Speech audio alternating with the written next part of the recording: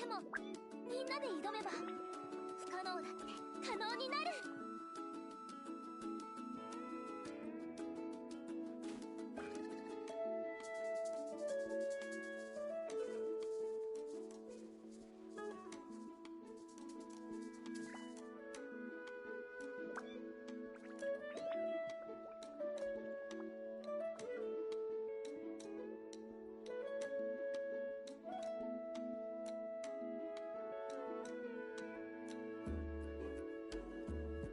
遊びに行くってのは行くことが大事なの。来てさえくれればあとは全部私に任せればいいよ。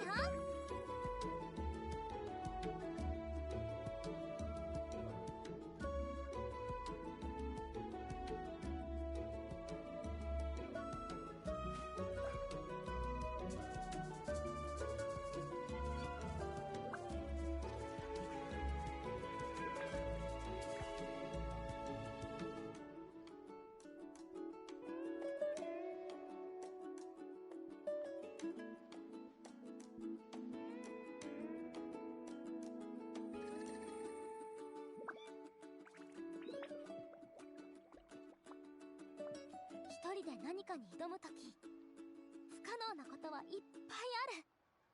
でもみんなで挑めば不可能だって可能になる。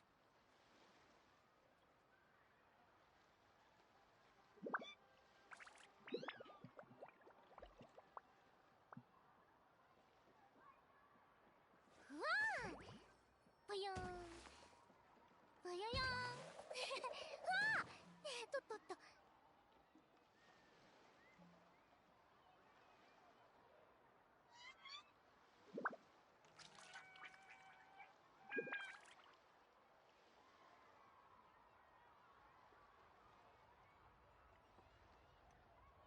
波を追いかけて走ったことある？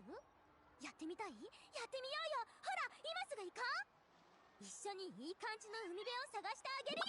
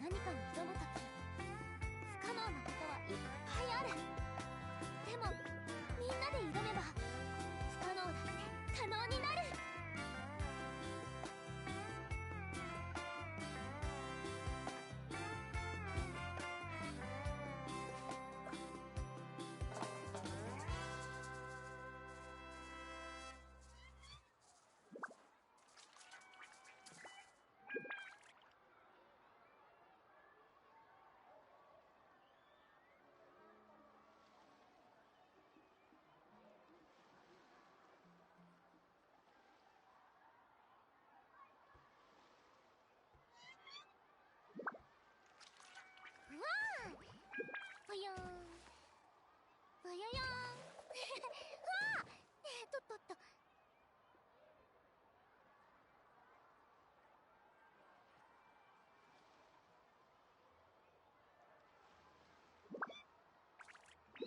波を追いかけて走ったことある？やってみたい？やってみようよ。ほら今すぐ行こう。一緒にいい感じの海辺を探してあげるよ。うわあぽよんぽよよんわあとっと。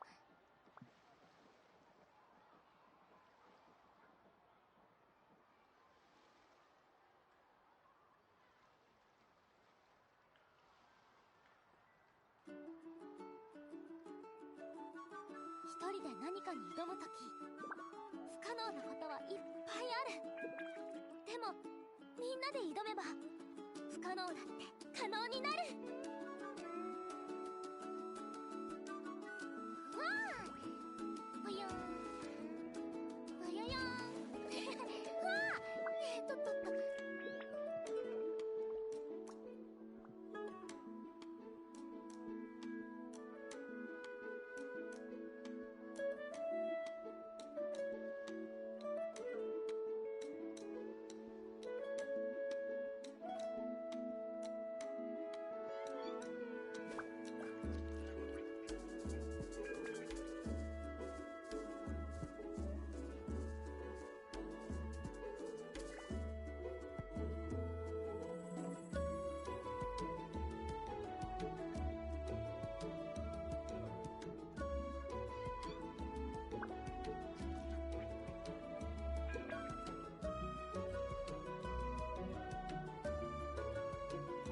波を追いかけて走ったことある？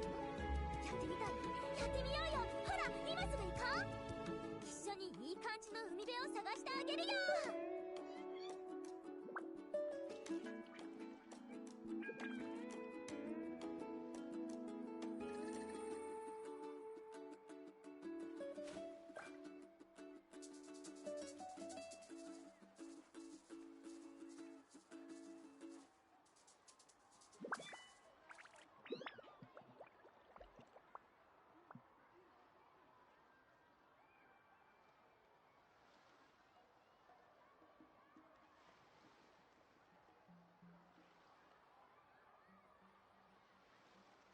遊びに行くってのは行くことが大事なの。来てさえくれればあとは全部私に任せればいいよ。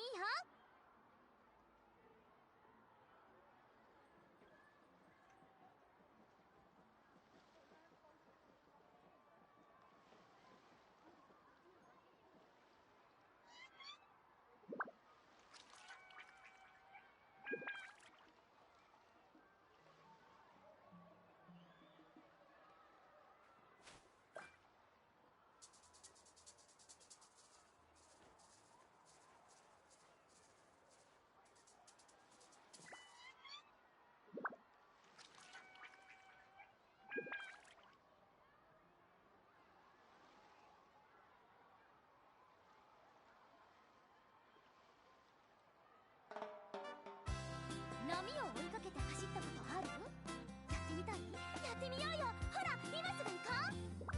一緒にいい感じの海辺を探してあげるよ。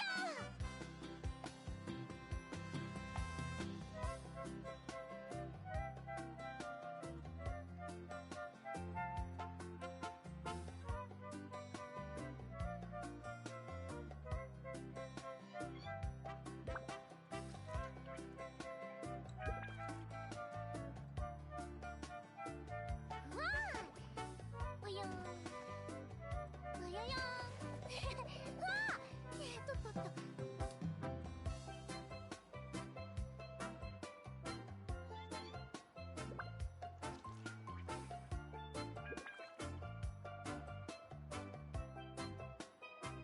一人で何かに挑むとき不可能なことはいっぱいある。でもみんなで挑めば不可能だって可能になる。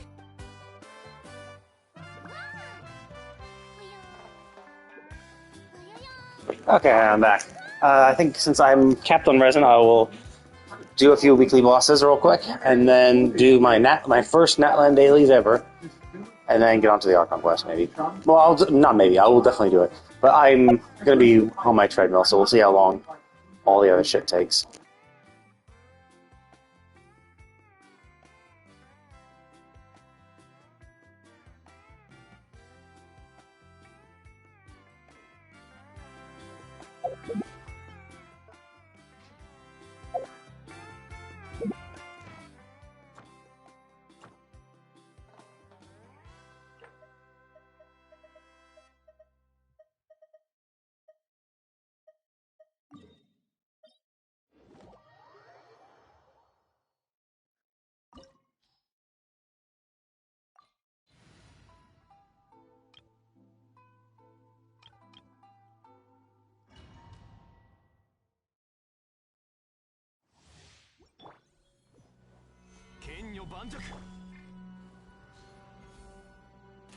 震えてるじゃない。極寒のせい？それとも恐怖？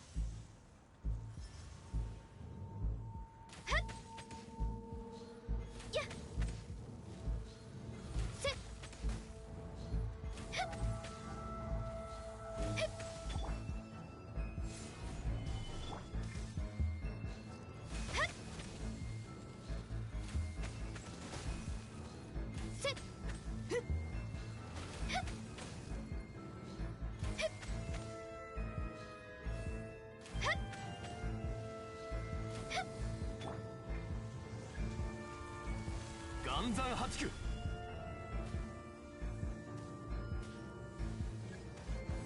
いざ。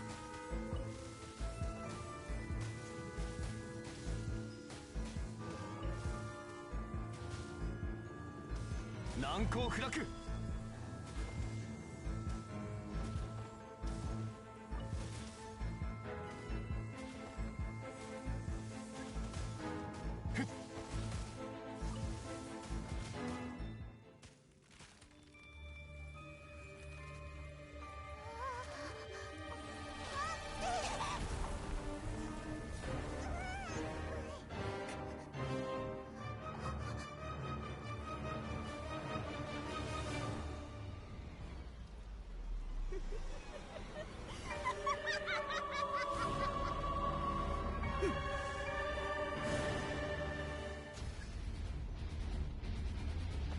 剣女盤石。風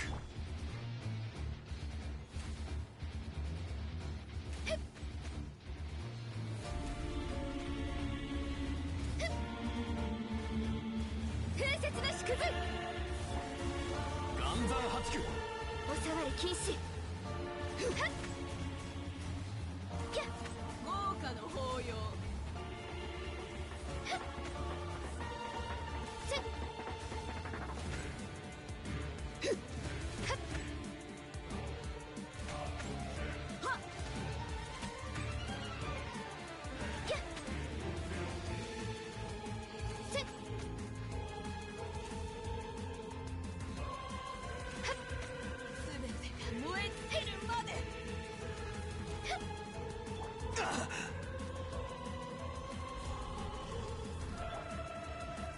風よ、私に応えるのだ。いざ。難攻不落。部外者禁止。救済はいらない。いらないの。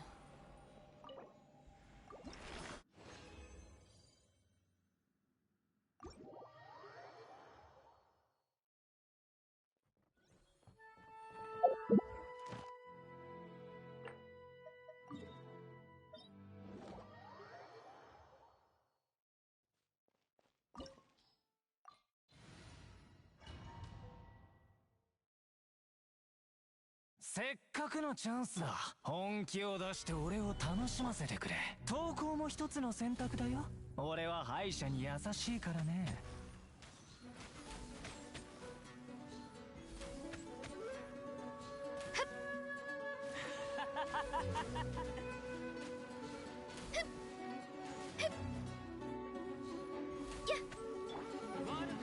難攻不落。俺相手によくここまで持つな。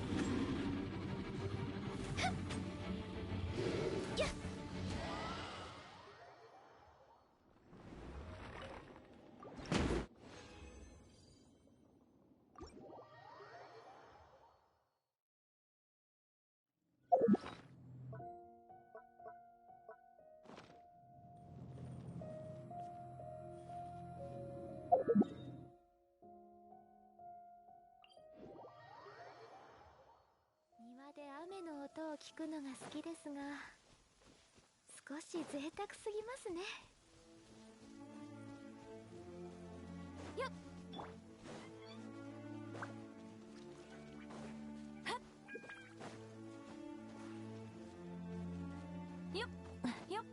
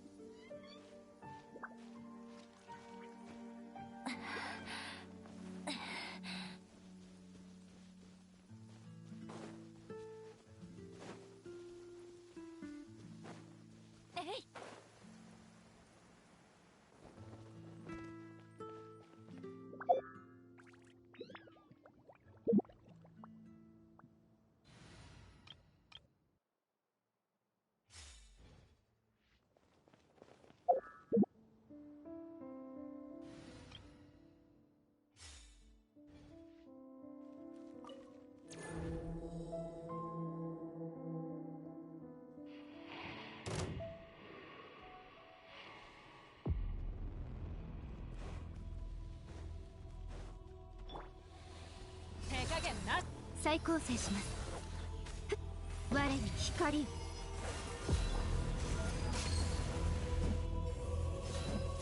こであんたを潰す。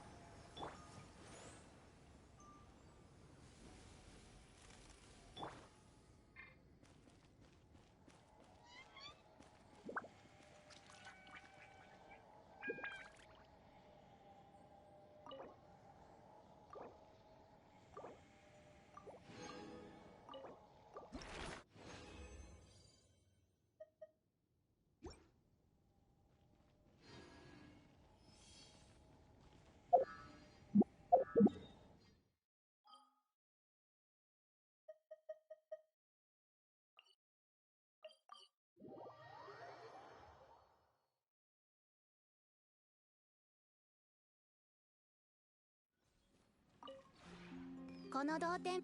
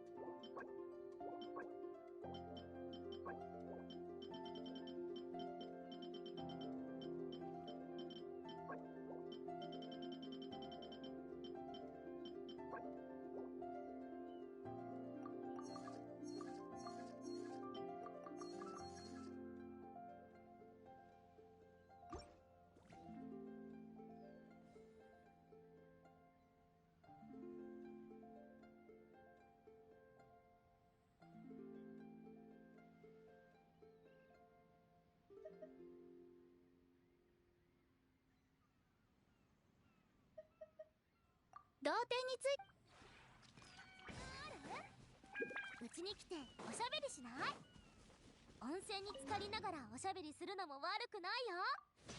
それとも行きたい場所とかある？何でも付き合うよ。せっかくだしと思ってカメラ持ってきちゃった。私がお手本ポーズを見せてあげるね。今日はきっと面白い写真が撮れるよ。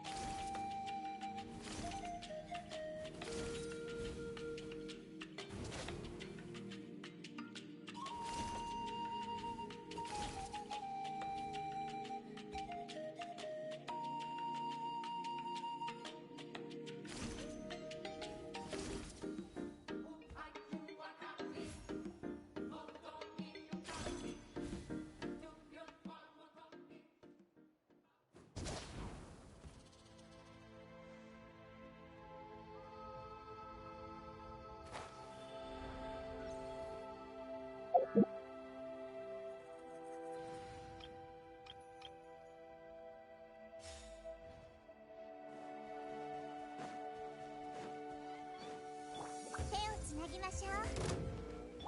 瞬く間にふわっはっふったまたまよ。はっ我が剣よ、影に従え。風よはっはびこりなさい。陣営のごとくほっマイヤ痛くしちゃうと。はっよっはっ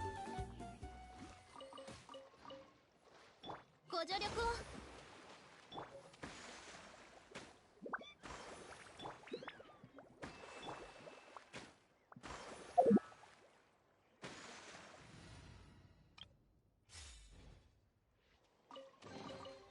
いいものは箱の一番底に隠れてるものなんだよ。ドリフト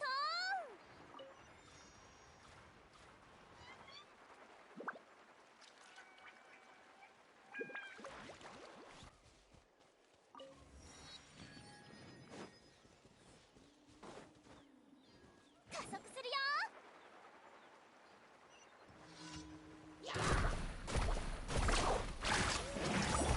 手加減なしだぜ。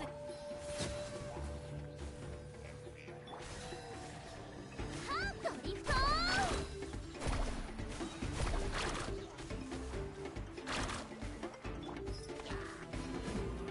よっはっそれふん行くぞ。はっ再構成します。霧となって散りなさい。元気出してよ。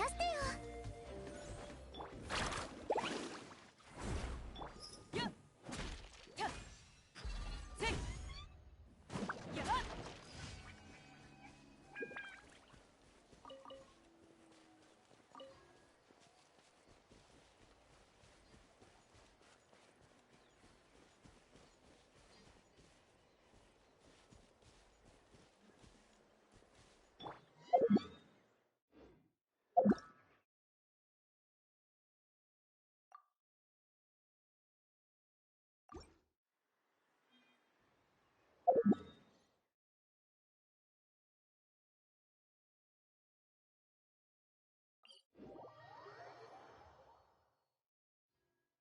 サーフボード貸そうか。えい。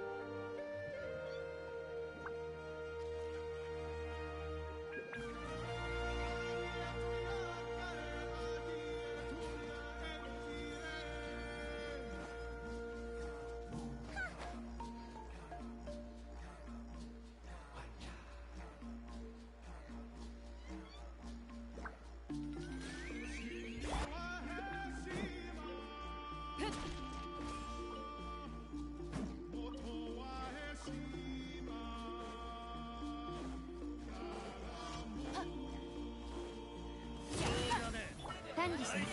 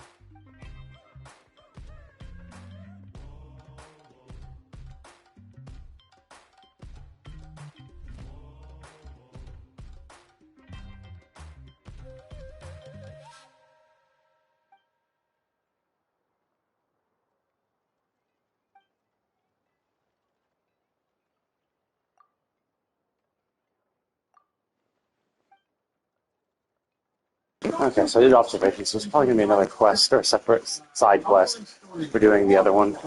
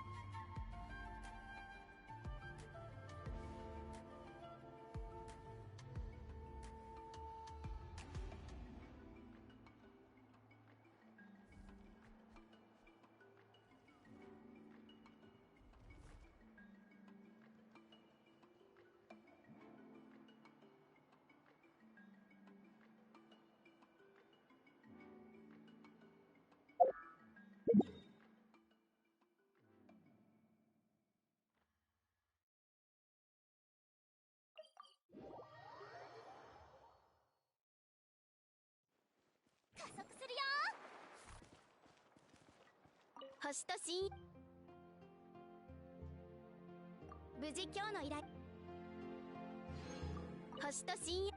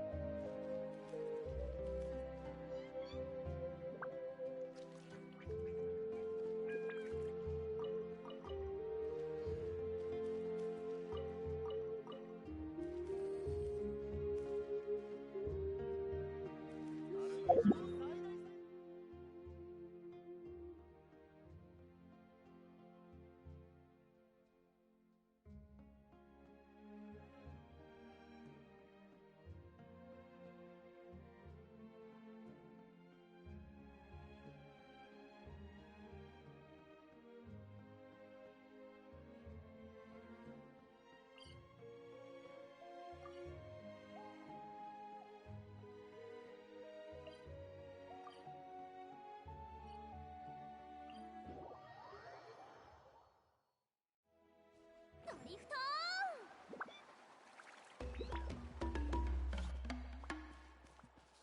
いや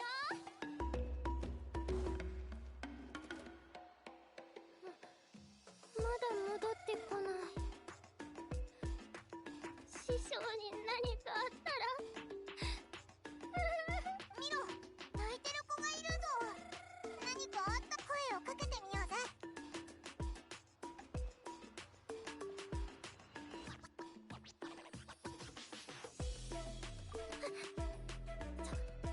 長英師匠が火山小石を取ってくるって言って店を出て Did we hear the name Chevin? 来ないの。 Is that a name we could remember? It kind of sounds familiar, but not really. 部族は人手が足りないし、ひとまずできる限りの準備をして、それが済んだら師匠を助けに行くって言われたの。でも助けてくれるの。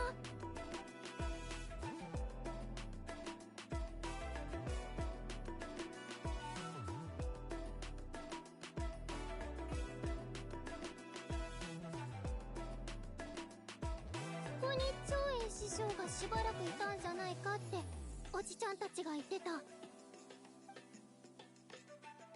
しかしたら悪者に追われて影縫いの針のあたりまで行ってるのかも。もしそうだったら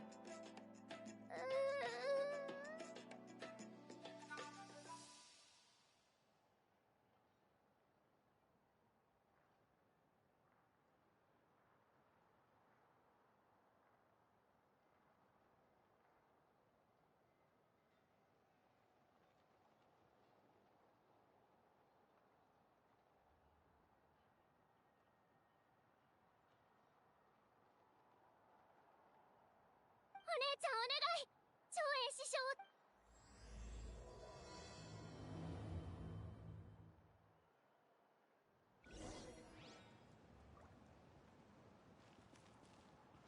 お姉ちゃんお願い。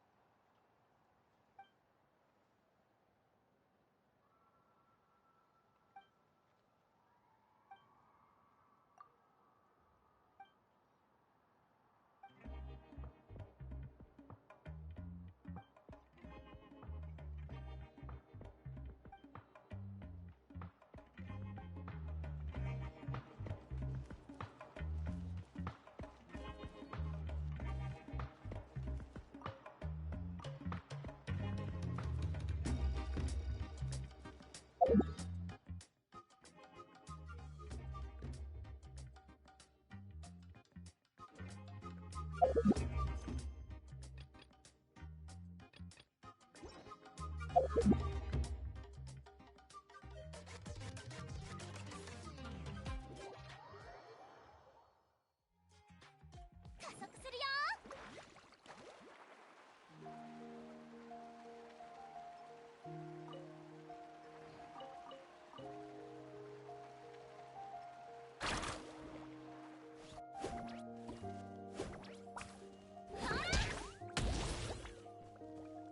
せい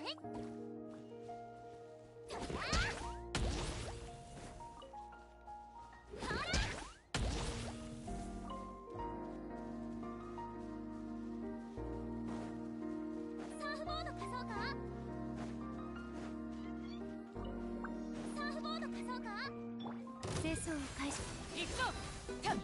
ここであんたを潰す。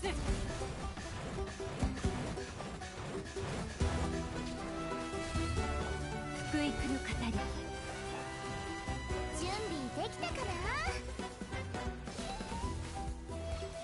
よっえいトリポ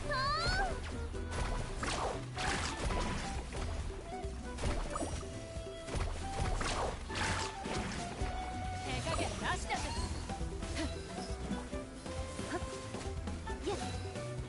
さあ振り絞れよ。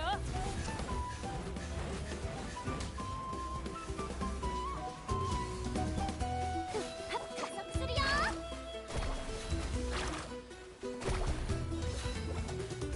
ウェーブ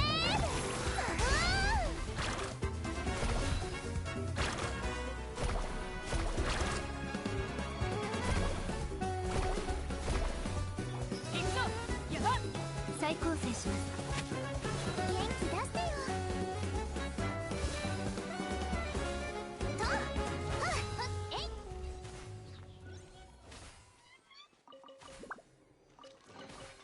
歌声でもこんな That would have been easier if there wasn't so much random crap in the way. Because like her movement skills, you need to be able to move around. And the fact that there's all this crap and like all around the ground and shit just in the way if you're just trying to move made it just annoying. And the fact that they both didn't group together was kind of whatever, right? It is what it is. Let's see. Is something down here? モード貸そうか。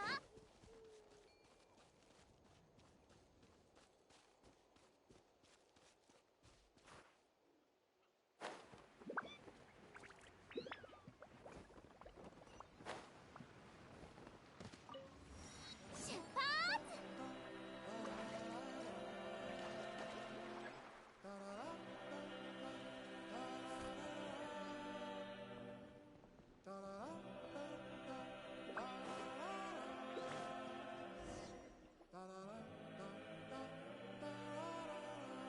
こんにちは。私はフニー。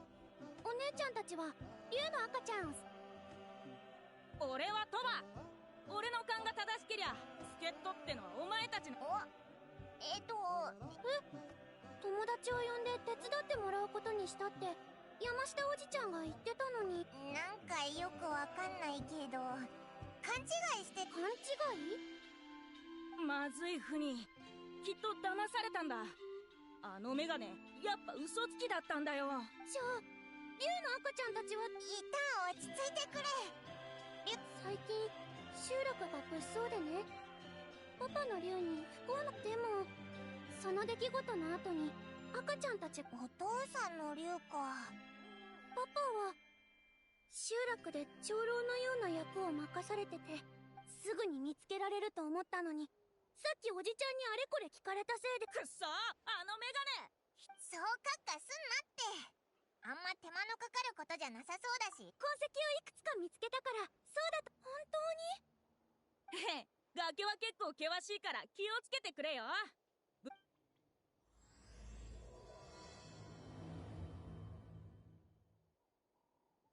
竜の赤ちゃんたちは崖の上にいるんだよな。上に行く方法を考 Okay, I just want to unlock these. I will. Actually, what's that?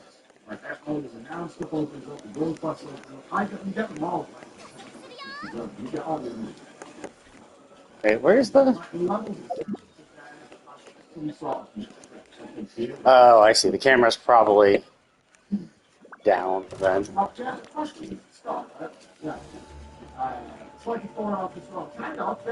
Where is it?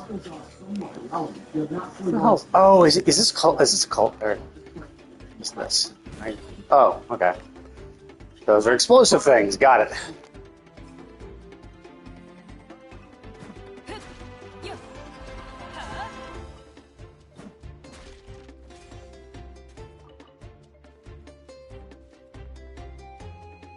Did I die? How was I getting health back like that?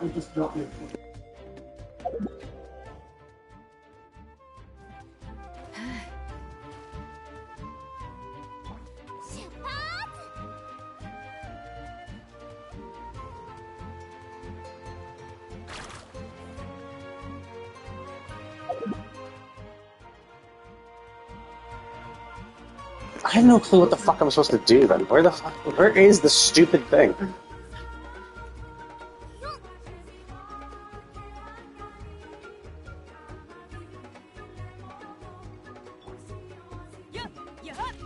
Okay, well, whatever. I'll eventually find it when I'm actually exploring. I want to actually continue the main story, and I've been walking long enough so I can take a break, get something to eat, shower, real quick. But yeah. Okay, so.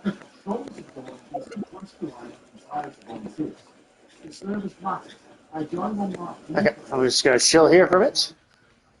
Where's a good spot for a view? There we go.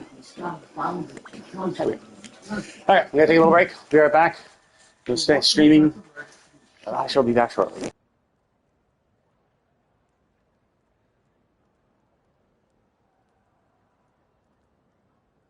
波を追いかけて走ったことある？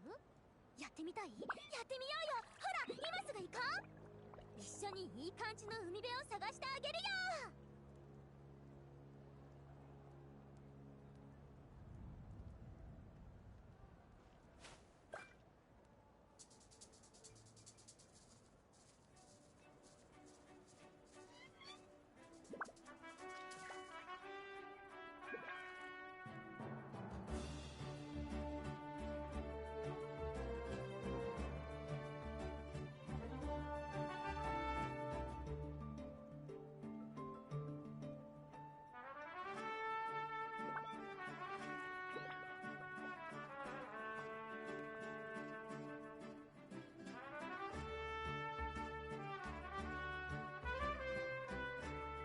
遊びに行くってのは行くことが大事なの。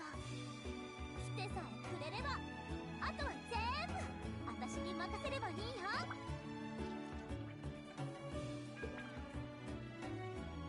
わあ、ぽよんぽよよんわあ、とっとっと。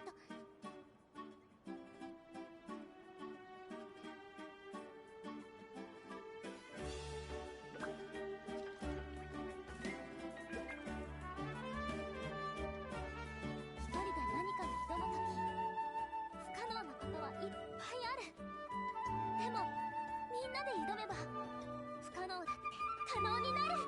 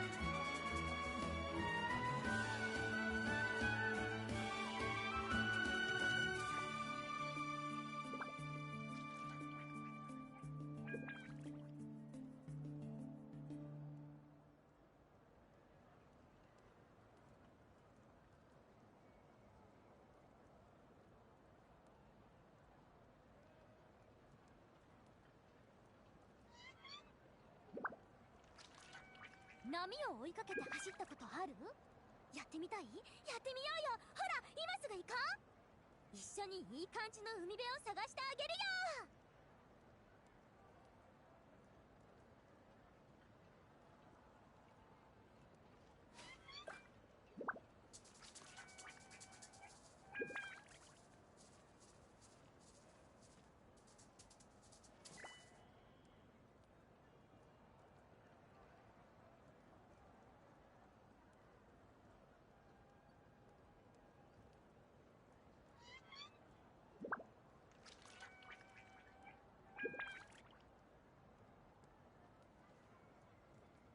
一人で何かに挑むとき、不可可能なことはいっぱいある。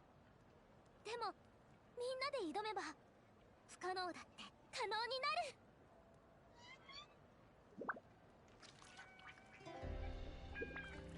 うわーぷよんぷよよんうわーとっとっと。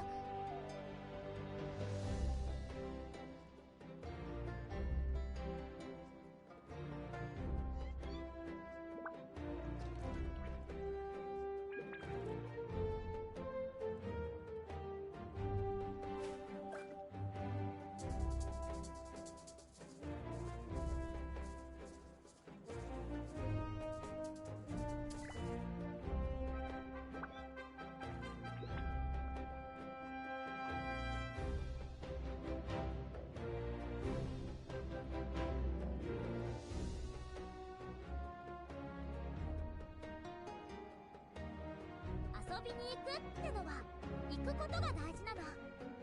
来てさえくれればあとは全部私に任せればいいよ。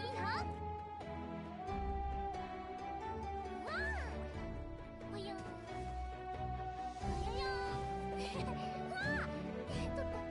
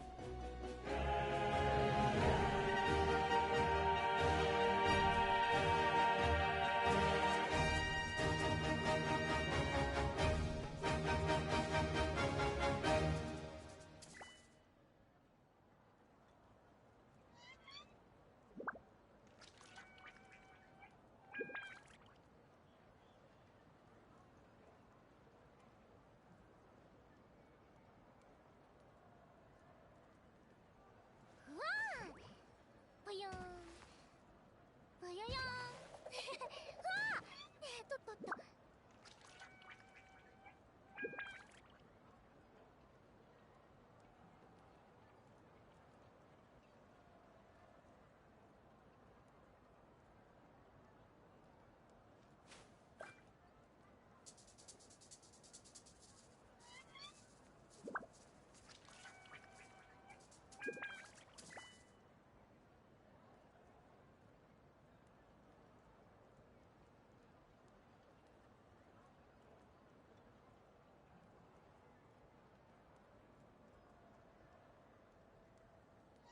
うわぷよんぷよよんうわとっとっと。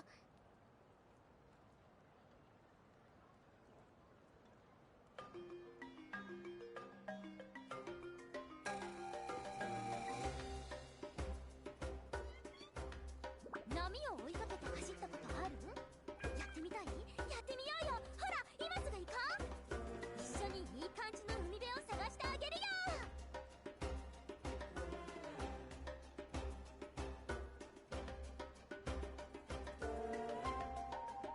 うわぷよんぷよよんうわとっとっと。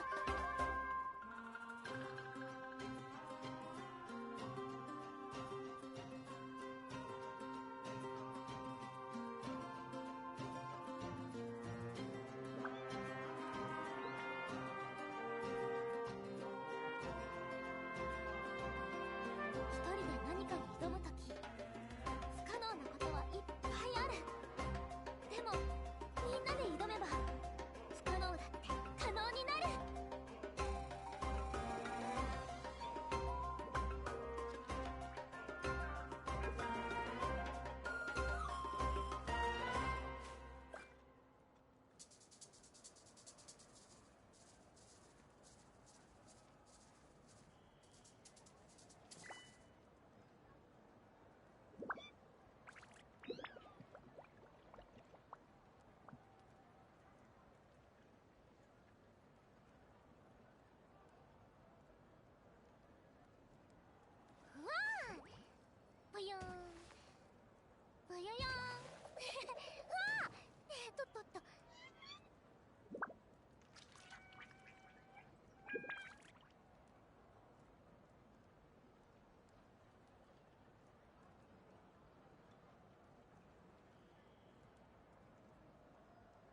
波を追いかけて走ったことある？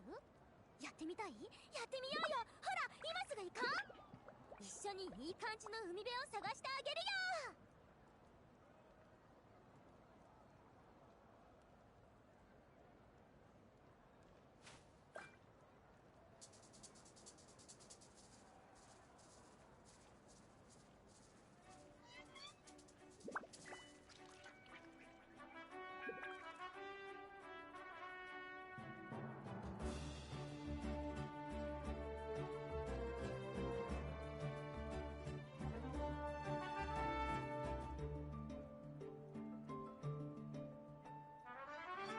一人で何かに挑むとき、不可能なことはいっぱいある。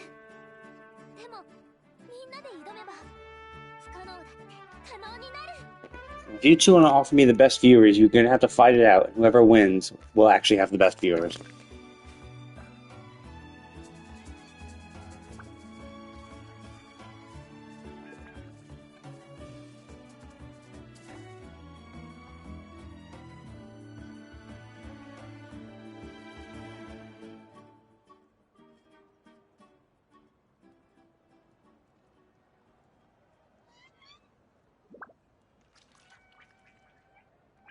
波を追いかけて走ったことある？やってみたい？やってみようよ。ほら今すぐ行こう。一緒にいい感じの海辺を探してあげるよ。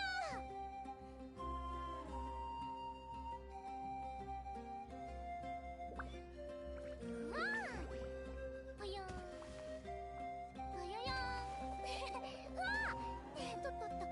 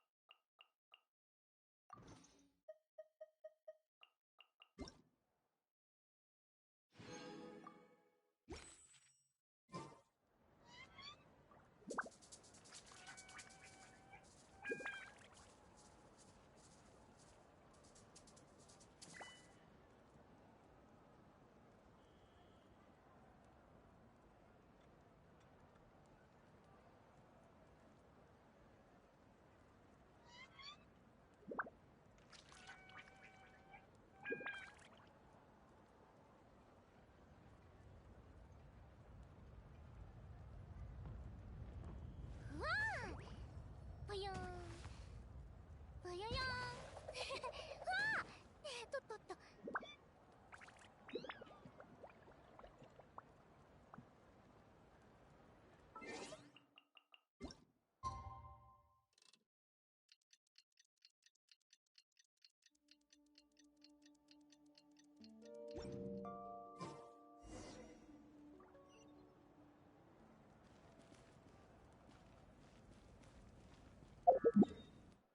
Oh, it's still around the people of the springs.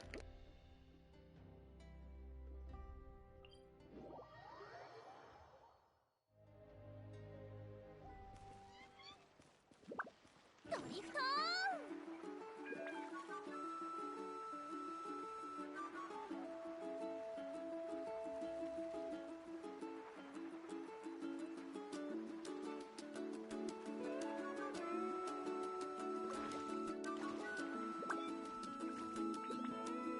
2日間温泉に入ってやっと気力が戻ってきたな。はあ、浴ビスの邪魔が入らなかったらもっと良かったんだけど、本当に嫌な奴らだぜ。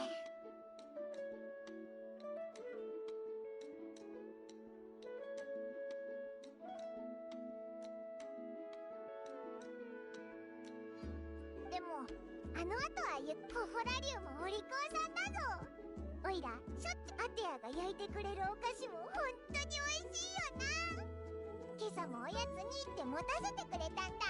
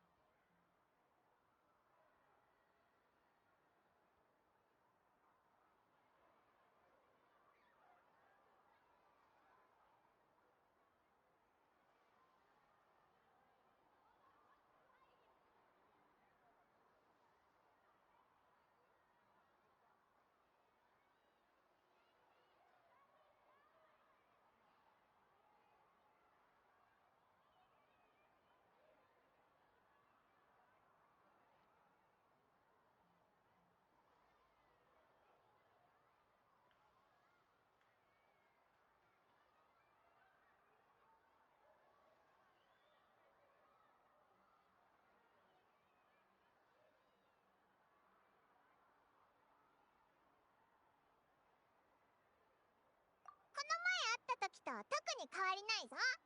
温泉に石を投げて遊んでた子供たちを捕まえて叱ってるところをやっはー。昨日はよく眠れた？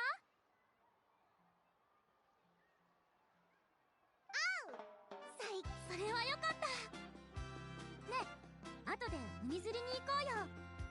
釣れた魚を今日の夕飯にするの。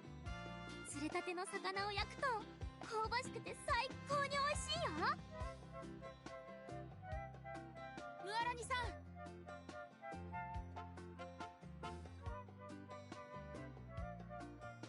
どうしたの？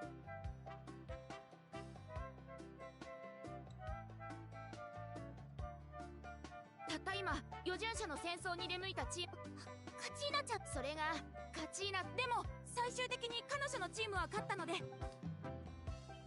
Oh, she died. That sucks. よかった。そうですね。でも知らせに来てくれて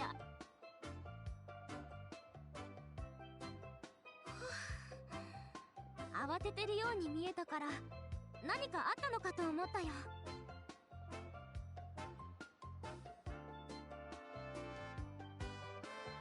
さっきアビスがずる賢いってお前が言ってたけど、あいつらの目的って何もかもぶち壊すみたいな単純なものじゃないのか？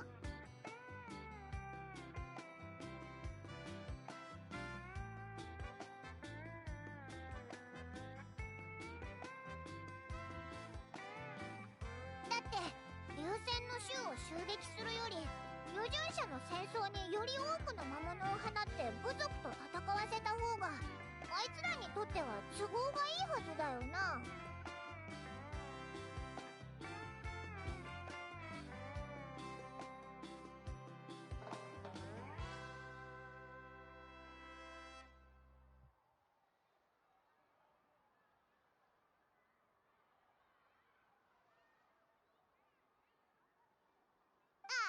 戦争に行くやつ言いたいことはわかるよ。確かにあいつらは一見何もかもぶち壊そうとしてるように見える。でもナタの長い交戦の歴史を500年前アビスがテイバットを襲ったのは、当時はカーン類中でもナタは一番被害がひどかった。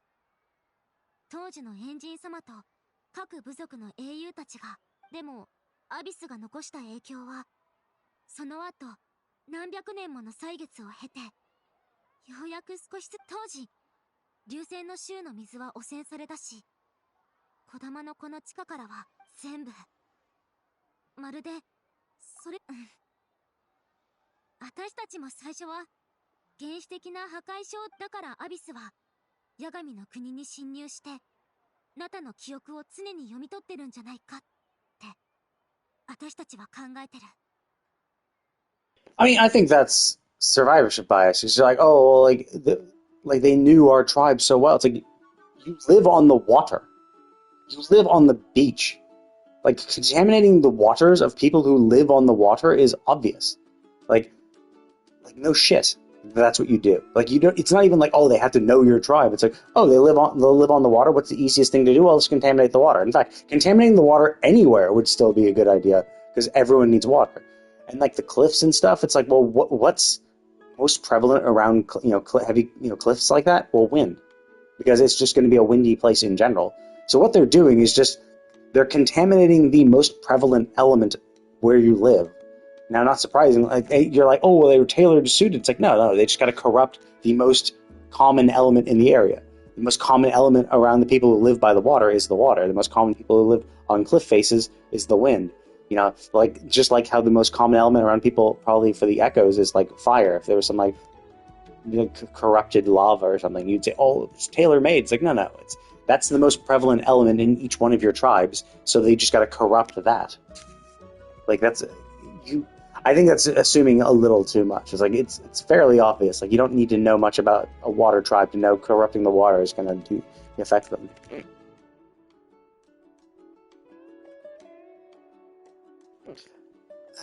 I mean, I think that's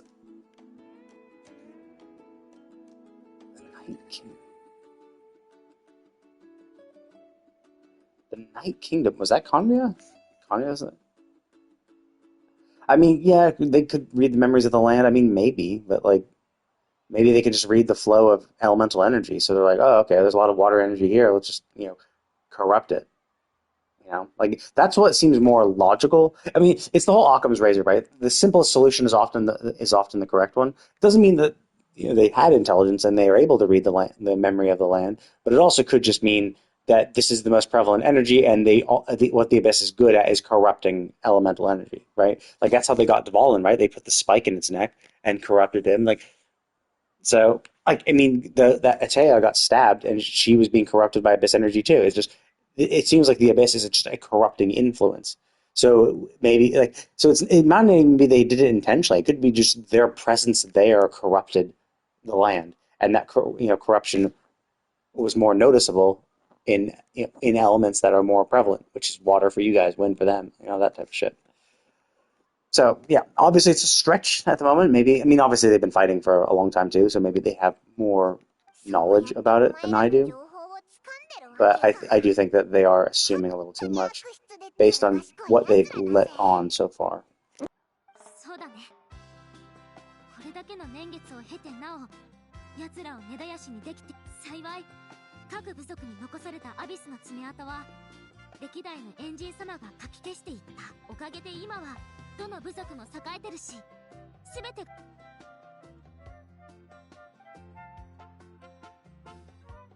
でも避けられない。戦争をなくすためには戦わないといけないし、犠牲をなくすためには犠牲を払わないといけない。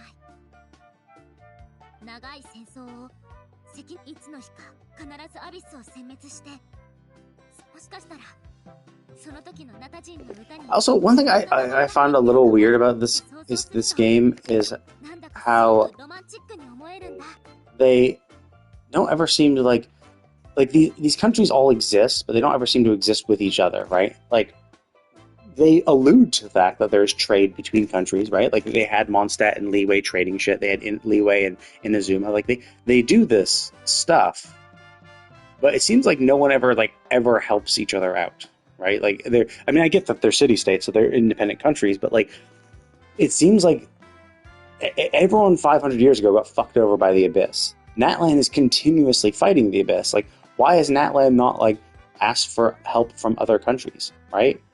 be like, hey, the Abyss is constantly fighting us. Could we get some people to come in and help us out a little bit? Like, maybe, even if it's not, like, provide fighting force, like, maybe provide supplies and shit. Like, it seems like they should just be requesting aid. Because, like, everyone knows how much the Abyss sucks, but, like, and that was the kind of crazy thing. Like, no matter what shit's going on in each country, you never hear any of them, getting help from other countries. Like, when all the Fontanian shit was happening, no help from other countries, no request for aid ever. Gondor called for aid, but no one showed up. It's just, like, it's weird. And I get, like, the Fontanian one's a little weird as well, because it's all about the primordial seawater shit, but it's, like, it's also, like, the thing of, like, maybe asking for aid of the people who are 100% not affected by primordial seawater would be a better choice than the people who are. Like, so I do find that a little weird that they, like, despite all the shit that each country has to deal with, no one's ever asking for external aid, right? Like, when the Inuzuman conflict happened, like, Watatsumi never, like, asked for help from other people, and only the Snezhnayan people who snuck on and did their shady shit were able to actually assist in their shady, shitty way. But, like, why weren't, and, like, I guess they did allude that there were some people who did help beyond just the spies from Shesnaya, but, like, it is kind of weird that, like, they're all dealing with their own shit, but no one ever seems to ask for help from their other countries, especially when it's like, isn't the Abyss kind of like a world-ending crisis? It's like, if it invaded 500 years ago, wouldn't every country know how dangerous it is? And, like, wouldn't they want to, provide as much assistance between each country so that they can collectively fight against? Like, it is a shared enemy. So it is weird that Natlan seems to be the only one who's consistently actively fighting it, requesting for no aid, and no other country is helping them. I find that weird, geopolitically speaking. And I do get, like, each country has their own shit to deal with, and they don't want to spend resources they don't want to. But, like, this is, a world-ending threat, it seems. きっとみんなそれぞれ未来への憧れを胸に一生懸命進んでるんだと思う。自分のため、未来のために頑張るよ。さあ、聖火競技場に行こう。海釣りは今度カチーナちゃんも連れてみんなで行くってことで。海は私たちを待っててくれるからね。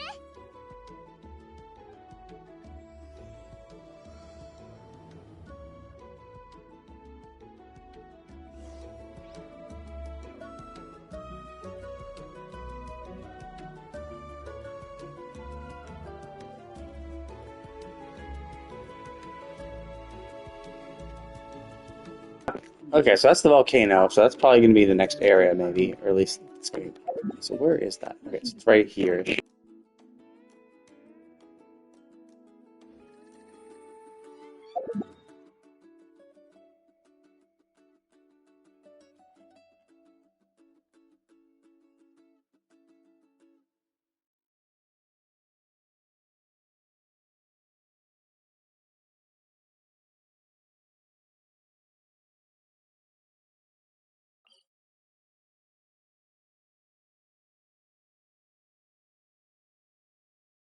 Oh, I see. Actually, no, yeah, I gotta take pictures of them again. Oh, it's because I didn't have the camera equipped. That's probably why it didn't appear. 不可能なことはいっぱいある。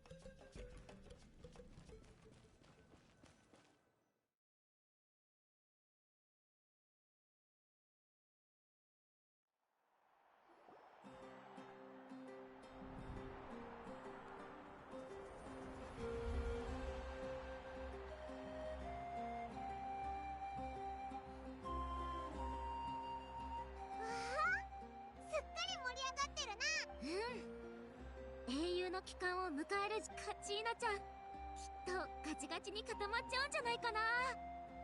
生まれて初めてこんな大勢の注目だろうな。緊張しやすいだ。間に合ったか。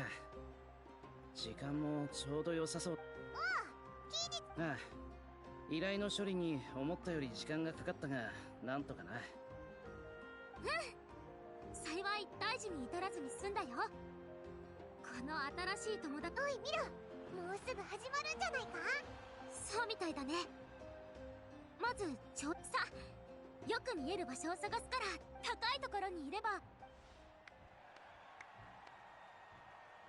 So my guess is Capitano probably appears, and he's going to attack after the Ode of Resurrection, because that's probably where like the Pyro Archon uses most of her powers. Like, so she'll be most drained immediately afterwards, and so I think that's why he's going to attack right then and there.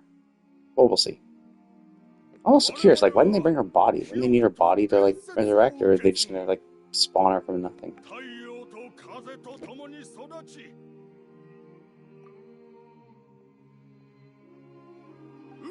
と未来をこれらすべてナタの炎、ナタの血である。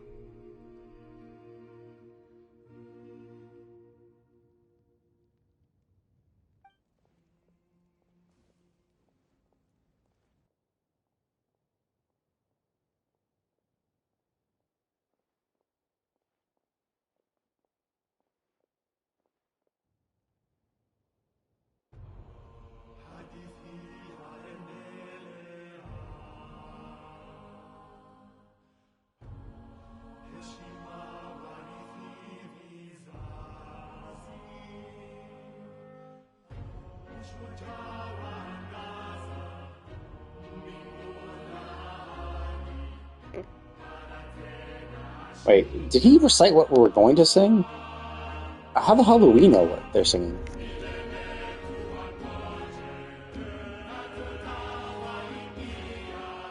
We're singing along. How do we know the song?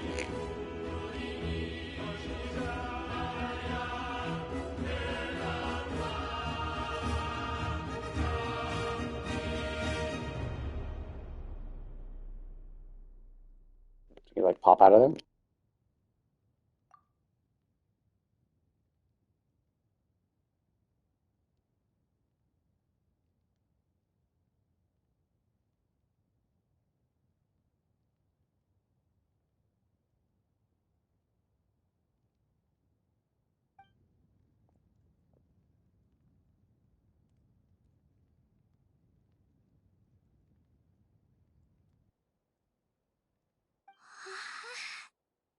ヤガミの国にカチーナと彼女のコメが見当たらない。 Wait, what? Oh, that's bad. 本来なら反言の歌が読まれた後、エンジン様が復活した人を連れて炎の中から出てくるはずだ。だが、どういうことだ。こんなこと初めてだぞ。 I mean, my thought, obviously, she's not dead, right? Like, she can only do that for dead people, so maybe she didn't die. But, like, obviously, we don't know what happened in there. Did she not maybe she didn't die in there? Why do they think she died? 言うまでもない。つまり勝てなかった考えてみろ。これまでなのにエンジン様はヤガミの国でカチーナを見つけられなかったんだ。またお前らか。カチーナに負けたのがそんなに納得いかないのかよ。みっともない真似はよせ。根拠のない憶測はやめろ。冠水っつってもいろんなパターンがあるだろう。とにかく Ah, what pieces of shit. あいつだけは大礼に認められなかったってことだ。ナタの英雄をカチーナちゃんはハビスとの戦いで命を捧げて今も帰ってきてないんだよ。落ち着け、ムアラニ。でも侮辱されたままだ。英雄の侮辱だと。この場にいるみんなも考えてみろ。あの状態に問題があったのか。That's going well. エンジン様とナタのルールに問題があるのか。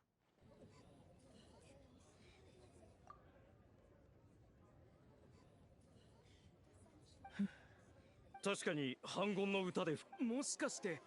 それにあの女の子なんだか弱々しい。I mean, I find this weird that you're just like, oh, no, no, she's died. Like, well, I mean, they said they completed the mission. They also said she's dead. Like, did they see her die? Like, my guess would be she's not actually dead. オイラはカチーナが戦いか。そうだよ。たとえどんなこんな事情が明らかになるまでカチーナちゃんの悪口を言って。まあいい。I would just beat the shit out of them. Fuck these people. They're fucking douches. もういい。静かに戦争を勝ち抜いたすべての者に疑惑の目を向けることだが、彼女が再び燃え盛らなかったのもまた事実。詳細は調べているが、I started playing when the game first came out. 私から詫びよう。 About 4 years ago. 他の被害者を出さぬよう調査が終わるまですべてを予見し、一切の過ちを未然に防げる者、疑うことは真実を求めるための手段。決して他人を攻撃する武器にしてはな Yeah, ら you ない。 guys suck. そんなつもり Yeah, は。I didn't mean it that way. I'm just being a complete asshole. なら直接私に問うといい。無論その返答。いえ、ありません。疑念を抱いているというのに何も聞かないとは。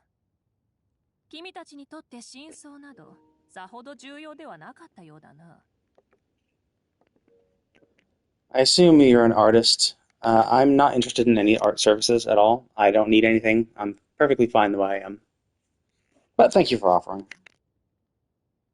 いつら名誉を守るどころかエンジンに質問する勇気すらないんだな。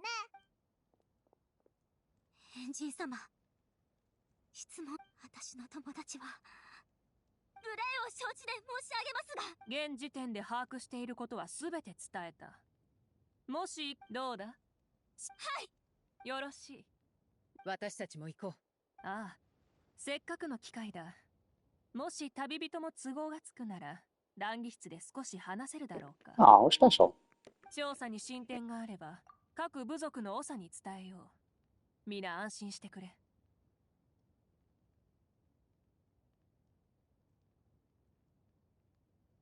他に質問がなければ解散とする。こたびの再燃の儀式の至らぬ点においては改めて詫びよう。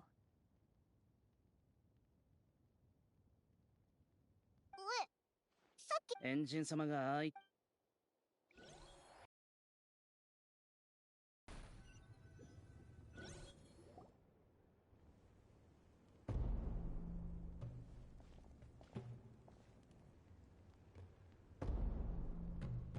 急を要する事態ゆえ早速本題に入ろう。カチーナが我らナタの英雄であることは疑う余地がない。今回起きたことについては心より詫びよう。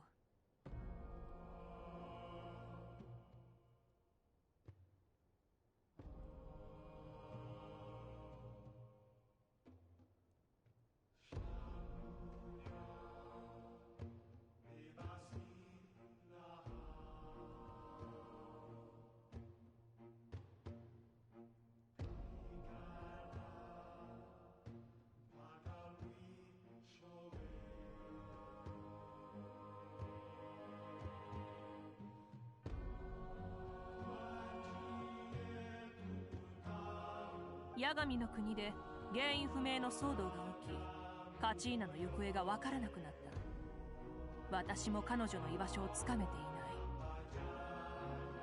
い。原因を特定し、状況を打開しない限り。つまりカチああ、ヤガミの国の問題。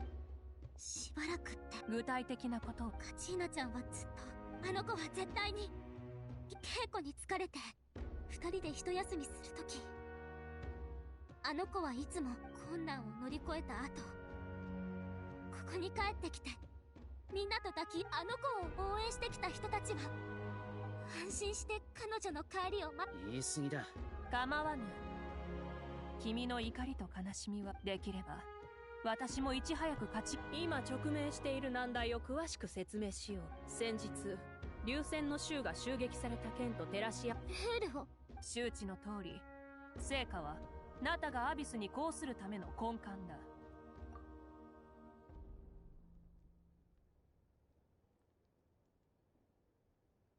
もし引き続き非化聖夜の巡礼を開催。しかしこのまま取りやめれば成果の力が次第に弱まり、各地にアビスが溢れてしまう。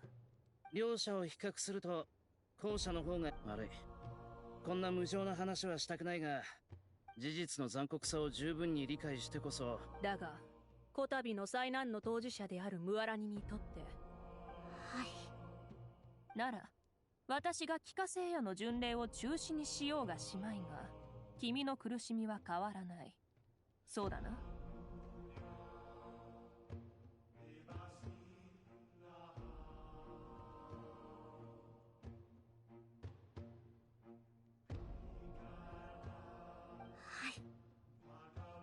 カチーナちゃんのことは心配でなりませんが、問題の核心はそこだ。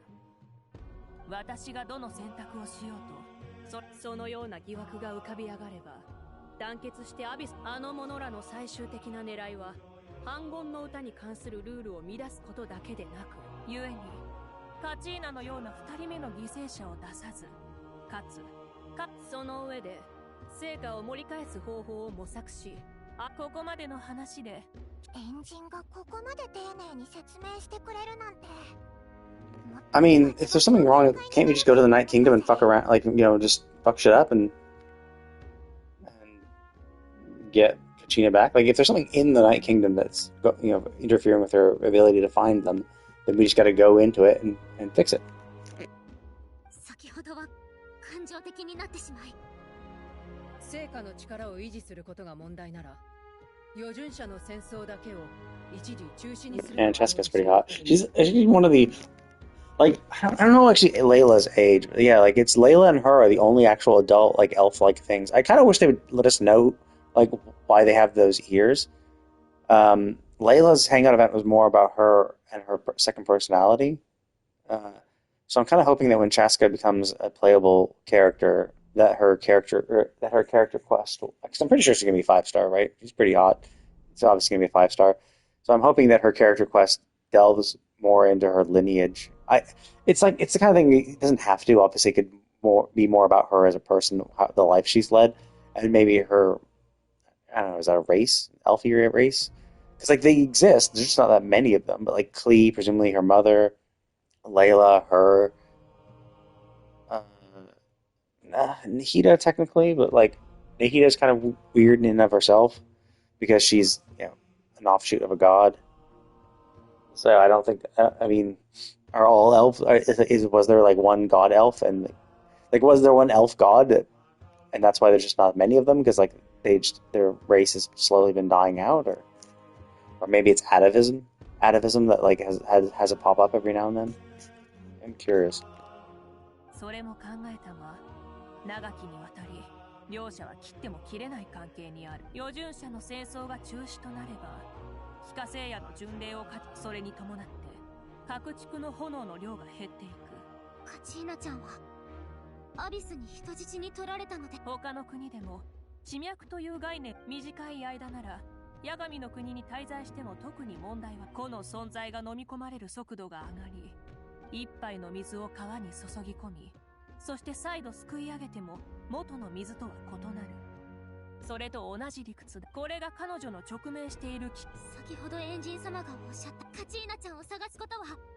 アビスがカチーナにもたらした危険は君にも同様に起こりうる。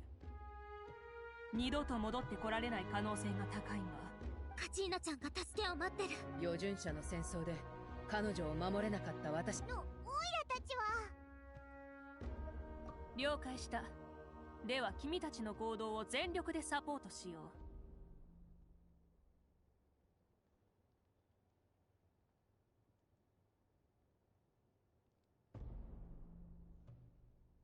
名園の主は地脈から古名を抽出する技術を習得している。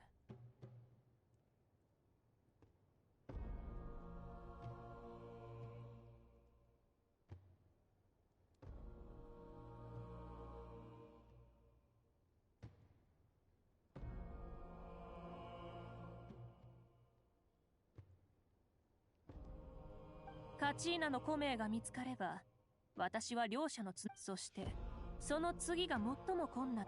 そこで魂の。通常ならそこに入れるのは私たちの意識のみだが、人をそのままだが八神の国による拒絶に加え、私は構います。私もです。名園の主ストラリは以前大霊と意思疎通を図るための道具スピリットストーンというものを作った。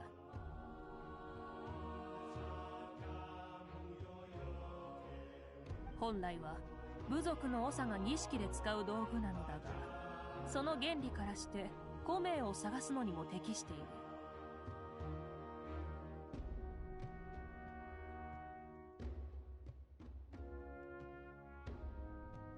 数日前かがり木の民に届けたが、今回のいろいろと助けていただいて。微々たる力だ。礼には及ばない。こたびの救援活動を動かしたのは私の援助ではなく、君たちの友情と勇気にある。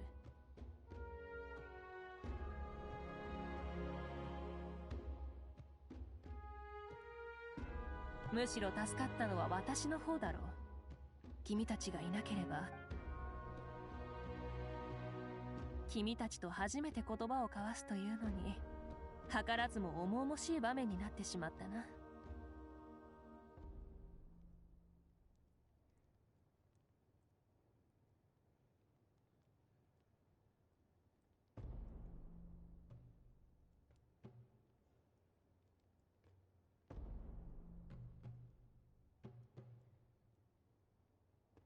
君の功績は耳にしていたよ。君がナタに足を踏み入れた時からずっと君に会い、最上級のおもてなしをしようと思っていたのだ。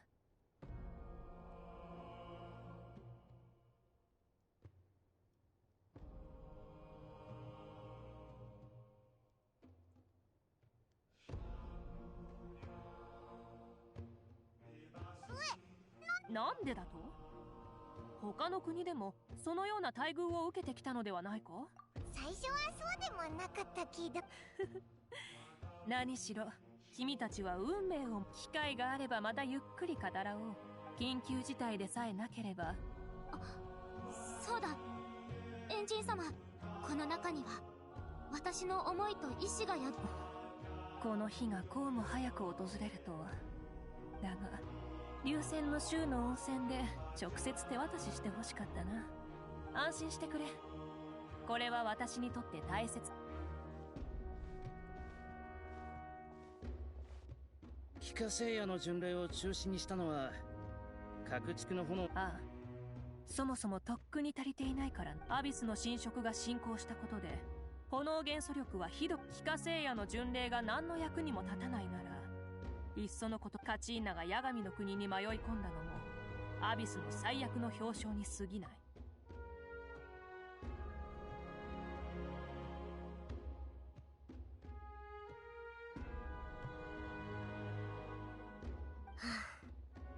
確かにこのことをみんなに知られてはいけませんね。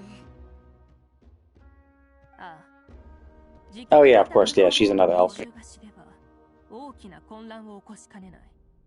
だが私が何も言わなければ対立は激化し、我らが英雄にあるまじき疑惑を向けられてしまう。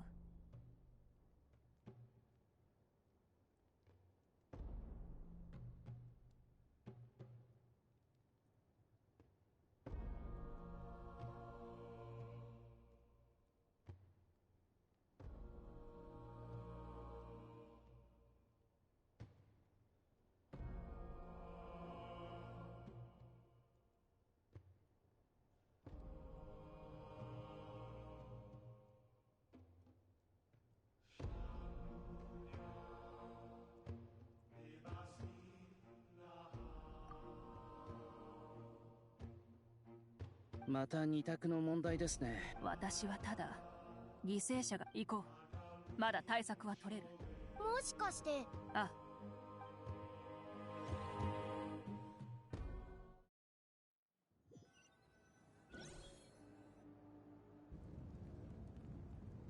成果はアビスの恐れるものであり、ナタの安寧を維持する根幹だ。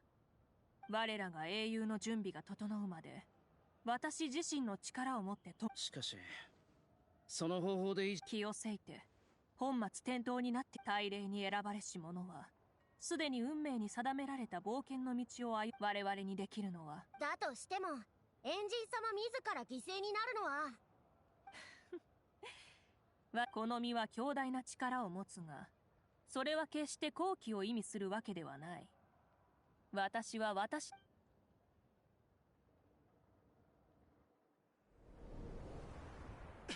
エンジン様、ファデュイで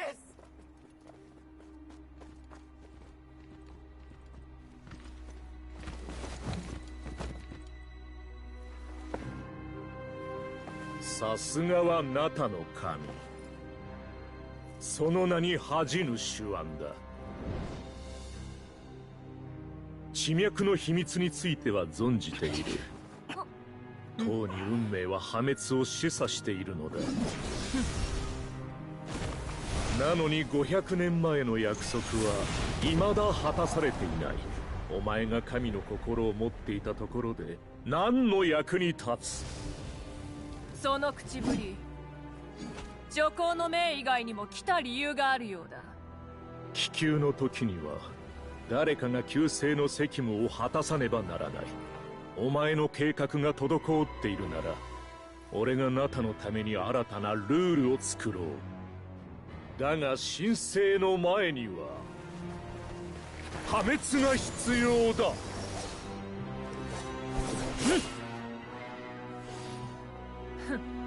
長話をする気はないようだな。ああ、君や私のような人間は言葉より力だったな。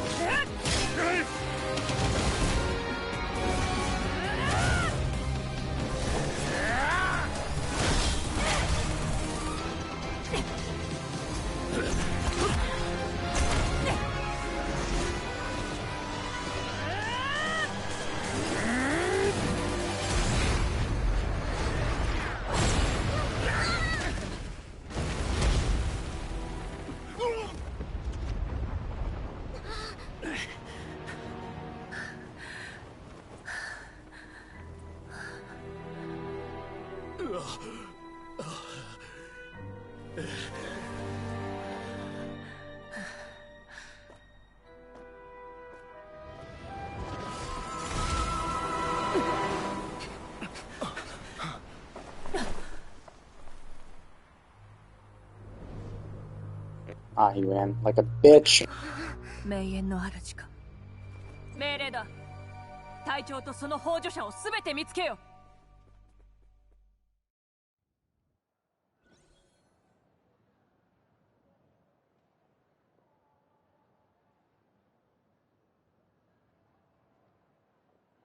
She used up too much of her power. Now she can't be used to.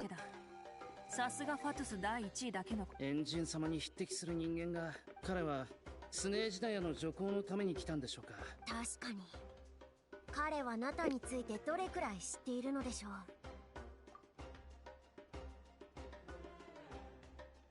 ファトゥスたちは神の心に対して共通の認識を持っているものの、各々に目的がある。あの隊長も何らかの目的。とにかく相手が動き出した以上、当面のもう時間がないのだ。先ほどの戦いで最後に与えた傷はそれと、彼を助けたあの力は、つまり内部に裏切り者がいる。確かなことはまだ言えないが、もしそうだ、最後の一撃を打ち込んだ瞬間、その体内に何かキーニチ、名園の主のところ。Yeah, is the unusual presence the delusion? 誰なのか調べてくれ。 The Nightwind. That's not his clan, right? I forget what the clans are called. I know Echoes was. ただ、エンジン様のご決断は変わらないのでしょうか。 I forget if his was like. I guess the other ones. Well, actually, Echoes makes no sense based on what it is. Like the people of the Springs, it's like, well, yeah, no shit. It's the water people. But is he the Nightwind clan? I mean, maybe that's why she asked him, but. この土地を守っているのは神だけではない。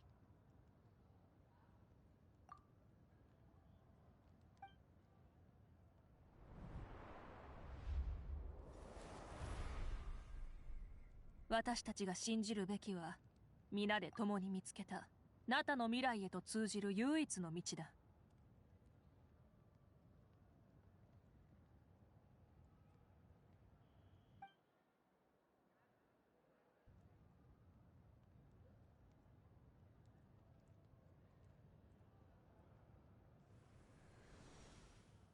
エンジン様、大丈夫。心配無用。ただ少し悔いているだけだ。まだ神を燃やせるうちに。My game broken. I'm seeing like.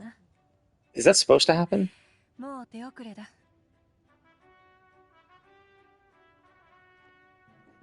Like, is it supposed to be? Am I supposed to see the other like faded image around me? Or did it break, or was that like intentional?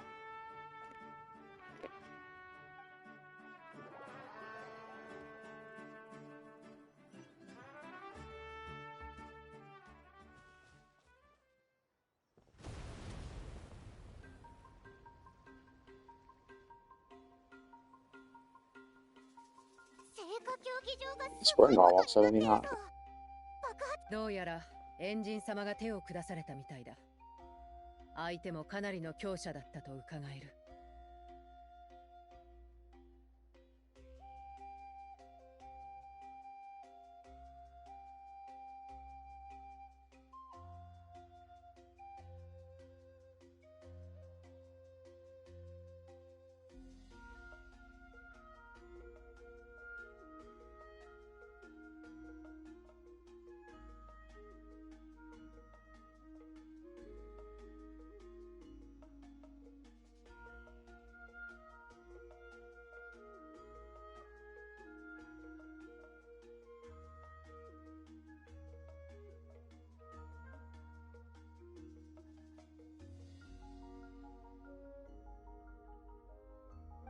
どうすればいいんだ？今から戻るか？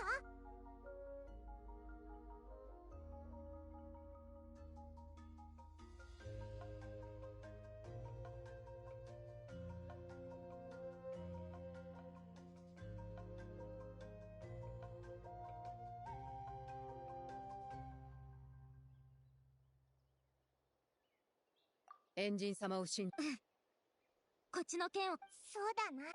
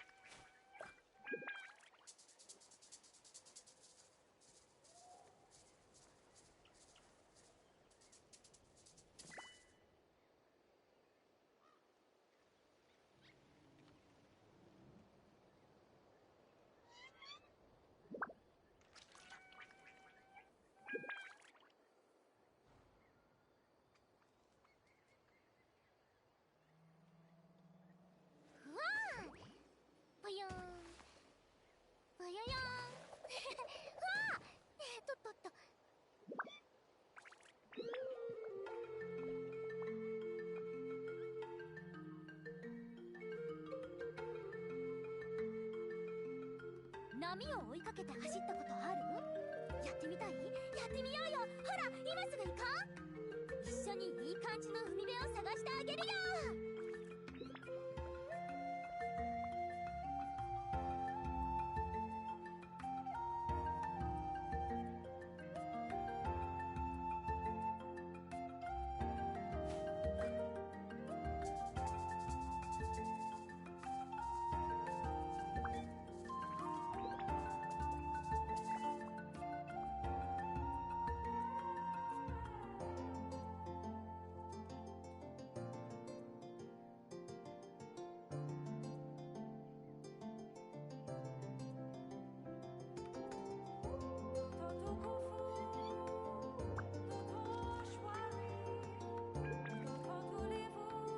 遊びに行くってのは行くことが大事なの。来てさえくれればあとは全部私に任せればいいよ。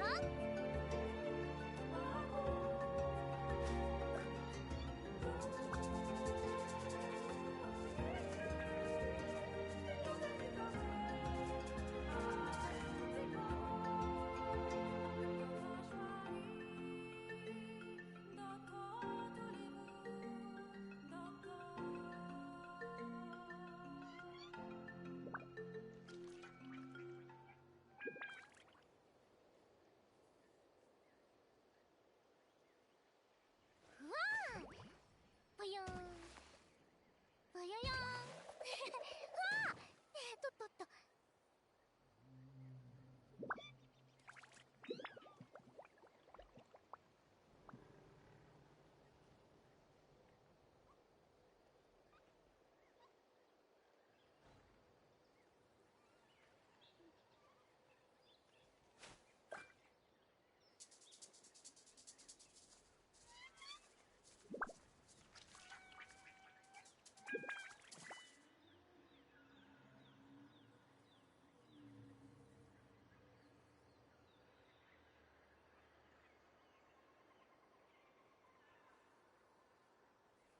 一人で何かに挑むとき、不可能なことはいっぱいある。でもみんなで挑めば不可能だって可能になる。うわーぽよーんぽよよーんうわーとっとっと。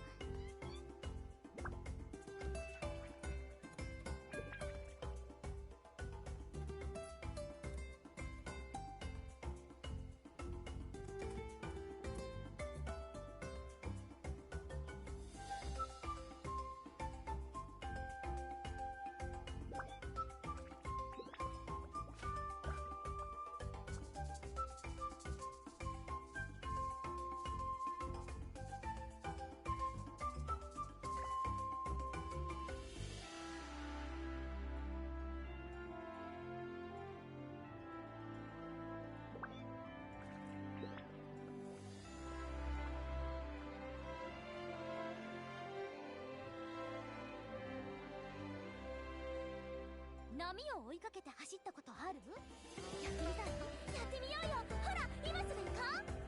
一緒にいい感じの海辺を探してあげるよ。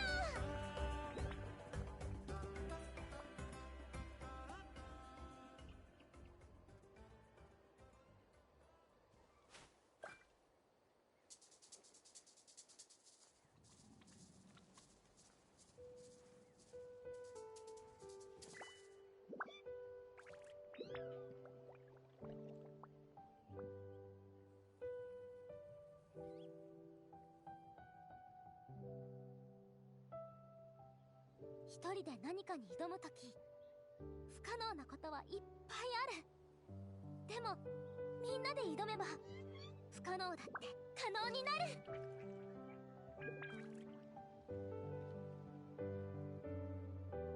うわーぽよーんぽよよーんうわーとっとっと。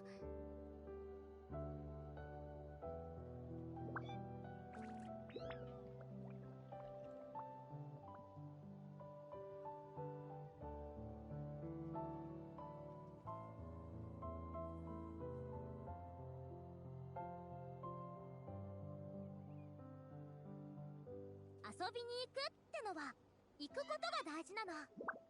来てさえくれればあとは全部私に任せればいいよ。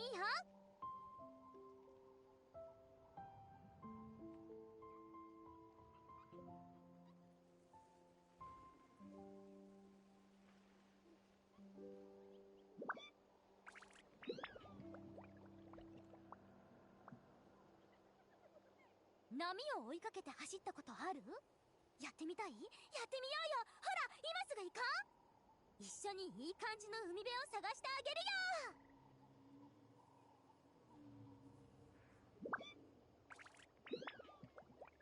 ふわーぷよーんぷよよーんふわーとっと。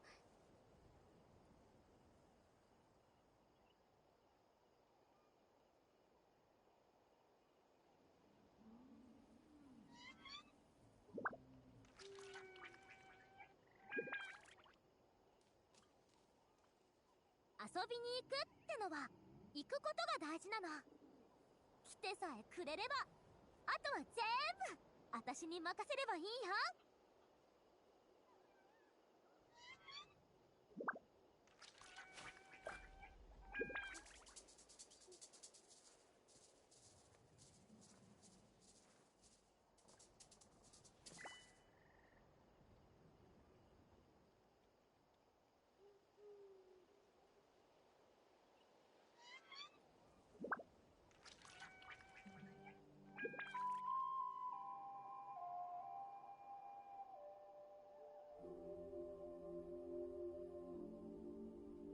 ふわーぷよーんぷよよーんふわーとっと。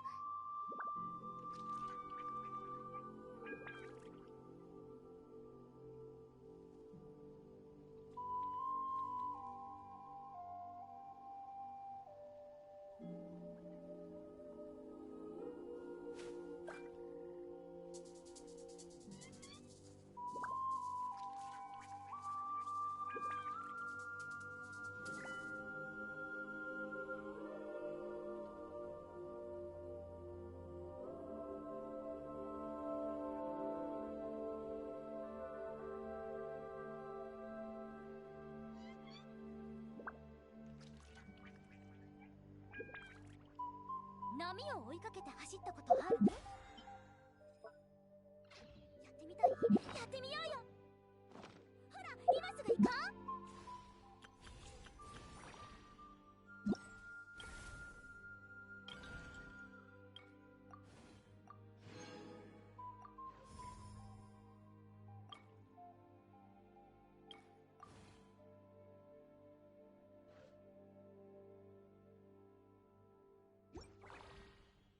一緒にいい感じ。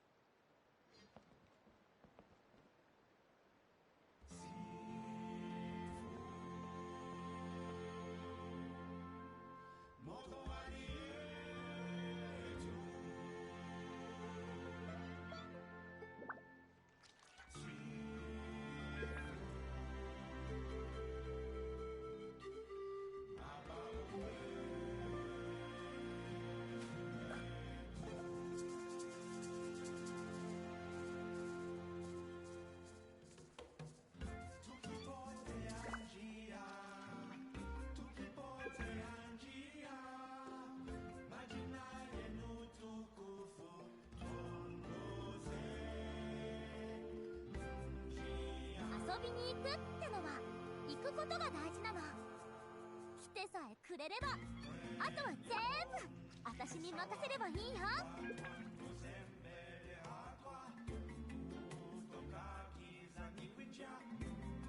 わあぷよんぷよよんわあとっとっと。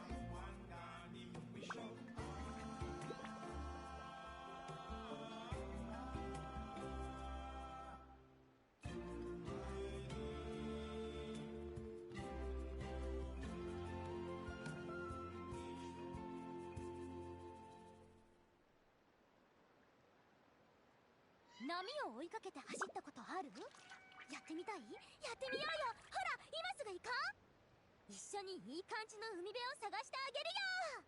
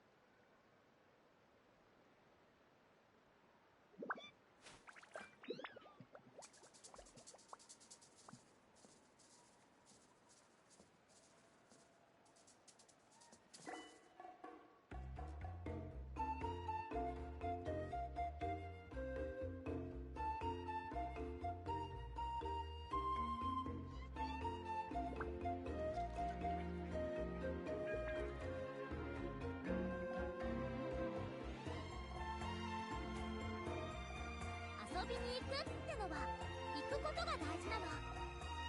来てさえくれればあとは全部私に任せればいいよ。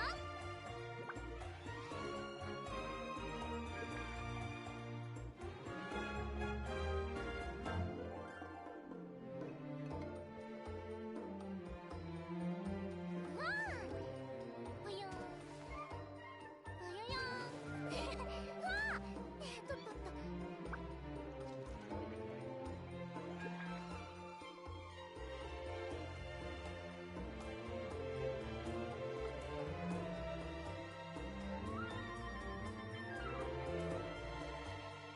一人で何かに挑むとき不可能なことはいっぱいある。でもみんなで挑めば不可能だって可能になる。わあぷよんぷよよんわあとっとっと。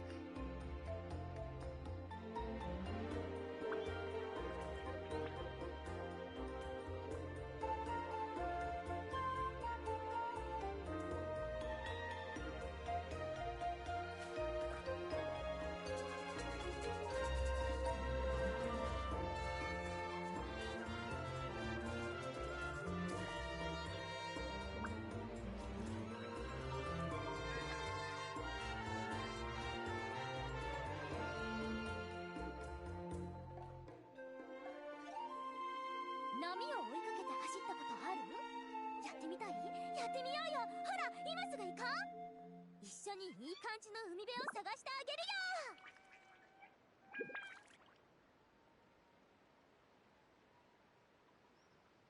わあぷよんぷよよんわあとっとっと。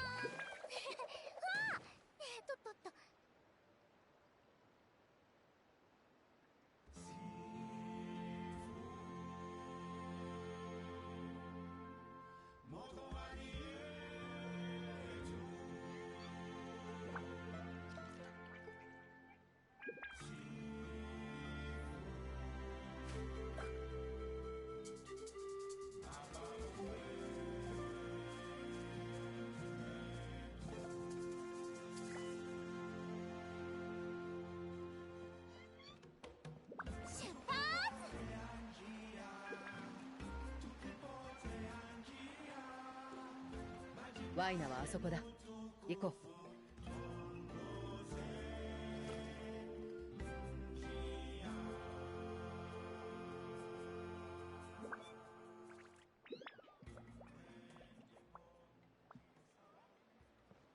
次のターゲットは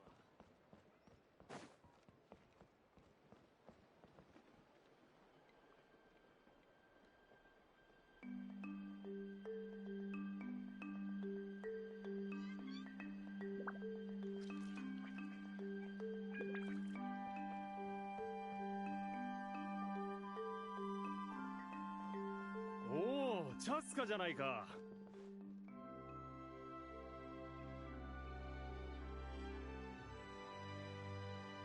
久しぶりだな、ワイナ。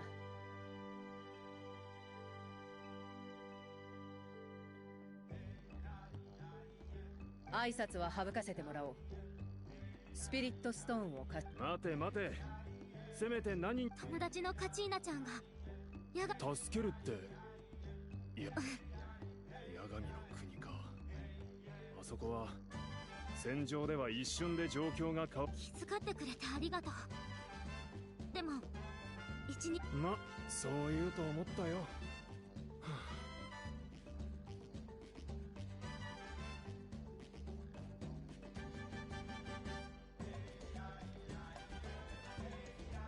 どうしたワイナ。普段と様子が違うぞ。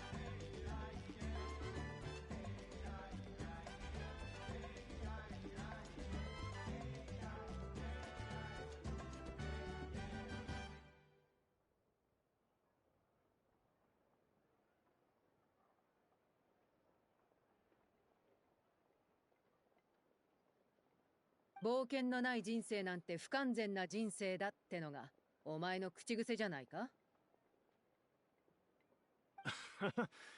気にしな。そこまで意志が固いのならこれ。助かる。お前ら昔からの知り合いなのか？でもチャスカは火翼の集いだよな。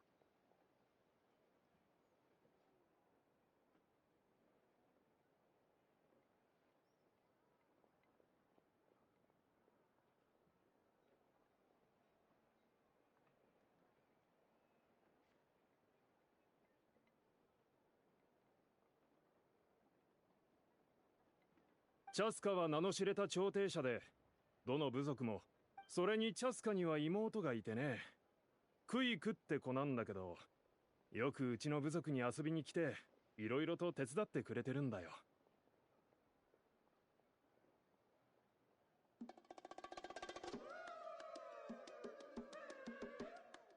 妹がいるのか。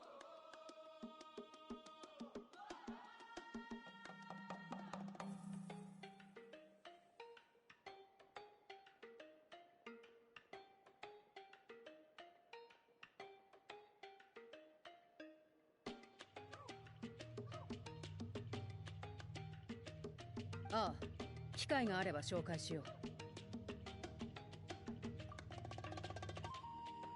Wow, she's really, really pretty. さて、話を本題に戻そう。君たちもすでに聞いてると思うが、八神の国は現実の世界と全く異なる。あそこはまるで概念が流れる川のような場所だ。君たちが探そうとしている。で、スピリットストーンは川に浮かぶ漁船に当たる。だが船だけじゃ足りない。経験のある漁師が必要だ。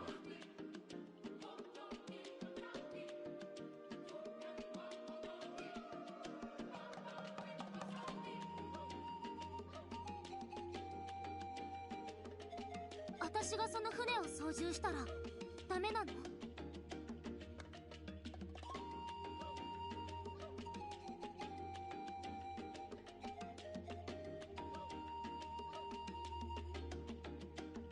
君の実力と才能からすれば、まあうまくいくかもしれないが、まだ経験が足りない。安全を期すなら私からある人物を紹介。それは？名を馳せたかがり木の民の戦士、鋭い観察眼の持ち主でかなり勘が働く。それに彼の古名の美女もアテアおばさんが言ってた戦友じゃない？どこに行けばその人。マルコが死んでからあいつはよく崖の上から遠くの景色をな。ありがとう。行ってみるよ。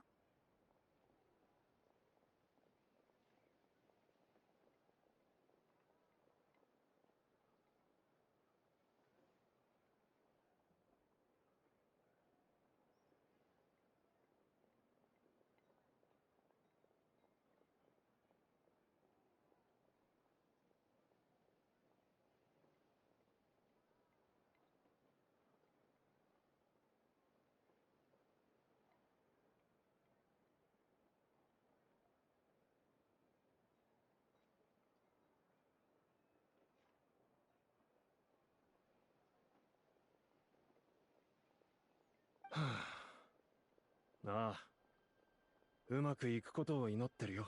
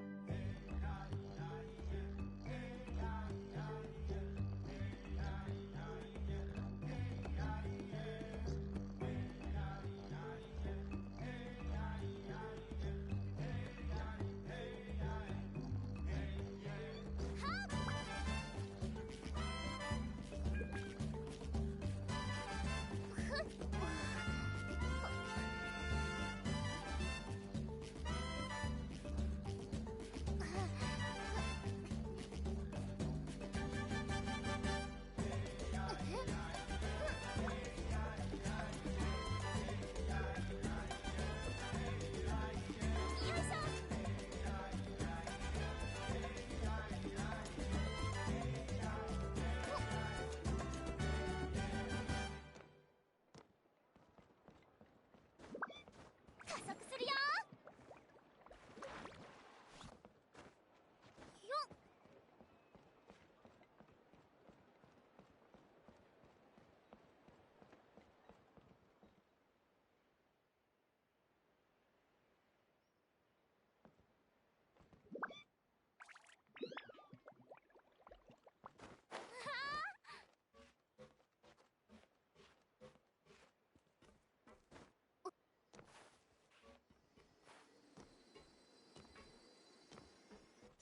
Yeah, I thought it was going to be up here.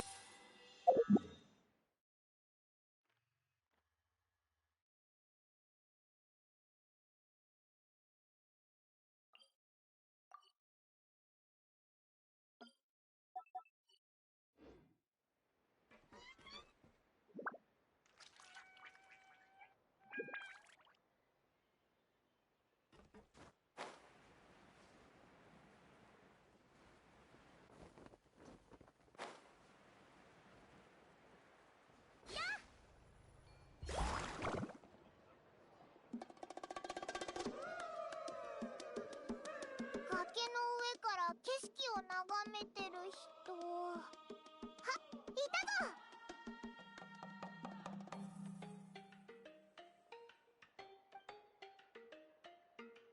こんにちは。お前が美ちゃまか？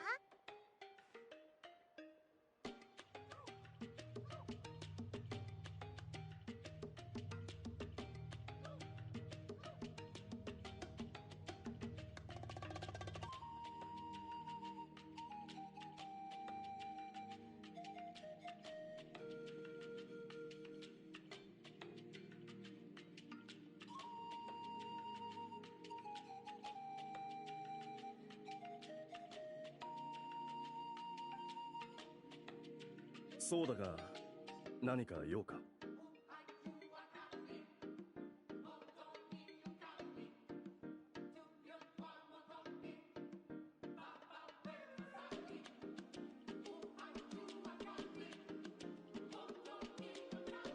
なんだと？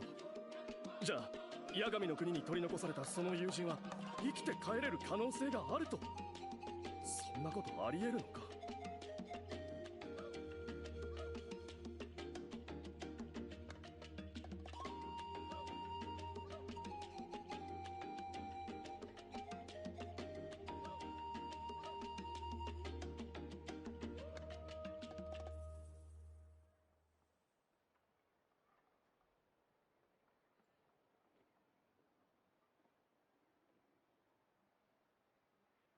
いや、八神の国じゃそうい大丈なんでもない。わかっ。まずカチーナのコメを探すために。夫。友人？あ構わない。そのカチーナちゃん。あ、ああ、スピリットストーン。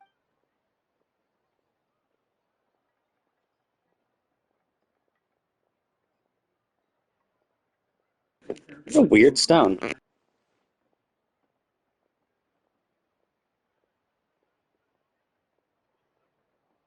なるほど。大体わかった。アビスの教文の原理と少し似てる。八神の国と俺たちがいる世界をつなぐことができるようだ。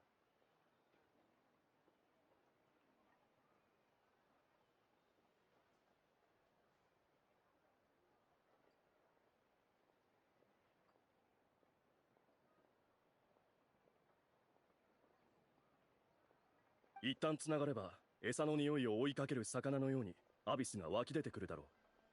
集落内で使うことはできないな。お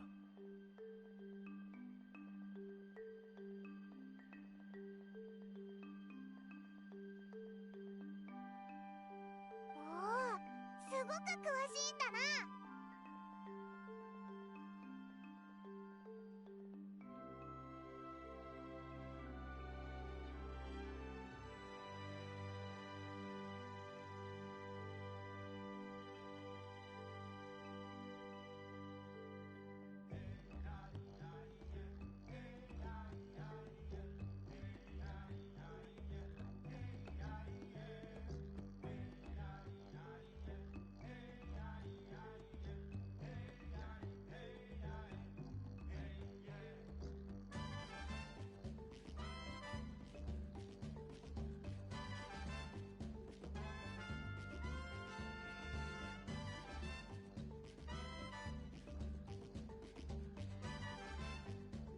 詳しいとまでは言えないが、大体の使い方ぐらいならわかる。原理についてはさっぱりだから。俺はこれから郊外に行ってスピリットストーンの設置と調整を行う。その間、お前たちにはある2つのものを用意してもらいたい。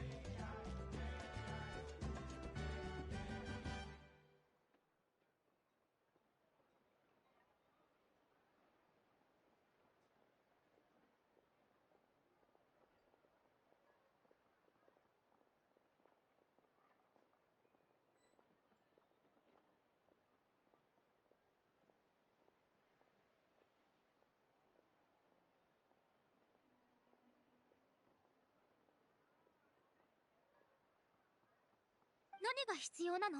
まずは鍵縄だ。集落の商人のところで簡単に手に入るだろう。網を編むのに使うから多めに用意してくれ。So we gonna like? I thought we were gonna go in there. We're just opening up a portal and like, or maybe, like, yeah. It's like, are we fishing? Are we opening the portal and we're just like throwing the hooks in? Be like, okay, let's fish for the people, or what was it? So this is interesting, though. If the abyss is such a huge thing, it's possible that the reason that land is so small is because there's going to be huge maps within the abyss that we have to interact with. Although it's hard to say. Like, will it be like an Enkanomiya type area, or will it just be little instance maps that don't have much, but maybe we'll have different portals that we can go into that opens up more areas to explore. That'd be interesting to see. Although I think they still have still probably have to do an Enkanomiya like section, like a separate section. And even if they're all like little tiny maps, they might be like disjointed little areas that are not overly connected, but like have different portals from different parts of Natlan. We'll see. 八神の国でも現実の世界の網に対応する概念を見つけることができる。わかりやすく言えば網の概念でコメの概念をすくい上げるんだ。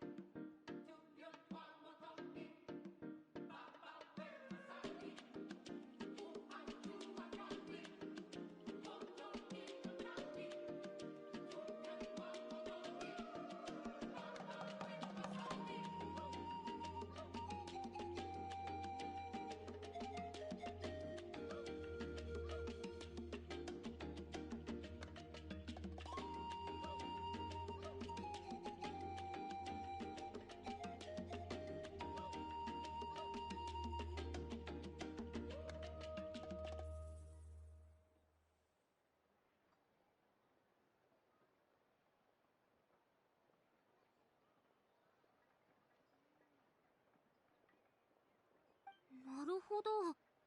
黒曜石を一つ、いや、二つ用意してくれ。Oh, I see. So this is just used to find the. This is what we're doing now is just to get the name, and then that will act as a beacon when we go into the Night Kingdom as a separate thing. 本来なら小玉のこのところで買う必要があるが、ちょうどそこの行商人がこちらに来てると聞いた。わかっ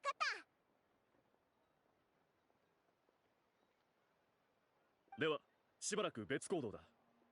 あそこに空き地があるだろう。物が揃ったらそこに来てくれ。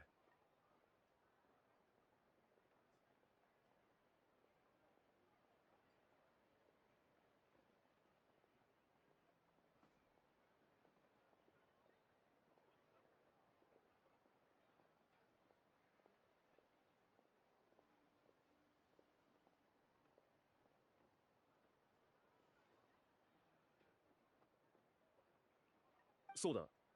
俺がスピリットストーンを独り占めしないよう見張りをつけなくてもいいのか？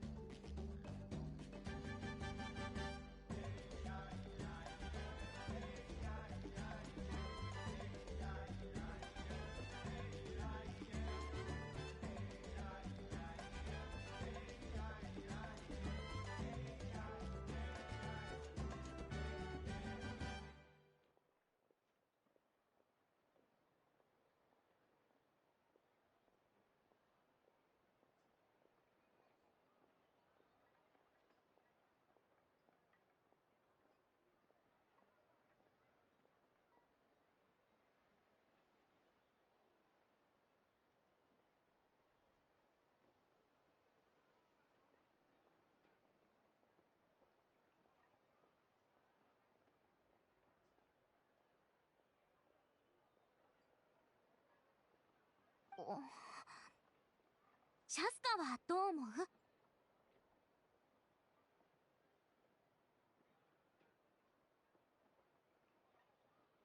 必要ない。確かに初対面ではあるが、ワイナが紹介してくれた人なら信頼できる。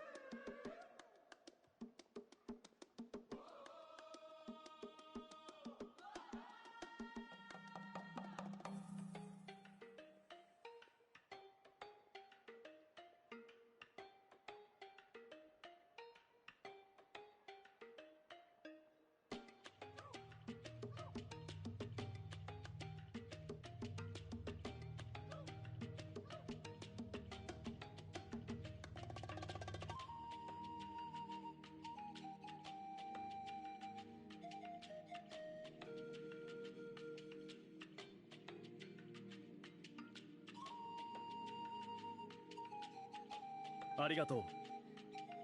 信頼という言葉は今の俺スピリットストーンの設置と調整には時間がかかる。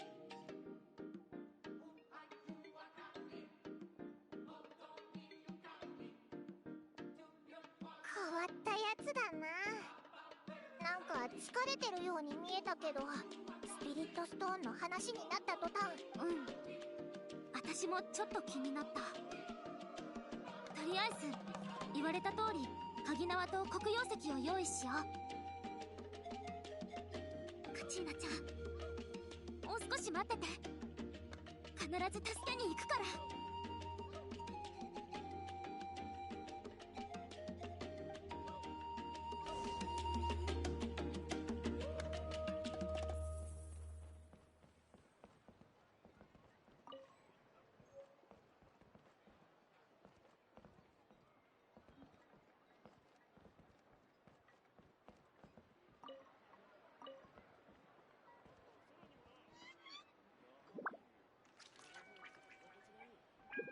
危ない危ない。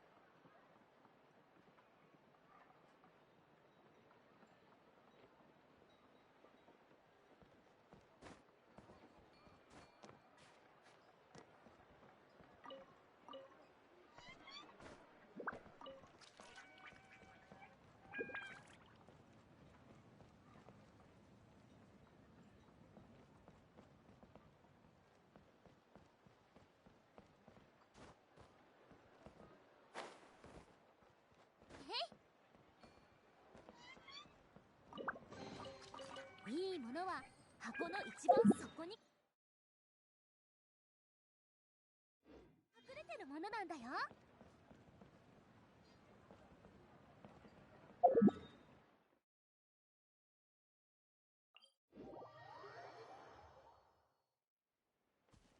ドリフト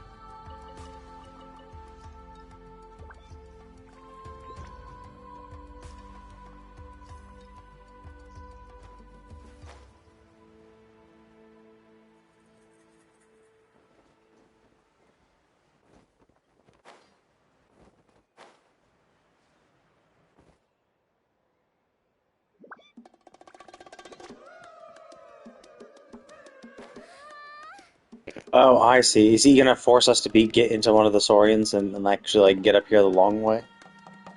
And this is like the tutorial on how to use them or something?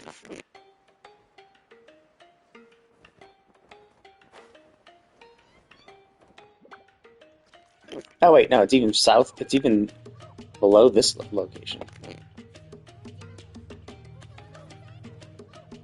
I thought he pointed up. Oh wait, no, is it down here? Ah, there it is. こんにちは。鍵縄？クライミング用のでいいかい？全部？そうだ。じゃあそれむしろ値切ってほしかった感じ。はいよ。じゃあサービスでいいことを教えてあげる。鍵縄を買いに来るお客さんはほとんどがクライミングの愛好家でね。クライミングを学びたいならロカって人を訪ねるといいよ。はい、これで次は黒曜石だな。ビチャマがこん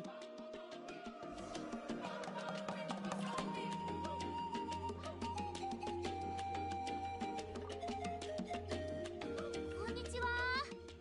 黒曜石ってあるかな？黒曜石かい？ほれ、そこに一つあるよ。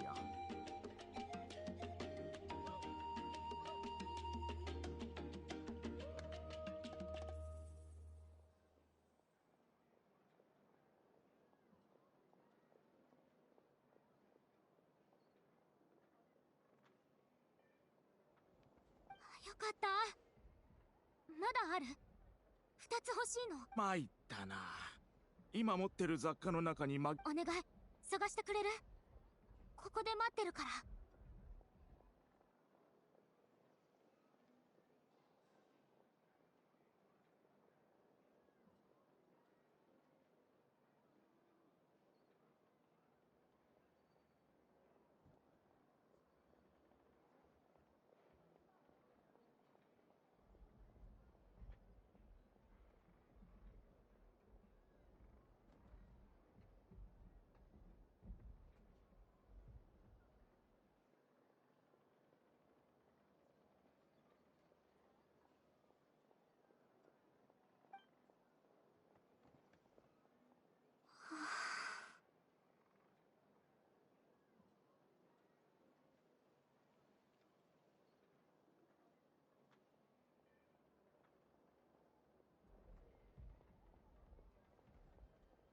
あまり気をもむな。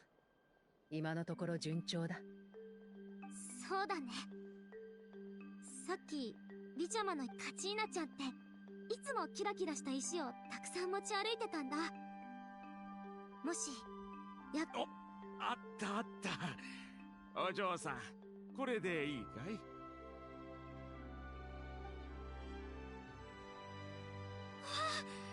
どうもありがとう。 I forgot, actually. What was... Did they say what was it? Why do we need this? Is this what needs to be the hook, made of the hooks or something? が来なけりゃ売れもしなかったもんだ。2つさ、持ってきな。ところ、あいつはどうしてる？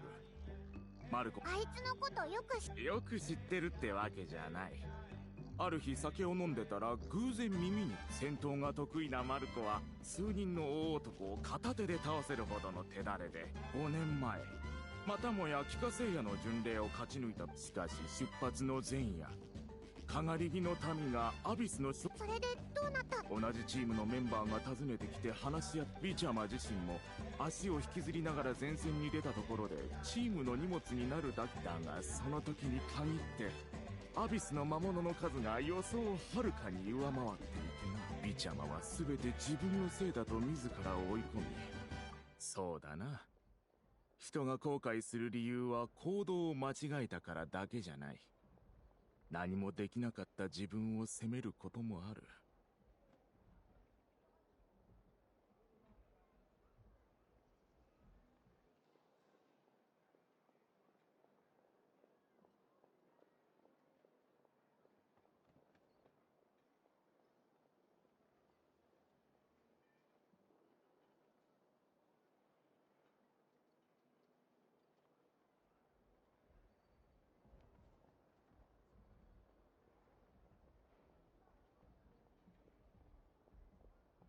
過去には戻れないから前を向くべきだと彼に言ったんだが、なかなか苦しみから抜け出せていないようでね。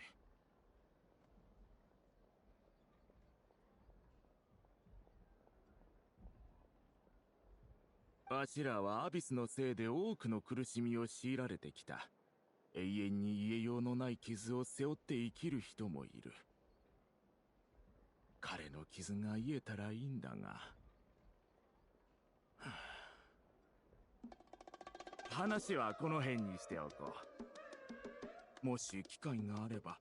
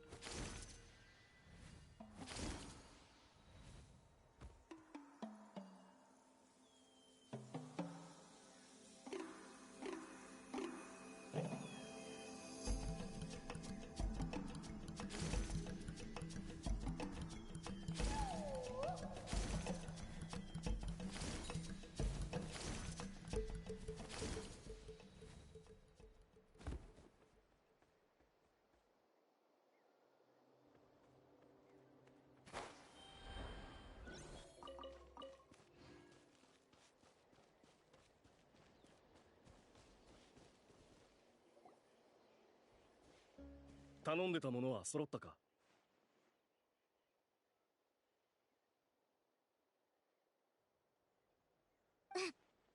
スピリットストーンは調整済みだ。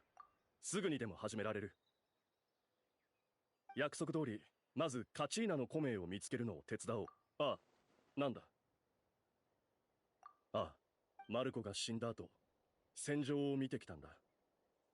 あいつが負けたのは、とてつもなく強い敵に、もしあの時俺がいたら、前もって危険を、あの日から、俺はずっと自分を責めてきた。そしてお前たちからカチーナのことを聞いて。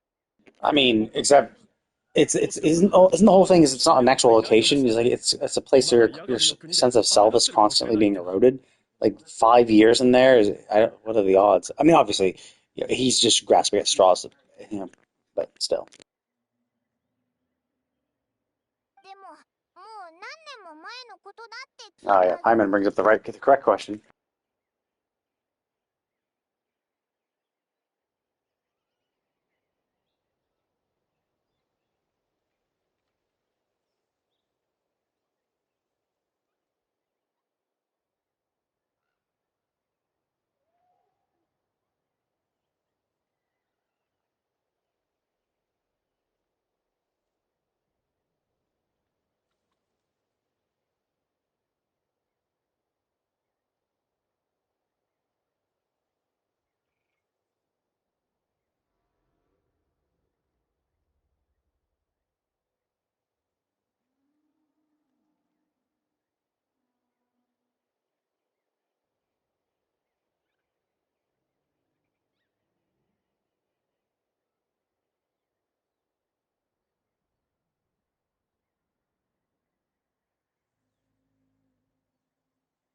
あそこにいる命はだんだん他の多くの魂と一体化するってエンジンが言ってたけど。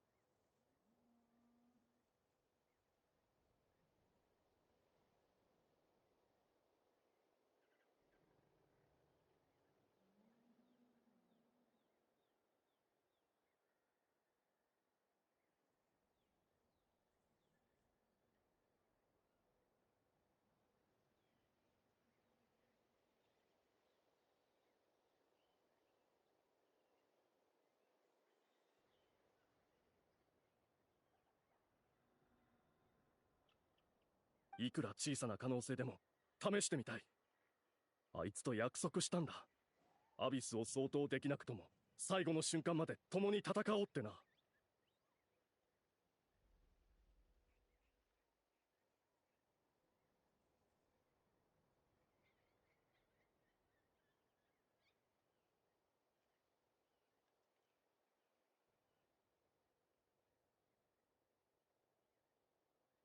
Okay, so he understands how unlikely it is, but yeah, it's better than nothing, right?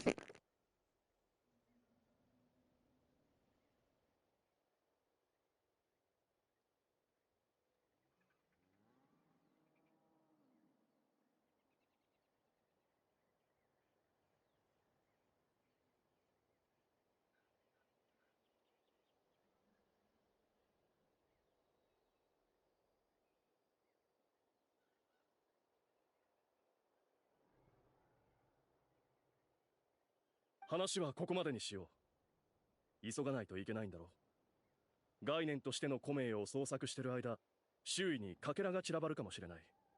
そのかけらを集めてくれ。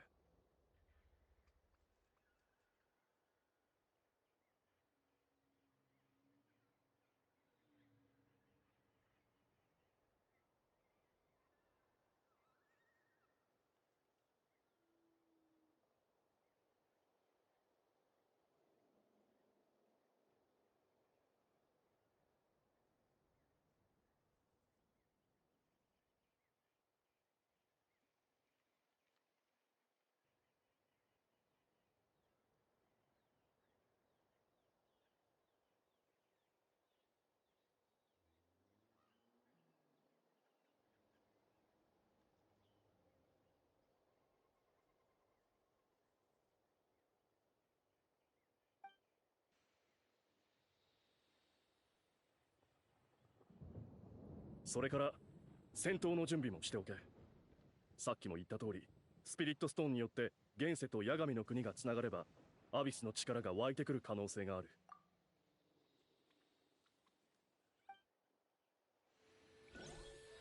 あの金色のやつがビちゃまの言ってたかけらじゃないか。近づいてみようぜ。加速するよ。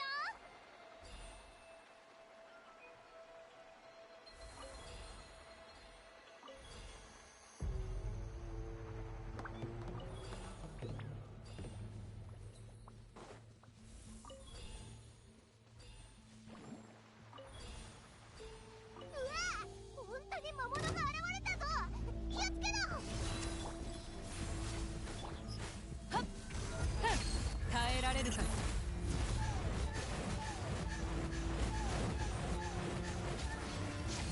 っ、はいはい。カッと来たよ。やっ、管理します。我に光。やるか。みんなを守るからね。みんな頑張ってね。ドリフトザムザムサメとアタッ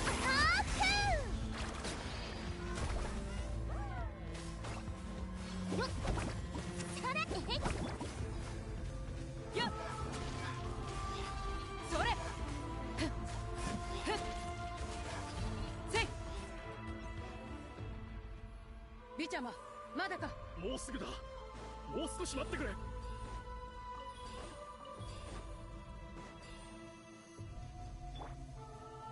発。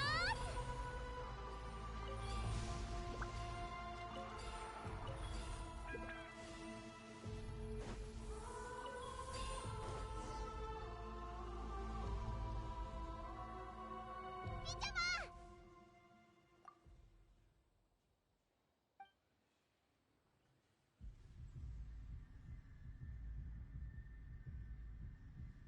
受け取れ、早く。カチーナのコメを見つけた。待ってろマルコ、あともう少しだ。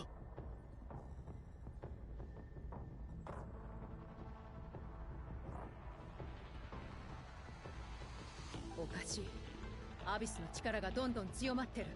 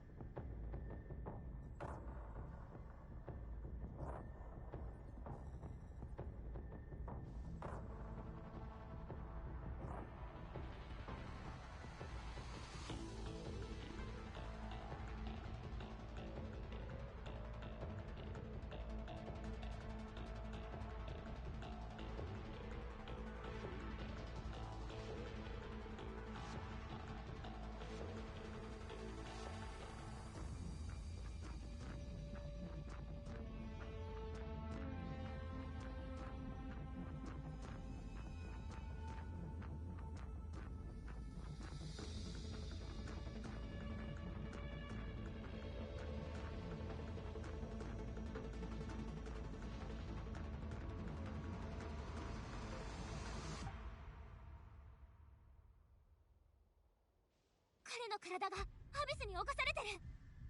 ビちゃま、このままじゃ。この命は5年前に頼む。もう少し時間をくれ。ほんの少しでいいんだ。ありがとう。うわ、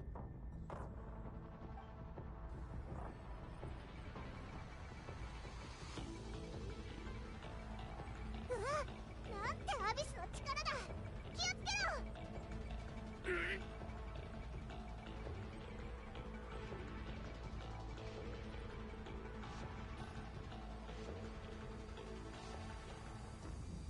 力。大丈夫？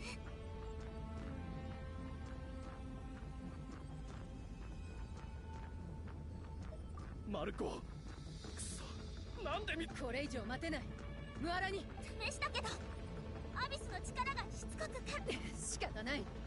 避けろ。ちょっと待って。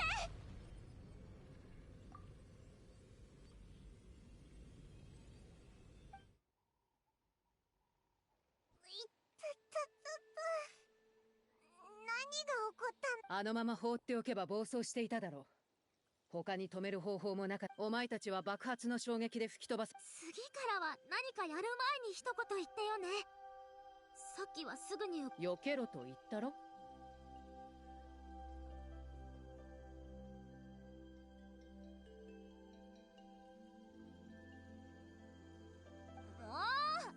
それでも間髪入れずに壊したじゃん。みんなが君みたいな瞬発力を持ってるわけじゃないんだよ。私たち全員派手にやられるところだったんだから。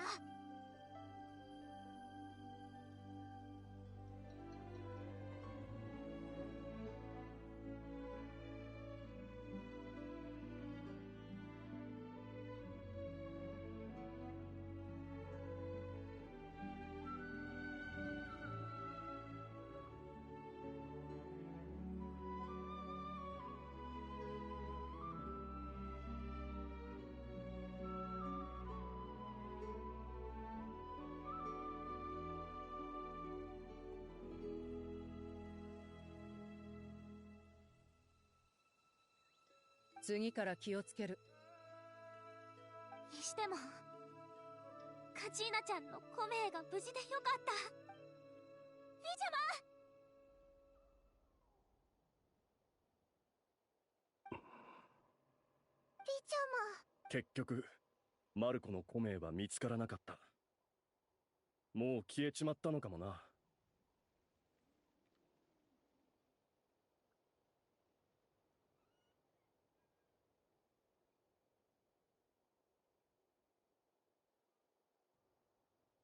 コメイが消えればそいつは永遠に帰ってこられない。やっぱ手遅れだったか。ビジャマ。彼はここ数年様々な慰めのってこれは。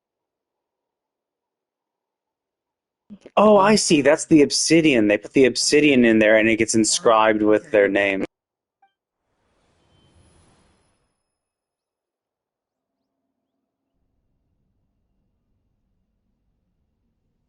おいマルコ、まだ力は残っ。剣を振る力は残ってないが、喋る力ならまだある。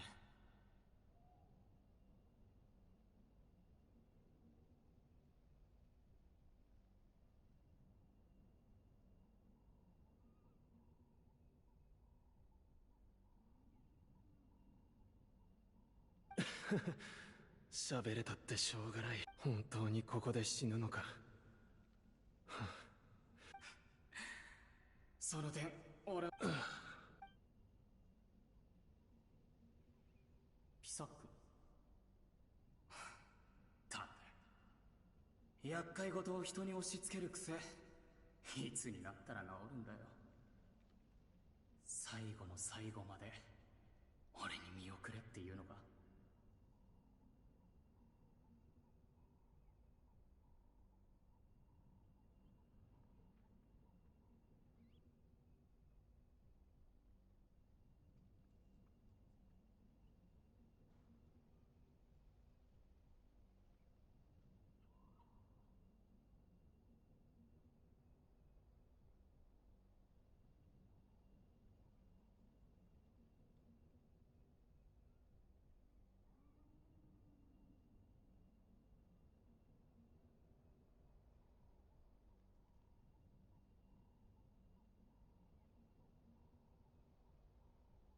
俺たちの遺言を聞いてくれる人もいないか。ビジャマ、君は来なくてよかっ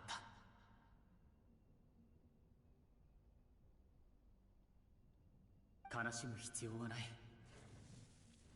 俺の分までしっかり生きてくれ。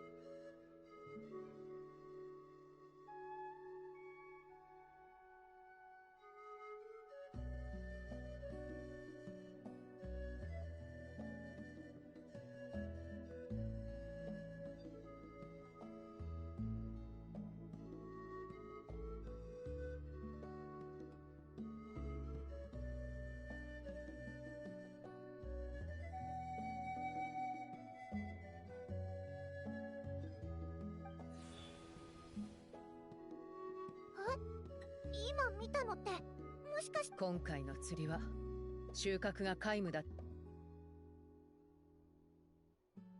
ああ、またあいつの姿を見れて。だが喜びの後に押し寄せてくるのはさらなる苦しみ。苦しみ。マルコはいつもそうだった。何の未練もないように振る舞ってたが、あいつと共に戦えなかったことを俺はここ数年ずっと後悔していた。リちゃま。俺は大丈夫だ。族長のワイナは最初お前たちが八神。実は俺も迷ったんだ。古名を探すことだが、一方でお前たちの気持ちは痛いほど理解できた。生きていれば多くの後悔に苛まれる。やり直せるチャンスはほとんど与えられない。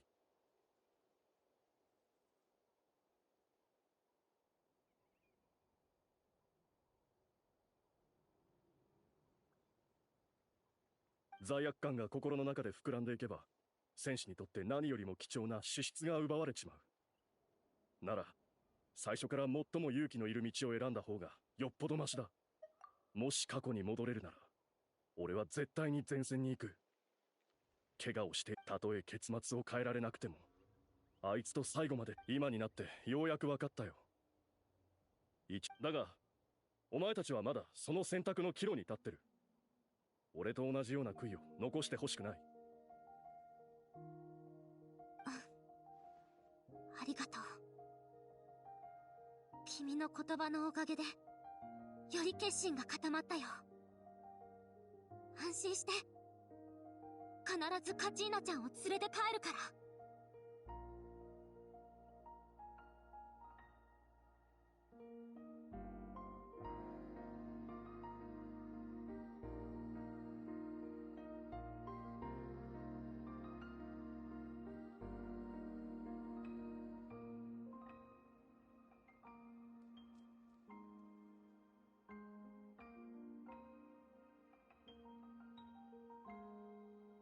私はあの子を必ず見つけ。ならよかった。ひとたびアビスが体内に入れば、その一部が臓器と同化してしまう。幸い旅人のおかげでアビスの影響を抑えられてる。あといくつか。 Well, no, like we weren't able to save Atea because she had long since had it. So we were able to cleanse the corruption, but her organs were still damaged. Like he just got corrupted. Like, shouldn't we be able to like purify him now to like nip it in the bud before it like actually fucks him over? Because like Atea was already screwed. Like she lived with it for years. It had corroded her for years. Like, even if you get rid of the corroding force, it doesn't undo the corroded parts.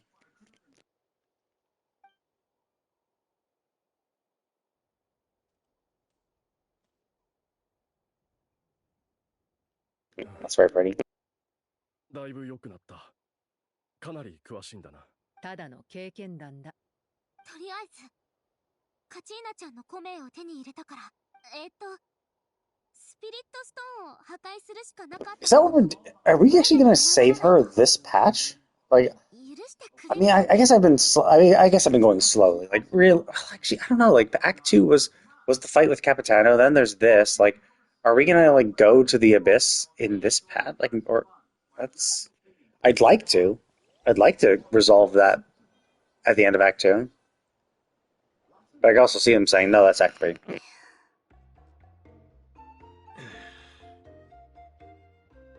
なあクイク、そこに立たれると私もどうしたらいいか。この私が何を言おうとしてるかワイナおじさんも分かってるよね。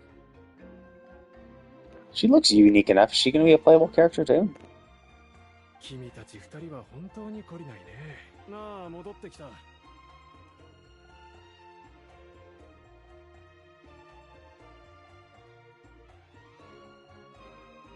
クイク、なんでお前がここにいる？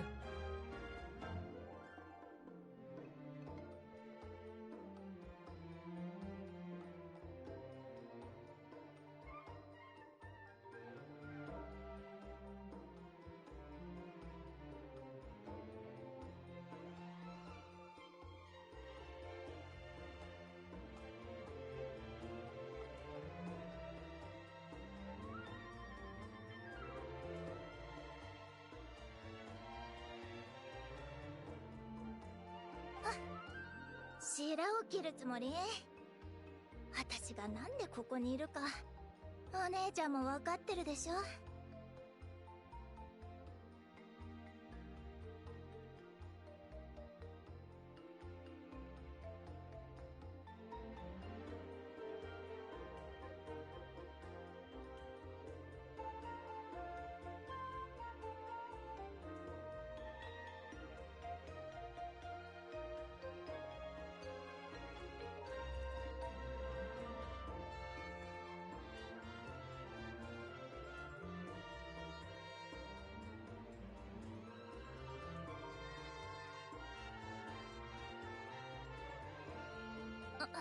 皆さんごめんなさい。この人を数分お借りするわ。ほら。まったく。しば。クイクってま、話せば長くなるんだが、チャスカの妹なんだ。血は繋がっていないがね。部外者の私が言うのは少しはばかられるが、まあ秘密。彼女は幼い頃、ある珍しい病気に患ったことを理由に捨てられたそうだ。その時にその意欲を糧に彼女は奇跡的に生き残ったが、同時に彼女の中に闘争の種がまかれた。その後彼女はククリュウになんか戦ってる場面がそれからクイクの親に引き取られて人間社会に戻ったんだが、当時のチャスカはまだ戦う癖が抜けてなくてな。クイクはしょっちゅうそんな姉を連れていろんなところに謝りに行ってた。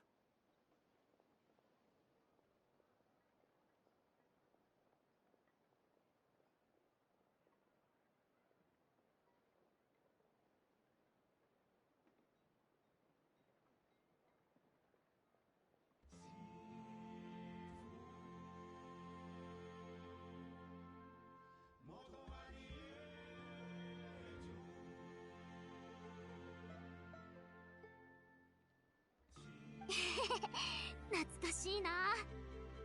私も小さい頃チャスカと取っ組み合いの喧嘩をしたことがあるんだよ。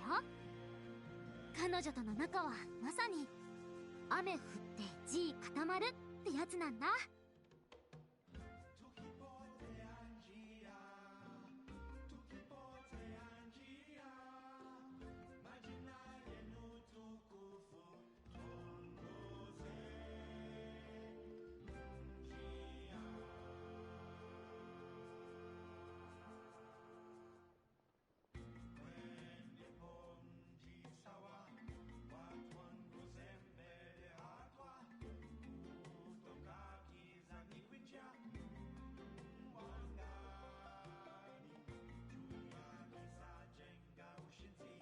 けど今はその衝動をちゃんと抑えられてるみたい。しかもでもクイクとはまだ喧嘩するんだね。はあ、それに関しては私にも責任がある。もしチャスカ。なるほど。だから八神の国に行く私たちを。私はもちろん君たちの冒険を応援しているよ。若い時には冒険も大切だ。私の年ではしたくても無理だからね。でもクイクの気持ちもわかる。大切な家族が命を懸けてまで冒険するのは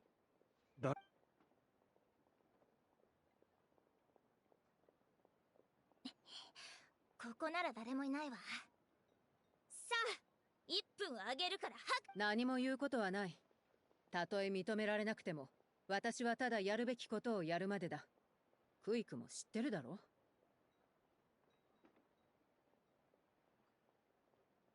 そういう開き直った態度を取られるのが余計嫌なのよ。何も言わずに八神の国に行こうとするなんて。八神の国も国なんだから海外だろ。またまた言い訳ばっか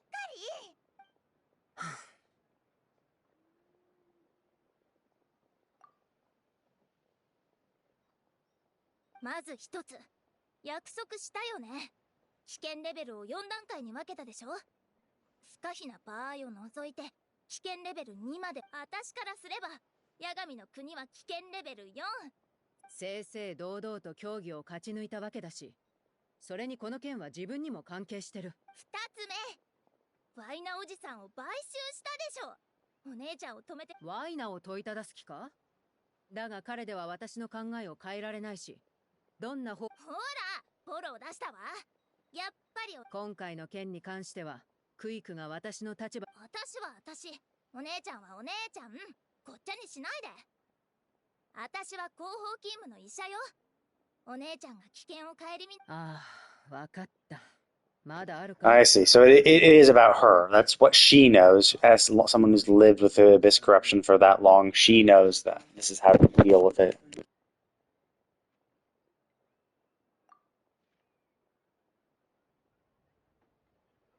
何よその言い方。しっかり反省して絶対。ストップ。今回はガチなやつか？それともちょっとした口喧嘩の範疇か？ね。なら私もはっきり言っておこう。カチーナがこんな目にあったのには私にも責任がある。もし何もしなかったら私は私でなくなってしまう。でももしお姉ちゃんが自分の衝動を抑えられなかったら。その話は別だ。モラルと責任の大切さについてはお前が教えてくれたろ。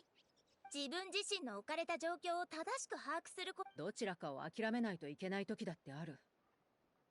もうやめにしよう。これ以上とやかく言うなら私も何よ脅してるわけ？クイク、少しは姉の言うことをどうしても行くの？私が。妹なら私たちの凱旋を待っていてくれ。しょうがないわね。お姉ちゃんたら本当に頑固なんだから。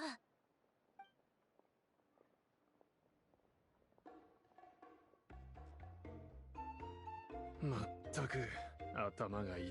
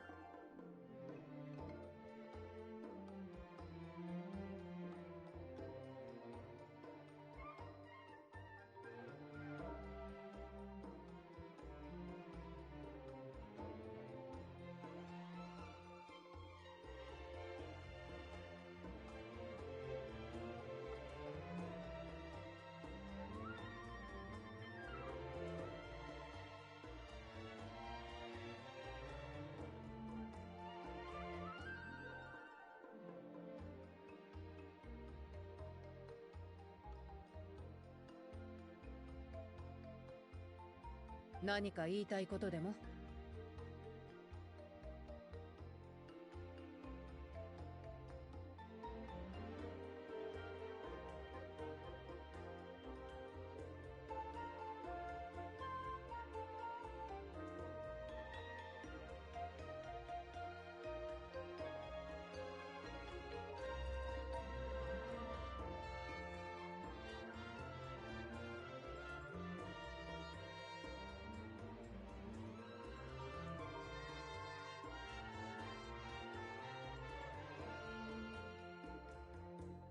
君たち二人は血こそ繋がっていないが、本当に性格がそっくりだよ。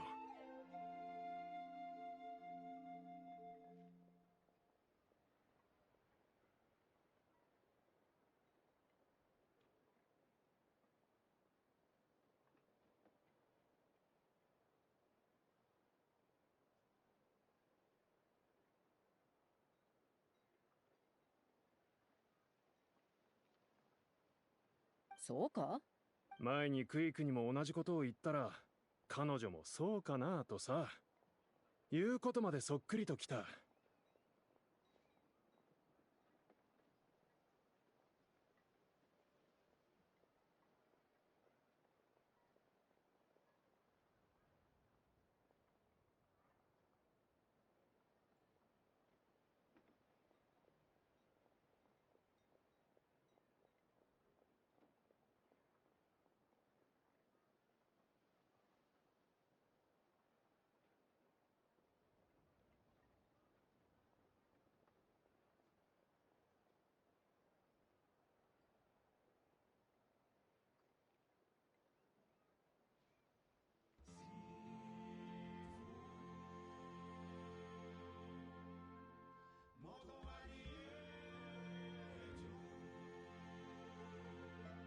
部外者である私が言うのもなんだが、時間がある時には妹と過ごしてやりなさい。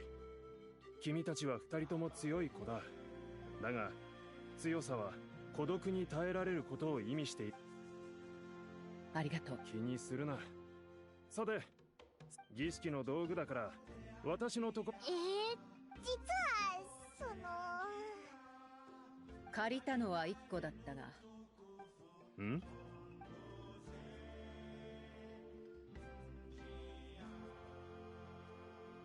Just glue it back together, problem solved. まあ、人命に関わる緊急。しかし問題はシトラリの方だ。特に彼女のものを壊して八神の国に着いたらくれぐれも気をつけてくれ。無事帰ってくるのを待っているよ。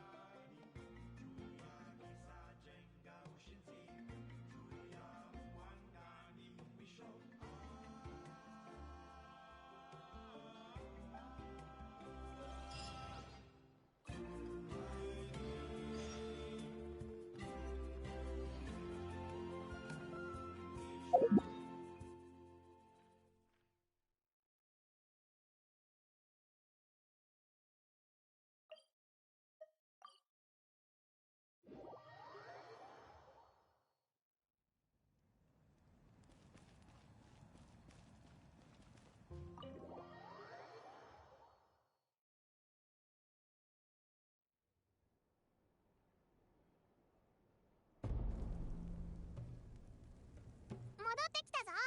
カチーナのコメ。詳しく話すとなると少々複雑だ。またファデュイか。どこに行ってもあいつらってちょっかいをかけてくるよな。エンジン様が力を失った。だからこれは我々だけの秘密だ。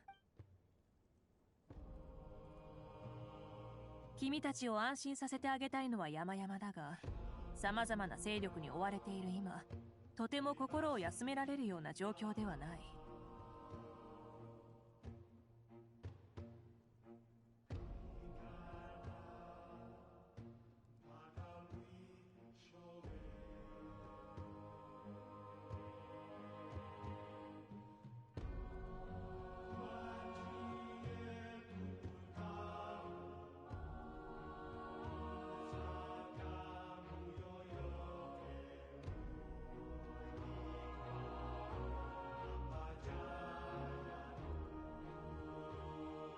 面倒事は私に任せ、君たちはやるべきことに専念すればいい。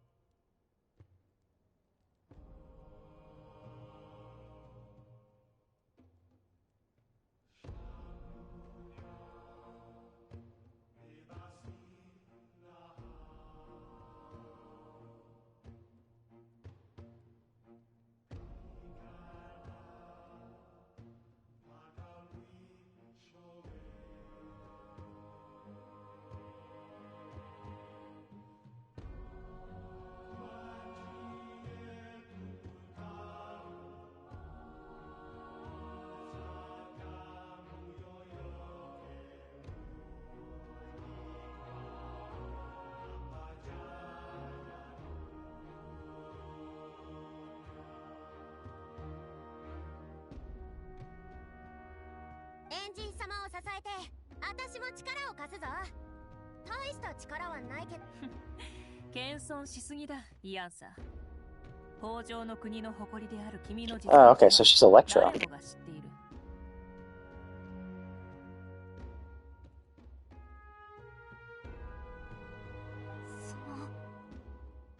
ごめんなさい。みんな謝る必要はない。誰にでも感情はあるし、私も例外ではなカチーナのコメを見つけたのなら早速探しに行くとしよう。さあ、ついてきてくれ。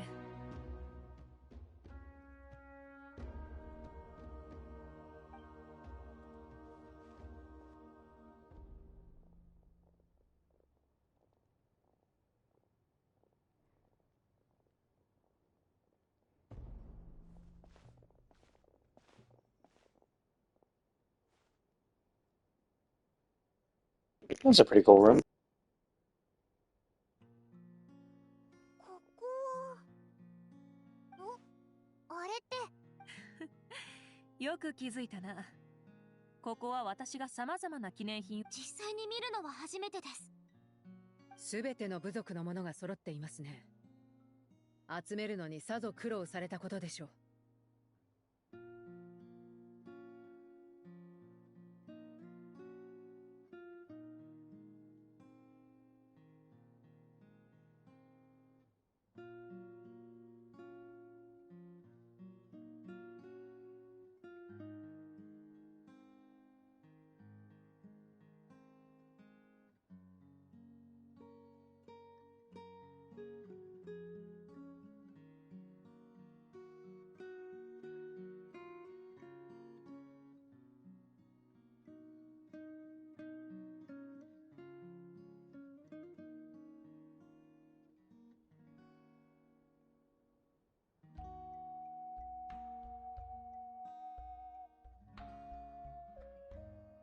趣味のようなものだ。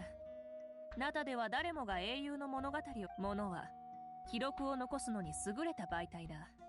私はこれから儀式の準備をしなければならない。もし興味をそそられる品があればじゃ遠慮なく。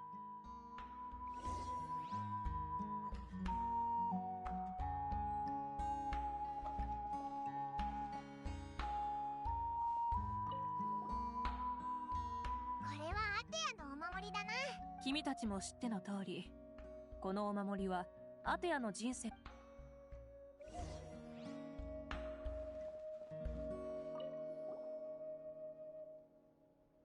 容器と薬があるぞ。それは名園の主の儀式で使われる道具で、イエマヤはその分野の専門家で、私にいろいろと関連する知識。ただ彼女の弟子がこれら伝統的な容器の中身はそれほど特別でもないが、ああ、真ん中の大きな容器は別だ。それは彼女が私のために送ってくれたものでな。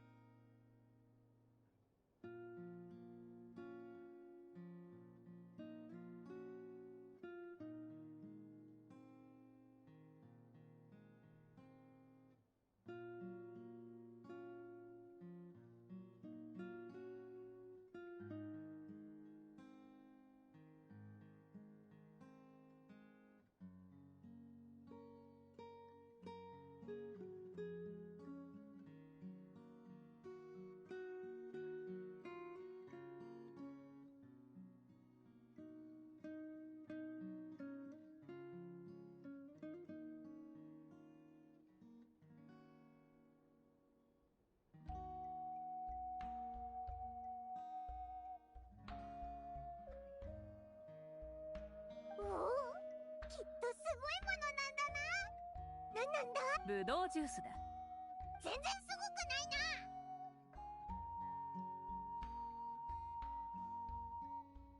な。そろそろ品質が落ち始めている頃かもしれないが、実に美味だぞ。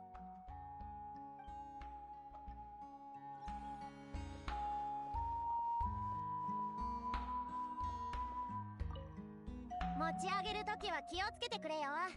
そのカップとか。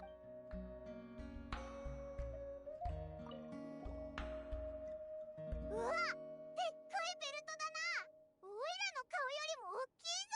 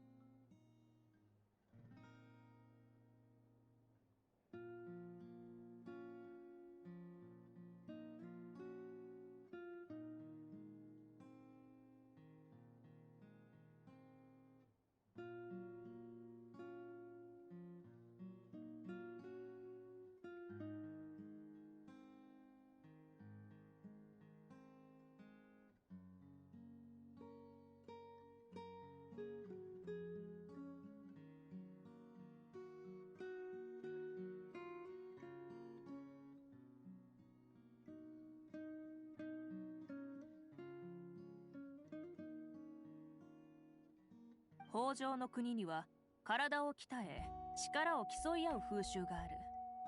このベルトはその栄誉を象徴するものの一つだ。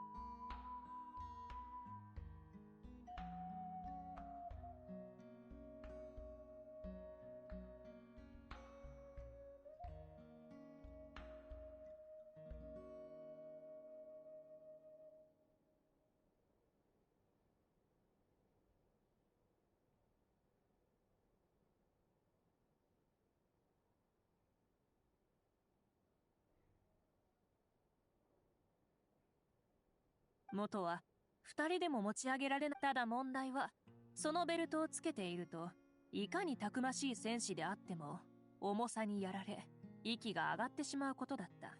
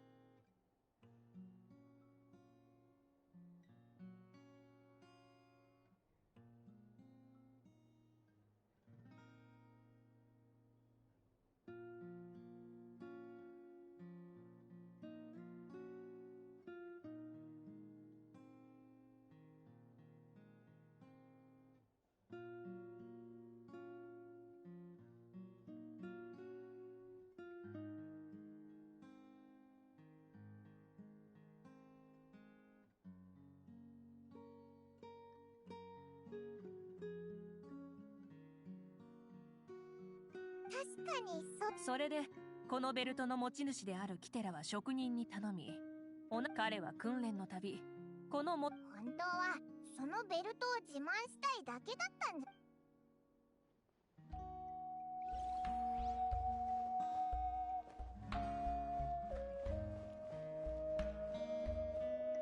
この花は綺麗に咲いていますね。この釣りかご、釣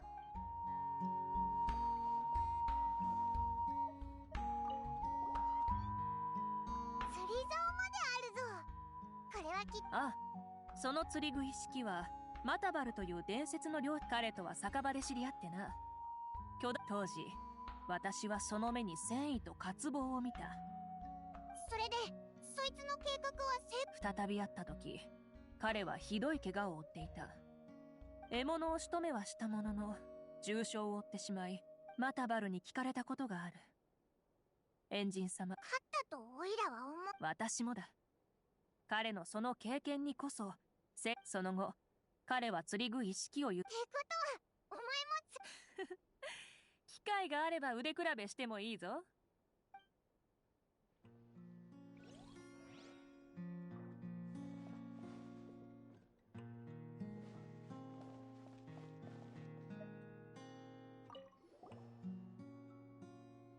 What's the battle pass weapon? それは500年前の英雄テノッチの武器だ。厳密に言うと彼はどの部族にも属していない。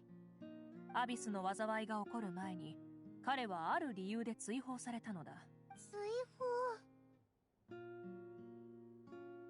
それはやむを得ない状況だった。彼はその罰をその後集落がアビスに襲われた際、諸部族はそして6部族を集結させ、壮絶な戦いで素晴らしい功績を上げたのだが、すでに古名を失っていた彼はその後に執り行われた反言の歌で帰ってくることはなかった。戦いで犠牲になった無数の戦士や民衆と共に今もナタの大地に眠っている。本当にすごい戦士だったみたいだな。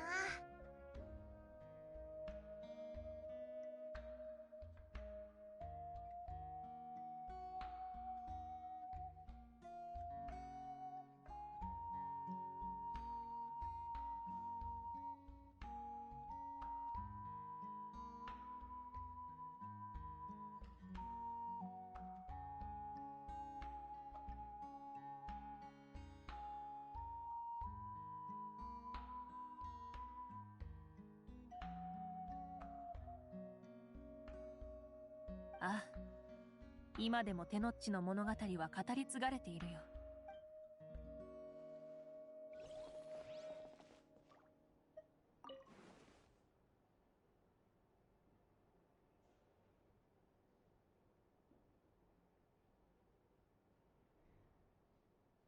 Oh, it seems like it's her and her mother. I think that's a red-haired child inside being held by a red-haired woman.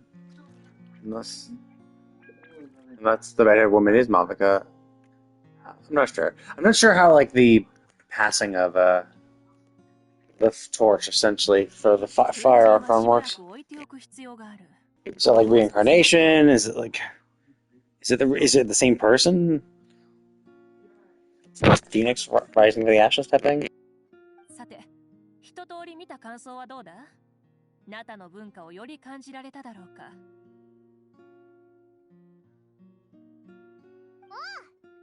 どの記念品にも物語が。お守りを見るとアテアの言葉。ああ、そうだ。そしてこれら記念品の役割は各部族に伝わる古名と似ている。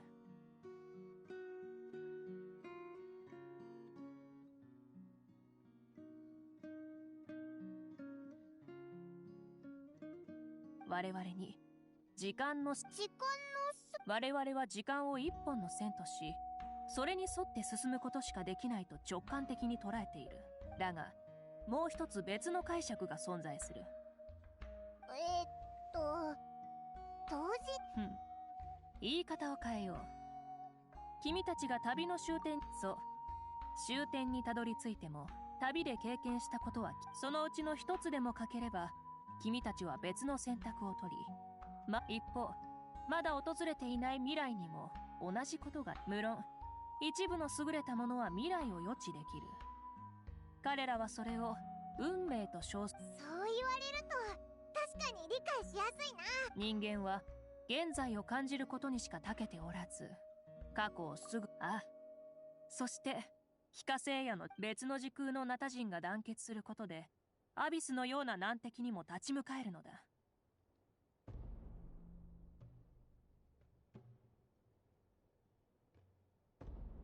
初代エンジンはどれほどの先見の明を持ち、このようなルールを作り上げたのか。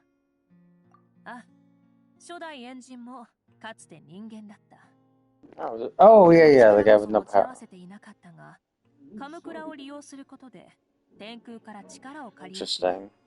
So is it he got the Gnosis and the Gnosis gave him that power? That's kind of interesting. So is he the only one who wasn't a god? All 7 or 6 other Archons, were they actually gods to begin with, or? It's hard to say. このルールがあったからこそ、ナタの人々は誰もが神になりうる。非化星夜の巡礼で選ばれた最強の者がカムクラにつく栄誉を授かった瞬間、その身に烈焰が覚醒する。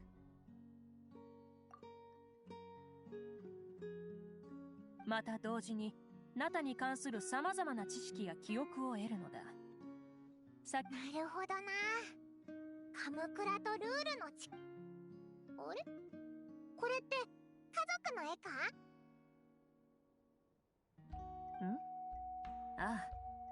私の父と母、そして妹と私たち2人で飼っていたコリョだ。Oh, I see. So she was the one in the middle.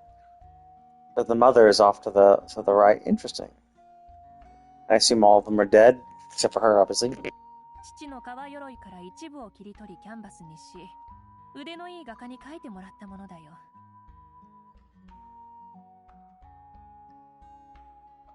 わいい妹さんだな。神になる前はただの人間だったって聞いたと見た感じ、どこにでもいそうな人って感じがするけど。今さら聞いたところで手遅れだぞ。ごめん、ちょい口が滑って。冗談だ。このくらい他人にどう評されようと、これは私の過去だ。私にとってかけがえのない人が神になろうと、家族とのつながりを断つことはない。ただ忙しさのあまり避ける。父は肉を煮込んだ料理が得意でな。妹はそれをよそった食器を手によく私のところに来ていた。そして共に絨毯の上に座って食べるのだ。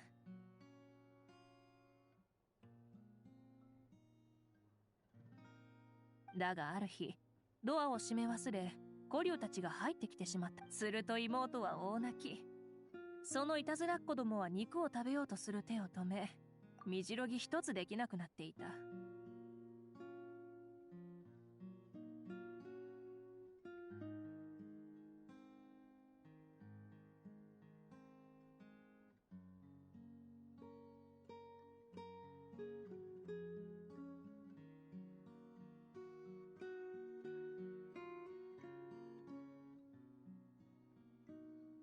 床に伏せたままシュンとする姿を目に。家族とはそういうものだろ。過去の微笑ましいエピソードの一つだ。こういった経験をしてきたからこそ、ナタを守ると。それからどうなったんだ？この絵って確か建築家と芸術家になったはずだ。数多くの建築物、その話はまたの機会としよう。How old is she? Does becoming an Archon make you live longer? She made it seem like she's no longer alive. Or maybe when they become Archons, their friends and family forget about them. Like her existence is burned away to be replaced by the Archon. 孔明を置いたらすぐに始めよう。Okay, cool. I guess that makes sense that we'd have to be fetching her, right? It's like she's a fucking character. We get her for free. Like you can't just have her be we can't not recover her within the patch that she's released in.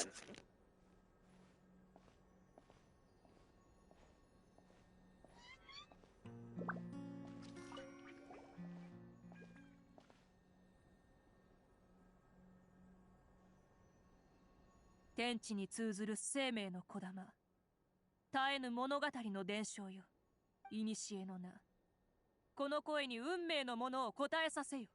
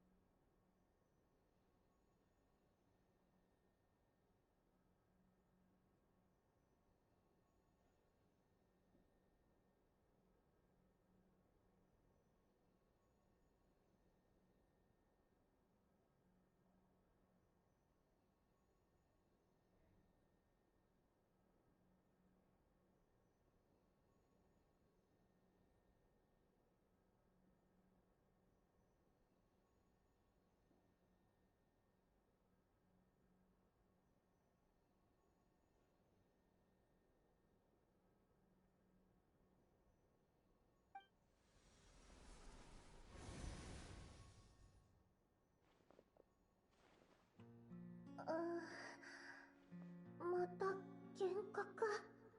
カチーナちゃん。見間違えちゃ。落ち着いて、カチーナちゃん。モハラニちゃん、旅人さん、パイモンちゃん。それにヤガミの国をずっと調べてて分かったの。大霊なら私を元の場所に戻してくれると思った。大霊が残されたわずかな力で。でもここ本当にめちゃくちゃで。カチーナ、その声を信じて自分を守ることだけに専念しろ。大丈夫だよ。私弱いし存在感薄いし、忘れられて見捨てられても仕方ないのに。でも帰る方法は。カチーナちゃんはいつもそうアビスに何を吹き込まれたか知らないけど、余順者の戦争を勝ち抜いた君は間違いなくナタの英雄なの。本当はでもやっぱりみんなを危険な目に遭わせたくない。いつも私たちのことを信じてくれてるでしょ。今回も同じ。我々は一人で戦ったりしない。私たちは決して君を見捨てたりしない。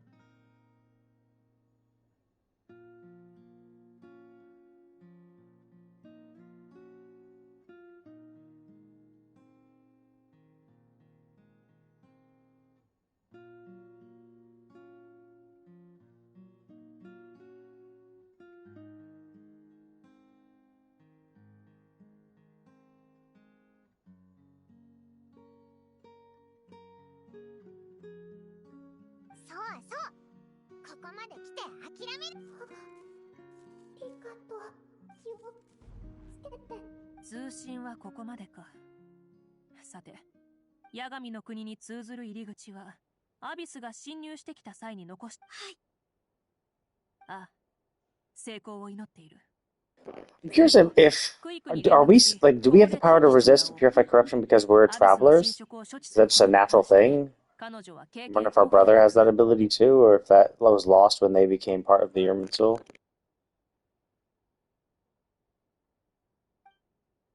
その顔を見るに、また喧嘩をしたのか？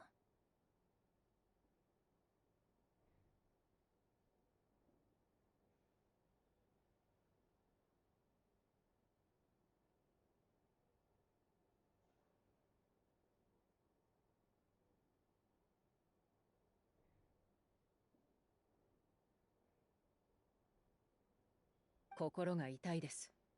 エンジ様、私も同行させ、みんな。私は今力を失っている。直接、いやんさ。万が一自分の力で。そんなことにはな。あ。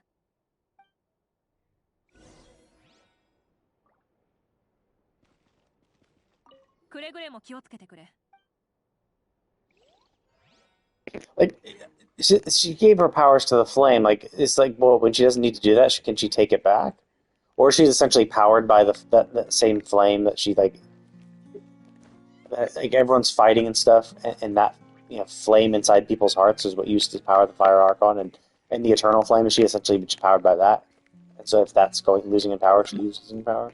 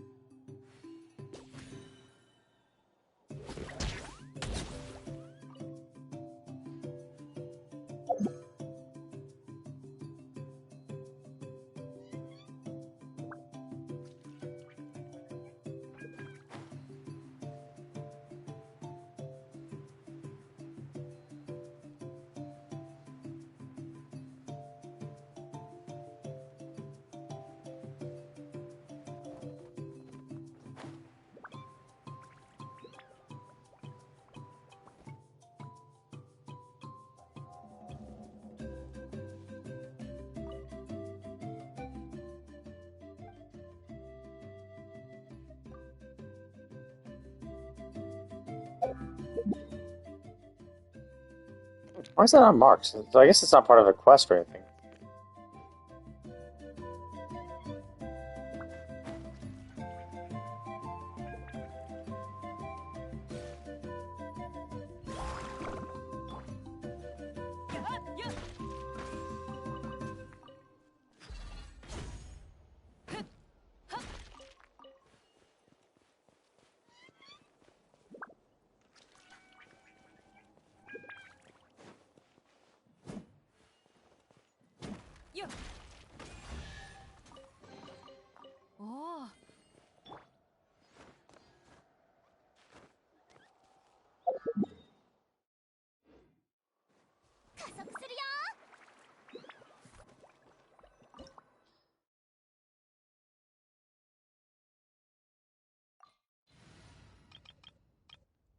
Yeah, let's just really go higher. Let's really fuck things up.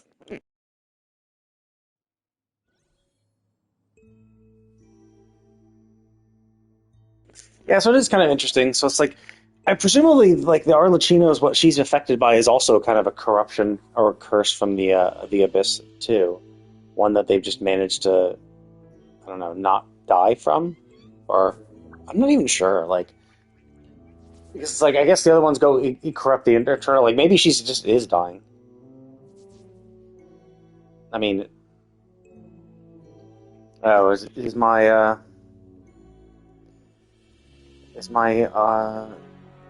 category messed up again? Every now and then the PS5 screws that up. Where essentially whatever game I was playing before, it'll copy the previous game and title of it instead of the current game and the title I chose to give it.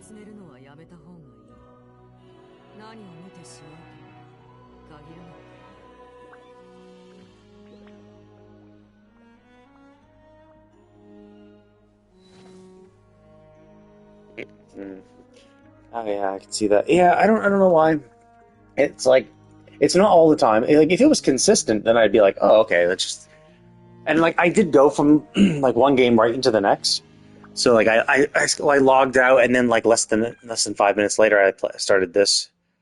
So it's I mean, so maybe it's just that I need to let time pass. But like that's the weird thing is I've never found any sort of consistent rule because there are some times where I swap games immediately, totally fine. There are times where it's like it's been like hours since the last game I played. My PS5 has been like shut off or in rest mode, and then I turn it back on, start a game, and it's like nope, it's like we're just gonna log that like some sort of maybe it's some sort of like cache or something. It just yeah. which is, I guess screws over my visibility for this game, but I'll change the title when I throw the VOD to YouTube. It is kind of annoying, too, because I can't tell, like, from my perspective, when I look at my broadcasting thing, it shows that I'm playing Genshin. It shows the title I gave it, but then I just double-checked on Twitch, and Twitch is showing me as the previous game and the previous title. So, not really, because I already have her.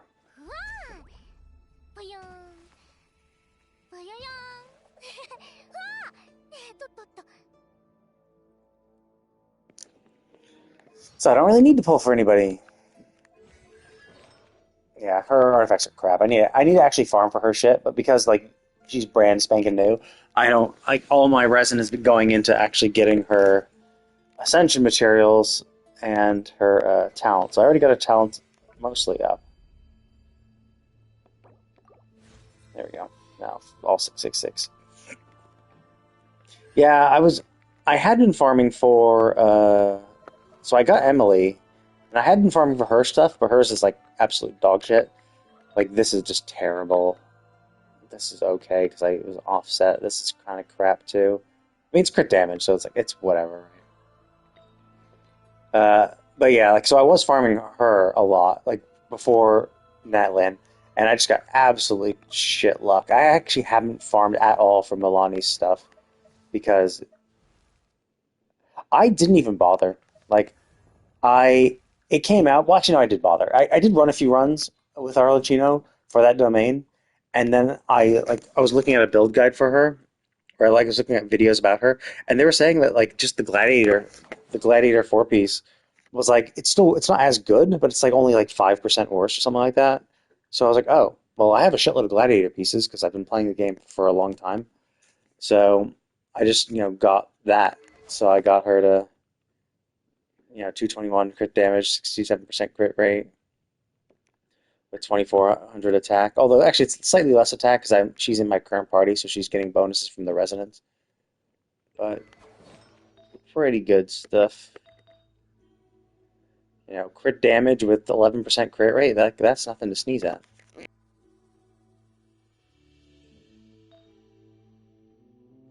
That obviously could be better. It's hard to get goblets. Goblets are a pain in the ass to get. And I've bad.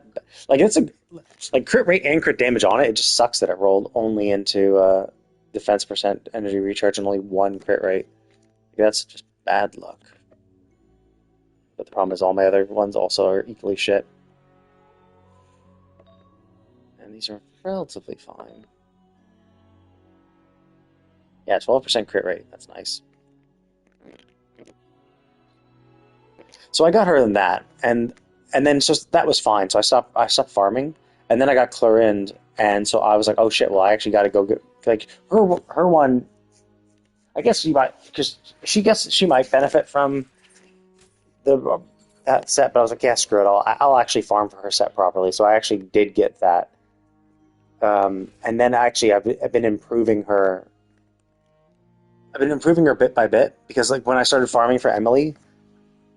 And her artifact set, because it's only like her best stuff is from that and only that. I ended up getting a lot more pieces from Clorind's and Arlecchino's set that were pretty good, so I swapped it out for her. Realistically, I could probably consider looking into getting something better for Arlecchino. But like it's the kind of thing where it's like the stuff I changed from Clorind.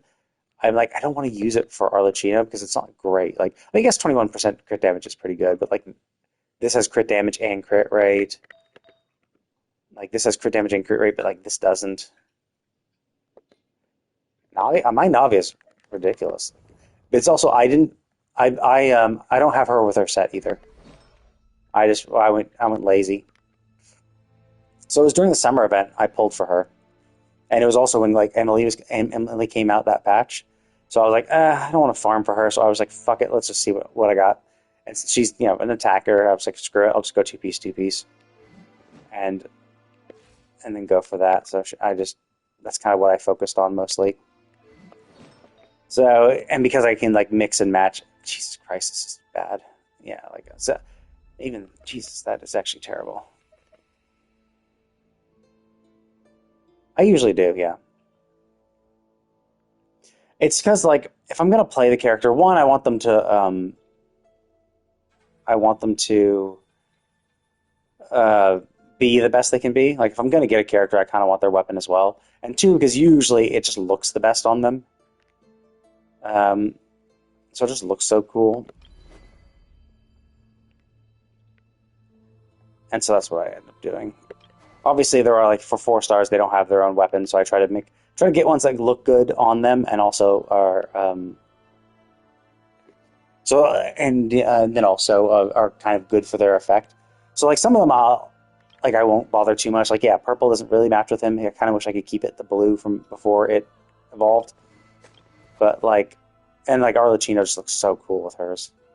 This weapon is really ridiculously cool. But like there are other characters where I'll like I might not give them the best weapon that's like their best in slot, but because it like stylistically works. Like this one, technically, I'm building her for elemental mastery, but like yeah, this just fits her aesthetic so well, so I give that to her. I think even for her, yeah, that's why I gave her the bell because the bell actually looks good on her, and it's the bell, so it looks like crap anyway. I kind of want to give him this one because it actually this looks better on him, but he's Cryo, and Cryo can't really use elemental mastery. Elemental mastery kind of sucks for them.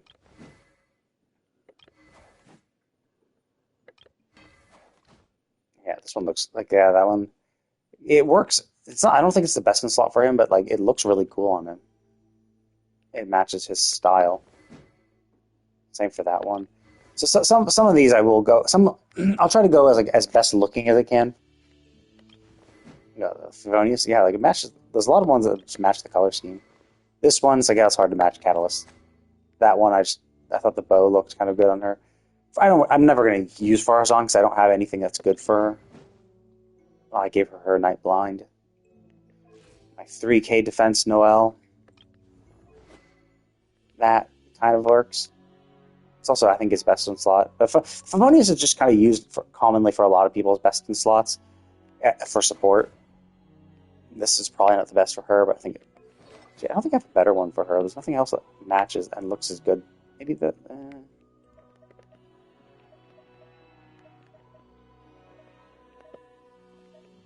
Yeah, this one looks okay. I could give her the Klee book, but I gave that to Yanfei. I could swap Yanfei and Klee.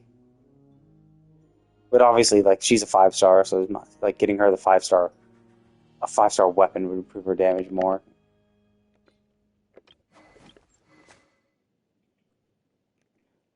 I really hope they eventually at some point do like weapon glamours, because like, yeah, the Skyward Harp I think is one of his best in slot ones, but like I think he looks really good on like the rust really matches his aesthetic. So I really hope at some point they allow us to like allow us to replace the appearance of a weapon with another weapon we have. Like if we get a weapon, we unlock its appearance, and so we can like go into a dressing room and be like, okay, well, what weapon would you like this character to have? And it'll always look like they're holding that weapon. Probably. I mean, it was the kind of thing where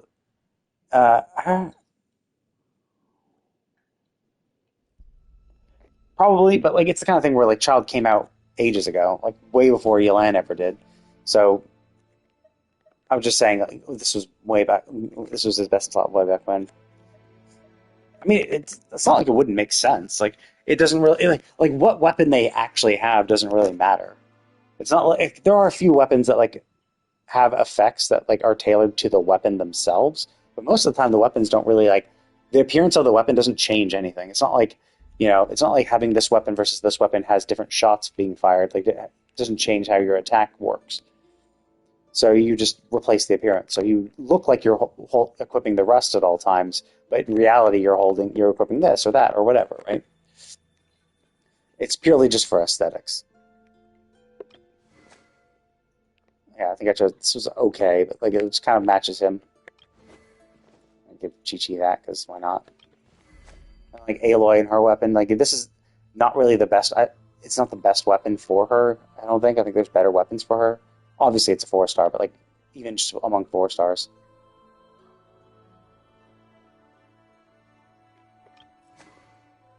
I think I gave him his Windbloom Ode. I mean, there are some. Like I think there was a whole thing around Fischl. Where's Fischl? There's a whole thing where like you could give Fischl the compound bow, and you give Fischl the compound bow, and then you put a cryo ally. So essentially, you're triggering superconducts, and then like Fischl's auto attacks are really good, especially with her C6 because she'll also be triggering Oz's attacks because her attacks are pretty fast. But yeah, generally bow users auto attacks are kind of shit. You're usually about their charge attack, their skill, or their burst, and like Yoimiya does her normal attacks, but it's only because she's infusing them with pyro, and you're getting like some sort of like damage bonus, right? Yeah, you're increasing your damage bonus. Is it adding 161% damage, or is it like multiplying it by 1.61? Either way, you're getting a big damage increase. But Yoimiya is still, you could still technically say it's about, because like this is an improvement of her normal attack damage, which means you actually have to level up both of these. You have to have this be as high as possible so that this multiplier works as efficiently as possible. So technically, she's actually a normal attack, where normal attack matters. But every other character, like, I mean, Ganyu, technically you also need to level up Ganyu because of her charged shots are in proportion to her normal attack damage. Who's other bow users? Yeah. Sethos is a weird interaction. So Sethos' main damage comes from his charge shots, and you drain energy to insta charge your charge shots. So you have to like increase his normal attack. But yeah, pretty much everything is charge shots. But generally, like normal attacks are rarely anyone's. Like normal attacks are rarely any characters, even like other weapon types, main source of damage. You know, like Gillian's main source of damage isn't her normal attacks. Yeah, she triggers her burst with her normal attack, so you want her burst up, and then you can do normal attacks to have her burst go. Arlecchino technically is normal attack focused, kinda, but again, it's mostly because it's burning bond of life to infuse normal attacks with damage. But even still, not super much. Like even Eula, her burst is her biggest source of damage. Like Navia, her skill is her biggest source. She'll do normal attacks while she's like out and about doing shit. But you could say Ayaka. Ayaka has cryo infusion with her normal attacks, but like her burst is still kind of what her does the most. Obviously, she's all about her skill, burst. She's kind of all over the place, really. But I think Keqing's burst is better. But yeah, she does her skill and normal attacks and burst all the time. She's good at nothing. She's not damage. She's not really damage either. I guess her burst is her main source of damage, but just other than being a Hyper Bloom enabler. I guess her skill, obviously. Skill, burst, skill / normal attack, burst. But actually, hers is kind of weird. Her burst does a lot of damage, but it's also shooting the gems, and I think the gem power, the 7 gems you get from using her burst are have modifiers based on your normal attack. So it's like, yeah, burst / normal attack.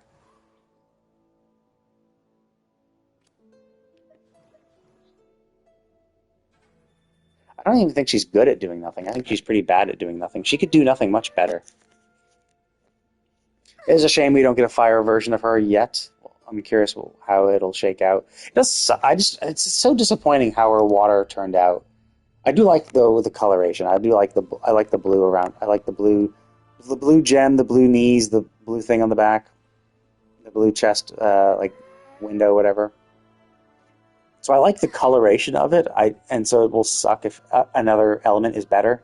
Well, I think every element is better. From Natlan? Nah, I think what's probably gonna happen is Nah. Well, if anything, what's probably going to happen is we're probably going to save the Wayob, and the Wayob is probably what's going to give us our fire powers. I think that's probably what's going to happen. I think the Wayob is probably the fire dragon, and I think the fire dragon and the fire archon both work together to do shit. But the fire archon is obviously not like a god in of themselves. They're kind of like they're an embodiment of the living flame. So either it's going to be like Mavica is going to like sacrifice herself and become a normal human to stop everything, because she kind of already did that. But I think she's going to like do it properly for realsies this time, and then she might become a playable character. And I think because like we're going into the Night Kingdom, we're going to go save the way up. I haven't actually done Act 2 yet, so we're going to save Kachina. Obviously, it seems like what the whole thing is to solve the problems with the Night Kingdom, which revolve around the way up, because the way up is getting screwed down there. So I think probably when we save him, it'll be or it or whatever. I think that's probably when we're going to get fire powers. But I think it'll probably be at the end. And who knows? It's hard to say. Like there's so much unknown. The Abyss is kind of crazy. Yeah, she's all about her skill. She's about her skill. Skill. It's because like everyone can do their normal attacks. So like, I guess technically she's good for normal attacks too. Maybe kind of. Because like everyone can do normal attacks, so like they just have such small modifiers. The only thing is just like it's all about skill and burst, because that's the thing that can actually like limit your power. Although I guess technically I guess she's all about her normal attack. Like I guess Yanfei is a pure normal attack user, because her burst is just boosting her charge attacks, or it gives her more, allows her to use more powerful charge attacks more frequently. Her skill does damage, but it's really her normal attacks and charge attacks that do like a majority of her damage. What's wrong with level 20 Bennett? Just a normal looking Bennett. Chilling in the naughty corner all by himself.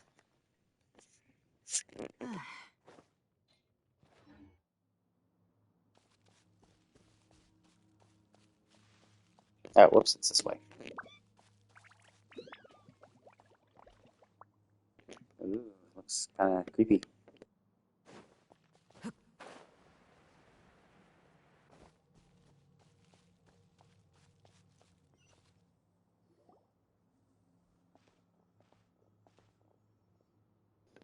Yeah, Chaska's super hot. I'm looking forward to getting her.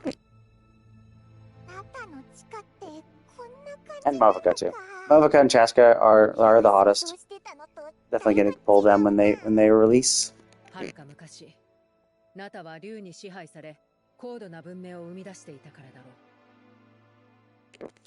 mean, it's just he's just annoying. He's just so I guess if I could change anything, it'd be his personality. He's just like, and he's just so cringe. He's just like so hopeless. Bennett.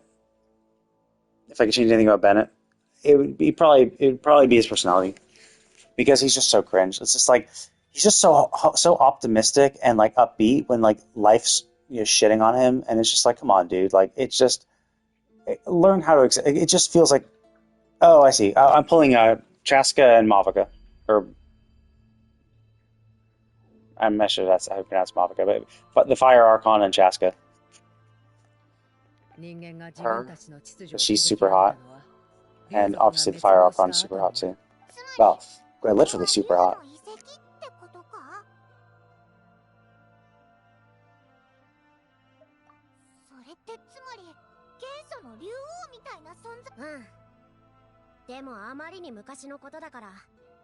Yeah, so I'm thinking that the way up is probably the fire dragon. Did I say Akron? I thought I said Fire Archon. Maybe I said Akron, I'm not sure.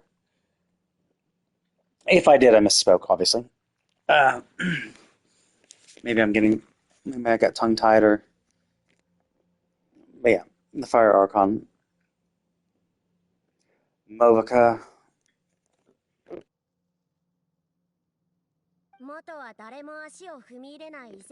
Ian Sun seems interesting. I'm curious how she has obviously Electro. We can see her Electro vision. So I'm curious what she does. Or what she'll do. I'm curious what Chaska will do. We see that Chaska is a bow user. Oh, I see. I kind of alternate. I kind of throw. There are sometimes when I do it properly, where I'm like, oh, it's Electro, it's Pyro, it's Hydro. But sometimes I'm just like, I'll use water, and it'll be like interesting too, because I'll do it in like I'll be like saying a bunch of sentences, and sometimes I'll do like, oh, it's the Hydro Archon, and then other times I'll be like, oh, it's the water type, or I'll be like, I'll use Hydro for one, and electric for another. It's like, yeah, she's. I mean, it's kind of the same. It's just it basically means the same. 歩きにくいどころか、これから遭遇する無数の困難の始まりだろう。Yeah, Jesus Christ, she's so hot.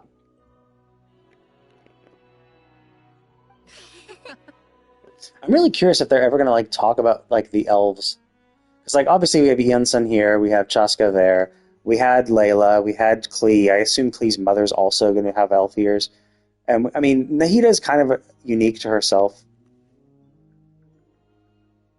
But Iansun? I think Iansun. Well, I think people thought Iansun was going to be Pyro because if you watched the video from before Genshin came out, where they do the entire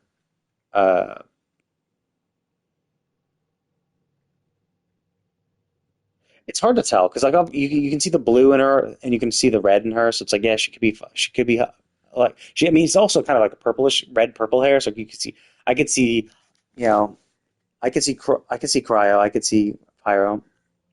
But yeah, that video when they were showcasing Natlan in the preview of like how the story was going to progress, I think Iansun was that character. It's hard to tell because like it was from an angle, and she blasted down fist first into the ground, and it looked. I mean, there was obviously Natlan too. We knew Natlan was going to be fire, so it's like, oh, it looked like she had slammed her fist into the ground and was like conjuring flames, and that was Iansun, I'm pretty sure. So it's like, oh.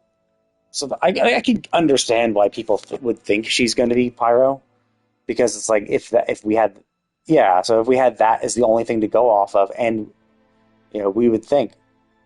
Now, technically, it's not like the characters they showcased in that video matched the element from their trailer, because like Ayaka, a showcase for Inazuma, she's obviously not Electro. We had Linny and Lynette showcase for Fontaine. They were obvious. Neither of them are water elements. So having Iansun pop up, yeah, like so far they've not matched any single character.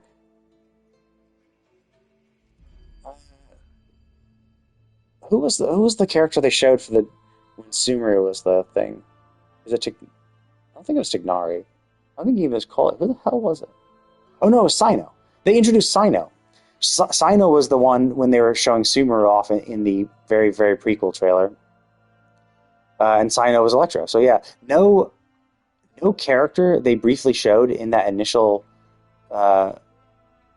outline of the story video matched the element of their respective country. I think. I can't remember who Mondstadt was. Mondstadt might have been Venti. I forget who was the showcase for that. But I think, and I can't remember what the Mondstadt and Leeway ones were, but I do remember because like there was that wasn't much hype around it because we got those countries immediately. But I do remember that Ayaka was the showcase character for. Ayaka was the character they briefly showed when they mentioned Chapter 2 or Inazuma, and then Sino was the one they showed for Sumeru. Maybe I'd have to double check. I haven't watched that video in forever. And then Lynette and Lenny were Fontaine, and then we had Iansun for Natlan. I don't think she was, but I can't remember who it was.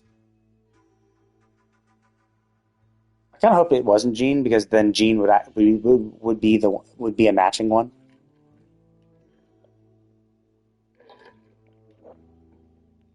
can't remember who Leeway was either.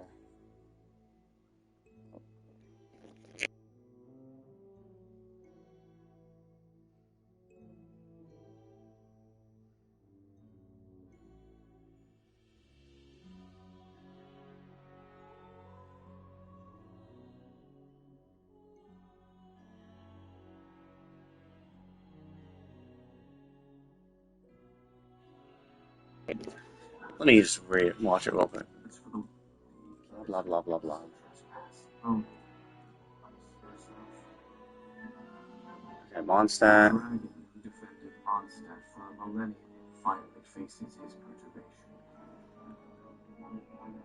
Ah, Diluc. They had Diluc. Obviously doesn't match the anima element. Oh.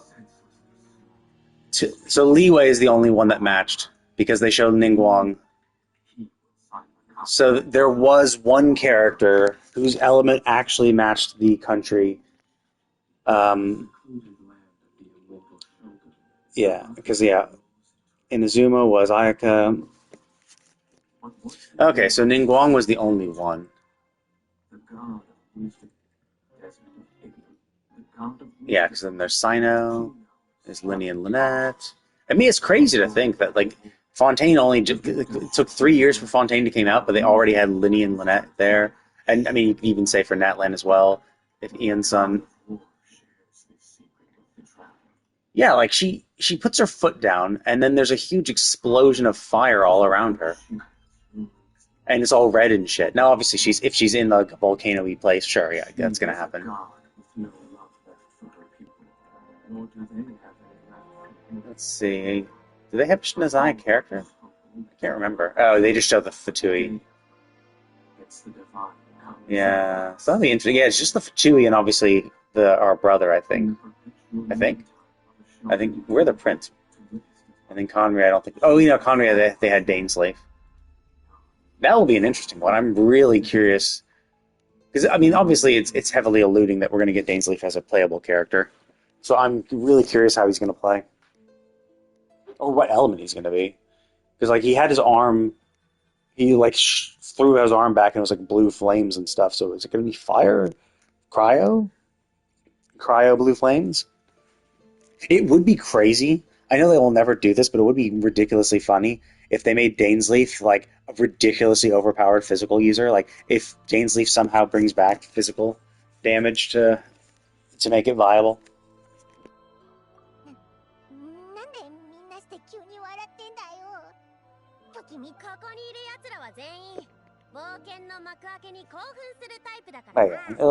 I doubt it will ever happen. I would like if they had just added more... Like, that's the problem is, like, they've already added all the characters you need to add to make physical good, but no one cares about it either way. Like, we have the superconduct reaction, which makes physical better. We have Yunjin to make normal attacks faster. So if you're a physical normal attack user, Yunjin can help with that.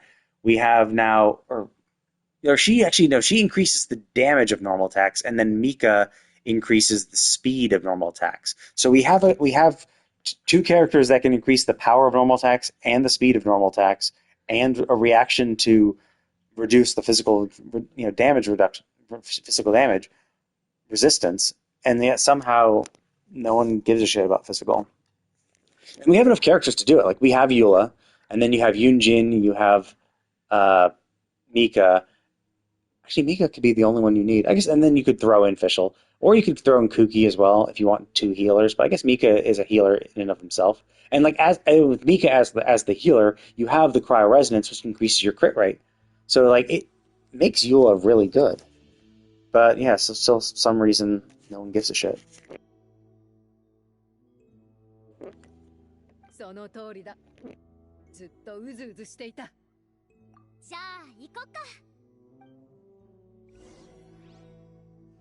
But I do get it. Oh wow. No, like I've gotten like, I think when I was farming for Emily, I got like literally the worst artifact piece you could ever get. It was all flat stats. It was you only got 3 substats and all of them were flat. It was flat attack, flat defense, flat HP. Like, you just cannot get worse than that. Like, it is just complete dog shit.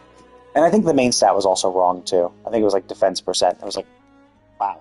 So defense percent and all the worst stats, like, literally all the worst stats, the worst substats, like, every other substat beyond those three would be better than that. Nah, I don't even, nah. Actually, what I'm trying to do lately is I'm trying to save a bit of artifact experience because of this. Like, I hadn't been paying attention to this. They added this, but I had done everything else automatically, but except for these stupid enhance a 4-star artifact. Because by the time they introduced this, like, I had been, adventure rank 60 for like a year. So I don't ever level 4-star artifacts ever. So I'm trying to save up my artifacts so I can just power level a few up to max, just so I can get all these rewards, and then feed whatever piece of shit 4-star artifact into a 5-star.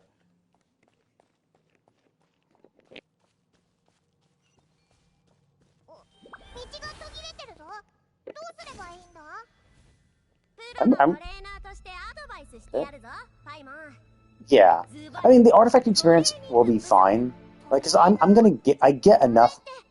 Why is there not another? The artifact. Oh, I see. I just gotta do it like that. The artifacts experience alone is pretty worthwhile. Because you might think, oh, well, you're wasting artifacts. It's like, you're only really, like, losing... Like, the idea is what you do is you get... you get one thing up to 16. So you essentially just get one 4-star artifact up to level 16, and then you feed that level 16 into another 4-star artifact. Sure, you lose the 10% experience, but you just do that a few times. I think that's super cool. I thought it was really interesting, although I thought it was going to be like one of those little potion things for one artifact. It's like, okay, you trade in one potion. I saw that you can redeem one potion a patch. Like, you can trade in max, or you can trade in leveled artifacts to get potions. So I thought, okay, that's kind of cool. Oh, okay, you can only get one of these a month. Okay, that kind of sucks, but whatever, right? But then I could have sworn I saw someone, like, trying to craft it, and it was like, oh, if you want these substats, or it's going to cost, like, multiple potions to do that. And that, I think, is bullshit. Like, it should be one potion for one artifact. That should be it. Like, that way, you're able to redeem... You're essentially able to get a good artifact, possibly a good starting artifact, once a month. And in addition to whatever other events there are, too. So, like, I think that's what they should do. Oh, whoops. Yeah, and that's the whole thing. It's like, and that's the one where random chance is the worst. Like, so that's what's so crazy that they're gonna do something like that. Which is, really, dude, like that's such a dick move.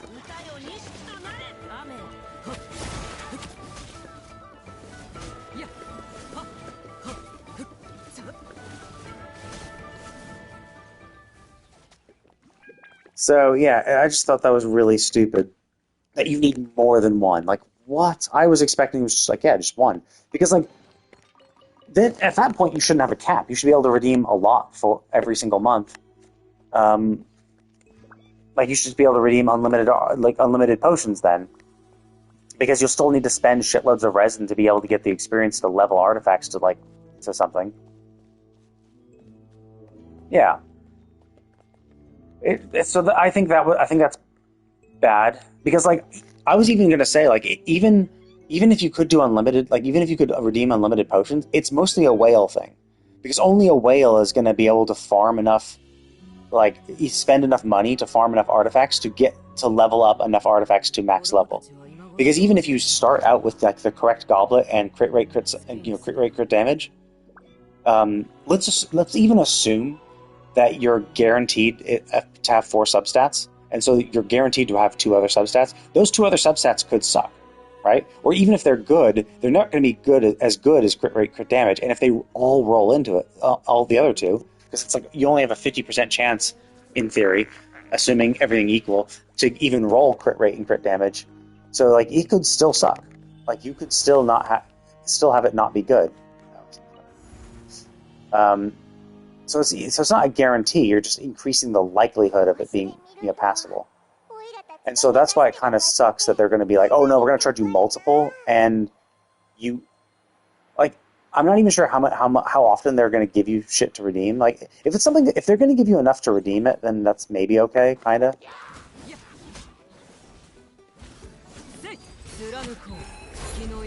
Like, if they're expecting to just give you enough free shit. Oh shit.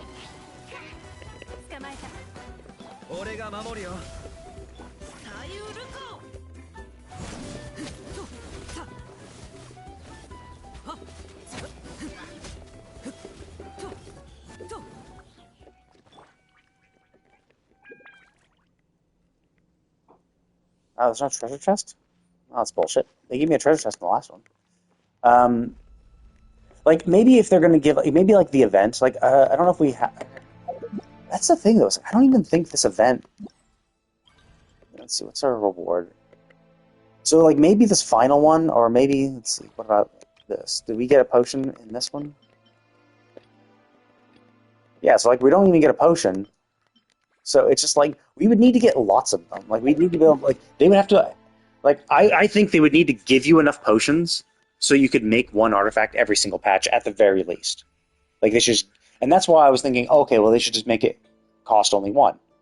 Because then, you know, all they have to do is, you know, have the main event for that patch just give you one. And then you could redeem another one through trading in artifacts. Because they're already limiting you to that, you know, in game. So like that's how they should do it. So I think that's a little bullshit.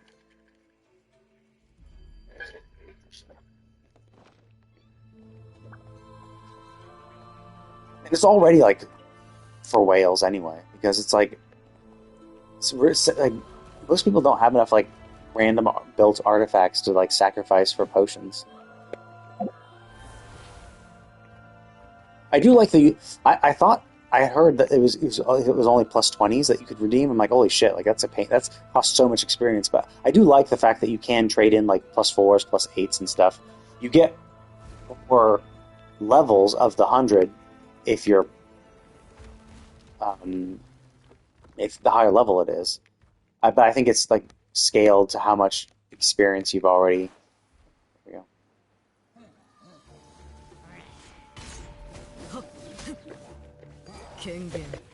Yeah. Oh no, I was able to mark them both. Oh, that's cool.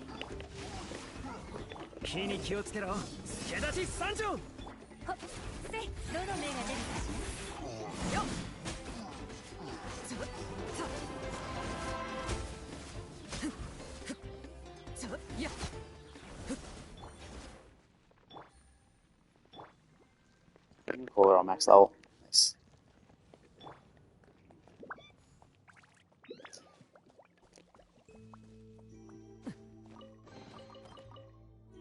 But I mean, charging 4 for a goblet is bullshit. But like, it's also just a number, and it's super easy to change that number. So I'm hoping that there was enough pushback, and I'm hoping, like, if you want to have 4, you have to do one of two things. You either have to uncap the amount of potions you can get per month, just let people redeem it for whatever. Because sure, you'll have like a bunch of people trading, you know, relatively shitty artifacts. Like I have some plus 20s that I'm not in use or that are kind of shit. Jesus Christ, like this. How the hell did I keep that? Why did I lock this? Wow. So you have stuff like that. So yeah, sure. And I could probably redeem for a bunch of potions right at the beginning. That's actually not that bad. Not amazing, but like not terrible either. So I have a bunch of these things that I could like redeem and get a bunch of potions right away. And like sure, there's definitely a lot of people who've been playing for a long time who would be able to get a lot of potions right away. But like you'd run out because like it just costs so much resin to farm artifacts to just get enough to feed in and get plus 20s. Like plus 20s are no joke. Like that's why most people leave it at plus 16 because that final like little plus 20 thing is a pain in the ass. And even still, getting the plus 16 requires a bunch of like artifacts to be farmed. So it's like they should uncap it because like even though there might be a huge influx right away, people will quickly run out of their quote unquote bad artifacts. and they'll need experience to level up the new ones they get, from the thing, and you're still not guaranteed that the thing you handcraft is actually going to be good. So that's what they could do, just uncap it. I think realistically, what they should do is leave it the way it is, like leave it capped, because that'll just make it. It'll stop. Oh, I see. It'll just get people to. If as long as you have a cap, it makes it more fair, because then like brand new players will be getting as many as veteran players for the most part. And so like that would be more fair if they just still kept it capped, but just lowered the cost to 1. これがエンジン様の言ってたアビスが侵入した時にの。ああ、そうだろう。知らないのにどこか。まさかこの中に入らないといけないのか。いいか、絶対押すなよ。 Be right back. I need to get some more water.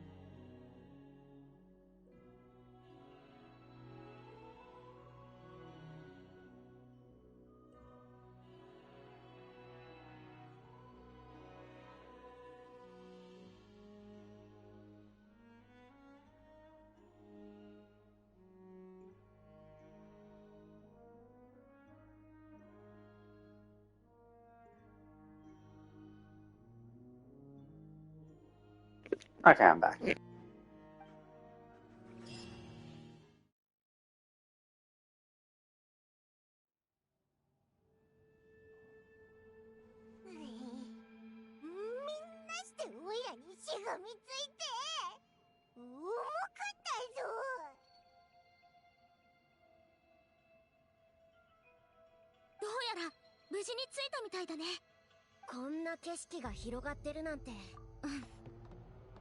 アビスの力があまりに濃いせいでカチーナちゃんは閉じ込められちゃったんだろうね。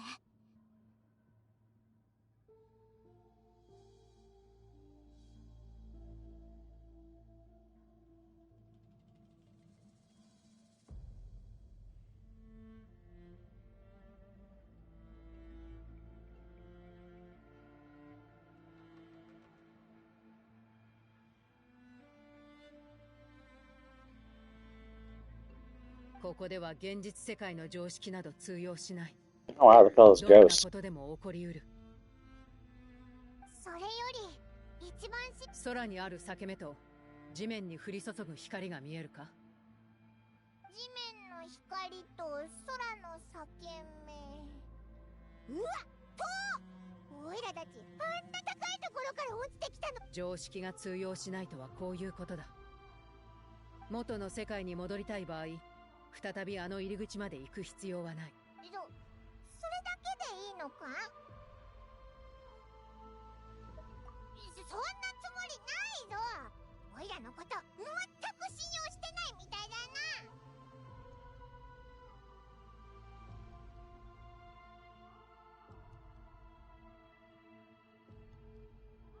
じゃあカチーナちゃんを見つけたらここに連れてくればいいってことだね。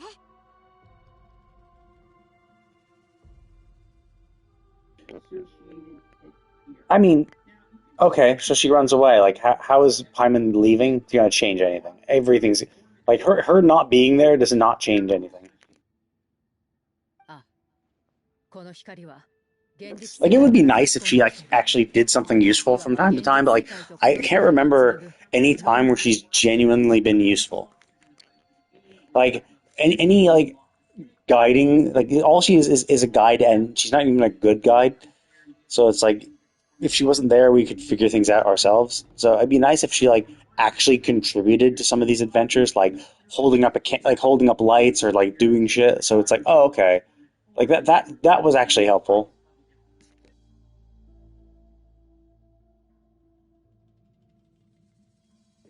Is that what she's doing? It's not like they ever really actually said that was her. この場所見たところ地形が複雑だし視界も悪そうだぞ。 I guess they do say it's Paimon's shop, but it's like that's just a shop. Like we don't need her to sell these things. We can just beat the game with Amber. We don't need Paimon. Yeah, but it's Paimon's bargains. But maybe someone else has a shop where we could buy Primo Gems, and Paimon is just constantly making sure we never find that person, so we are forced to go through her. しかもあちこちに浮かんでるあれはアビスの力だ。気をつけた方がいい。幽霊だ。しかも喋ったぞ。落ち着け。 Small price to pay to remove Paimon from the game. ビチャマを助けてくれたのは君たちだ。ああ、ビチャマの友人のマルコだ。あの力は俺を探し、俺という概念を集めようとしてくれた。もちろん、それは非常に。Well, I say that, but I am exaggerating a bit. I don't care that much. I think she's a little annoying. I think she's just useless, but like I don't actually hate her. I just don't care. But that's only because I'm playing in Japanese. If I was playing in English, I would probably hate her.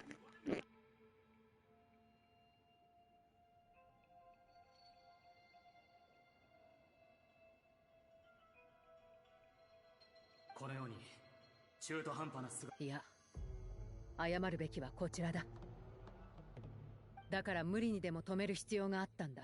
ああ、分かってる。あいつを守ってくれて、あの不思議な石の力で。まったく。勝って開戦するにせよ負けて犠牲になる。ああ、もう叶わぬ望みだがな。児玉の子の娘を探してるんだろう。あの子は今この姿を保てるうちにあの子を助けて。 I'm really curious how the like what the abyss is. Like I think we're gonna learn more and more about it. Like I think Natlan seems to be shaping up to be a huge reveal, like setting up a lot of huge reveals for what the abyss is. So like I think that will be pretty cool. 気をつけてくれ。おお。でもまさか八神の国がこんな風になってるなんてな。まるで今にも噴火しそうな黒い火山だな。いつ私たちの世界を飲み込んでもおかしくなさそうだぞ。 Ow, that hurts. Stupid ghosts. 君たちを守れる。離れないようにしてくれ。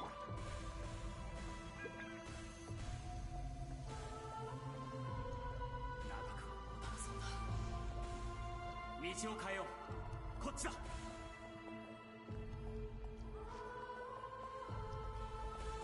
It's hard to say. It's because it's hard to say, like, if they would even. God damn it, go away. It's hard to say if they'll even be like aware of it, right? Like we're doing all sorts of shit. It's not like they're like constantly like watching us at all times. So like, I definitely could see a situation where it's like, yeah, something goes horribly wrong, and then like we get trapped in some sort of like shit realm or something like that, and then our sibling comes in and saves us. Yeah, I could see that happening.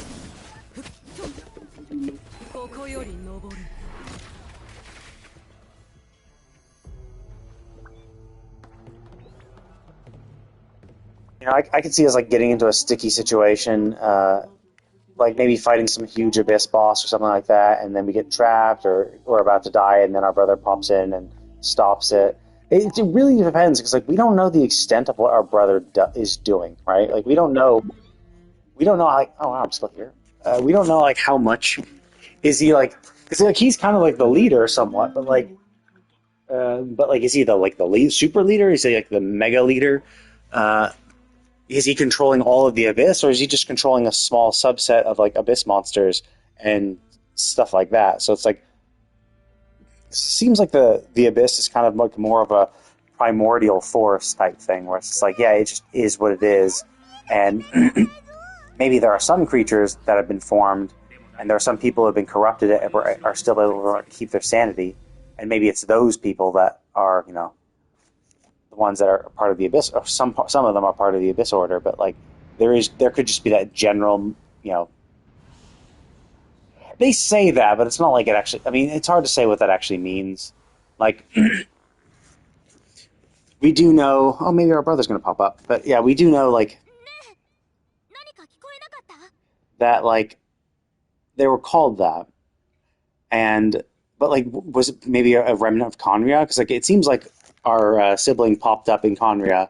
So like, were they well known there? Did they actually become a prince or princess? Were they adopted by royal family, and that's why they're called that? Is it just that because we were there when all the Conria shit happened, and like from this we learned that it wasn't just Celestia that was fucking them over. It seems like the Abyss actually attacked 500 years ago as well. So it could be that Celestia just like added on to it, right? Like, so they were fighting back the Abyss, and then Celestia came in and really fucked over and cursed the Conrians. Or maybe the Conrians did something to resist the Abyss, and that pissed off Celestia, and that's why they came down and laid down the law. And it could be that, like, yeah, maybe he's just high up in the Abyss Order because he just was at ground zero when they were, cursed and corrupted and stuff. And it's hard to say because we just don't know. Like they just haven't mentioned it. Like we don't even really know like because like we kind of know with the Cheruber quest like that Cherubert's father was like one of the founding members of it as well. So it's like we have some sort of like structure type of thing, but like we don't even know where our brother fits in that. Like were they there the entire time? Like were they one of the founding members? Like maybe they're the last remaining founding member. Like maybe all the founding members of the Abyss Order are dead, and they're just they're the only one that's remained alive because they're like, like maybe Travelers are special or something. But it also is kind of weird because like we ourselves are still considered a traveler, but our brother is now connected to the Irminsul, which means they're connected to this world. And like, how the hell did that happen? Like, is that something that happened when Celestia fucked over Conria? They were like, oh shit, who the hell are you? Okay, well I'm gonna like maybe when they got cursed, that was it made an impression on the Irminsul, so now they're tied to Teyvat. There's so many like unanswered questions. That's why I'm like really glad about this because like we kind of learned bits and pieces about the Abyss, not too much. The third Sumeru Desert area had that like hole in the sky that was spilling Abyss onto that tree that we were able to resist. So it's like we do learn bits and pieces here and there. We have more Dainsley side quests and all that shit. So it seems like this will be pretty interesting too because this will directly relate to that. Like Fontaine was a really good story. I really liked it, but like realistically speaking, what happened in Fontaine essentially has nothing to do with the rest of the world. Like, the shit that we had to deal with in Fontaine affected no one else but Fontainians. You know, like, yeah, maybe Nouvelette getting his dragon powers back might change some things, and maybe that's kind of what we're gonna end up doing is helping the dragons restore their original power, and fix the world essentially, resist Celestia perhaps, but like we don't know that at that point. And like, but yeah, like all of Fontaine was just resisting the primordial seawater, and like that doesn't affect anyone but Fontainians. So, like, from a world perspective, it doesn't matter. Whereas like Mondstadt mattered a little bit, kind of, because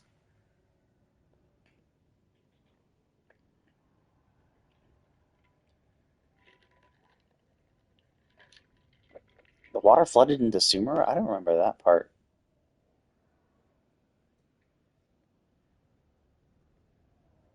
Or you mean how? You mean how the water from the flood didn't spill over into Sumeru? Yeah, I saw a map of like a complete map of Teyvat where they show like the parts north and like the northern parts of Teyvat, and it was super weird too because it's like it looks like Fontaine is just like this floating little island in the middle of Teyvat that just has a consistent waterfall, and like that in and of itself seems weird. So who knows how that happened? The whole place seems odd. But yeah, like the overflowing water, like it's weird. Like yeah, how does a land that's above sea level flood, right? Like how does a floating island flood over without affecting the rest of the world? Because like it's already floating above, it's already like raised above the rest of the continent. So how do you flood that without flooding over any other thing? Yeah, it's whatever, right? Like none of that ever really made sense. But it's like it could be just I mean, the primordial sea is like weird in and of itself. So it's like maybe the raised fontaine is treated as like separate dimensionally. Like maybe there's some thing that keeps the water only on fontaine, or I haven't fought him yet.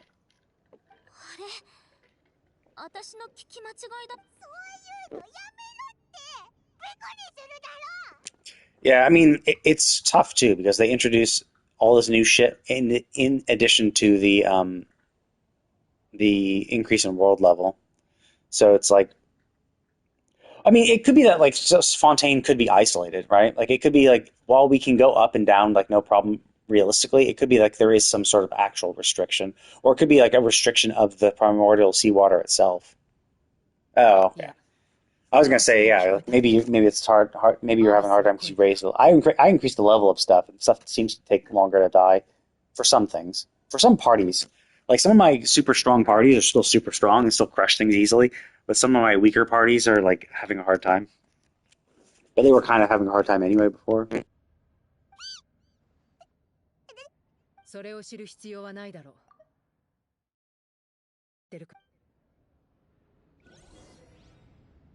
That's the weird thing is like they had us get affected by the abyss. Oh, the abyss was whispering at you because like we have the ability to purify the abyss. So why, like, how would the abyss be able to affect us when we naturally purify it? Like if we have the ability to oh hey, it's Kachina. If we have the ability to purify the abyss, wouldn't we just be naturally resistant to its effects as well?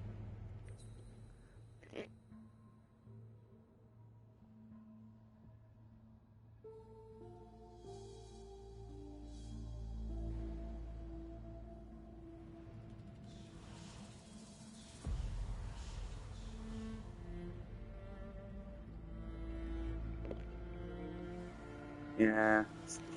I'm curious, is Night City Conria? Is that what this is supposed to be?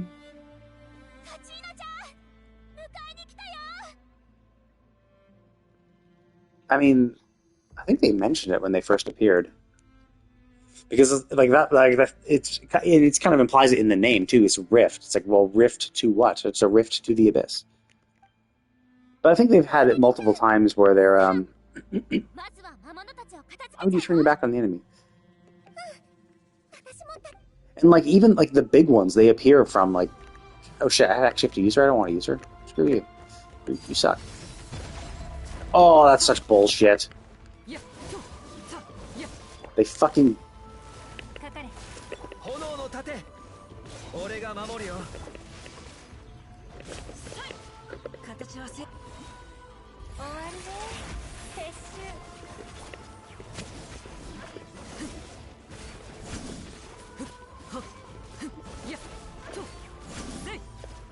Yeah, but the...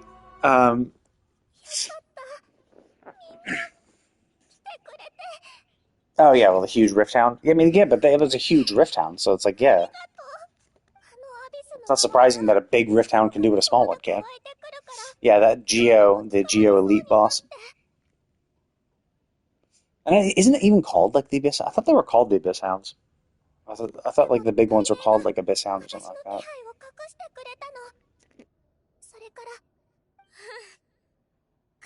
これからどうする？今すぐ帰るか？そのお願いがある。反言の歌に起きてる問 Oh, 題は good. Here's what it looks like. どう言ったらいいかわかんないけど、きっと今の状況を見るにエンジン様の推測。ヤガミの国には各部族の大霊を象徴するそのトーテムポールが大霊の本体だとすれば、ここのトーテムポールは大霊の意識を共有する。 Oh, I thought Wayob was like the name of the big dragon that is the fire elemental dragon. It seems like there's a Wayob for each totem. 分身が数多く存在するからこそ、大霊の意識はヤガミだが、分身が広く汚染されれば。けど、汚染された分身は一つだけじゃないだろう。じゃあ、大霊を見捨てるの？ It's also crazy that, like, this is how it's, like, it's been 500 years, and only after 500 years did they finally think, oh, yeah, let's try this. Let's try corrupting these things. Like, really? So they beat their head against Natlan for 500 years before thinking, oh, let's go do this. Let's try corrupting the Wayobs. Yeah. Being tiny and having pointy ears makes them wise. It's also, it's hard to say. Like, she actually might be older than she looks. Or maybe it's an elf thing. Maybe elves live longer than normal. It's hard. Yeah, like, they haven't really properly said what the hell elves are. Like, what's with their pointy ears? Like, there's not that many of them, but they do pop up from time to time, and, like, just no one explains it. It's like how Sigwine they never explained how Sigwine was different until she finally had her character quest. And then she's like, oh, that's why she looks the way she looks. Like, she clearly doesn't look like any other Melusine, but no one fucking brought that up at all. Like, we introduced her, and, like, even after seeing all the Melusine, we see her, and we're like, oh, look. Yeah, but Klee's a child. Hida is 500 years old. This one might be 500 years old, too.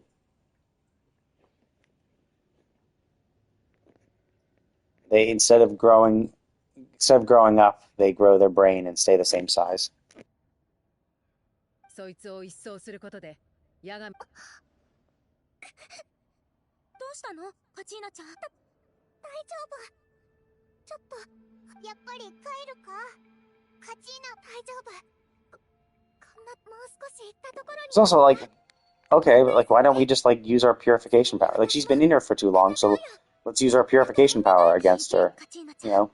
Cleanse her a little bit to get her to the same state. There are some, like, things like that where it's like, that doesn't really make logical sense. Like, we shouldn't be affected by the Abyss as much because we should be naturally resistant to it, because how the hell else would we be able to purify it? Why don't we think to purify her right now? Like, to clear out any, you know, Abyss, like, corruption. There was the other thing, too, about Atea. Like, so we purify Atea, but she still dies because, like, she had that wound and had been corrupted by the Abyss power for a long period of time. And so it's like, I get that, right? It's like, you know, even if you throw acid on someone, even if you, like, manage to get rid of the acid, like, if the acid burnt away parts of your skin, that burnt skin is still burnt, right? So it's like, yeah, you can stop the acid from burning, but it's not going to undo the damage the acid caused. But then the same thing happens to that dude with the rock, and we purify the Abyss, and they're like, oh, sorry, it looks like you have some, you know, Abyss energy in you. I guess you're gonna, like, you'll have to learn how to live with that. And it's just like, what? Like, no, we can purify it. Just give us, you know, maybe give us a few minutes to rest up a bit. Let's purify the remaining out of you, and you should be fine. Like, I thought that's what we did for Atea. We completely purified her, but the abyss damage had done. Yeah, like we completely purified her, but like she was just too fucked up, right? It had eaten her. It had destroyed. It had like corroded her for far too long for her to like survive. But like the dude just got affected by it. Like we could purify him completely. Like that kind of thing doesn't make sense. Like and like they bring back the purification power, but they don't like use it as often as I think we should. Or like no one questions it either. Like I can purify the abyss power, okay. And maybe it's setting it up for something. Like maybe we're gonna learn some big secret. Maybe that's why our brother is like the head of the abyss, is because he has, I don't know, the ability to resist it. Well, we didn't exactly purify Dvalin. It was all about those spikes. The spikes were fucking him over, so we just got rid of the spikes. Once the spikes were destroyed, then he wasn't really affected. Yeah, sure, maybe we purified a little bit. We purified his tears, but not. And maybe the reason why we were able to destroy the spikes was because of our power. Like, it's hard to say. Obviously, like we don't have like we were the ones who did it, and so it's like, were we the only ones who could do it, or were we just the only ones who happened to do it, type thing? Because we're just so strong and awesome. But yeah, so we did do that. But like, could anyone have done that? Like, because like it's kind of weird because like the first spike we destroyed from the sky. When we were gliding around, we were shooting our little like shots and shit, and then that's when we destroyed the spike on its butt. And so it's like, well, were we shooting purification beams then? Like, we didn't even know anything. So it seems unlikely that those blasts, were purification blasts. So maybe anyone could have, destroyed the spikes and saved Dvalin, but we were just really strong and powerful, so we were just the ones who did it. Or were we the only ones who would have been able to do it, and if anyone else tried, they would have failed because they wouldn't be able to destroy the abyss spikes because they're not special like us. Who knows?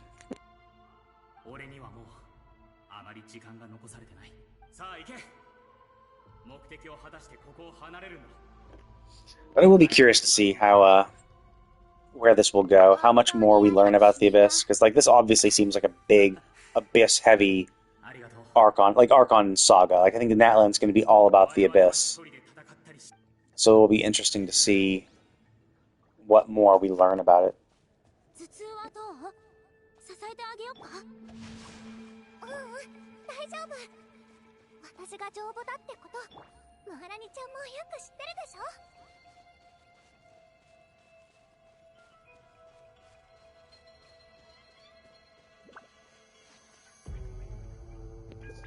Do you mean like in general, or like for this Natlan arc? Like in general, I mean, I would say like my biggest complaint about it is it's a little too power friendshipy. It's a little too like shonen jumpy, a little too childish sometimes. And I'd say, I guess my biggest complaint in most stories is simply like when people do something stupid because they can't do because they're intentionally doing something stupid to progress the plot forward so that certain things happen. And like, so any moment that type of shit happens where it's like, well, why didn't you do the logical thing of this and instead just didn't do that? The situation got worse because you didn't do that, and now we have to deal with that shit. Like now we have to deal with the end result of it. I generally don't like that. Like it feels cheap. There are ways to do it. There have been moments in this game I've noticed where it's like, oh well, that's dumb or that's not explained. Like you just need a one-liner to say why this happened this way instead of that way, and they don't. But the overarching story, I'd say, is okay. Like I think, I don't know, Zhongli giving up. It's tough because like I don't know the importance of gnosis. Like they haven't really explained what a gnosis is, other than it seems to be kind of like a battery for Archon's power. But it doesn't seem to be the source of their power. I don't need to heal Arlecchino. Once I get her skill up, her burst will heal herself. But the problem is the other guys don't have self heals. Yeah, I mean we know what that is, but like But like we don't know what gods are. Like what are gods? Why were gods fighting? What makes a god a god? Like the Fire Archon's not a god. The first Fire Archon was a human who became the Fire Archon. So it's like, like what makes but if they're unique in that respect, then what makes the other gods gods? And then what is the purpose of Gnosis? Like why do they have them, and why do all of them seem to not give a shit when they lose it, right? Like they make it seem like it's something important, but then none of the Archons seem to care what happens to it. So like that I find a little confusing. But like obviously it's this kind of stuff that's going to get explained at some point. But yeah, like some of that stuff would have been nice. But it's not like super important. It's not like super relevant to what we're currently doing. Yeah, well, Venti's Venti. He's whatever. Like they're all doing their own like thing, and like Venti lost his, but like Raiden gave hers away to Yaimiko for safekeeping. So it's just like she clearly didn't give a shit about it. She didn't give it to a friend. It's not like she like threw it in the trash or something. So it's not. So she didn't treat it like too poorly, but she also didn't keep it on her person either. So and like Zhongli, it's like okay, I guess sure you want to, have fun doing your own thing. But like Nahida gave hers away too, and I mean Nahida's pretty smart, so maybe she thought the Doctori losing his clones would be well worth it. Yeah, but like, how did Yai have it? It's not like Yaimiko went to she didn't go to A and say, hey, I have a friend who's about to die. Can you give me your Gnosis? No, like she had, Raiden's Gnosis for a while. She's been chilling with it for a bit. That's how come she had it to trade. It's not like that she went to the Raiden to pick it up. She had it for a bit. So Raiden clearly gave it to her ages ago. So she's had it for a bit.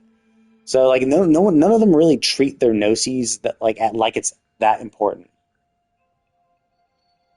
They had it. It's kind of like all gods seem to have one of them, and it's like fine, sure, it's a nice little amplifying device, whatever that Celestia gave them. Yeah, sure. If Celestia gave me, it's like giving these gods a gun. Sure, if someone gave me a gun, I'd be like, okay, cool, thank you. But like if I'm not a gun nut, I might just be like, okay, well, someone wants a gun, sure, here you go. So like yeah, so they treat it like it's something important, but at the same time, none of the gods seem to treat it as important. So that is kind of confusing, like the dissonance behind it. I do think there are definitely some times where the characters just act dumb or do things in a stupid way. Like they don't do things in a logical way. Well, we haven't even seen what the Fire Archon's Gnosis is. So maybe the Gnosis is the eternal flame itself. Or maybe it's like the core of the eternal flame is the fire Gnosis, but whatever, right? And that it's a more of a means to an end, right? Like if that is the case, if it is the core of the eternal flame, well, they need the eternal flame to stave off the abyss. So it's not like if they didn't need to stave off the abyss, then they could let the eternal flame go out and it wouldn't matter. So it's more of a matter of urgency. They need it for that reason. Whereas, like, no other god really needed theirs for anything. So it's like, it's not really that important for any of them. But we'll see. Like, the story's not over. Maybe, who knows what will happen. So yeah, and yeah, I can't remember off the top of my head. I definitely know that it has happened in this game. Maybe even in this Archon quest. Not this specific Archon quest, but I just remember the last time where we were just like, completely stupid.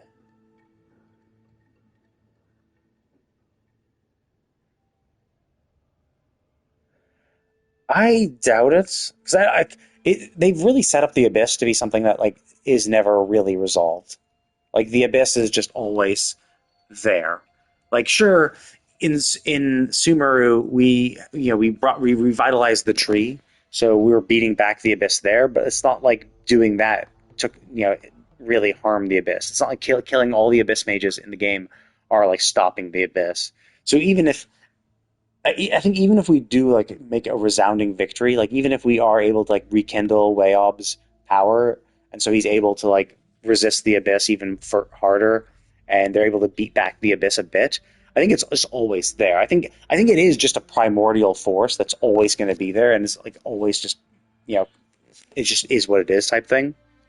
And I think maybe there are some people that are trying to use it to fuck over our world, and I think that's what the Abyss Order is. It's like, oh, well, we're just gonna use this power that exists and try to direct it towards these guys because we hate them, screw them, you know, maybe something like that. So I'm looking forward to kind of how this will progress. I'm hoping we do a lot more Abyss shit. Very good, another lector.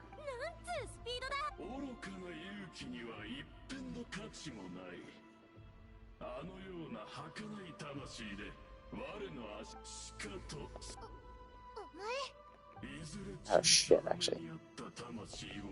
Crap! My strongest damage dealer is a fire, and this fire type, and this is creates a fire shield, which I think is completely immune to fire. Actually, wait, no, are they? I don't think they're immune. I think they're shield. Well, no, fire abyss mages are immune to fire.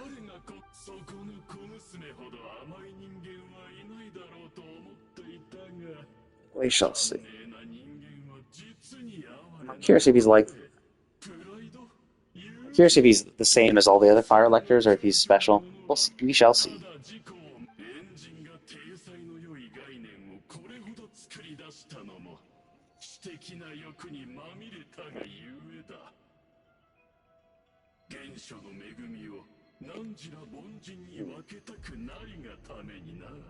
To avoid sharing power. It's like, what do you mean avoid sharing power? Like, you do realize the Ode of Resurrection is quite literally her sharing her power.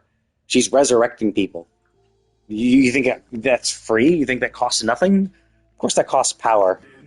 You need to use power to resurrect people.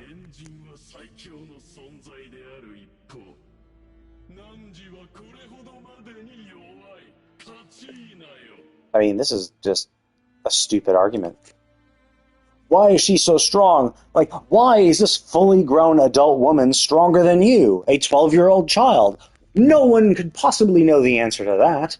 Adults stronger than children? That doesn't make sense at all. Clearly, it's because she's a selfish person. It's like, what?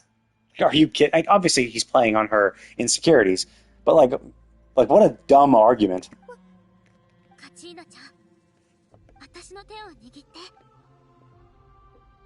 Like, other things would make more sense. But like, dude, she's a fucking child. No shit, she's not as strong as an adult. If she was as strong as an adult, that would be fucking weird. So like that. That's an example. It's stupid. It's whatever. You can understand he's just trying to play on her insecurities, whatever. I get it. But like, God, that's a dumb argument. It's not like the only time I've ever seen this shit too, where like they do this completely stupid argument that somehow convinces idiots to believe it. 君の言い分は正しいのかもね。でも、君は大きな勘違いをしてる。何を言ってる？友情があるからこそ、私たちは力を生み出すのは友情そのものじゃなくて、友情という概念を信じ。And even though I say I'm like against power friendship type stuff, this is fine. Like, I don't mind this. But like, Bennett is just like, I don't know. He's just like, he's so ridiculously optimistic for how unlucky he is, and he's just so cringe. He's just cringe. He's the embodiment of cringe.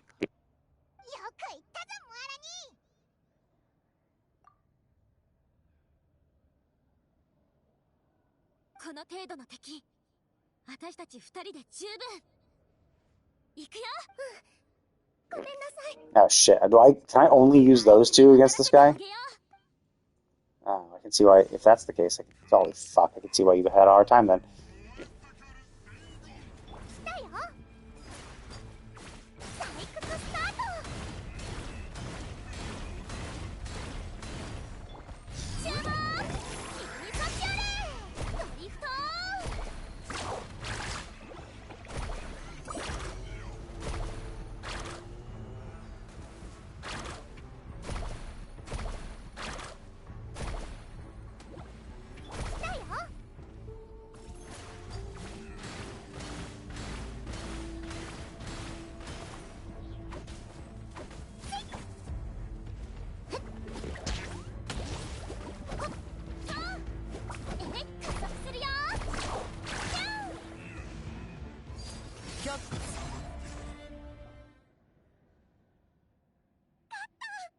Oh, there we go. I guess I won.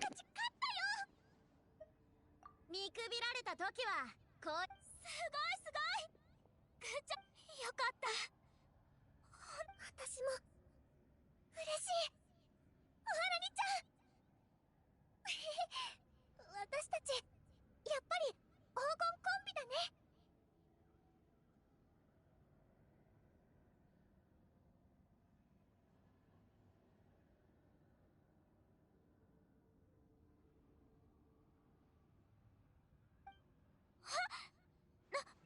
何これ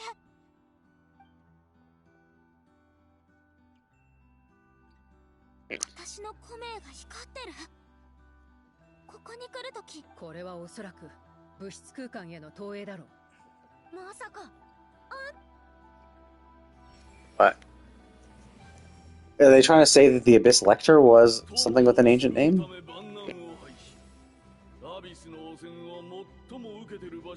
Was that the way up? No. Oh, is that the first Fire Archon?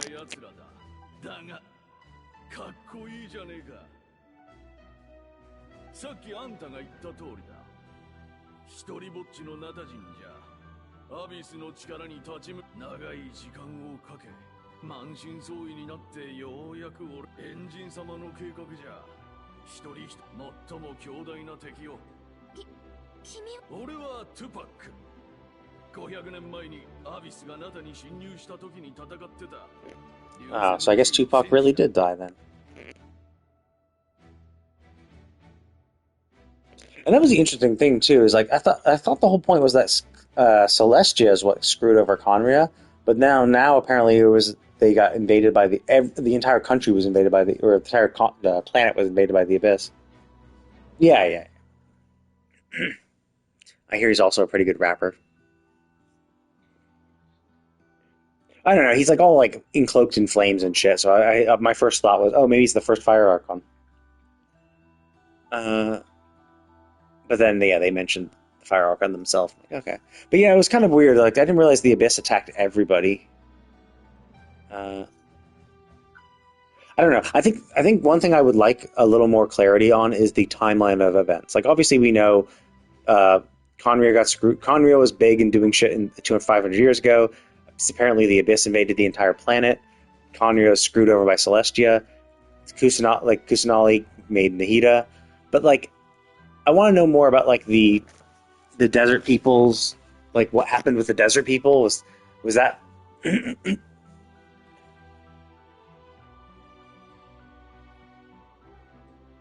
Conria? It just came from it, because they said earlier in this whole thing that Conria was also attacked by the Abyss. Now maybe Conria was the one who let them in the first place. Yeah, maybe that's it. Maybe Conria was fucking about with some shit and accidentally opened up a portal to the Abyss and flooded the entire world, and including themselves. Maybe. Yeah, they said earlier in the patch that Conry was also attacked by the Abyss. The Abyss attacked every single country. So maybe Conria was the one who let them in the first place, perhaps. Now they are. But now they were cursed. But I thought Celestia was the one that cursed them to be Hilichurls. I thought it was Celestia that did that. Yeah. Well, a lot of them are working with the Abyss now, but I didn't think that it was the Abyss that did that to them. They said they were cursed, and I thought they were cursed by Celestia. They didn't really say who or what cursed them. It's like if the Abyss cursed, like how did the Abyss curse every single one of them, right? Like turn them all into Hilichurls, like instantly. Now maybe that's what it was. Maybe like they opened up a rift to the Abyss, and because they were like then there was like an abyss explosion, and maybe that explosion essentially cursed them all. But like I thought Celestia was also like fucked them over, or maybe they did Scorched Earth. Maybe Celestia did come down and be like, oh shit, the Abyss is here, and they just did a Scorched Earth policy to cure the Abyss, but also fucked over everybody else. I don't know. Like, that's a little unclear.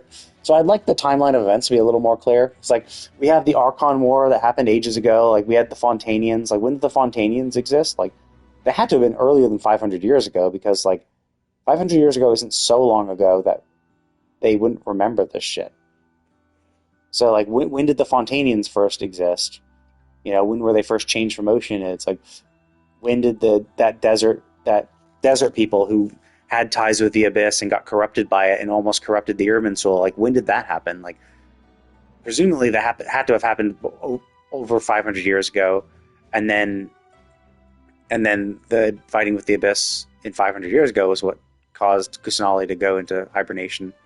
So there's a lot of stuff that they aren't particularly clear about, and it doesn't help that we can't go redo quests and re-experience them. So it's like, yeah, it gets kind of confusing. 俺の意識が古名の中から蘇ったっちゅうことは、すべての部族を団結させ、滅びゆくナタを。私が。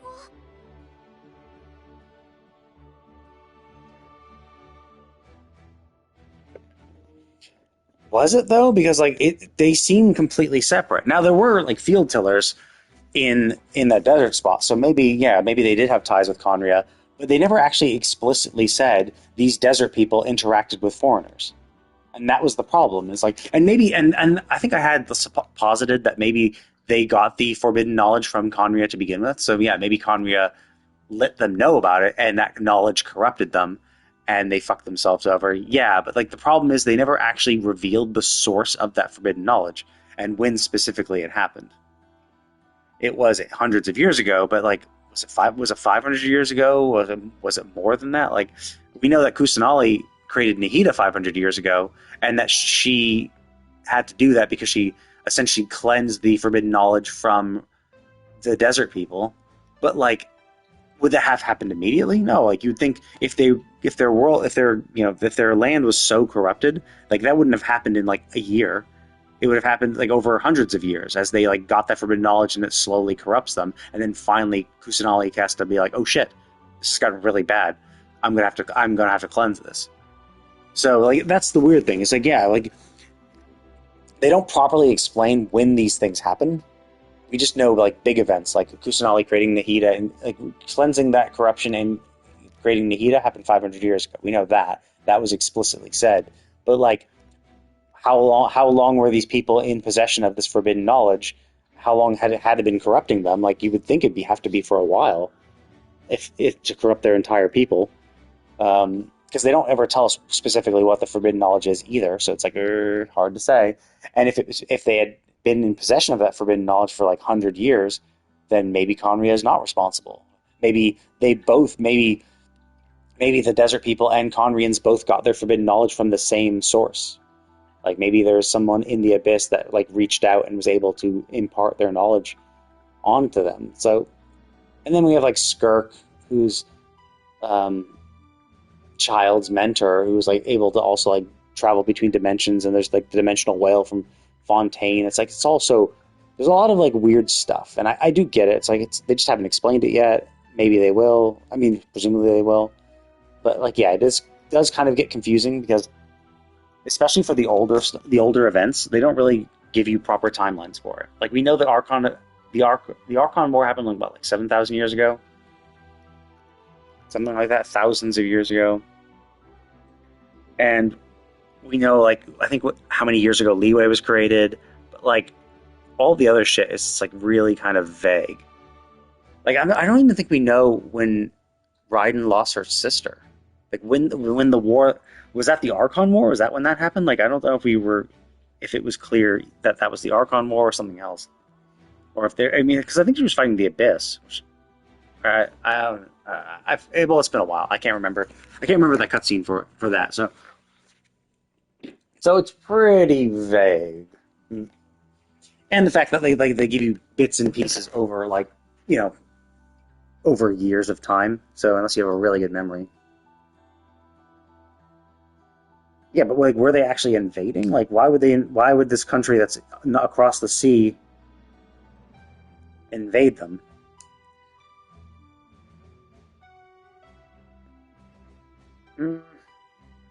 Yeah, but so then if that's the case, then yeah, then that would have been 500 years ago. And I don't think it was Conria. I mean, I don't think it was Conrad directly, because I don't think they've ever really indicated that they were ever in control of the Abyss back then. Because, like, if they were really in control of the Abyss, how the fuck did they get cursed, right? Like, cursing them was obviously not what they wanted, and even Dainsleif said that they were cursed by someone. Or not someone, but something. I remember the cutscene when it happened. I just don't remember specifically what war they were fighting when it happened. Because, you know, it's been 3 years.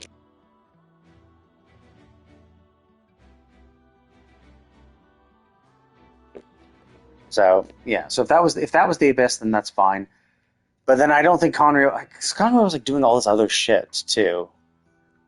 But like that was the kind of thing. It runs counterbalance because they were saying like, oh, we created all the field tillers and all this shit because we wanted to fight against Celestia, and they made it seem like Conrad got screwed over because they tried to fight against Celestia and Celestia beat them down. And now it's like, oh, now there's the Abyss invasion that like not only affected them but the entire world, and maybe Conrad was the instigator for it. Maybe they were trying to tap into some forbidden power and they fucked up and it escaped and screwed over the world. But in that case, it's not like Conria invaded other countries. It's that the Abyss fucked over the world, and Conria might be at fault, obviously, but like I wouldn't say Conria invaded other countries. 血が尽きる前に水石で刃を研ぎ小さき明かりを残せ。さすれば炎はナタのすべての苦音の暗闇さえも我々を分かつことはできない。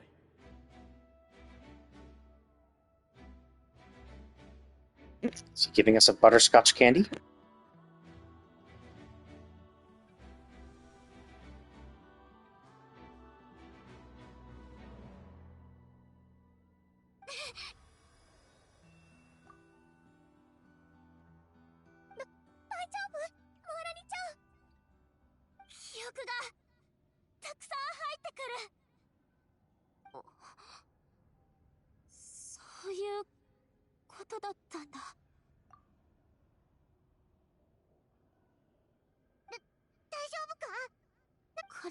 $500年前から今のナタに訪れる危機をここでゆっくり話すような内容じゃない。帰ってからじっくり説明しよう。一部はな。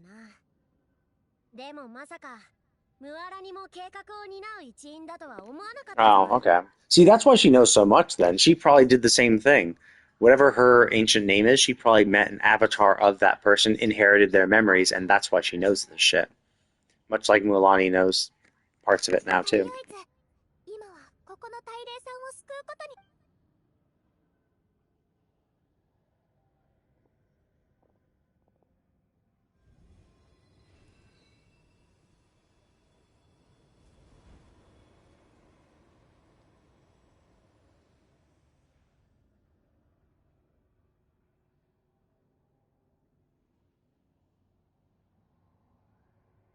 And with their powers combined, they form Captain Planet. Yes.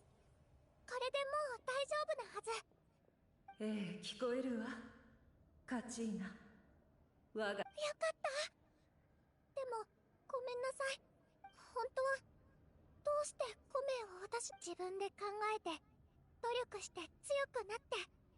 ええ。でもカチーナ。何があろうと。That was actually another thing I didn't quite understand with the Archon Quest, which they never, so far they haven't explained properly, but like, so Kachina obviously feels insecure and stuff, and she, you know, wants to prove herself and all that crap, but like, she's a child. Why is she so desperate to prove herself as a child? Like, why is she so, in such a rush to prove herself and not just grow up, right? Like, all she needs is, like, just to continue training for a few more years, and then she can do this shit. But she's like, no, I have to do it now. And all these, like, fully grown adults are like, well, not really, like, lots of them, just those two assholes, but, like, are just, like, against her. And, like, as you know, even her teammates were kind of dismissive of her because she's not strong enough. But it's just like, why is everyone such assholes about this shit? Like, why is everyone, like, trying to force her to do it just because she has an ancient name? Like, they don't really, because I would think that the dragon Well, I would think the way I would be like, oh no, I can see the past, present, and future all at the same time, like Mavica was saying. So I foresee that you're going to become someone special. So you would think she's giving out names to children all the time, right? Like, and no one's expecting them to instantly become a warrior like the next day. So why is she so desperate to prove herself immediately and can't just like? Why is she not satisfied with just becoming stronger and you know growing up? コメは私があなたのためにつけた一つの名に過ぎないわ。自分の人生を It's like that doesn't make sense. Like it's just like other people have names, but like again, they haven't really explained it properly. They haven't explained like, okay, well, when did Mualani get hers? Like Mualani is relatively young too, and she's also gone into the Night Wars 3 times before, so like she's done it for a bit. But like, what's like what age are you expected to be like a super warrior and go in and do this shit? Like we have Ian-san too, who's gone in, but like her age is kind of up in the air as well. So maybe she's much older than she seems.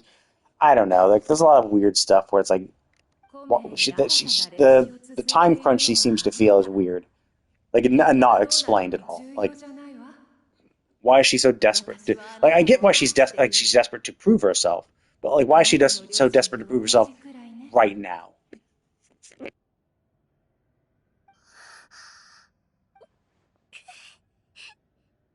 さあお行きなさい。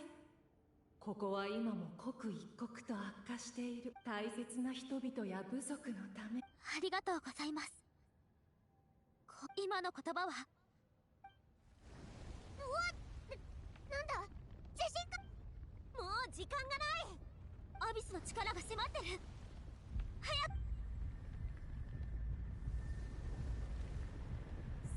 He wants to say like. Why is it a Mondstadt one? Oh, I see. It's because it's wind. Got it.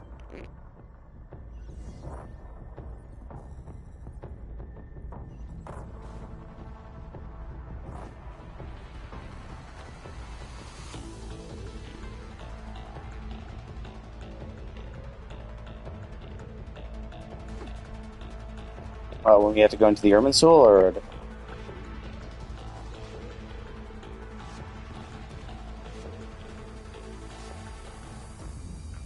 or is it the one where you have to go underneath the? Oh, I see that one. Yeah, that one also didn't make sense too. It was like, oh yeah, I'm gonna sacrifice myself against this guy who's like sitting on the throne, and we're just gonna fuck off. And I guess you're dead now, but we can go back in at a later point. No one's there. And it's like it's whatever, right? Like they make a choice. Sometimes it doesn't make. Sometimes you think it doesn't make sense. Maybe it makes sense in their mind. Maybe they know what they like are trying to do.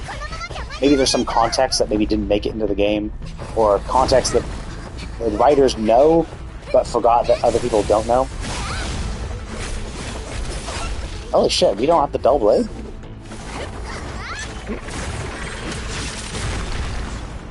That looked like the prototype Rancor.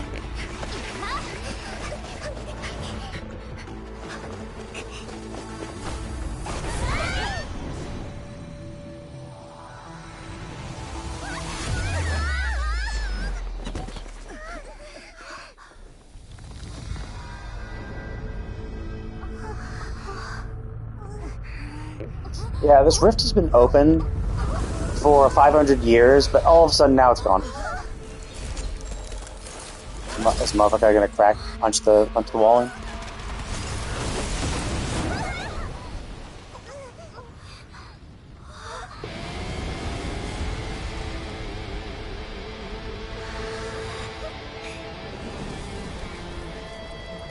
Yoku yatte kureta. Sa a modoro.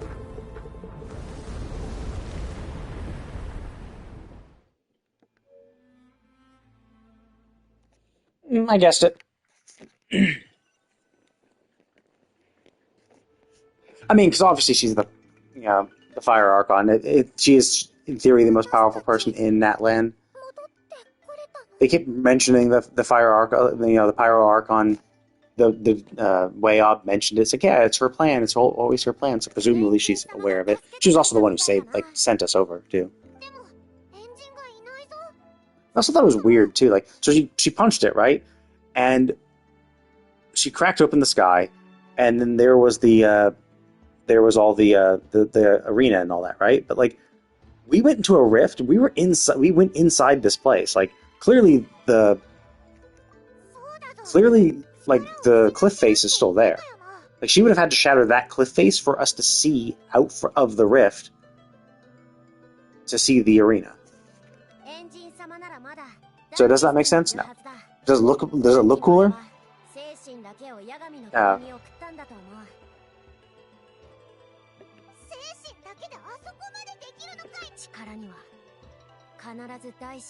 Well, no, I mean, that doesn't actually explain it. Because my question wasn't why did we see her and why did they do this? My question was, why, when she shattered it, did we see something that was not immediately outside the rift? And you could argue, well, she herself would have had to shatter it from where she was. Like, she would have had to been like floating above her consciousness would have been floating above the arena and then punching downwards. And then, yes, maybe it's connecting us with her, but she said she was not there. She said she was at the speaker room, right? She's still in the speaker's chamber. Well, did we see the speaker's chamber when she shattered it? No, we saw her floating above the arena. We saw her. We saw the walls of the arena too. We saw it like she had punched. We saw it like she was floating above the arena and she'd punched into the earth itself, opening up the entire earth as a cavity, and then we were like, looking out from there, which doesn't make sense because that's clearly not what happened. Like, the cliff face is totally fine. She wasn't at that location when she punched it. Yeah. Well, I mean, not always. You could be anywhere really, wherever you fall asleep. But the whole point is that it's just like,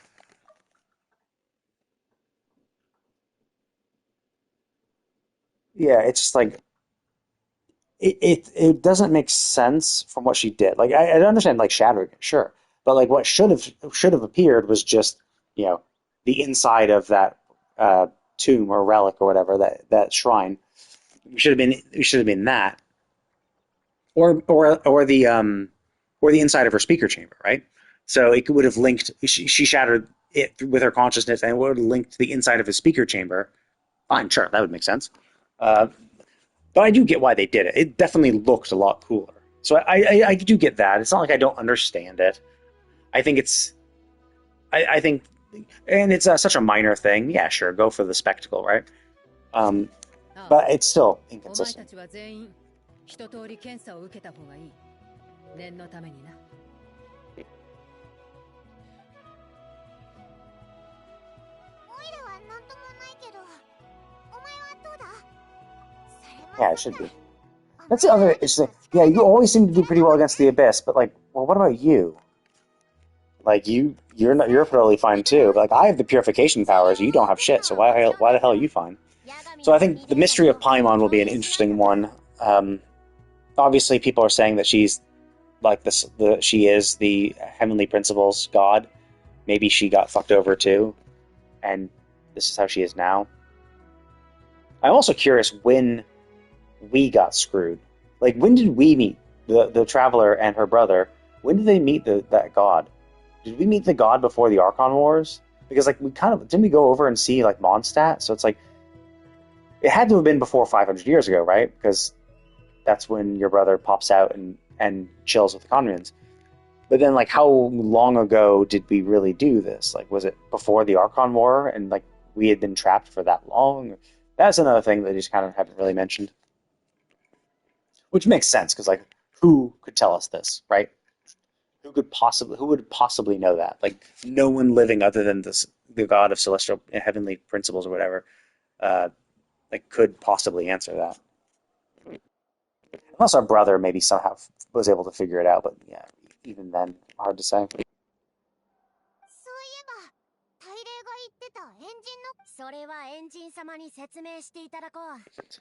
I mean, like, our brother pops out 500 years ago for Conrians, but like, when did he get trapped? Like, when did that person trap him and seal us away? Like, we don't know when this happened. Was this before the Archon Wars? Was this over 7,000 years ago? And our brother finally popped out 500 years ago? Or yeah, I mean, it could have been 600 years ago, and then he pops out 100 years later. Who knows, right? When that happened is really up in the air. 私たちの行動 Oh, の realistically, it doesn't matter, あ right? なたの運命を左 Like 右 when す it るんだ like does it matter if we pop? It doesn't matter if we fought well, actually, it kind of does matter because Celestia has to be there at the very least for us to fight that thing. But generally, it's like, yeah, does it matter if it was 1,000 years ago, 5,000 years ago, before the Archon War? Not really, I guess.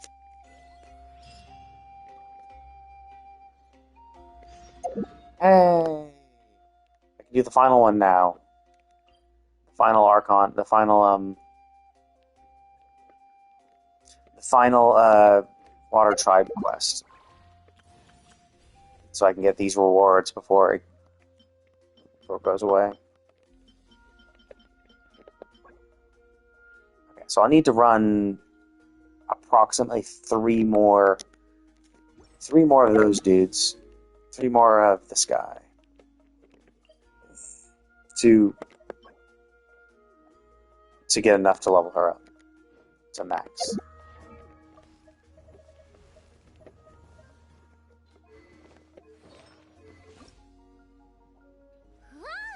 Oh, cool! It gives me enough of the materials though, so I won't need to look for more. I think I already farmed all of these yesterday, so I don't have any more until tomorrow.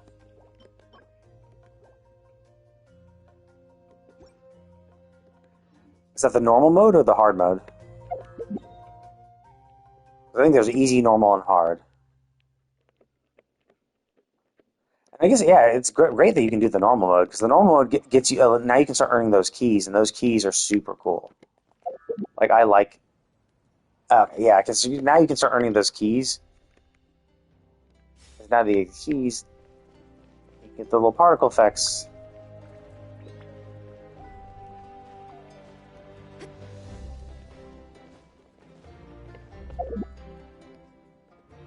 I think those are a cool thing. I hope they add more.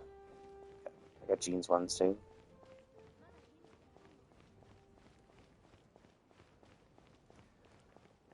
But it seems like you get. I think if the first time you do it, I think your first clear gets you 3 keys, so you can instantly get one of them, and then the next month you can get the second one.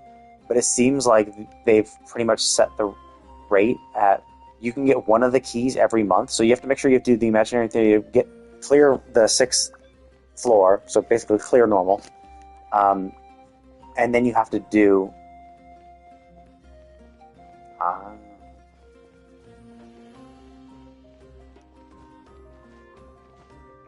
And then you have to, yeah, Kazuha is super useful. Did I build him right? What the hell? I think I stacked his elemental mastery. Yeah, 700 is pretty decent. I don't think his artifacts are amazing though. 90, Jesus Christ, that's really good. Crit rate and crit damage with a shitload of elemental mastery is perfect for a Viridescent Venom or a Goblet. Yeah, if that had more elemental mastery, I could do better.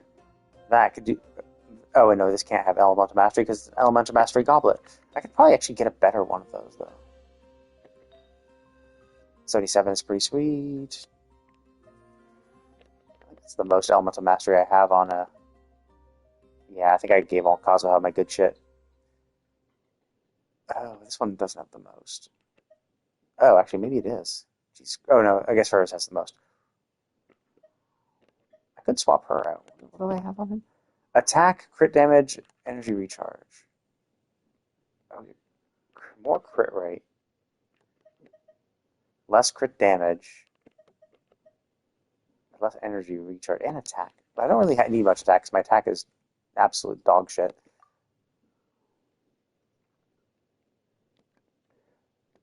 Not Layla is a pure support, so like she's only there for cryo application and a shield. Now her shield is good. Like I really like her shield. It has 100% uptime, so it's not terrible.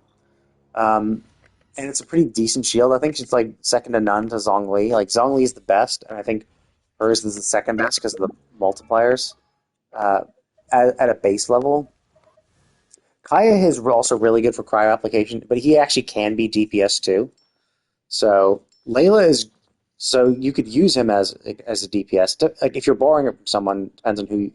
If you're getting a free trial one, then that's kind of up in the air because it depends on how he's built. So like you could build him just purely to make use of his glacial walls, and like that's where you can get a lot of stuff because it's a thing that revolves around you, does cryo damage, and so you can get a lot of good reactions with it. And if they've just built him for like energy recharge and stuff, then his damage might be low. But you know, it's whatever. He's still pretty good sub DPS.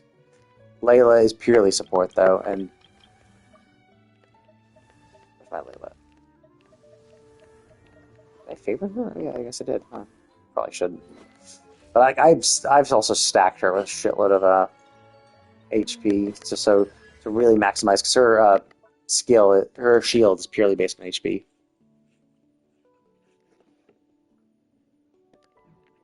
So at 34,000, yeah, 35,000 HP, she essentially has a shield of 9,000.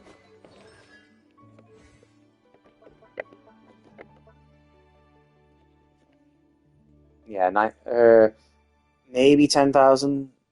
9,500. 9,000, probably more, but it's like 9,000, like between 9,500 and 10,000. And I think one of these, no, that's nothing. So one of our constellations give her a shield. Yeah, and that too. So the shield absorption, curtain slumber is her talent, right? Wait, what? Oh, okay, yeah, curtain slumber is her. Yeah, so this increases that shield by another 20%. So that let's just say it's 10,000 shield because I'm too lazy to calculate specifically what the number is. This would then bump it up to 12,000.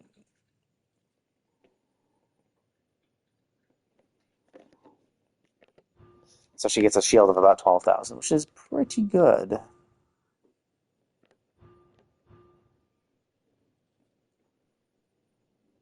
Yeah. So yeah. So but then yeah, she's pure support.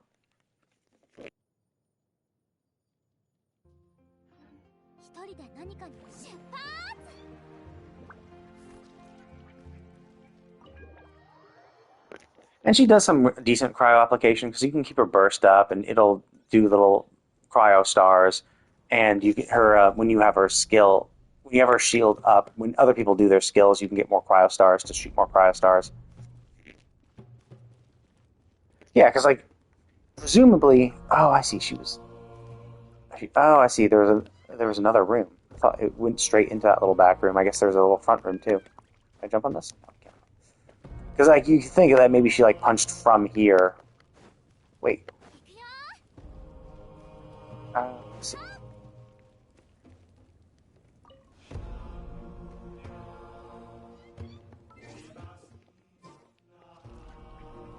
I am your Pyro Archon now.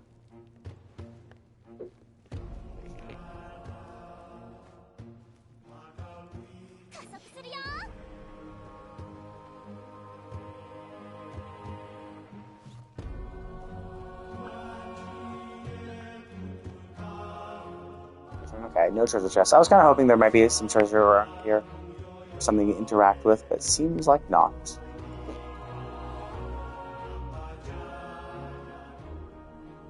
Yeah, so you'd think she'd be like punching down in here or something, and then we would just see like that. But whatever. It was definitely more cinematic. Definitely looked really cool.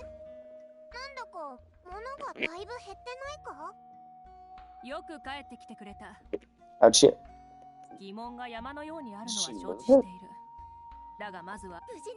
Or did she like? She consumed those things as power. Was like there's still remnants of like that whatever that flame is, whatever that flame was still remnants of that flame. So she had to burn those things to get a burst of power.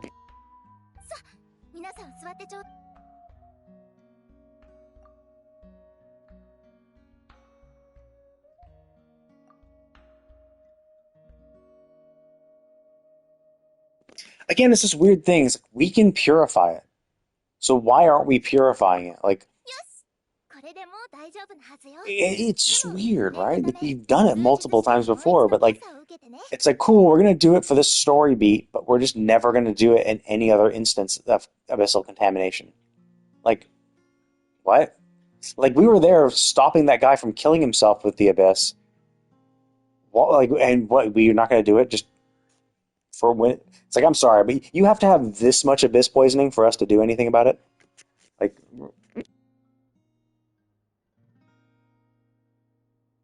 ただこちらの旅人さんみたいなのはあいつって昔からちょっと特別な and that was the other thing, right? She just admits we're like pretty much completely immune to its power. Then why did we hear the Abyss Whispers? Like, if we were completely immune to its power, we wouldn't have heard the Abyss Whispers. And even if we could hear the Abyss Whispers, like, they had the whole like freaky camera like static effect around, like, on our head so clearly we were affected by it. So it's like, it's kind of weird. Oh, okay, so Paimon's not affected. But again, it's just like, oh yeah, like, I'll treat your abyss poisoning. Oh, you can purify it? Okay, well, I'll continue treating their abyss poisoning, because, like, you know, even though you can purify it, let's just not do that. じゃあ私はこれで失礼します。ありがとう、クイック。いいわよ。考え方に違いはあるけど。 I'm actually really curious if we're ever going to get her as a character. I'm thinking maybe not. 今は時間に任せましょう。 I thought she was unique enough いつかきっと。 that we might, but I don't know. She's seeming a little too NPC-ish. Maybe she's not as flamboyant as all the other ones, so she's not going to get a playable character version. 話題は多岐にわたるが、どれから始めるべきか。そうだ、君たちも見たな。八神の国のあの惨状を。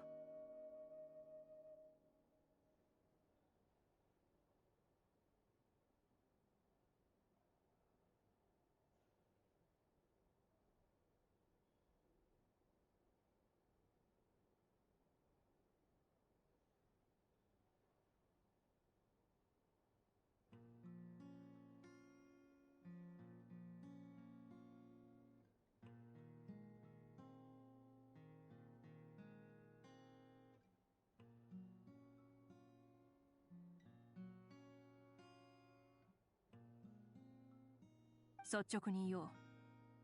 ナタの滅びが目前に迫っている。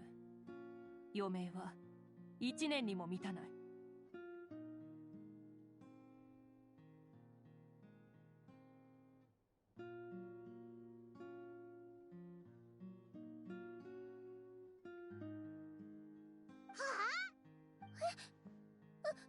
これは事実だ。このことを知るのは先ほど言った余命。つまり、滅びへのカウントダウンが始まったのは最近ではない。それなら、ムアラニからも。ああ。当時、すべての国がアビスの侵攻を。Yeah, it's all of the nations. Wouldn't that include Conria? ナタは元来、他国が持つような安定した堅固な地脈を有していない。故に、状況は最もあれは長く、あまりに凄惨な戦いだった。我々はその後、さらに数百年もの時間。しかし、その勝利は表面上のものに過ぎない。アビスの力は今も消えておらず、八神の国の問題はさらに一筋縄ではいかない。なぜなら、あそこはまさにナタの地脈のような存在だからだ。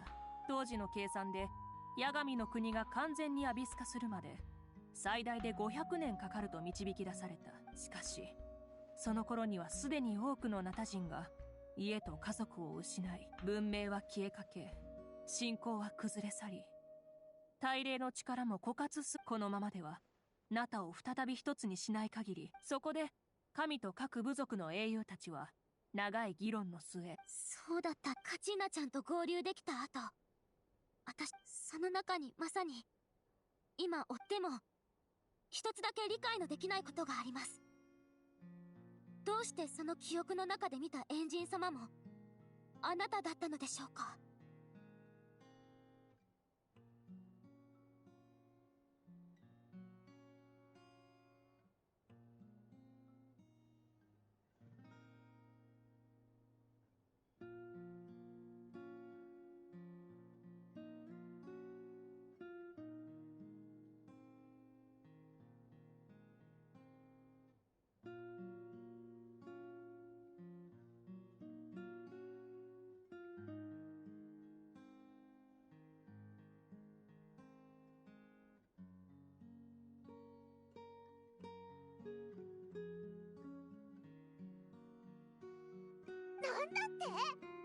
人って人間だろ？ああ、その疑問は正しい。しかし、魔人であれば、一部の人だが、ナタにそのような存在がいないのも周知の事実だ。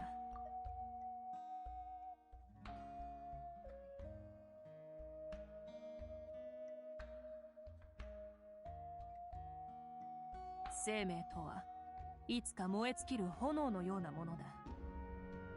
過去に一度死を迎えたがゆえに再び、つまり簡単に言うと、ああ、当時各部族が団結していたからこそ、500年後のナタがアビスと戦える力を持つためには、次のエンジンが滅びた各部族を復興させる必要があった。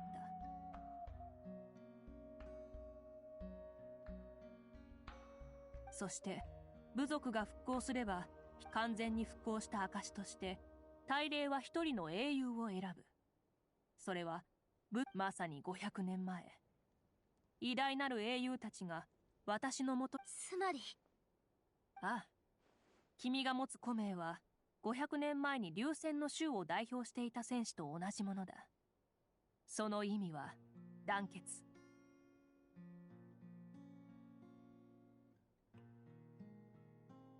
八神の国での冒険を経たことで、君はきっとこの古名の意味を完全に理解したことだろう。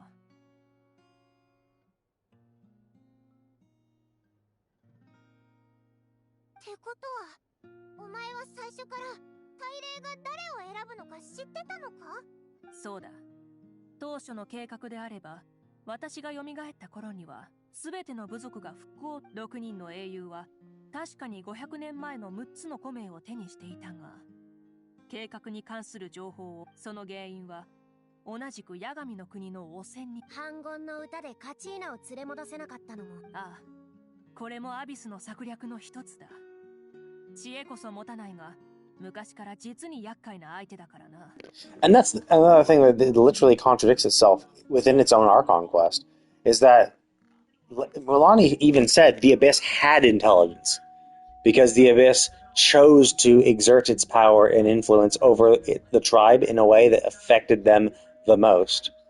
So they were implying that the Abyss had intelligence. Now, I thought they didn't. I thought it's silly to say that, because the way you guys got corrupted was them corrupting the most prominent element in your region, which is like, well, that's what they would just do. You live by the water, there's lots of water around you, so not surprisingly, if they corrupt your environment, it would corrupt the water. So I don't think it was done. You can't attribute that to intelligence. It could just be they corrupted the most common thing. But she was implying that they were intelligent because they were doing this. And now Movica is saying, nope, they weren't. They don't possess intelligence. その計画を再び巡らすには、私一人だけでは足りない。古名の所有者もそう悟った時から。現在、児玉の子の白年、かがり木の民のキーニチ、それから北条の国のイアンサが認められている。Oh, that's interesting. So I was wondering if Kachina was going to be the one, but no, it's going to be Zillanen, who's like ridiculously hot. Like, holy shit, she is hot. I've seen like her animations too. God damn, she's really hot. So I definitely want her. I'm actually surprised Kinich is also recognized. So like he's recognized by one of the ancient heroes, but he wasn't able to get a place in this really recent battle. Like, that's kind of weird. Although technically Mualani also didn't, although she only just got recognized, so. そしてこたびの剣を経て、ムアラニ、君も無事大霊に認められ、古名に刻まれた古の英雄の記憶を手に。でも、もういい。そうだ。だが仕方がないのだよ。切迫した状況であるにもかかわらず。エンジン様はそれをご存知。Have you seen Zillanen? She's ridiculously hot. She's Geodea, except she has like panther ear or like hyena ears or whatever. But like her animations, like she puts on like roller skates and like zips around.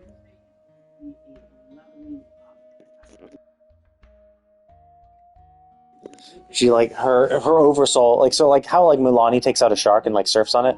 Like it's like Zillanen's oversoul turns into like rollerblades, and she like zips around doing attacks with them. She looks, and based on her kit, she's essentially a healer.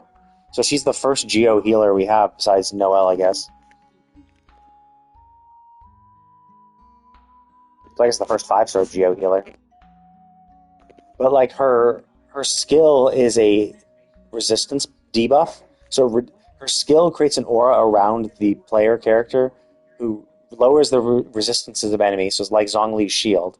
Her burst heals, and then she looks super hot. So like, yeah, all you could possibly want. 確かにそうかもしれないが、逆効果になる可能性も否めない。 But to be fair, you may have a point, because I can't, like, Emily's cute, sure. I mean, Clorinne's pretty hot. I guess Clorinde, Navia is pretty cute, but I think Natlan does have a lot hotter characters. Like, Chaska is super hot, Zilanen's super hot, Malvika's super hot. Like, Fontaine had some cute characters, like, you know, Fiorina's cute, Navia's kind of cute, and she's pretty, but like more like just pretty. Clorinda's pretty hot, but like that's it. And then there's like, I guess Siguyne's cute, but like, I guess Liyue has Yelan. If you're looking for hot characters, Jean's hot. So like, Mondstadt doesn't really have many hot characters. Just Jean, I guess.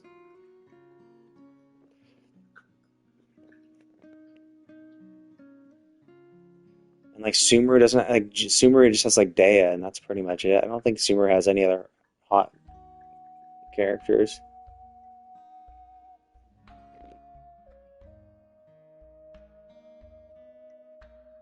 I can't remember who I even used who is technically from Sumeru. Yeah, like other countries have like one or two. Because like Inazuma has Yaimiko and Raiden, but then like Kokomi's more cute than actual like hot. So yeah, Natlan just has a lot of つまり残りの2人が誰なのかもエンジン様は教えるつもりがないということですね。ああ、その者たちのケーキはまだ訪れていない。大霊の目利きを私一人でこの危機を乗り越えようなナタを救えるのは神でも特定の誰かでもない。君は実に鋭いな。悟らそうだ。君たちが八神の国から無事帰還できるよう完全に力を失った何せあのような危険を冒すことここにあるものは単なる記念品などではない。燃料 Oh, totally called it. I called it. She burnt the stuff to get power. 物語は確かに大切なものだが、そういったものには持ち主が戦っていた時 contending fire. I couldn't remember what that was called. Yeah, I was thinking that they each had residual contending fire, and that she consumed them to be able to do what she did, and I was 100% right. だが、塵も積もれば山となるというように、先ほどはそれらを燃やすことで核蓄の炎を生み出し、それを利用ただ極めて乱暴なやり方なため、でもあれってどれも大切なものな。だからあんたたちをここまで連れてきたんだ。エンジン様。私のことは気にするな。それに大霊のトーテムポールを救ってくれ。もしそうなれば、小玉の子には英雄たちがここにあるものを私や他のエンジンに託したとき、彼らはそれがナタを救う。あれらのものが最終的にナタの英雄たちを救ったと知れば。それでもやっぱり。Because yeah, I mean, even as Malvika said, the Abyss is intelligent. So the Abyss is more of a primordial force, and maybe Conrio was the one who unleashed it upon Teyvat and fucked over the people and got cursed as a result. But I thought I could have sworn they said that it was Celestia that cursed them, not the Abyss itself. They were cursed for doing what they did. I thought they were cursed for rebelling against Celestia, but it could have been that their method of rebelling was to unleash the Abyss to get power and fucked over the world, so that's why Celestia came down and cursed them.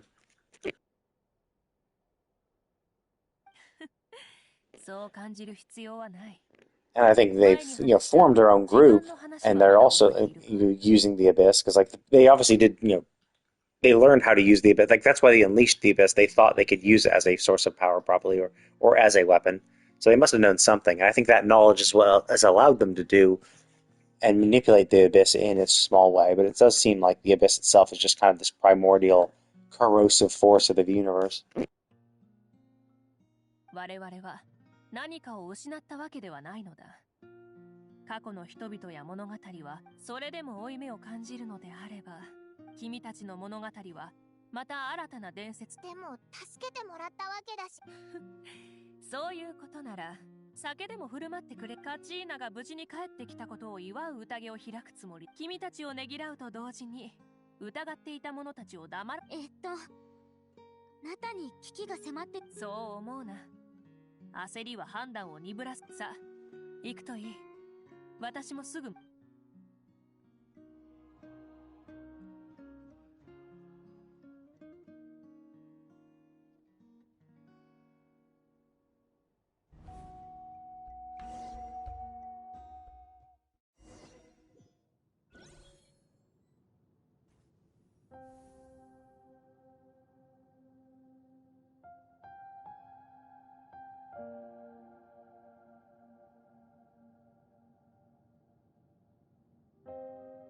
She's in her mind palace.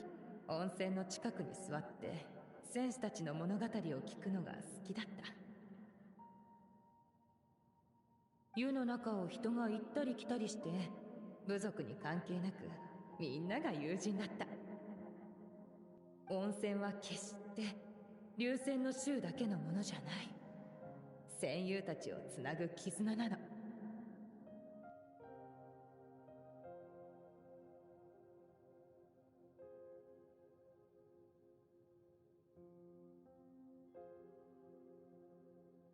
部族の子供たちがどんどん成長していく姿を見れて本当に嬉しい。私も温泉の本当の意味を少しずつ理解できるようになった。青春や活力、情熱にあふれている。なんて元気で、なんて憧れる存在。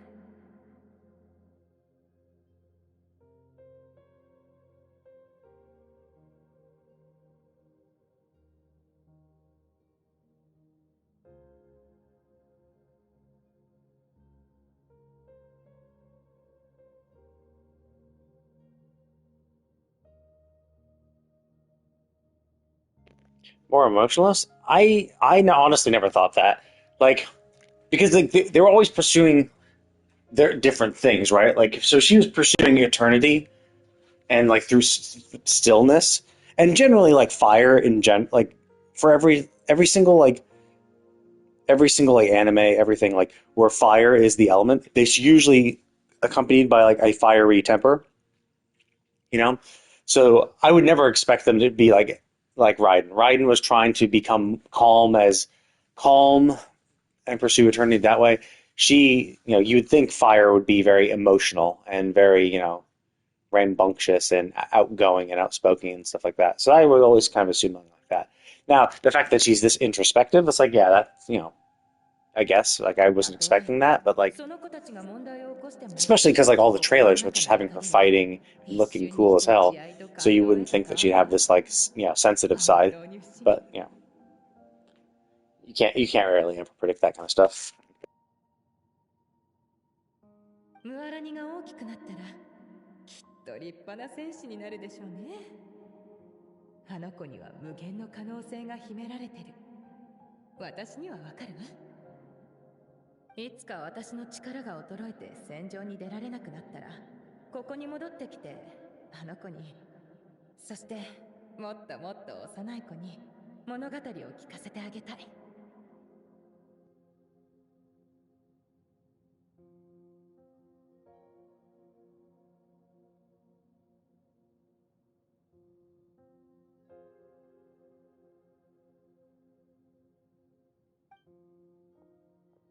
あんたもしっかりエンジンをやってね。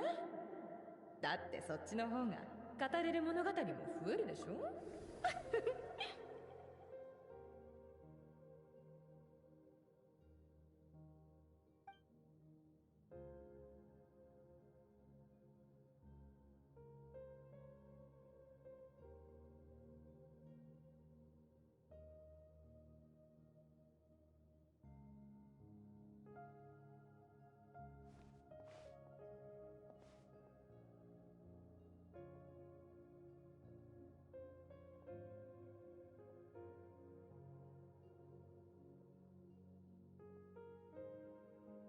空は暗く、部族は散り散りの中、遠い未来の勝利を約束されるとは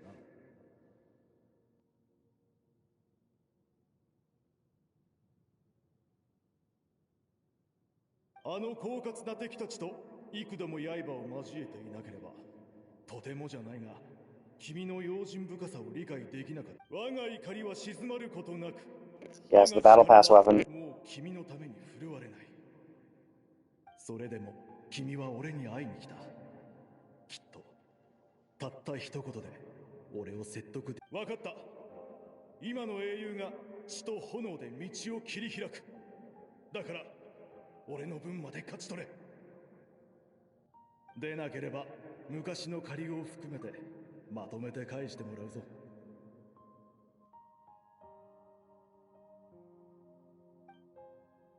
ナタのために。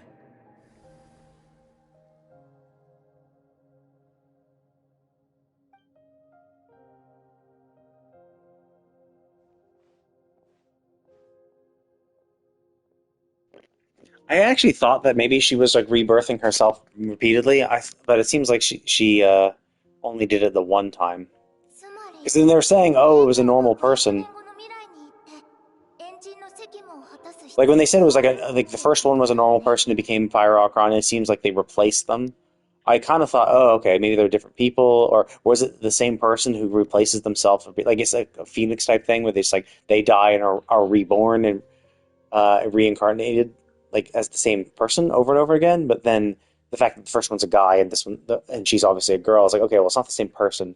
But it's like maybe it's still reincarnation where you still keep their own memories. But again, it seems like no, it's not really. It seems like it's just they are replaced by completely new people. They just inherit the power, maybe the memories, perhaps. But she specifically did a direct reincarnation, but only between 500 years ago and now.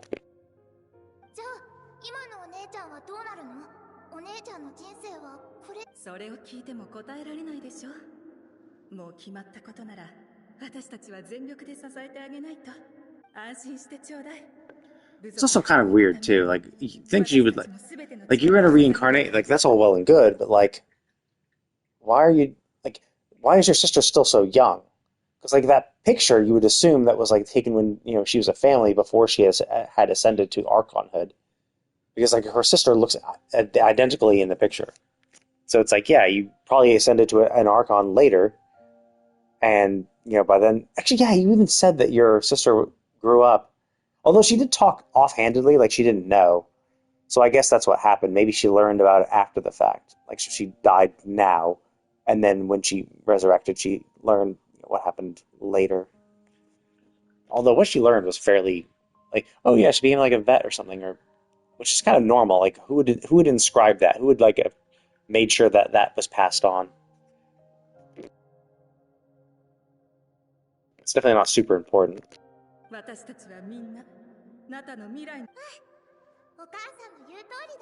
So I do find that a little weird. I thought she'd be older. Like everyone would be older. I thought that was a picture from when she was a human and when she became like it seems crazy that she'd become the Fire Archon and then immediately be like, oh, okay, you're now the Fire Archon. Oh, by the way, we have an Abyss War in like 5 seconds, so let's just let's go. 何を言えばいいかわからないからいっそ来ないことにしたのよきっと。お父さんのことは放っておきなさい。ああいう人だから。未来がどうなっても私たちがあなたを愛していることを忘れないでちょうだいね。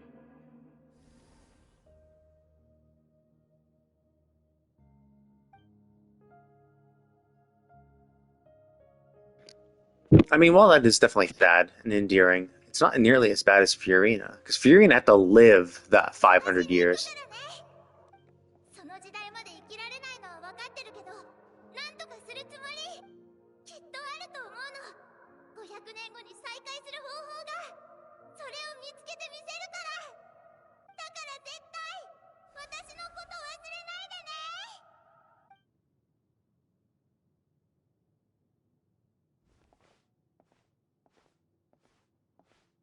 Because, like, that's sad. But, like, Fiona literally had to watch her friends die. She just wakes up and says, "Oh, my friends are all dead." It's like Furina actually had to watch them die and then live beyond that. ナタのために。我々は一人で戦ったりしない。 But yeah, it's one thing I was always kind of weirded. Like, so I thought was a little silly is that like, so Natlan's doing all this shit, and what the hell is every other country doing? Like, no other country seems to like want to help them at all. Like, why are even though all countries got screwed over by the Abyss 500 years ago? Why does it seem like none of them are trying to like help each other at all? Like Natlan's been in constant war for 500 years, and no one thinks, yeah, maybe we should help them. Like, send them some supplies, maybe some warriors, maybe some weapons. You know, nothing to help them stave off the Abyss that if they fail will fuck over the entire world once more. Like, it seems a little self-centered when it is just a communal enemy. 戦争は六大部族を鍛え上げ、戦の真髄。この全てを終わらせるのは果たして。我々は記憶と伝説を受け継ぎ。I'll be right back. I need to go to the bathroom real quick before this gets to a conclusion.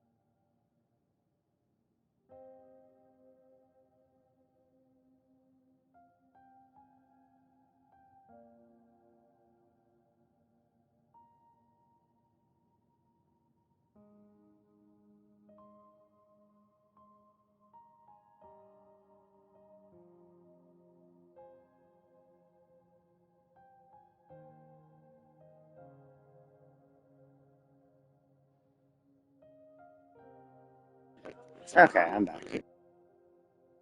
太陽と風と共に育ち、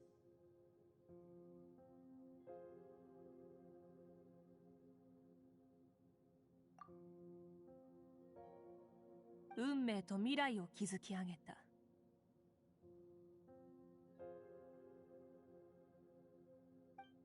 これらすべて、ナタの炎、ナタの血である。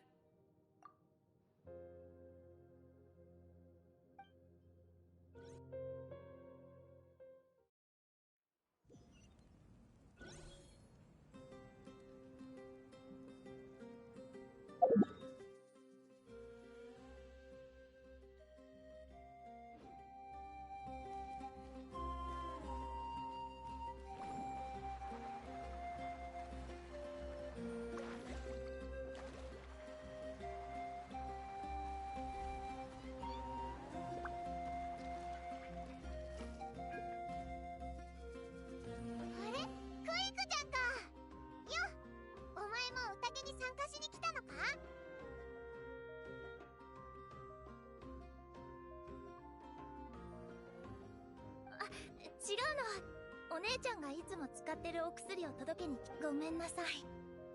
カチーナが無事に帰ってきたことは本当に嬉しい。まあ喧嘩したばっかだ。お姉ちゃんはちゃんと皆さんの役に立ってた？迷惑とかかけてないわよね。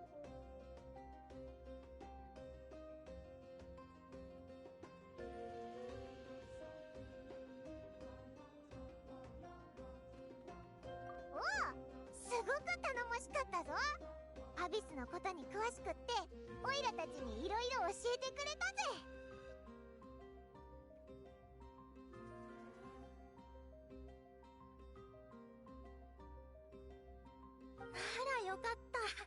の前の感じからして、お前って思ったことをはっきり言うタイプかと思ったけど、どうしたんだ？なんだか遠慮してるように見えるけど。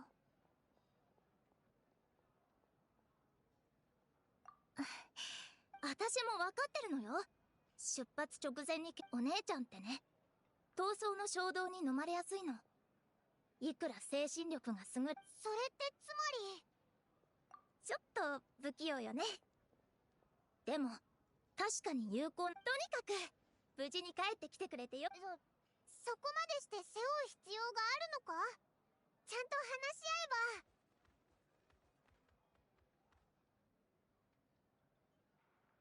ダメ、絶対お姉ちゃんには言わないでね。お姉ちゃんって愚痴を人に、特に家族には言わないタイプだから、もしお姉ちゃんに知られたら手助けするのがもっと難しくなるわ。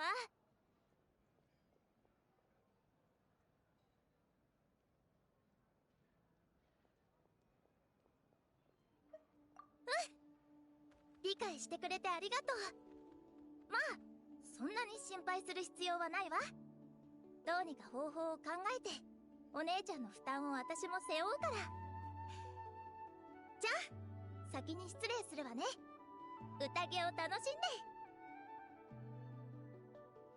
あ、それともし何か不調を感じたらすぐ私に連絡してね。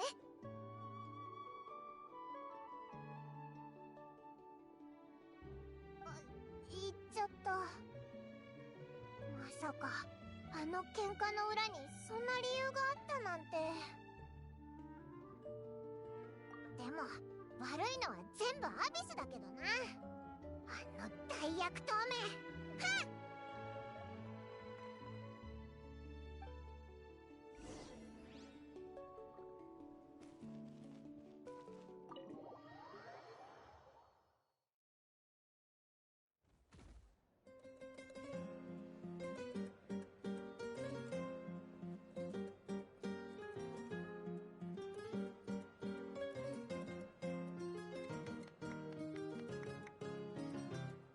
さあ、最高の祝福と熱烈な拍手を部族の若き勇士カチーナへ。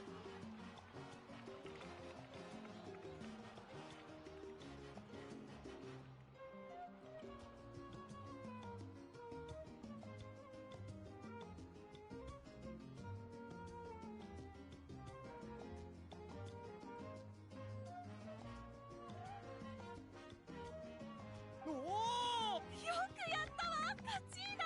みんなありがとう。嬉しい。カチーナはやるやつだって分かってたぜ。何言ってよ。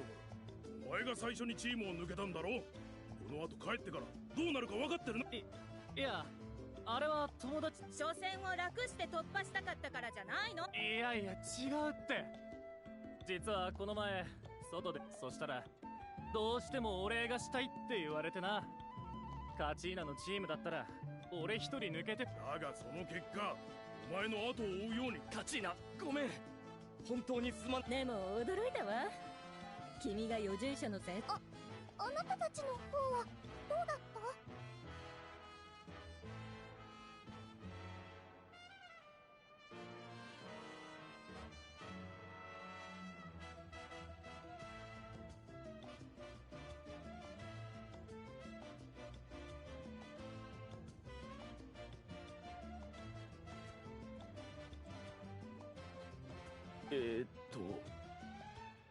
私たちのチームの隊長は試合の前夜に酔いつぶれて当日遅刻したの。だからそのまま資格を取り消されちゃってね。同情する余地もないな。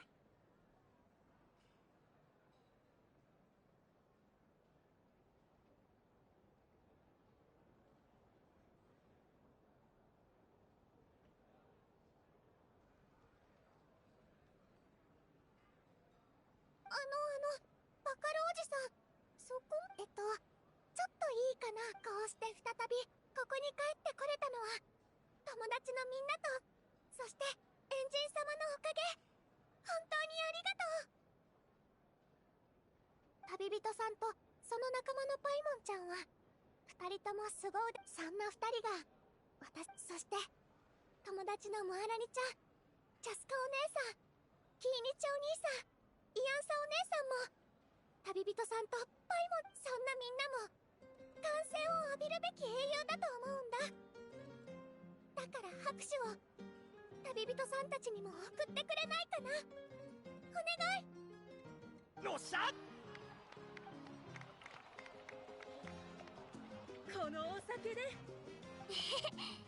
カチーナ、正直言うとこうして英雄になったわけだし、もうからか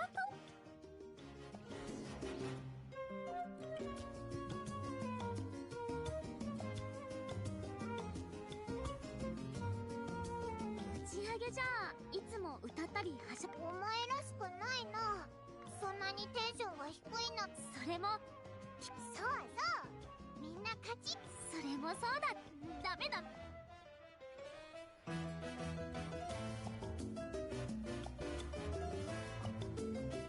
いろんなことを体調はもう大丈夫。うん、平気。それにあなたとカチーナちゃん、ちょっと恥ずかしいかも。今日の主役はカチン。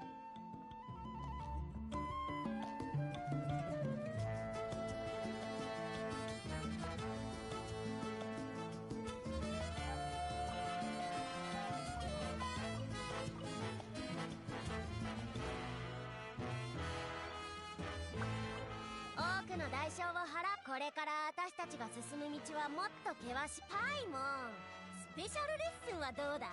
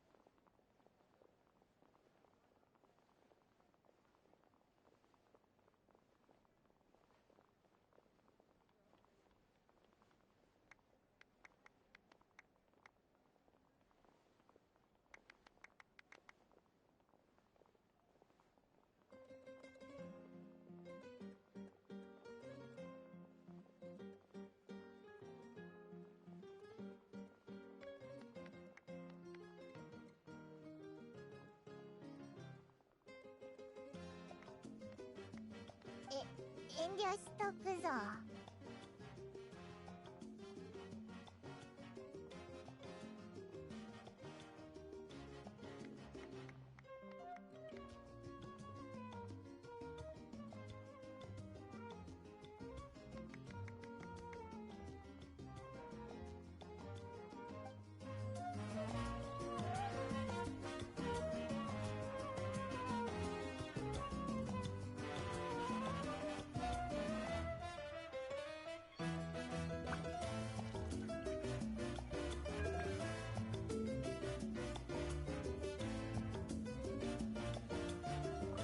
お前たちみたいな勇敢な旅、妹ならもう。オイラたちここに来る途中。ああ、少ししたら家に戻ってみるつもりだ。アビスはもうお前たちがいることに気づいてる。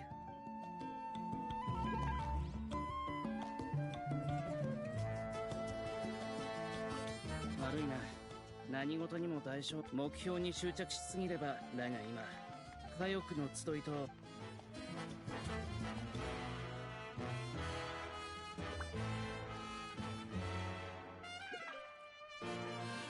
ああ、よく来た。君たち2人のために特別にフルーツジュースを用意してある。オイラたちのその顔、まだ聞きたいことがあるようだな。違うか？彼らには彼らの人生、500年前の人々にナタが滅びるかもしれない。だから肉親や最愛の人を捨て、時間の終点まで行けというのは酷なことだ。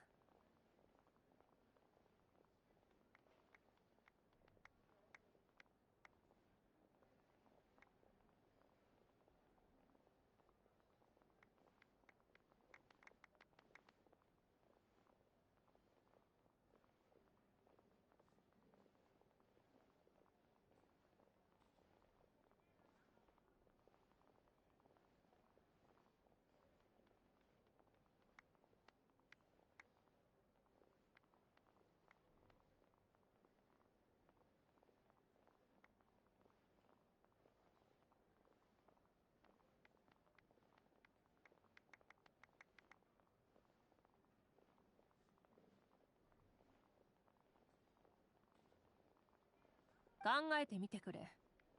この世の万物には終わりがある。だ、例を挙げよう。太陽、この責任を共に負うことを彼らに強いることは加えて、どの時代にも英雄は存在する。もちろんこの時代も例外ではない。故に彼らでなければならない理由もない。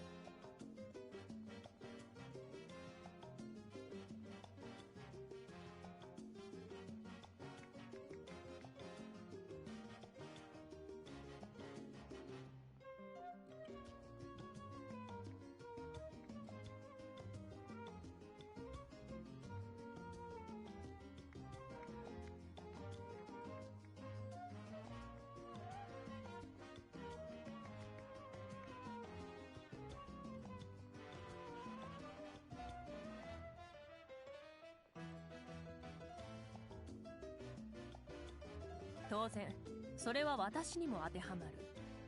だが私が立案した計画だ。最後まで責任を取るのが筋だろう。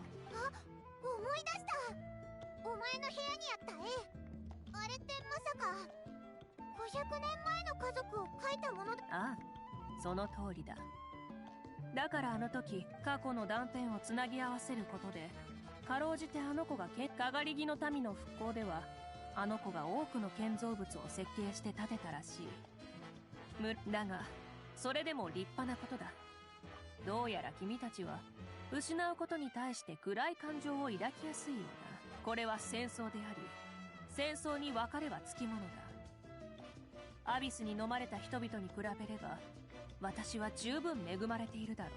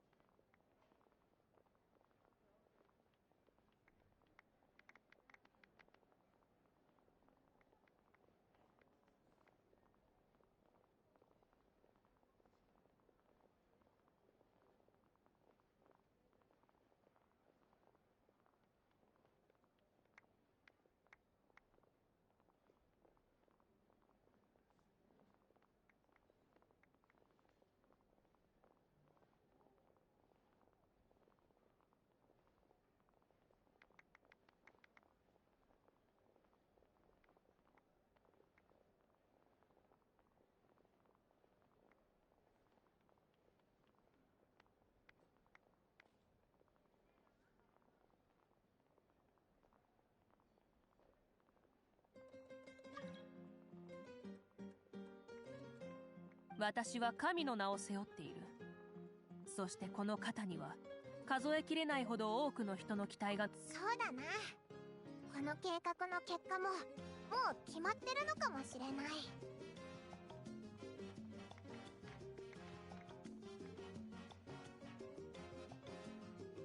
ああ、分かっている。だがそれがどうしたという？未来で待ち受けているものが破滅であろうと、そして人間は運命を知ることができないからこそ常に全力で臨める。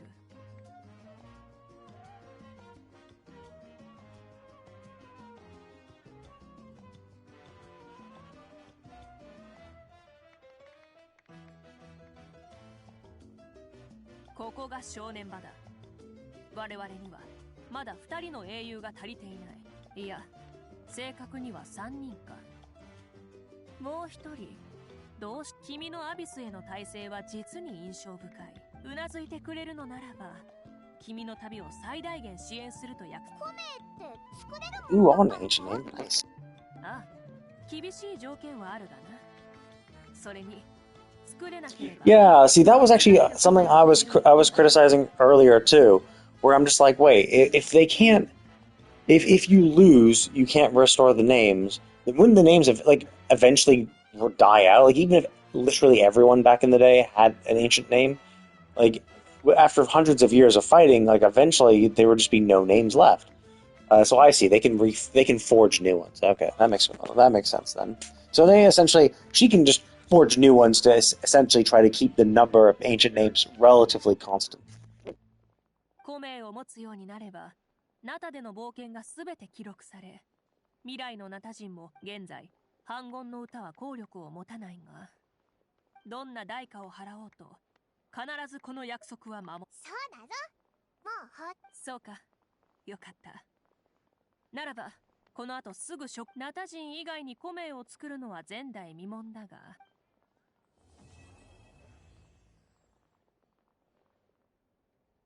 隊長様、偵察より報告がありました。お怪我をされているとは思いますが、今こそ神の心を奪う絶好の機会。勝負とはただ結果を追えばいいわけではない。そこにはルールが存在する。お前こそまさかあのような目くらましがどれだけ濃い霧だろうと、太陽が存在する限り昼が夜になることはない。 That voice sounds familiar. 君に残された時間はもう長くないぞ。その上怪我まで負った。お前の価値をもう一度検討すべきかもしれない。Is Kanish, traitor? ここから何かを聞いたのだろう。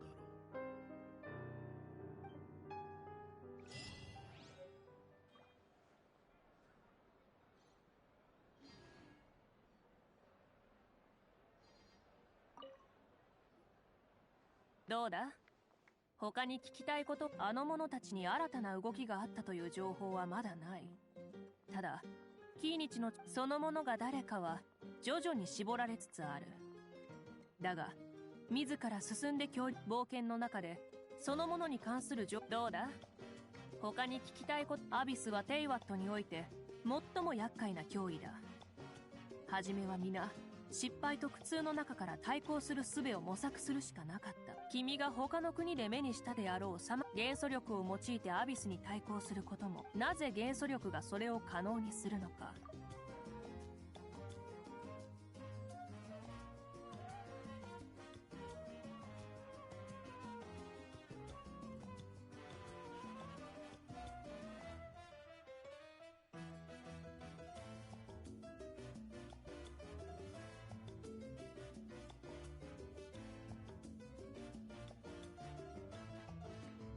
どうだ？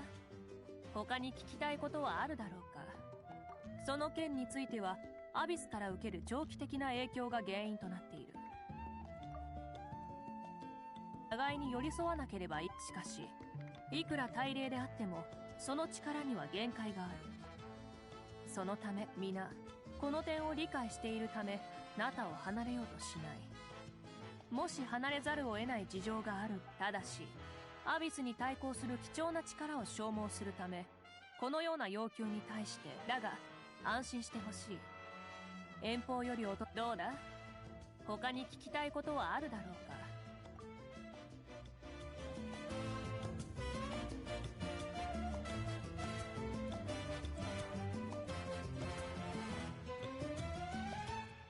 お前たちみたい妹ならもうオイラたち。ああ、アビスはもう元気出してよ。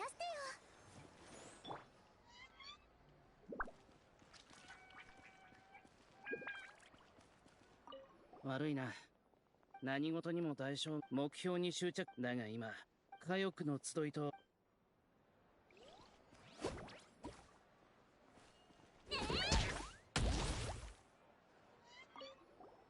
いろんなことを。隊長はもう大丈夫そうか？それに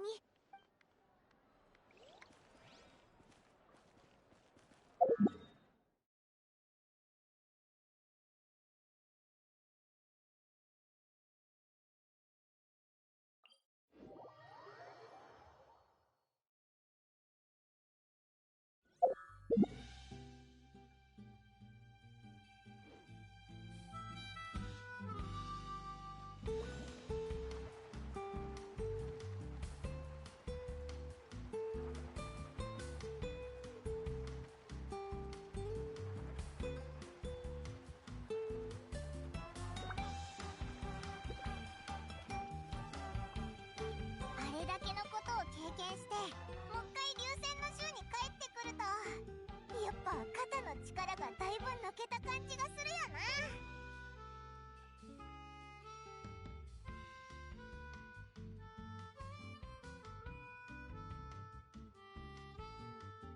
ムハラニとしばらく会ってないけど、あいつどうしてるんだろうな。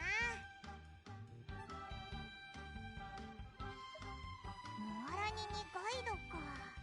あ、そうだ、こない族長が命を託し合えるガイドが必要。どうせあいつにガイドをやってもらうんならお宝は忘れちゃいけないだろ。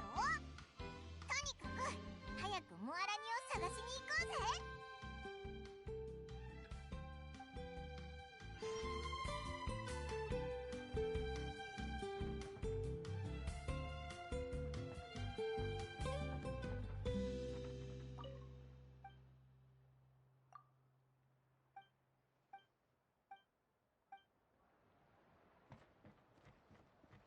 ドリフトー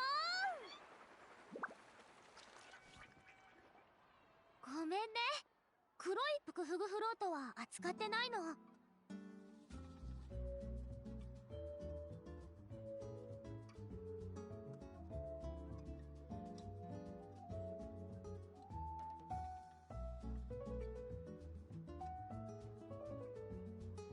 なぜだ？黒い方がかっこいいだろう。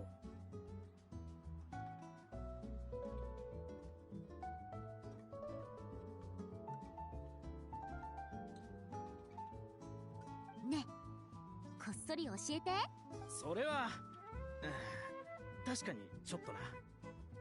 ほらね、私そうなのか。他にも蚊にしつこく追われたり体がほてったりすることはなかった？あったあった。だからピンク色と青色をおすすめしてるんだ。専門家曰くどう？買ってくなら割引。本当か？毎度あり。あれ？久しぶりだな、ムハラニ。今言ってたピンク。本当だよ。私の友達がうっかり溺れた時も青いマジかよ。そういえばどうしてお店水臭いな。欲しいものがあれば。いやいや、実はお前にガイドをやってもらうために来たんだ。なら私のとこに来て正解だ。どこに行きたいの？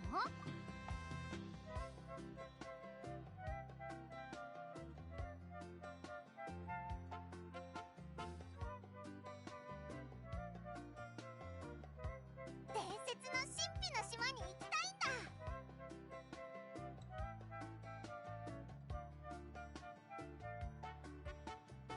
神秘の島か。何か困ったことでもあるのか？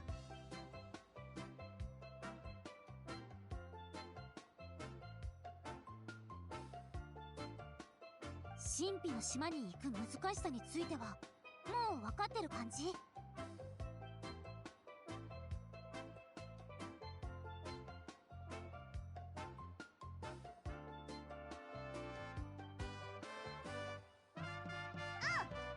長から聞いて。でもオイラとこいつの今までの経験とムハラニの分かった。私のガイドとしての知識できるガイドがチームにただ正式に君たちの誘いを受ける前に説明しとかなきゃって思ったの。ガイドとしての義務みたいなもんだね。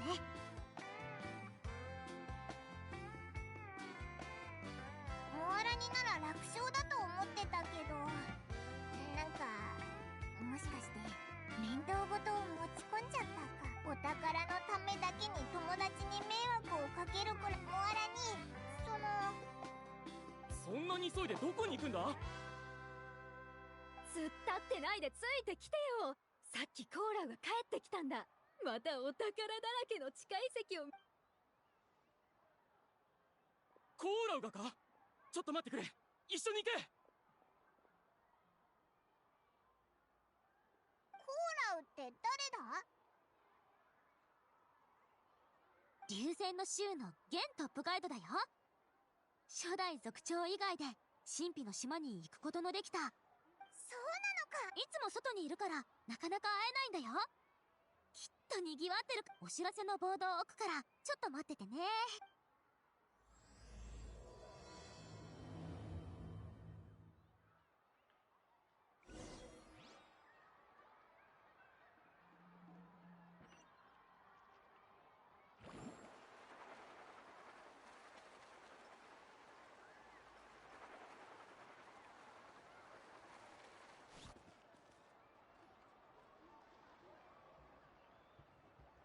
依頼の証跡は深さ500メートル以上の岩窟にしか存在しないんだ。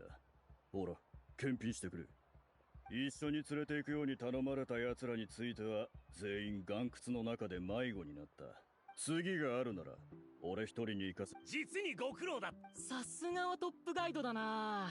今回はいくら稼い。確かにすごそうなガイドだな。モアラにあいつからいろいろ。ガイドとしての経験はコーラウにとって君。そっか。いつかきっと私もあの方でしょうね。僕に任せろ。やあ、君は流線の州屈指のガイドだと聞いた。あのおじさんなんか見覚えがある。あいつらも確か神秘の島に行こうとしてたんだよな。やっとガイドを雇う気になったのか。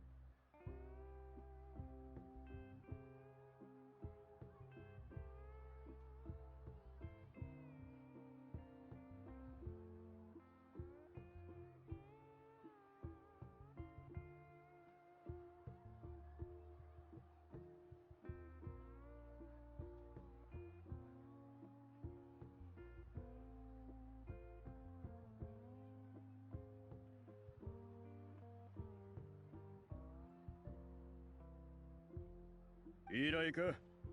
俺の能力を知ってるようだが、ついでに値段も周りに聞いてみた方がいい。それを聞いても引き下がらないのならまた来るといい。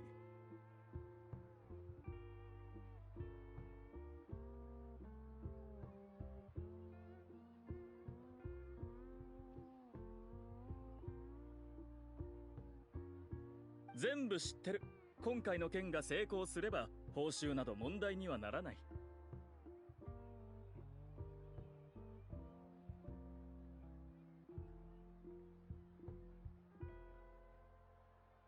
ほう、目的地は神秘の島だ。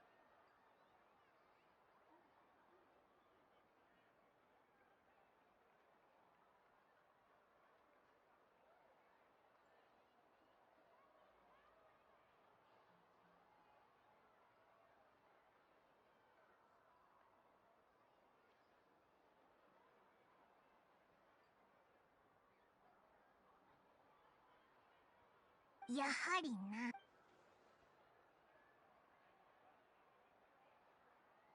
誤解しないでくれ。僕は観光客なんかじゃない。聞いたか。やっぱりあいつ。そういうことなら確かにコーラウに依頼するしかないわね。本物の神秘の島を目指しているのなら出発。ああ、伝説では命を託し合える仲間たちが手を取。僕はどうしてもあそこに行かなければならないんだ。うぬぼれはほどほどにしろ。俺からすればあれはただの遠回りな口実に過ぎない。身の程を。何を。命を互いに託し合う。笑わせてくれる。ほとんどの場合他人に命を任されても逆にどうして俺が。命を自分よりずっと能力の劣るやつに託さなければならない？わかったか？これがあの条件の本当の意味だ。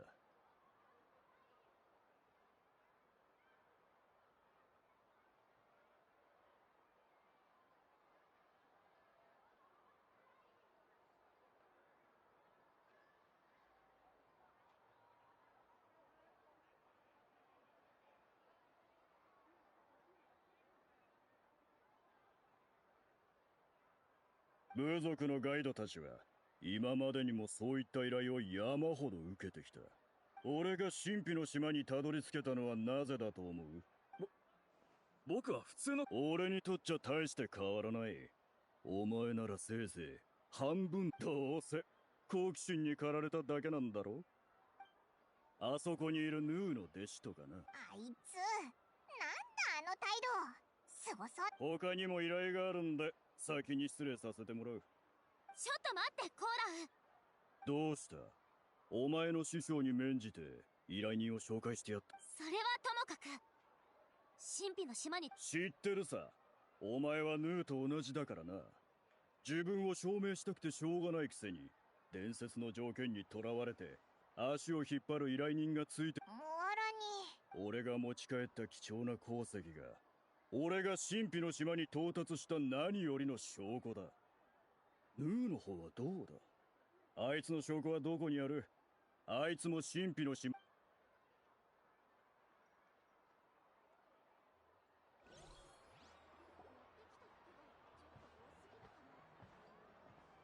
ごめんね。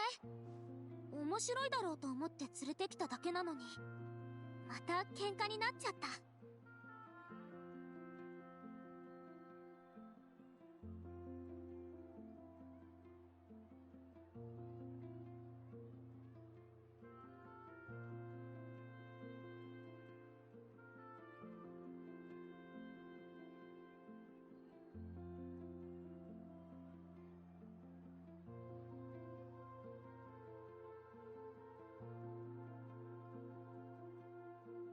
あのコーラウってやつ、お前に対して感じ悪かったな。ていうかもしかしてお前の先生が嫌いなのか？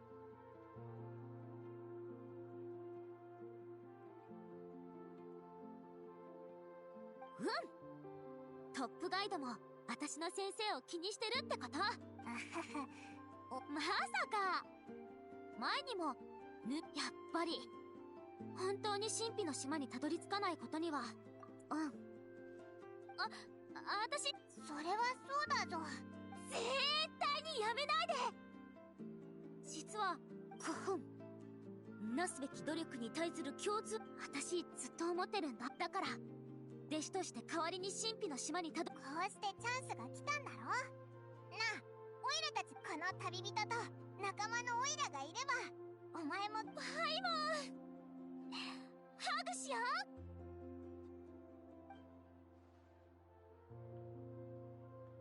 恥ずかしいからやめろよ。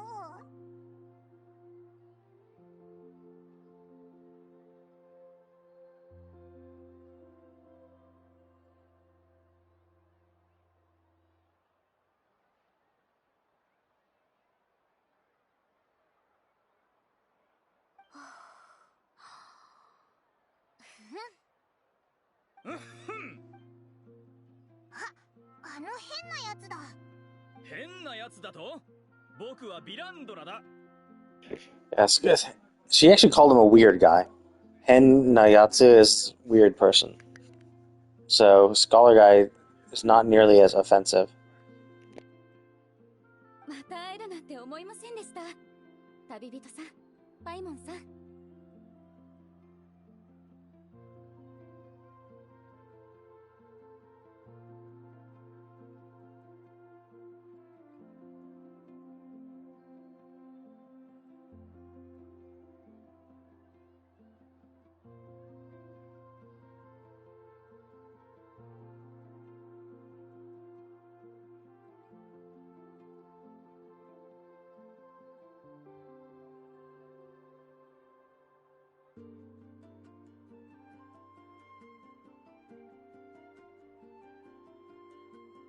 姉さん、また会ったな。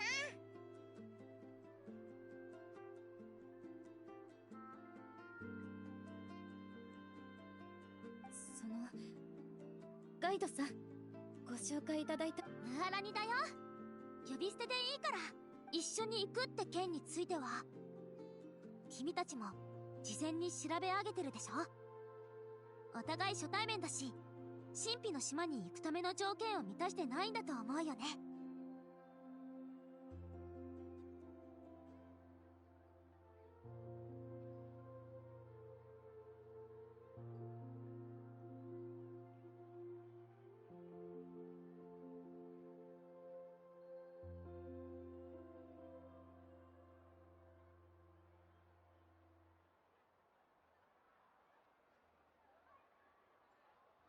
それは認めるよ。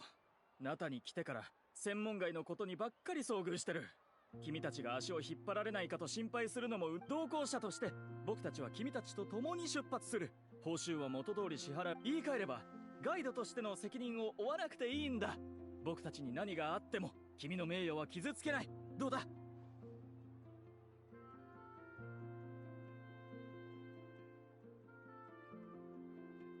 一緒に行動する以上チームの仲間だよ。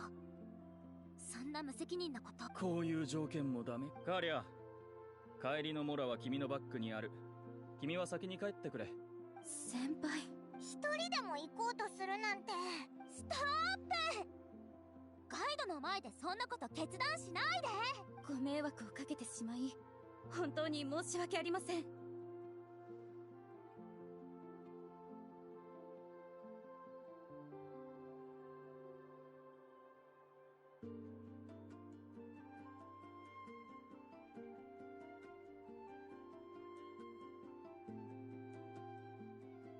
そんなこと言わないで。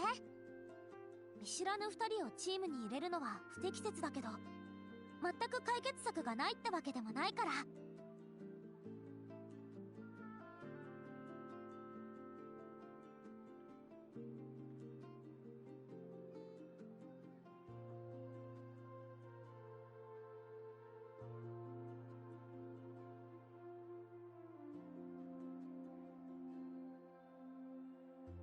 それじゃあ明日の朝、部族の南東の坂にある彫像の近くで集合って。僕の依頼を受けてくれる気になったのか？うんうん。私の方法は旅の。そんなやり方。本当に良かったです。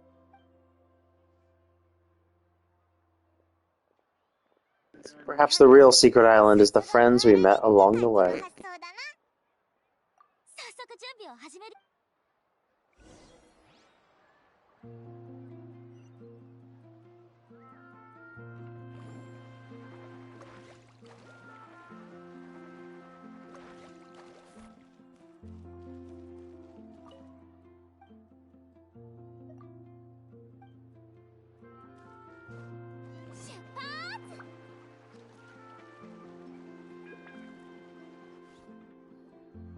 ゲラチン。私の名前はエラファスです。でもう言い返す気力も失せてきました。分かってるって。でもゲラッチの方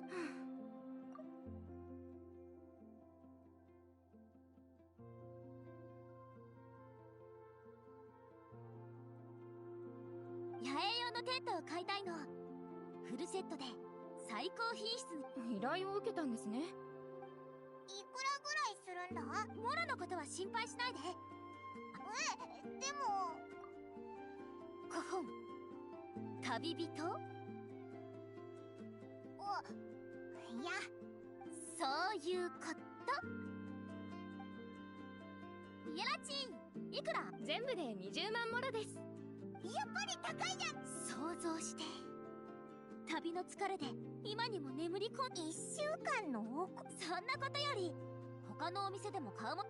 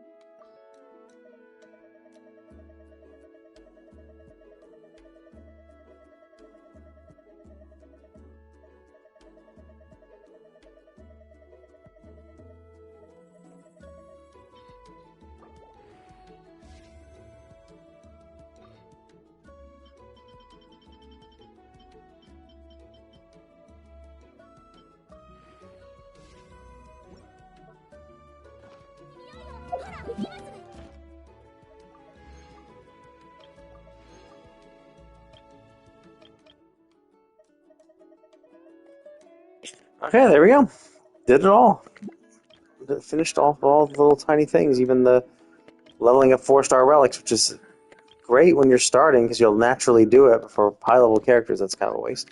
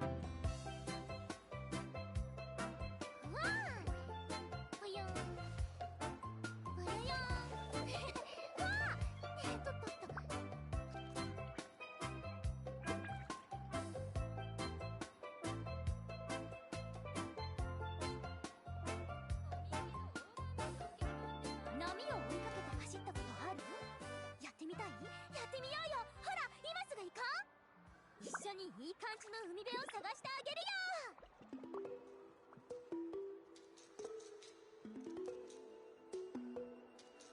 ふわーぽよーぽよよーふわーと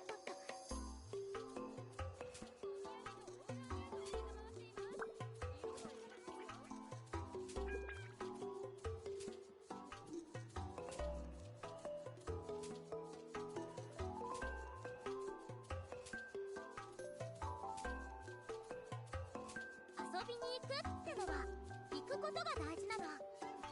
来てさえくれればあとは全部私に任せればいいよ。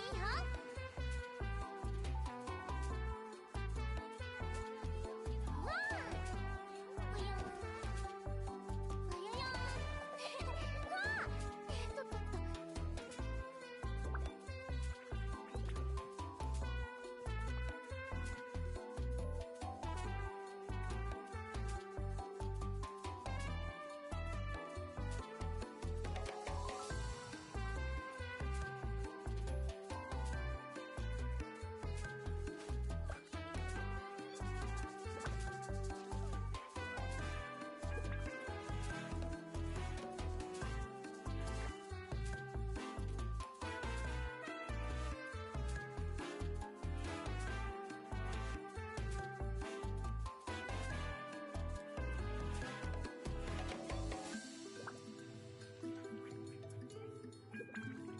波を追いかけて走ったことある？やってみたい？やってみようよ。ほら今すぐ行こう。一緒にいい感じの海辺を探してあげるよ。オーダーメイドを受けたまわっています。色も選べますよ。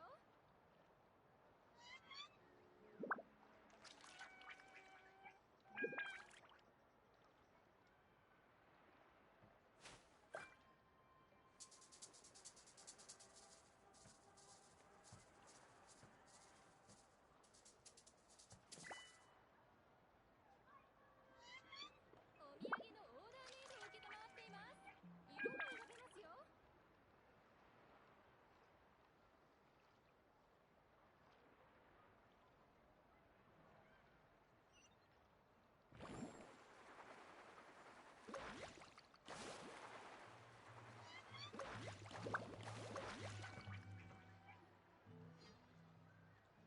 こんにちはー、安心おじさん。いつまでおじさんと呼ぶんじゃ。お前さんにはじいさんと呼ばれてもいいとし。だって安心おじさんはまだまだ若いもんね。ああ、言ってごら。野営の時にも持ち運びやすいレコード。めったに手に入らん代物じゃぞ。わしのとっておき。安心おじさんお願い。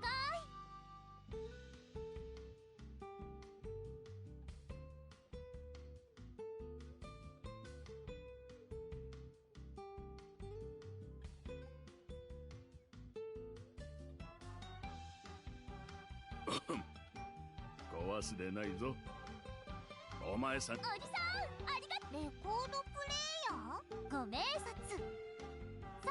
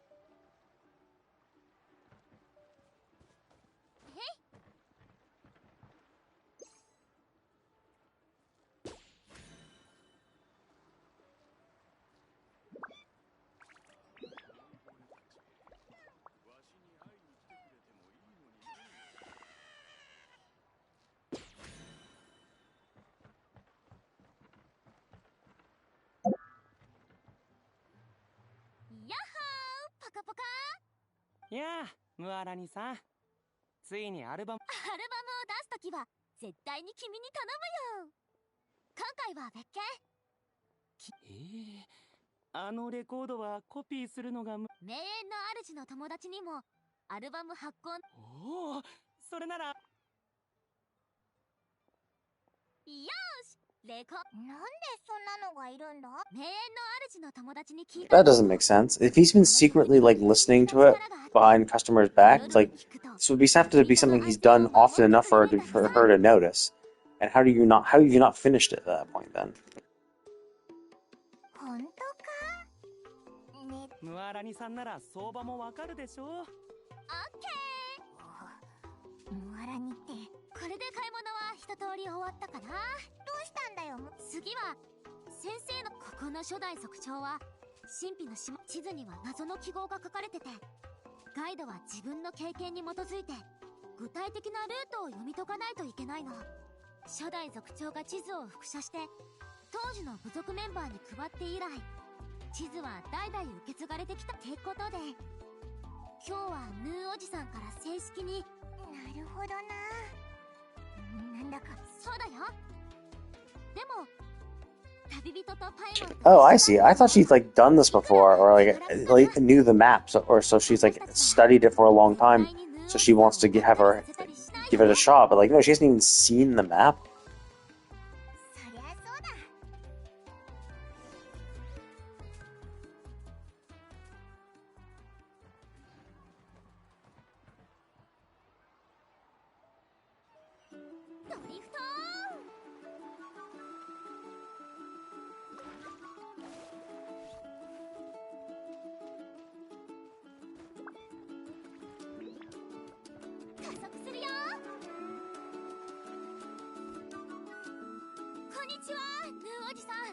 びっくり？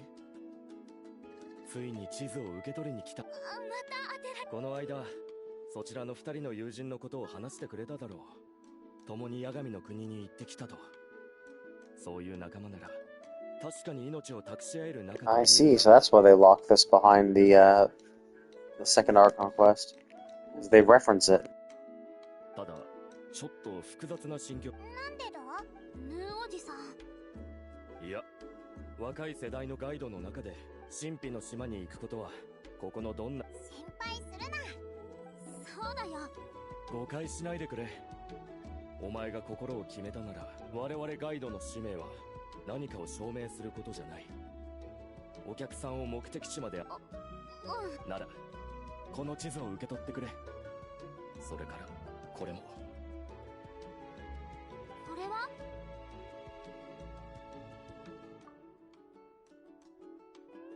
お守りだ。なくさないようにしっかり持ち歩く。スピネルの実でできてるの？でも。ああ、だからよ。やっぱりおじさん、旅人とパイモン。明日は出発だ。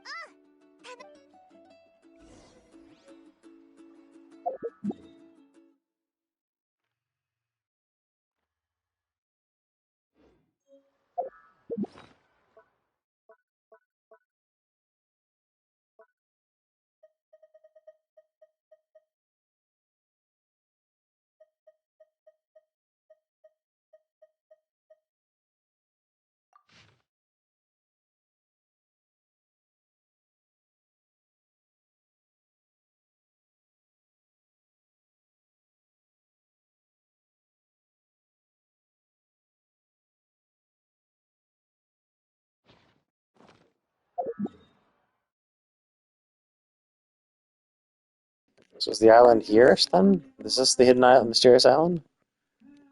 So weird.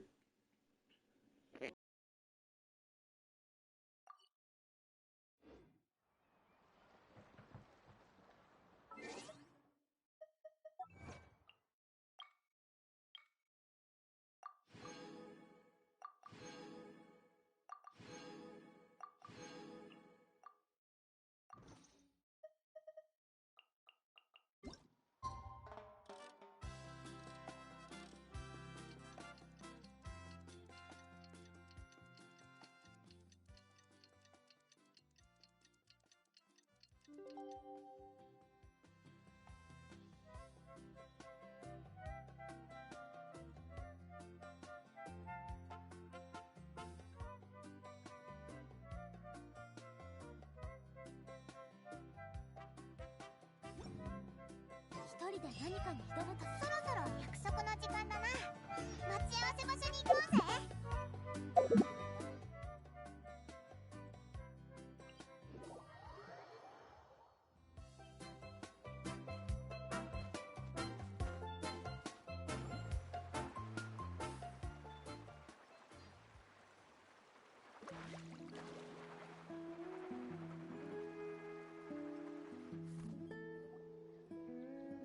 Oh, Saurian rock thing. That's very much like the symbol on the map. おはようございます。おはよ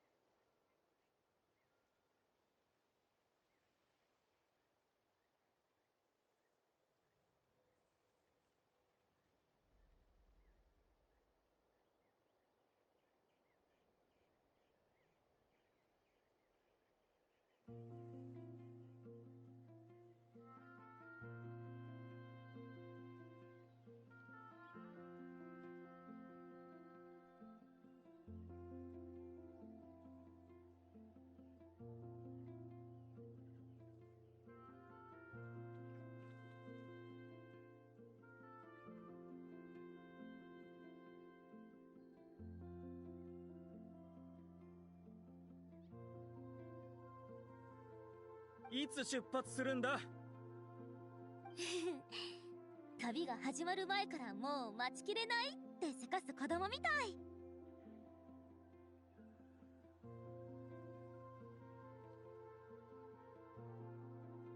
早くやるべきことに着手したいだけだ。春の遠足とは違うってことは君も分かってるだろ。お互いプロらしく行こう。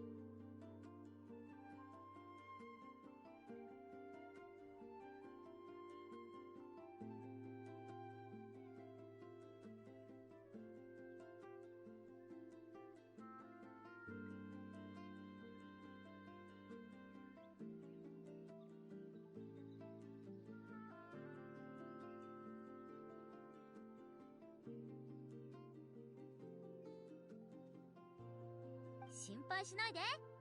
私だってプロのガイドなんだから。コホン。じゃあ神秘の島への旅にレッツゴー。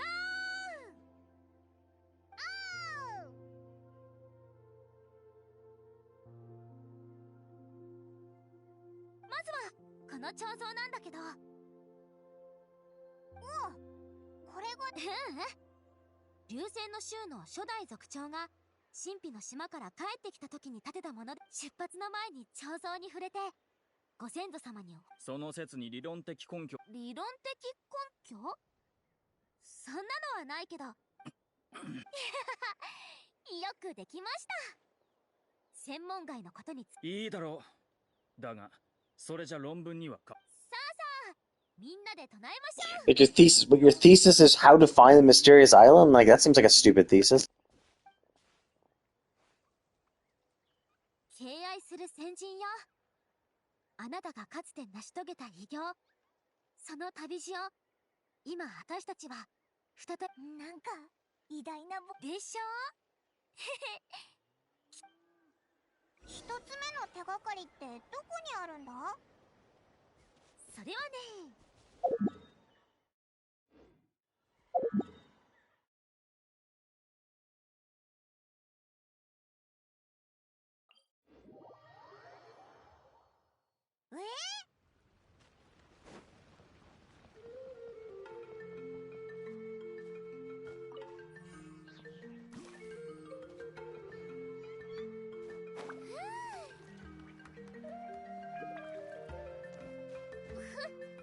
よいしょ。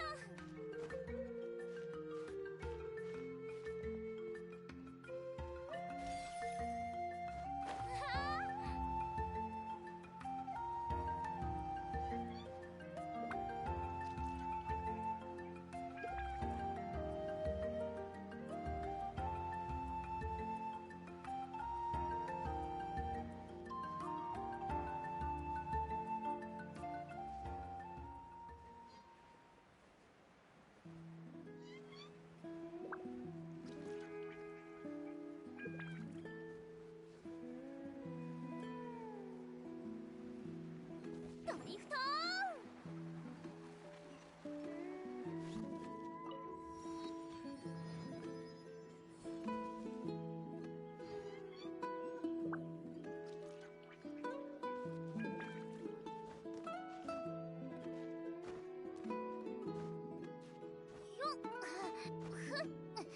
よいしょ。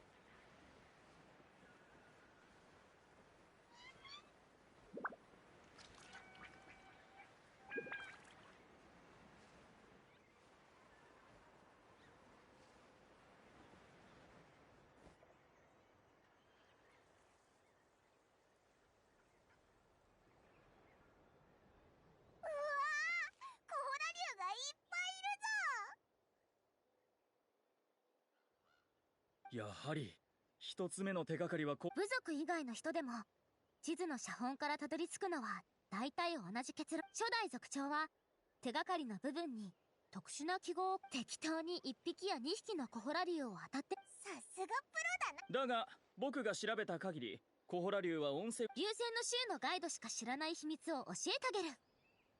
野外に生息するコホラ竜は定期的にこの先にある谷に集まるんだよ。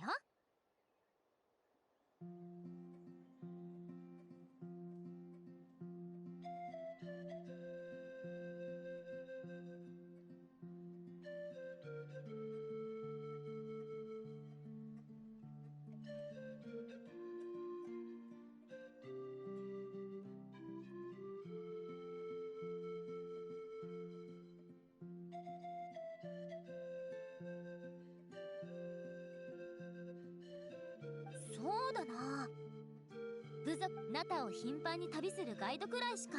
そんなことがあるのか。メモしておかないと論文のしかるべき部分に書き足そう。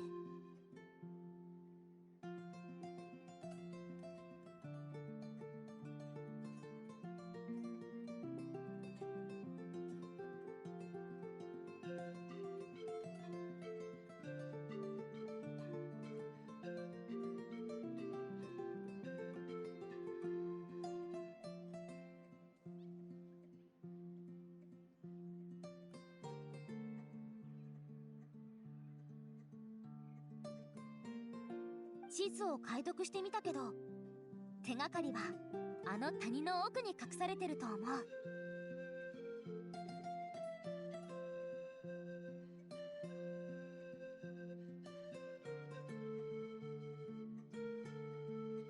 あっちに行くには竜の群れを抜けないといけないだろう。そうだね。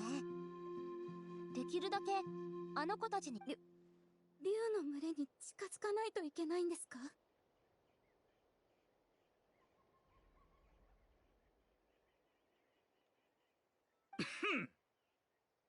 協力すると約束した以上、双方が力を出し合うべきだ。しかしカーリャはコホラ竜に襲われたばかりだから、あいにく都合が悪い。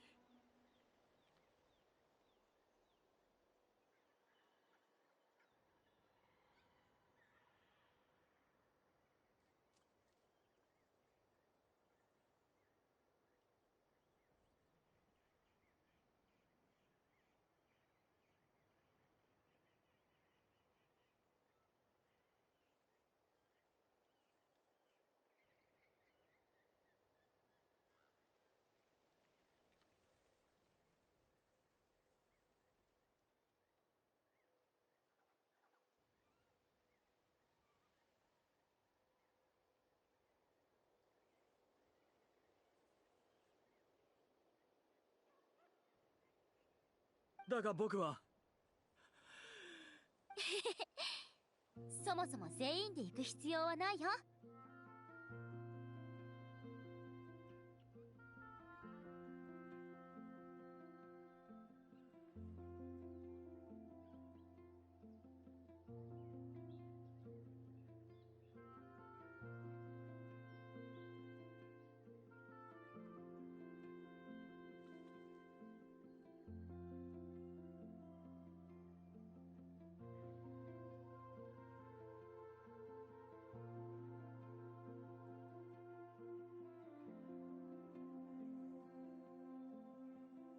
誰かが残って荷物を見ないといけないしね。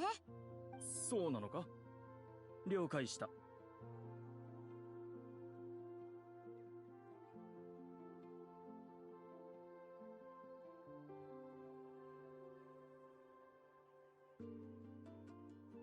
でも君の後輩を思いやる気持ちはバッチリ伝わってきたから。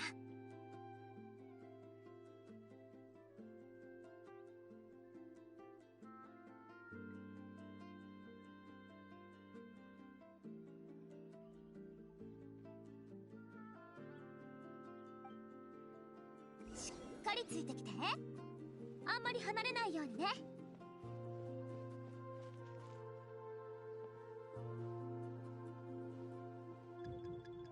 うわー、やっぱぱり気づかれちゃった。一旦撤退してもう一度試しましょう。コホラ竜って警戒心。地図の情報から手がかりは向こうの谷。コホラ竜をこっちから傷つけちゃいけないって。第一、パーティーに乱入するだけでも失礼。それは。では他の方法を。コホラ竜に気づかれずにオイラも考えてみるぜ。地図を見る限り手がかりはコホラ竜の群れの真ん中あたり。そうか。カーレさん、リランドラさんのフォローに入るときくらいしか喋ってないけど。私ですか？そうですね。先輩がコホラ竜から手がかりをすると、ある興味深い事実に気づきました。コホラ竜は聴覚によって獲物の方角を判断する。役に立つかどうか。なるほど。スカーリャでいいです。じゃあ引き続き荷物の番をお願いね。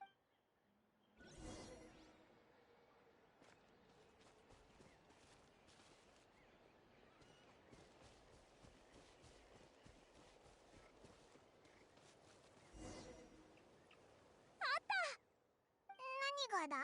コホラ竜のパーティーに乱入するための鍵。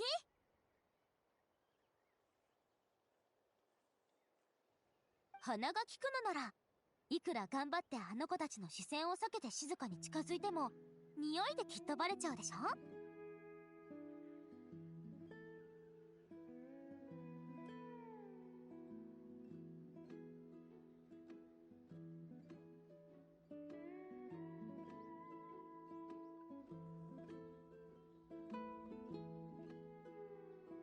でもこれがあれば問題解決だよ。この植物はコホラ竜と似た匂いがするから。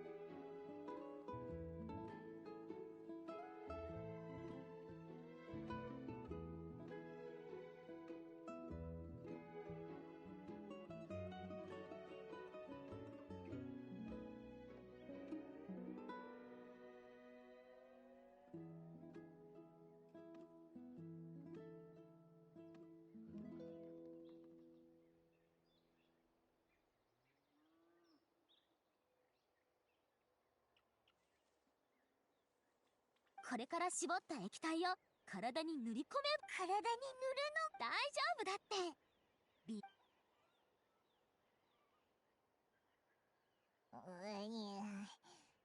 なんか。よし、完璧だね。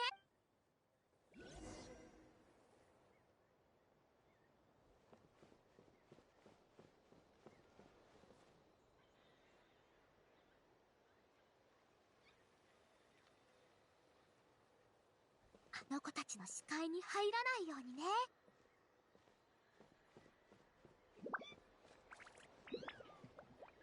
何の音？気をつけて。ほう、子供のコホラ竜か。安心して。この子に敵意はないから。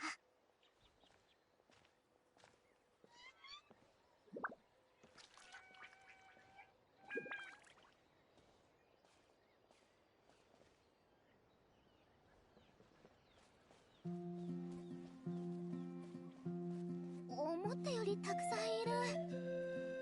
これじゃあ難しいな。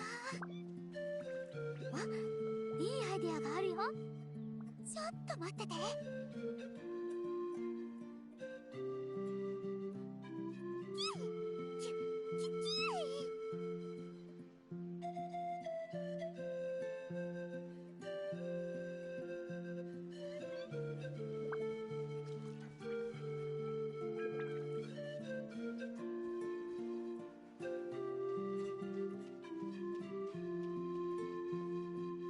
驚かせないように慎重にね。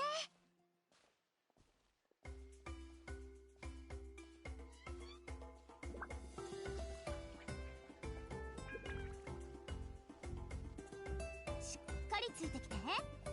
あんまり離れないようにね。多分この見ろ、コホラ竜たちが。そう、パーティーに飽きちゃったから。流線のそれ誰に吹き込まれたの？まあよく考えたらデタラメに決まってるよな。あれはなんだ？石の壁に何か。確か色の変わる種類の苔があって、コホラ竜が放つ。なるほど、これが手がかりなんだ。写真を撮るか。光でコホラ竜がびっくりしちゃうかもしれないから。これで第一関門は完璧に突破だよ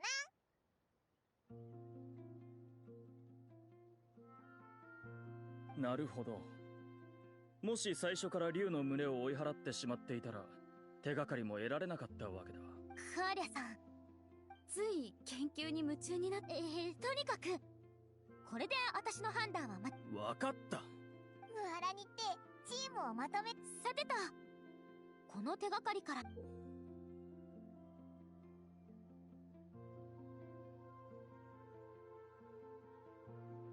いぶん抽象的だな。一見よくわからない線だけど、きっとオッケー。そんなの直感ってとこもある。さあ休憩。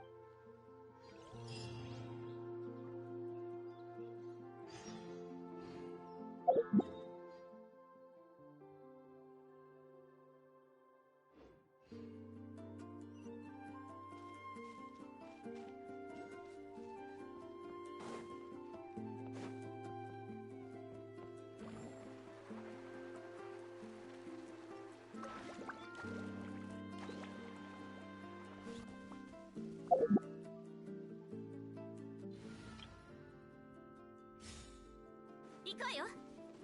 急がな。行け。健康よ、世の乱れを切り尽くせ。風の歌、雲の。覚えたわよ。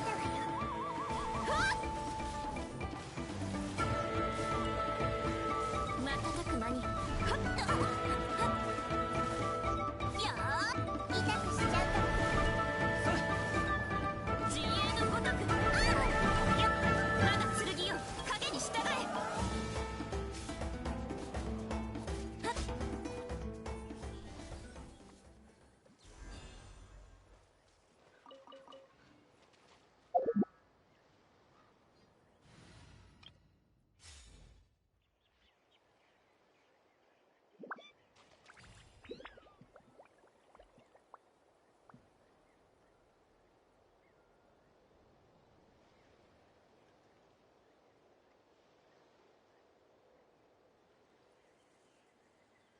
加速するよ。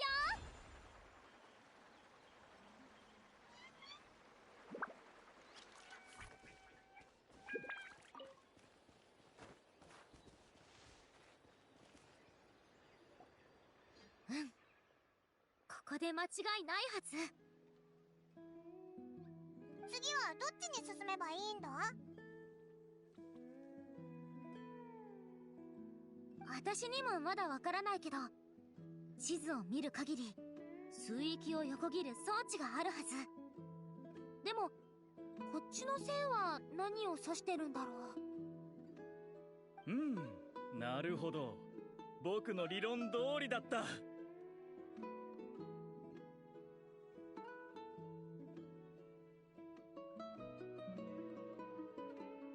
変なやつが思いついたことがあるなら。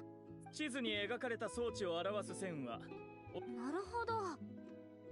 僕の理論じゃ、それは人間が設置したものとは限り、むしろ君たち一族が使っているスピリットの。思い出した。ああ、僕も言い伝えを耳にしてね。研究に関係、神秘の島にたどり着くルートは見つからなかったが、島付近の地形の、つまり水路と陸地の交わる年素の豊富な地であることだ。僕の研究によれば、おそらくこのエリアにはスピリットウェイが数多く潜んでいるだろう。そして。なるほど。変なやつのお手。褒めすぎだ。僕の理論が正しい。じゃあみんなで竜のスピリあまりに雑な呼び方で論文にそのまま書くのははばかられる。こちらは竜が使っていた装置なのだから、もっと本質を表すような言葉。例えば、じゃあみんなで僕の推測が正しければ、あれを見てくれ。 Oh, it's the pyramid from the first Sumeru Desert.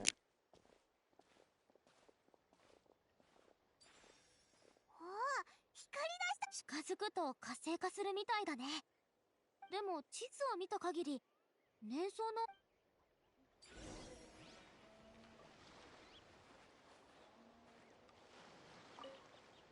年素濃度の先輩の知識。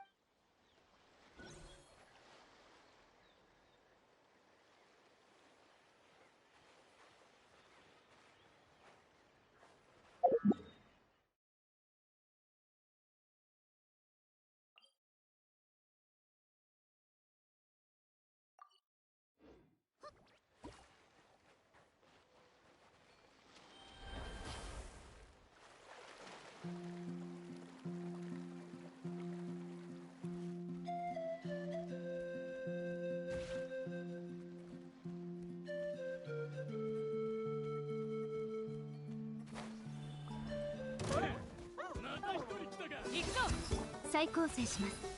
霧となって散りなさい。てや、ここであんたを潰す。違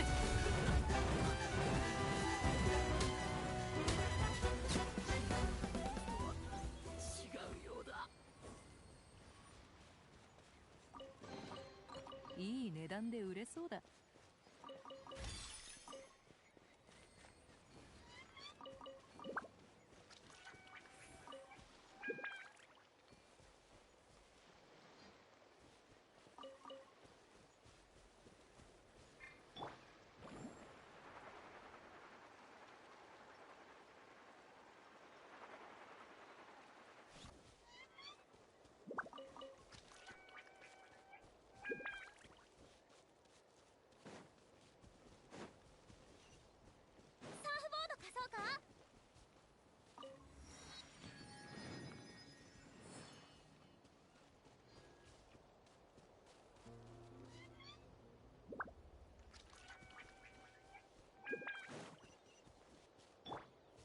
見つけたぞ。でもめちゃめちゃ高いな。上に行く道を探してみようぜ。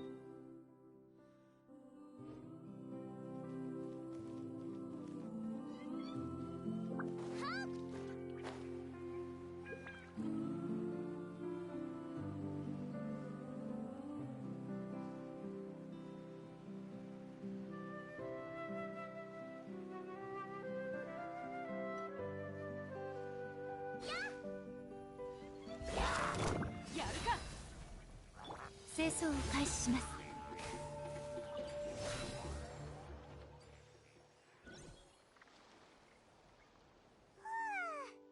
みんなお疲れ様。まずは操作方法からだね。それってほら、普通のスピリットの刻紋は起動さえすればあとは安心して使えるけど、それと地図のヒントを見る限りギミックを下手したらスピリットウェイから落ちちゃう可能性。うわ、危なすぎ。理論上3つの年素濃度をそれぞれ操作する者がいれば危険はないはずだ。君も操作できる？さっき試して実際に操作したことはないが、資料を山ほど調べ。 Oh, I see. So is that why they needed people who trust each other with their lives is because you need someone こんなはず。私にも先輩にも to control the ship. こ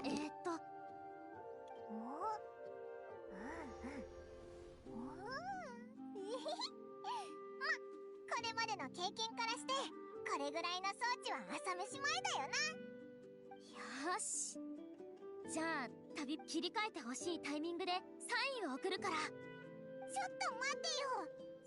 心配しないで。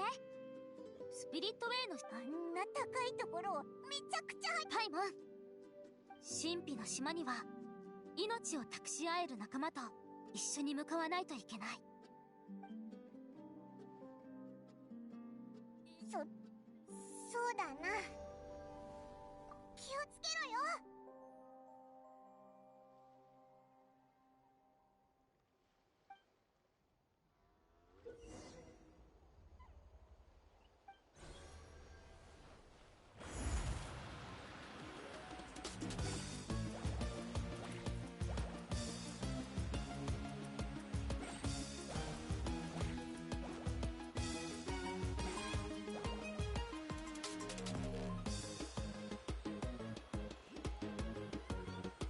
右側のスピリットウェイに切り替えて。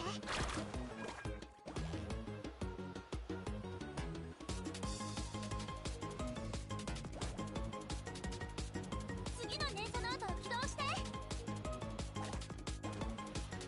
ムアラニの声が聞こえたぞ。早くあいつが言ってた連鎖ノードを探そう。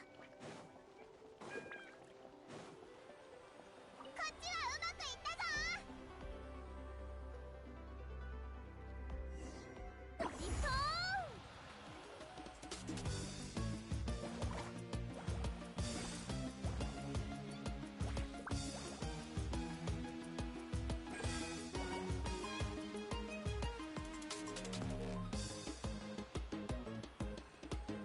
先の道がなくなっちゃった。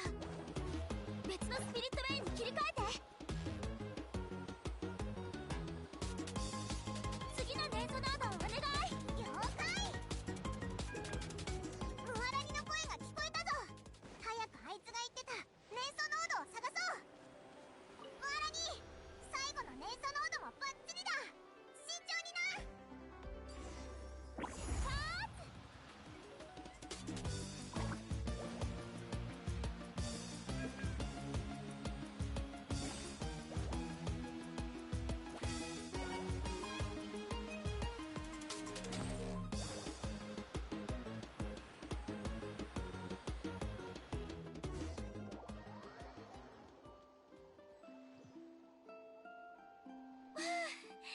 やったム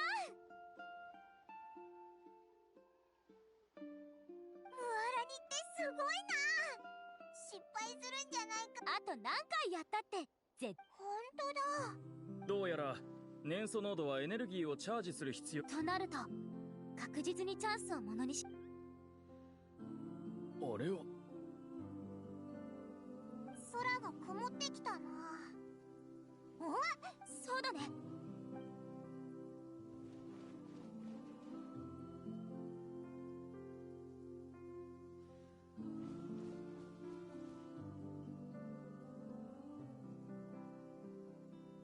あれを見て。うわ、水面にめちゃくちゃでっかい渦が出てきた。あそこが次の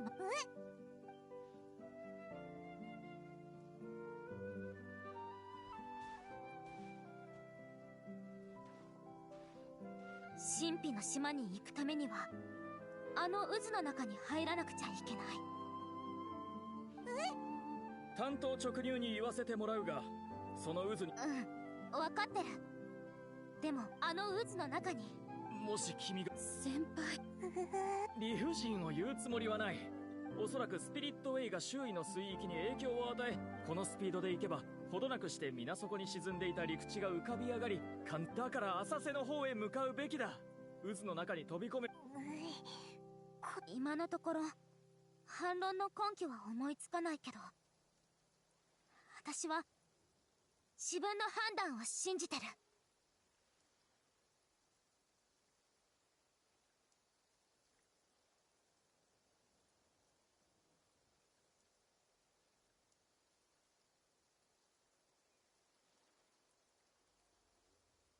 なら君との協力関係は打ち切りだ。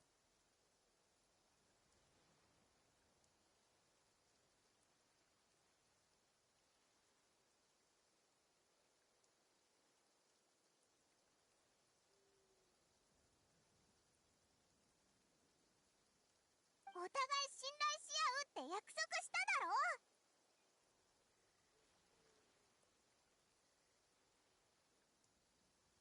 これは僕の専門的知見に基づいて得た結論だ。それを否定しろと言われても無理だな。この先はそれぞれの判断で行動しよう。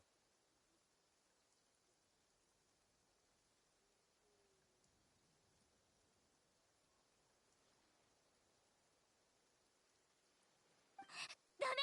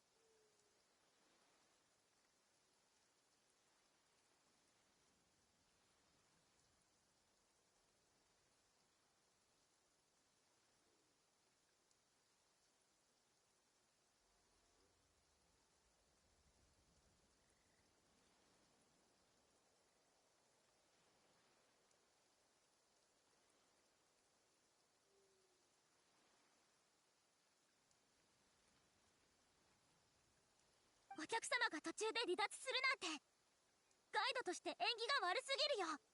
そんなの絶対に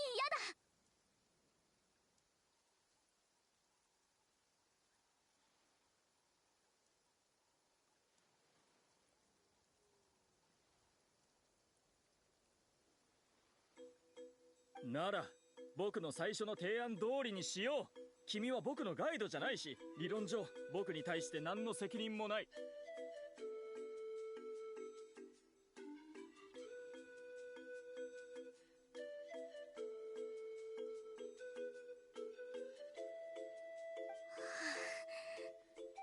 一度チームを組んだからには撤回なんてできないよ。不潔なことが起きるかどうかは君や私がコントロールできるものでもない。こ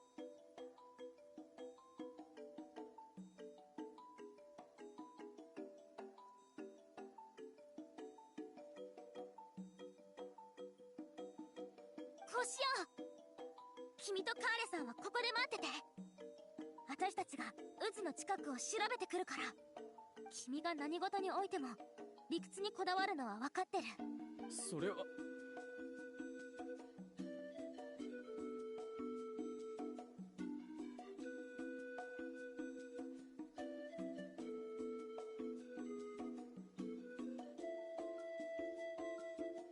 旅人パイモン。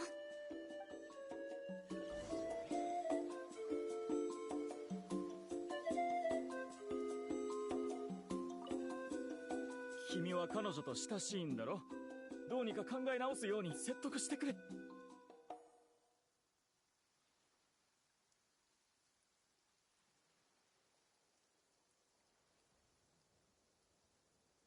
先輩はナタの地形に詳しいので、それなりの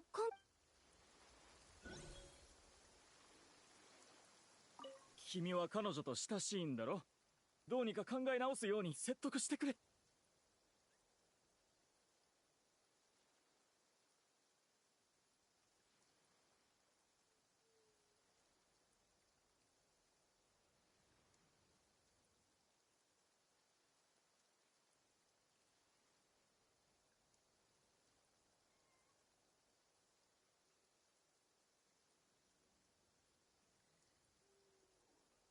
先輩はナタの地形に詳しい。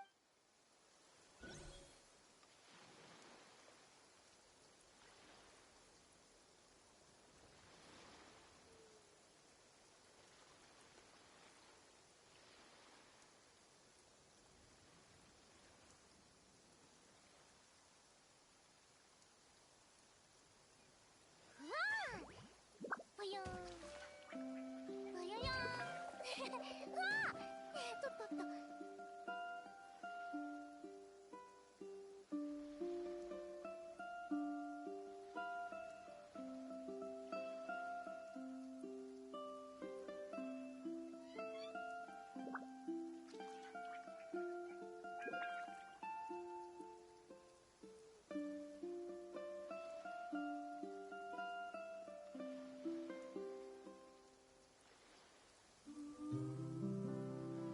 遊びに行くってのは行くことが大事なの。来てさえくれればあとは全部私に任せればいいよ。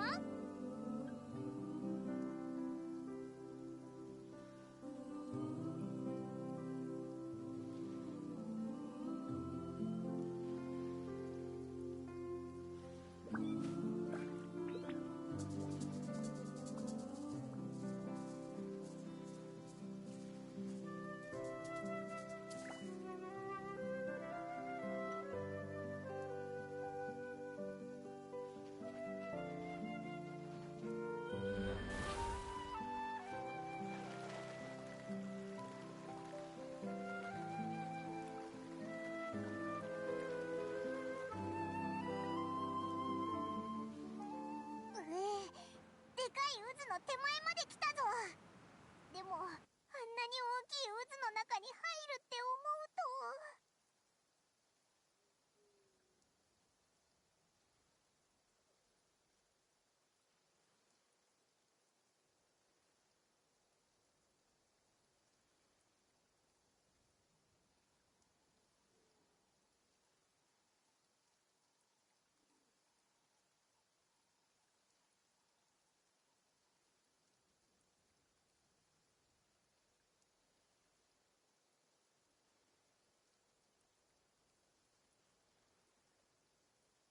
私が無茶を言ってる。それを気にしないで。無理もないよ。ガイドをするっていうのは。でも進むべき方向の決定権を与えられ、これまで集めた情報、もしあの二人が私の旅人とパイモン、ここからの帰り道はムアラに旅人。 Hey, you hugged Paimon. Where's my hug? そうだぞ。ムアラニがオイラたちのことを信じてくれたように、今度はオイラたちが信じてやる番だ。大体たかが渦ごときにビビるもんか。オイラたちヤガミの国からも見事帰還できたんだぞ。渦に巻き込まれて水の底に放り出されたってちっとも怖くなんかないぜ。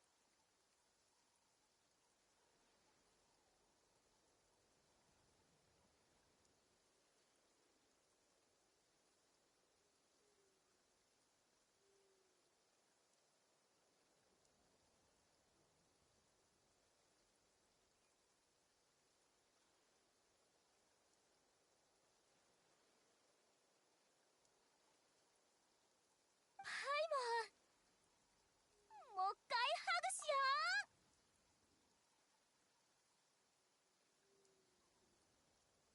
よ Why don't we get a hug? そんなことより、縁起がいいとか悪いとか別。あれ、気のせいか？確かに。もしかして。なら急がな。ムアラニさん、大変です。カーレさん、ピランドラ先輩がまずは自分南側の水位がじきに下がるから徒歩で渡れるはずと先輩が見込んで私は泳ぐのが苦手で渦が消えるまでになんとかできるか。タイモン、迷う必要なんてないよ。カーレさん、すぐドリフト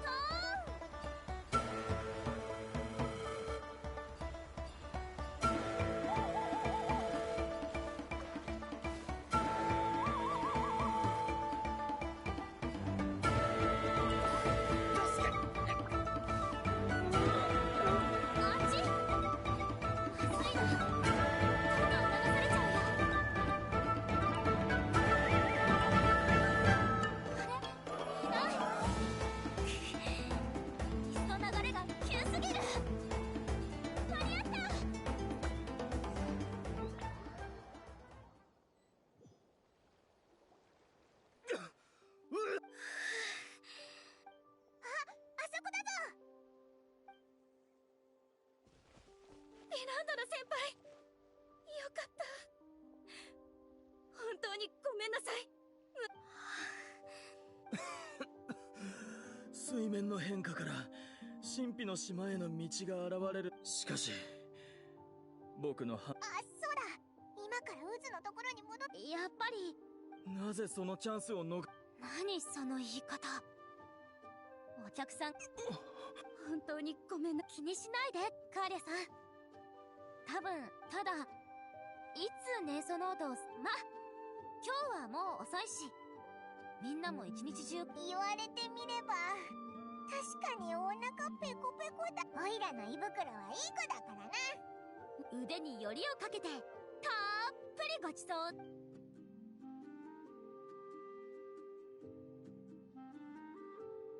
ここでいいか？オイラと旅人も手伝うぜ。じゃあ、お願いしていい？私は火を起こしてくるから。野営の豆知識を一つ教えてあげる。テントは焚き火の風上に。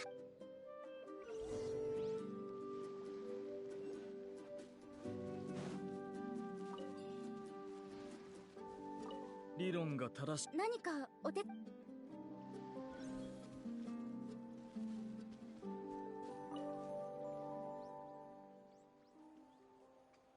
うだった？頑張って覚えたキャンプにぴったりの料理。わあ、めちゃくちゃ美味しかったぞ。ムアラには料理も得意なんだな。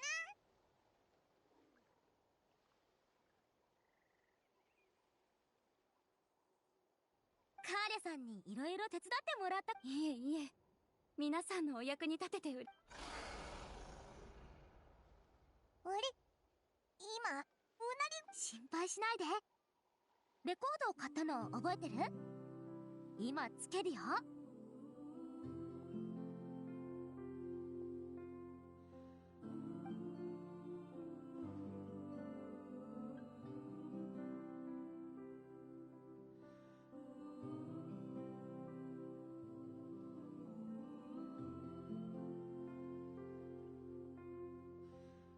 ね？聞いたでしょ？こ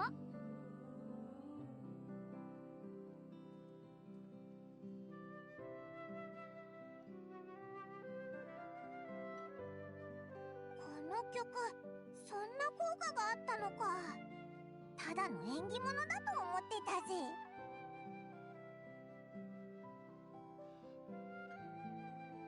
風習には先人が残してくれた貴重な経験がたくさん隠されてるって両親が教えてくれたの。信じればきっといいことがわかるよ。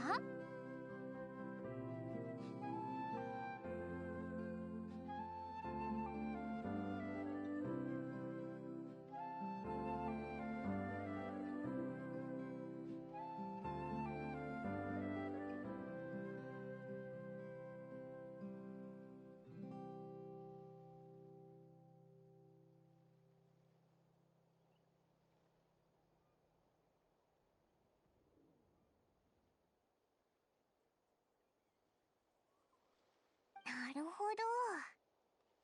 この神秘の島の旅もある意味初代族長が残した風習の一つなんだけど、一体どんな経験を伝えようとしてるんだろうね。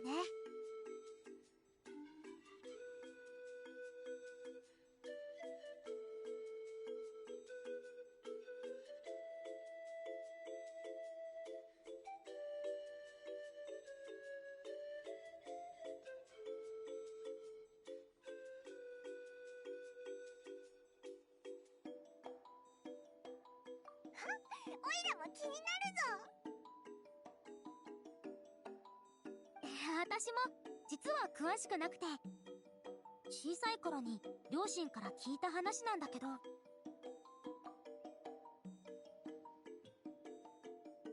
最初にナタの地図を描いた人で、最初になんかすごすどんなにたどり着くのが難しいところでも足を踏み入れたことのない場所はほとんどなかったらしいよ。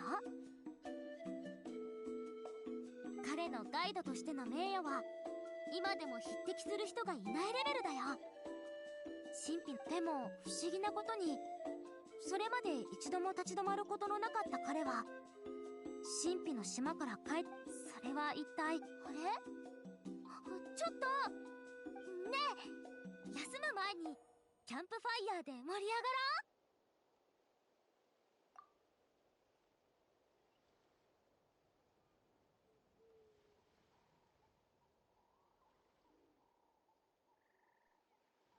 明日あの渦に飛び込むのなら今はもう釣れないんだから。そうだぞ。規定？キャンプファイヤーをやるのに規定なんてないでしょ。面白そうだな。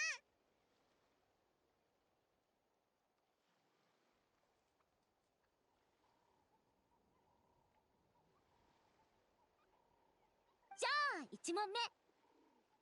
旅の意味って何だと思う？なるほど。ちょうどこの話をみんなで考えれば初代族長があの時何を考えてたのかわかるかもって思って。オイラが最初に答えるぜ。一番大事なのはやっぱり一緒に旅をしてくれる仲間だと思うぞ。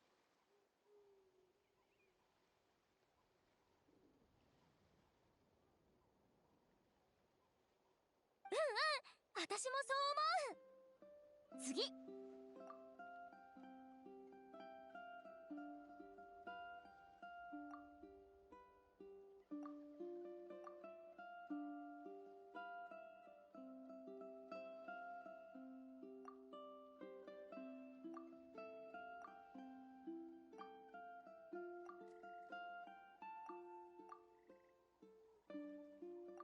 ずいぶん長く考え込んでるね。わかった。旅人はガイドの私よりもそれじゃまずはお預けってことで、答えが出たらまた教えて。次はカーネさん。私ですか？旅と言っても。いいのいいの。だってただのキャンプだよ。わかりました。私は旅は寄り添うことだと思います。目的地にたどり着くまでは旅のことだけを考えてお互い寄り添っていれば悩みなんて消えるんです。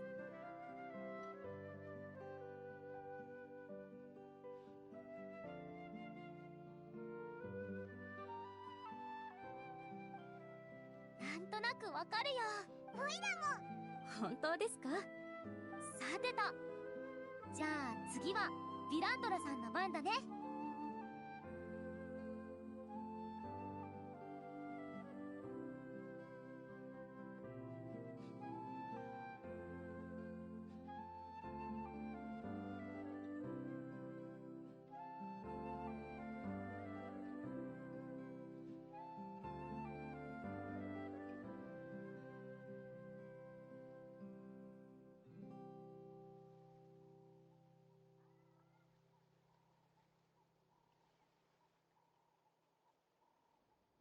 どうしてもというのなら言わせてもらおう。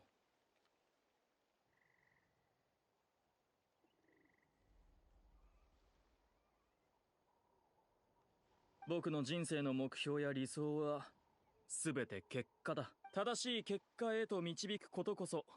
そうなの？何も難しいことはない。君たちの初代族長もきっと同じ決断をした。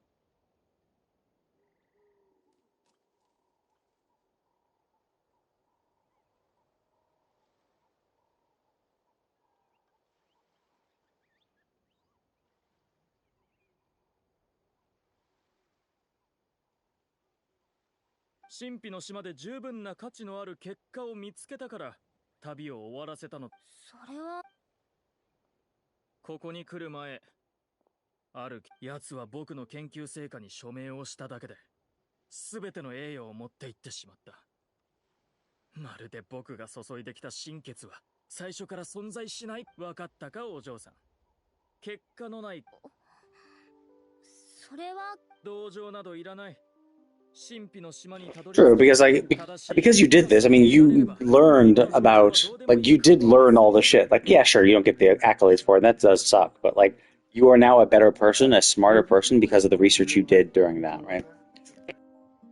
And you can build your future success off the journey that you did. Yeah, maybe the end results weren't awesome, but, like, you are now building all future journeys upon it. 昼間の出来事を経て、僕の判断が間違っていたことは証明。今度こそ神秘の島にたどり着かないと。命を君に預けることは僕にとって必須の決断なんだ。これって謝ってるのか？友禅の州のガイドたちはこんな風に言うの。もし旅の目的が単にゴールにたどり着くことなら、最初から外に出る日だって全ての旅のお客さんを連れて道を急ぐばかりじゃガイド失格だよ。私は目的地を目指す過程だって楽しんでもらいたいの。それこそが。君が僕に賛同できないように。別にいいんだよ。旅のもう一つの大きな役割はお互いに分かり合えるようにしてくれることだからね。それはまた。はいはい、この話は終わり？おいらちょっと。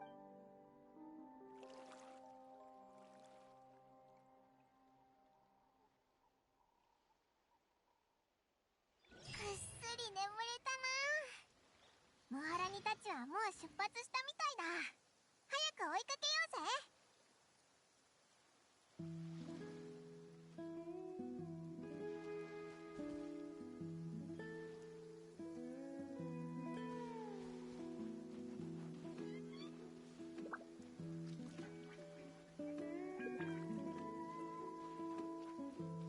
加速するよ。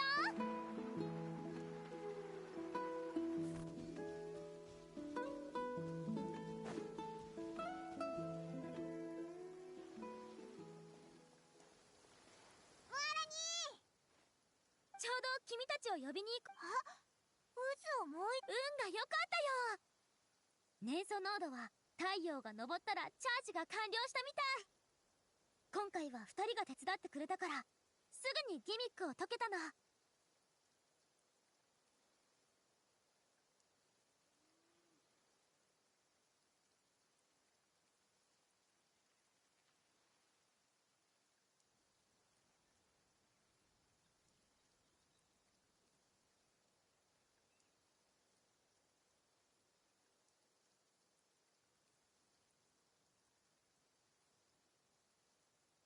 粘素濃度を操作するコツをつかもうと朝からずっと練習してくれてたみたい。ちゃんと謝ったら背中を預けられる仲間になれたみたいだな。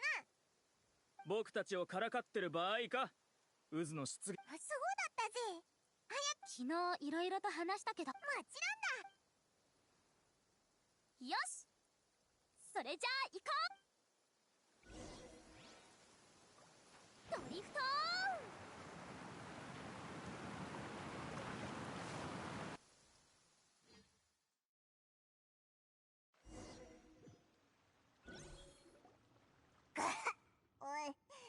水の底にこん。やっぱりムアラにはただ。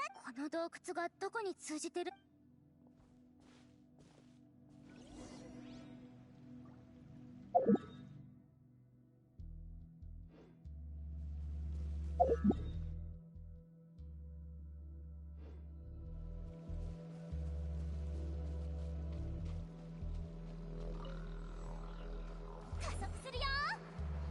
示した通りだと下へ進めってことかな。よし、みんな落ち着いて。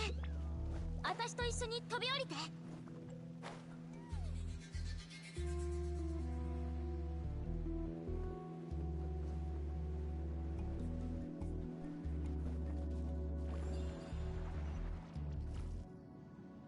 あれってここは。なるほど。スピリットウェイは地下にあるマグマに影響を与えてたんだな。マグマの流れを変えれば一時的に空洞ができて、水の流れに沿ってここにたどり着けると。理論的に。スメールの学者ってどうだろう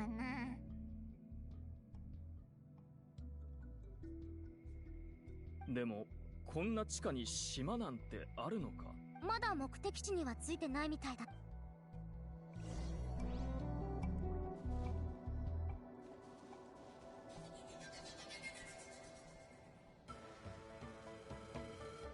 サーフボード貸そうか。来たよ。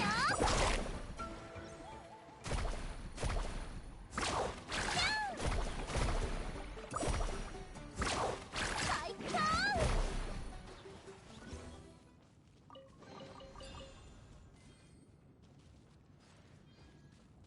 行くよ。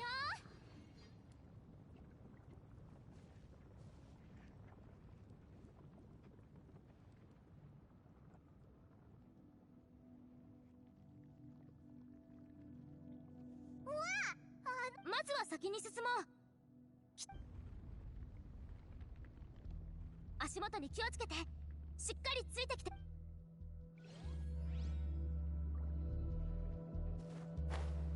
危ない。溶岩道ってやっぱり安定しないね。みんな落石に気をつけて。よ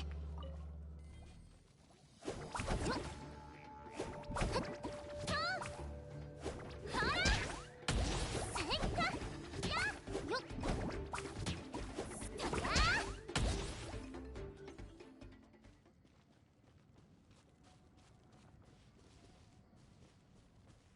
ドリフト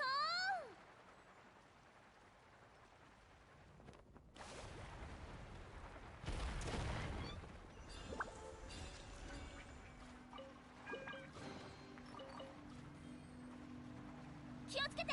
また落石だよ。かなり入り組んでるな。あちこちにマグマがあるから、どこに行けばいいかわからないぞ。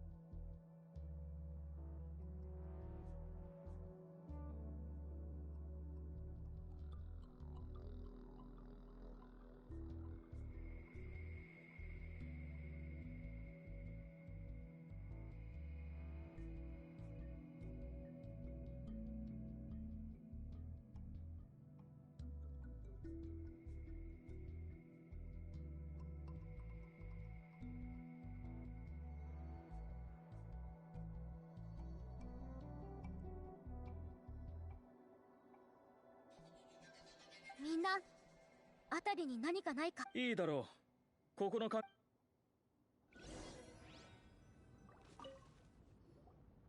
ここって植物まで。珍しいことじゃないよ。これはあれ、やっぱりちょっとおかしい。これ。Oh, I see. So her mentor maybe already got there already. So maybe lots of people are actually getting there, but less people. So that's it. So basically, it's the same difference between what's his name. Is it that like other guide? I bet the other guide never made it because you can't do it unless you're with a team to guide the spirit ways. So he probably lied, but the mentor actually made it. Either that or both of them relied on each other to make it. and one bragged about his things, and the other guy did not brag about it and just made this. It's essentially acts as proof that he had made it to the island. それってお前のセンス。おう。だとすると、帰ったらおじ。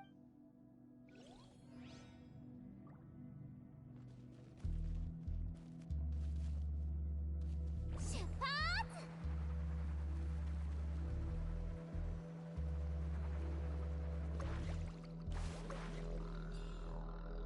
ここから見るとあの光。あそこの光は。ガイドさん、先輩も何か。分かった。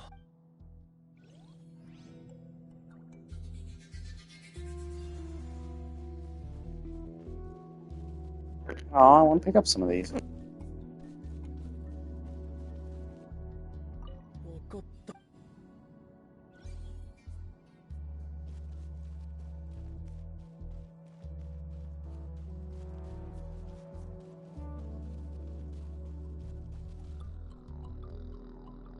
加速するよ。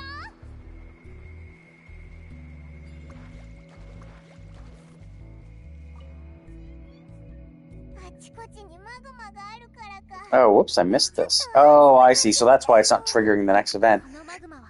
Because I didn't trigger... It's not triggering the next event, but it does trigger when you get to that location, but the next event needs this one to also be done.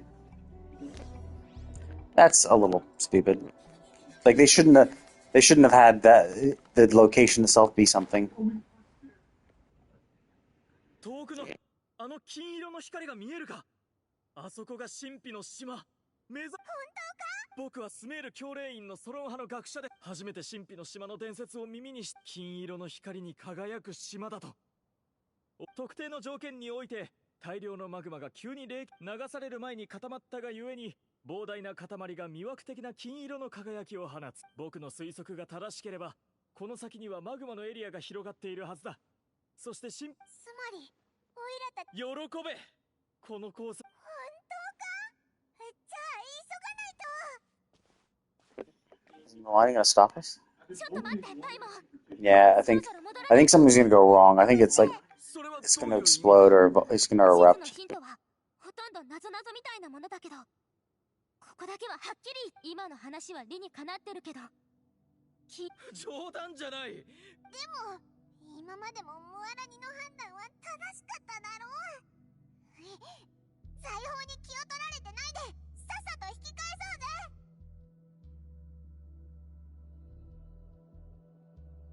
そうぜ。財宝のためだとでも。おい。研究成果を奪われた後、僕は新しいこの鉱石さえ持ち帰れば僕の理論を証明できる。僕にとってこの鉱石は必ず手に入れるべき結果なんだ。でないと。前に約束したことをなぜだ。まさか僕を疑って。先輩、ガイド。結果は目の前なんだ。 Gonna die. See it? It's gonna like erupt or something. あいつウォックに入ったぞ。なんでまた。早く止めて。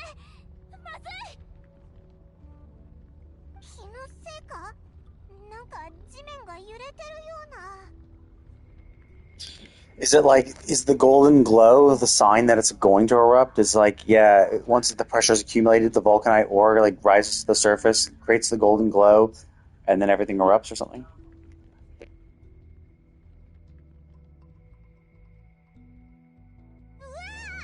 この魔物たち、どこから出てきたんだ。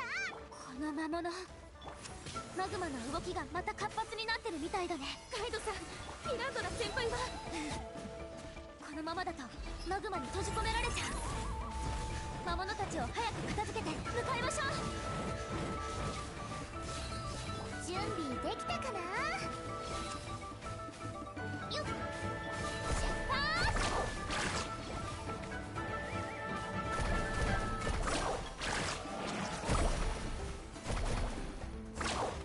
来たよ。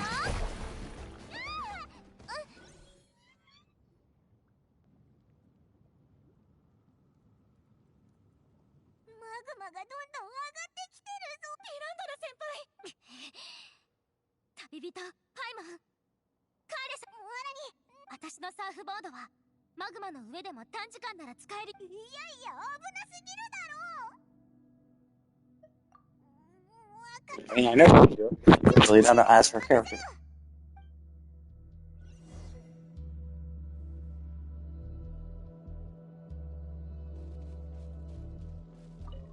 どうすれば先輩。ムアラニ、加速するよ。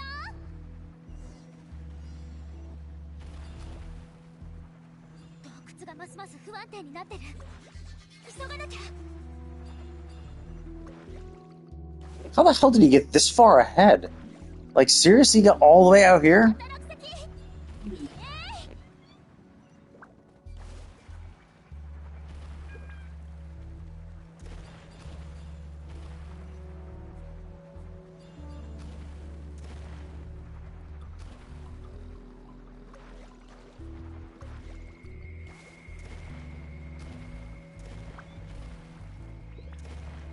そこだね。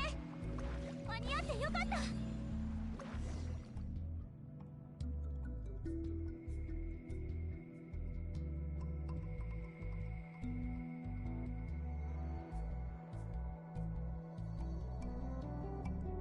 あとちょっとだったのに。よ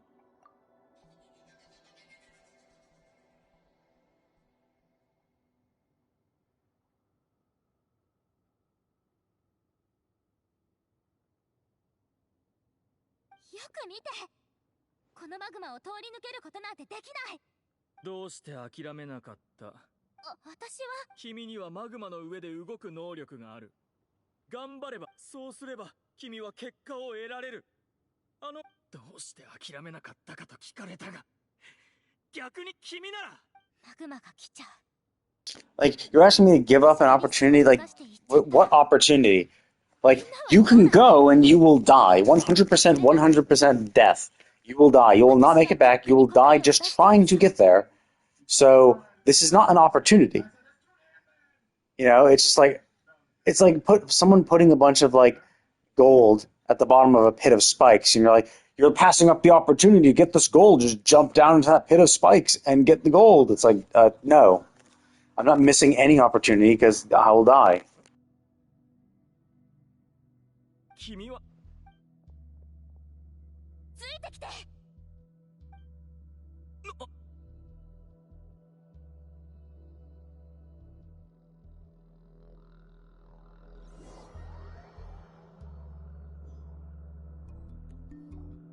ムアラニたちがただいま。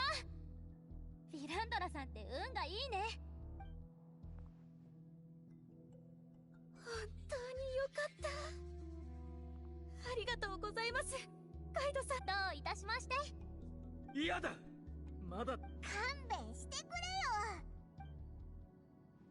ヴィランドラさん。おお。先輩は今まで出会った中で最も才能のある人です。今回だってたとえ結果を出せなくても新しいあなたは憧れの先輩なんです。考慮。やっと落ち着いてくれた。ムアラニ、マグマが慌てないで。 Yeah, it's like, sure, you lost your results, but, like, eventually the truth might come to light, coupled with the fact that, like, you learned a bunch of stuff in that research. Like, you've trained yourself. Sure, they might have the results, but you have learned. I mean, yeah, it's kind of the whole thing is the journey, right? Because of that journey, you are now a better person, and you're able to succeed in your future endeavors.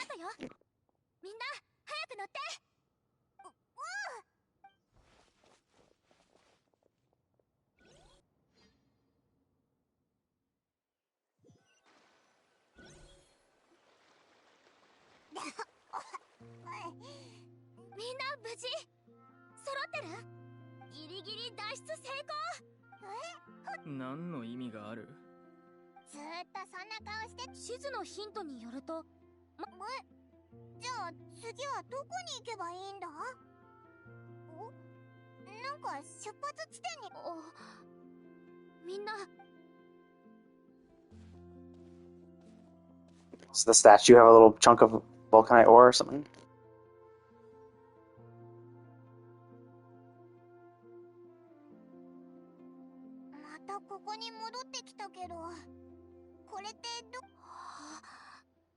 想像に。本当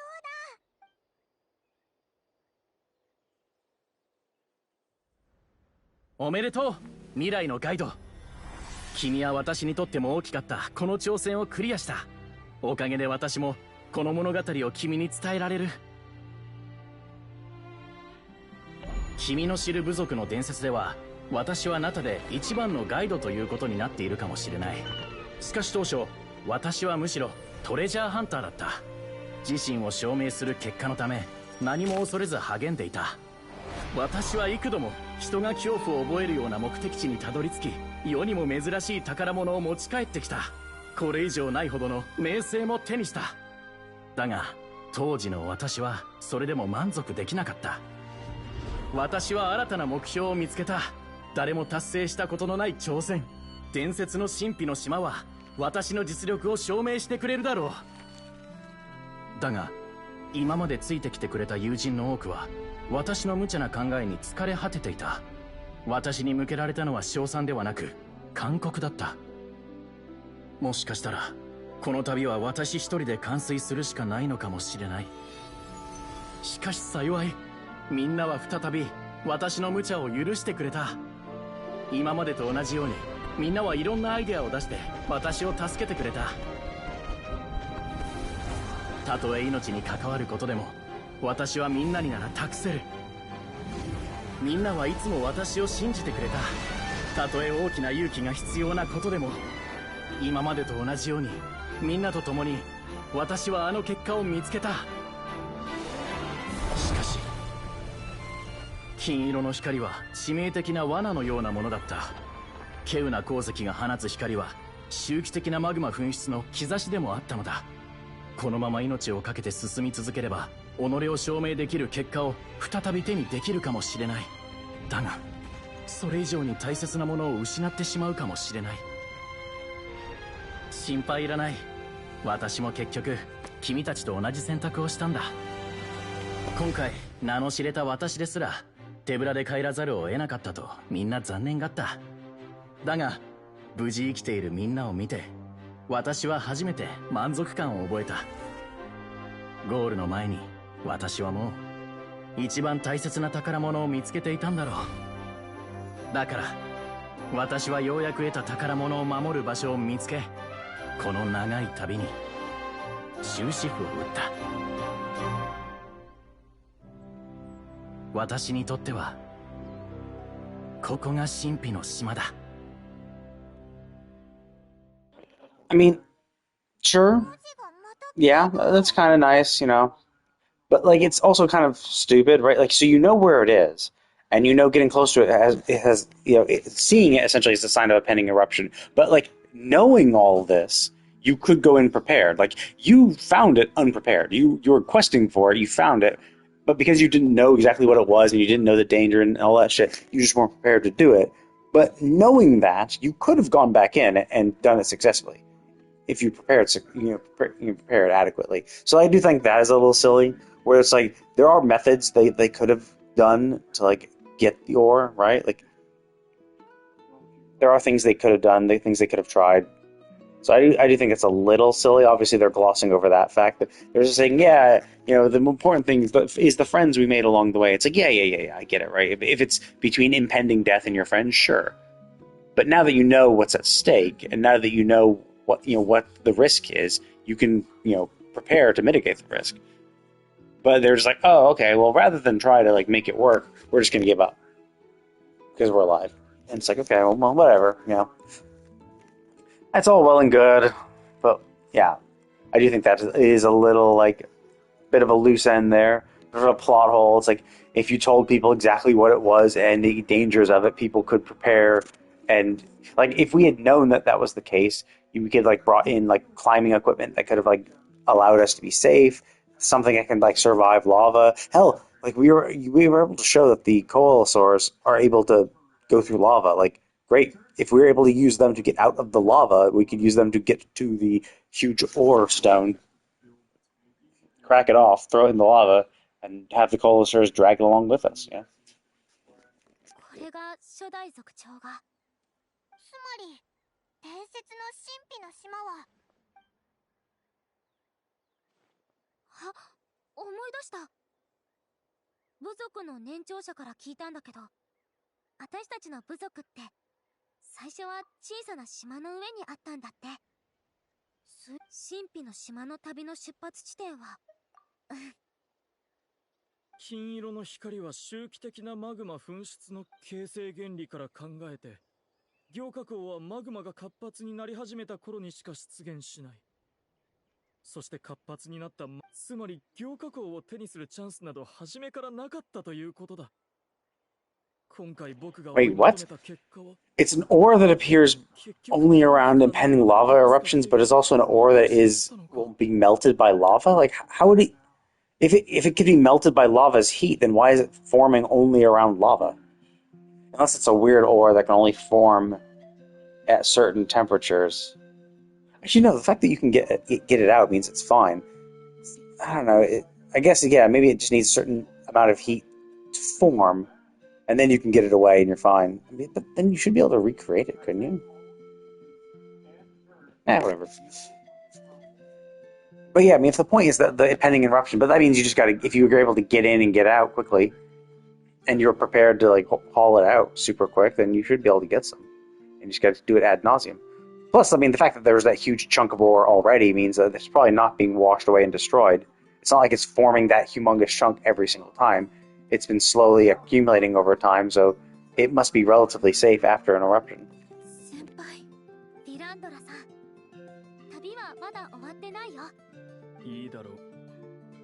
I see, though. So this is... The first two quests were relatively short, so I was like, oh, okay, cool. Like, this is just a nice little, like, thing about, like, Natlan. I didn't realize that this is basically Mualani's character quest. They're using essentially each tribal quest as their own character, as each tribe's character quest, it seems. Maybe not for everyone, because obviously, like, Kinich, we're having one for him, maybe he's going to be in the later part, but, like, obviously in this one we actually used Mualani, and this is all about her. So maybe Kinich is going to have his own separate one, maybe Kinich, that one will be his own thing. Same for the Echo one. But the problem is we're going to get Zillanen in the next patch, and we're already doing the Tribe of Echoes. So, and they mentioned she's a Tribe of Echoes person, so we're already doing the quest for that, which can't involve her really. So I'm curious, but yeah. So I kind of thought this would be an extra side. I was also surprised that we don't have a character quest for her. So I guess they just made this one. I guess it's probably just this tribal quest. They just made extra beefy for her.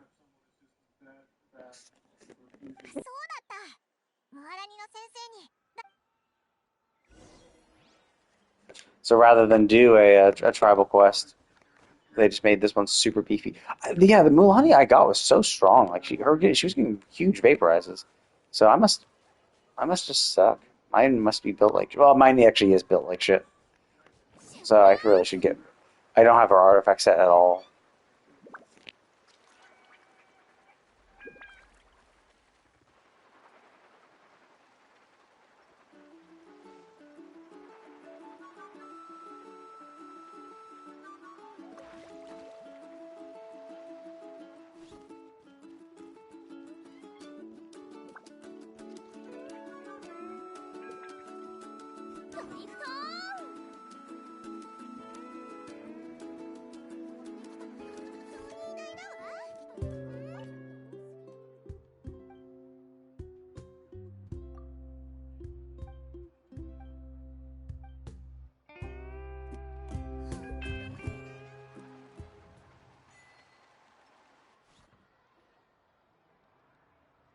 Is Whispers of the Heart, like... Because it happened... It could be that it gave it to me too early for the end of this quest, or it could be that I've just traveled enough on our surfboard, and that's what I get for it.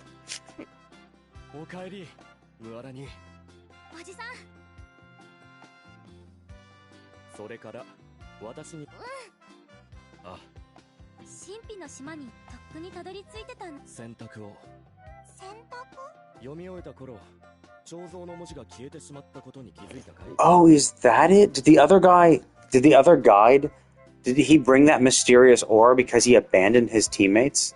Did he go there with a group that all trusted each other, and he selfishly grabbed the ore and fucked them over.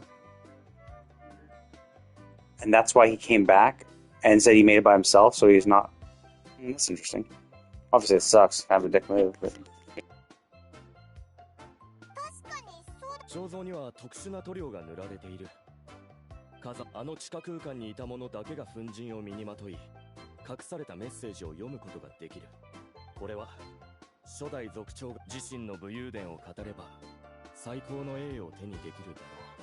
沈黙を選べば神秘の島は永遠に伝説のままで、私も一緒に行った仲間たちもなるほど。でもこんなに大きな成果を他人に言えず、神秘の島にたどり着いたとあちこち自慢する彼が、そういえばコーランは一人で神秘の島に行った。依頼人をムアラニに押し付けたのは、どうせ神秘の島にはたどり着けず、私たちはガイドであって冒険者やトレジャー。Oh, okay, so he didn't make it. Well, he said he came back with a mysterious ore that he used as proof. I assumed that was the Vulcanite. So he actually did it, but he sacrificed his team members to do so. And then is lying and saying he did it solo, because if he admitted he went with a group, he would admit that he left his friends to die. でも私たちは危機を乗り越えるコツや多くのガイドはそうしていくうちに初心を見失い、彼らは一切を顧みずマグマの向こうへと走る命知らずであって、引き返して友人を助けるようなガイドじゃない。それで初代族長は伝説と地図を残して後継者に挑戦してもらい、私以外にも神秘の島の旅を終わらせた部族の者は数多くいた。だから自分を証明するための私が諦めたのは結果だけであって、ムアラニの資質を考えればトップガイドのコーラウを死に選ぶこともできたはずなのに、こんな優秀な子を生徒にできて、その生徒が旅の時間を長めに定義すれば私は手ぶらで帰ったわけじゃないわけだ。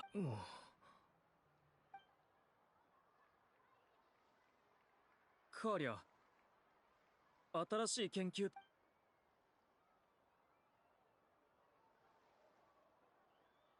先輩はいつも結論を出す前に論拠を探すんですね。僕は今はまだお答えできません。カーリャ、だって先輩はまだテーマを教えてくれていないでしょ。もちろんちゃんと準備する。まあ先輩、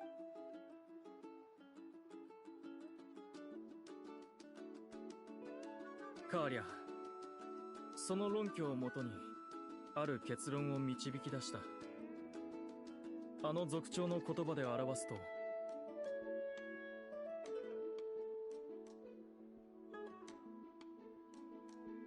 もしかしたら僕が探していた宝物は。わかります、先輩。どうやらこっちの観光客。頑固者がやっと分かって。もう思い悩むことはない。カーリャの言う通り素直じゃないのはムアラニ、今度はお前たちの番だぞ。よし、もうお前に教えられることは何もない。このお守りをやろう。いつかお前の。 Oh, I thought I thought like she would have taken some spinel for herself and made her own little talisman. I think that's kind of what you should do instead. I think you should create your own. いろいろと世話になったら。じゃあ約束だよ。次に友達か。理論上はあり得ると思う。随分変わっ。では私とビランドラス。またな。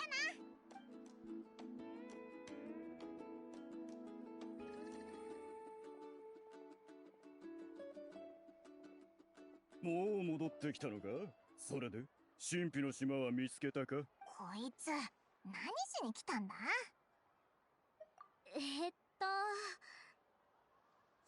秘の島よりも貴重なものを見つけたんだ。命を預けることのできる二人の友達をね。能天気さはねえからしっかりと学んだみたいだな。そうだね。お前たち、なんでそんな目で俺を見るんだ。俺はお前より優秀だということを証明した。Stronger that you're a guide. How are you stronger as a guide? You'd be better as a guide, but like strength is not really what. 神秘の島にもたどり着いたんだぞ。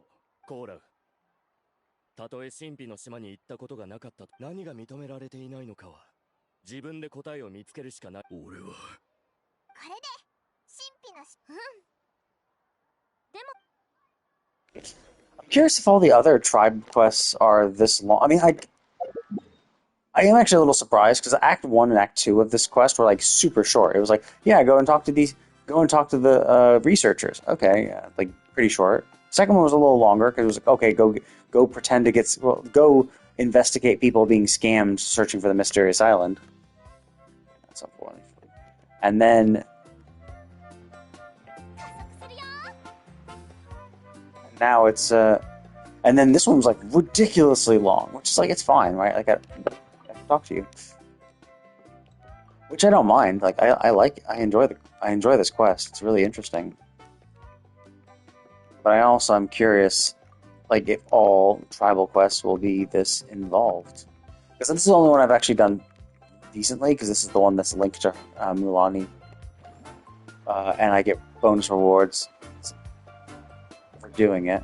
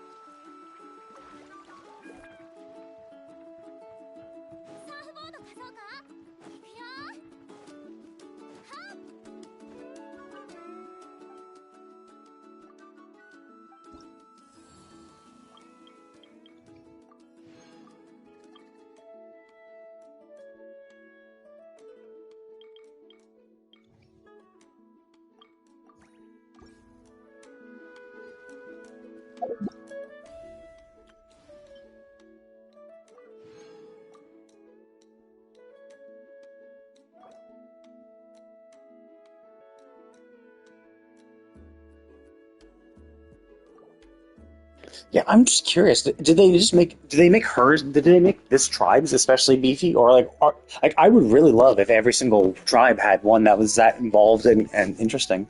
Because I did. I mean, despite my nitpicks and stuff like that, I did enjoy it. It was a lot of fun. I was just being a little cynical person, but a little cynical about it. But I generally did enjoy it.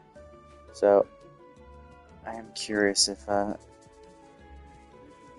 so I just need those little whistles and about 3 more runs of that boss.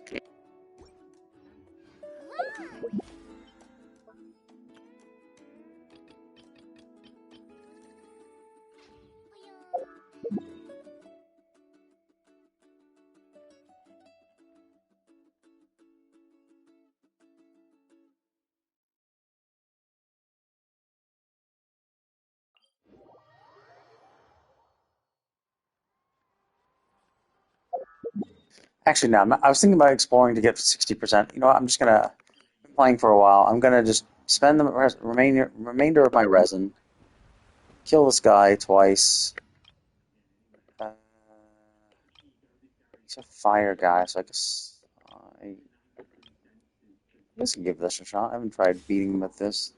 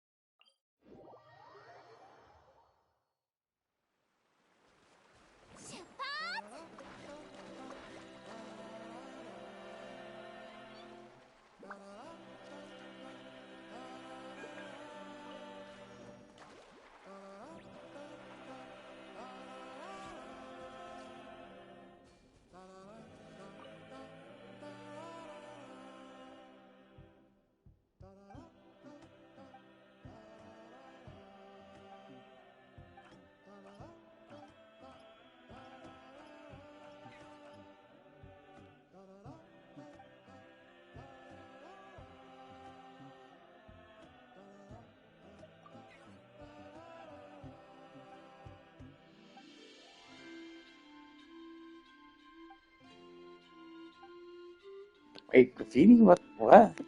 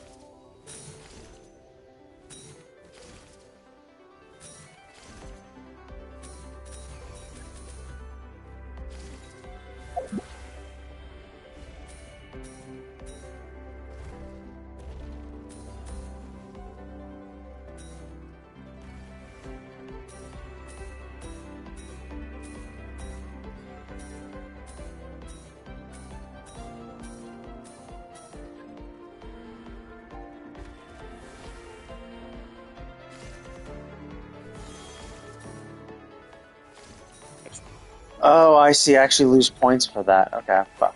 I was hitting them on purpose because I didn't know what the fuck I was supposed to do.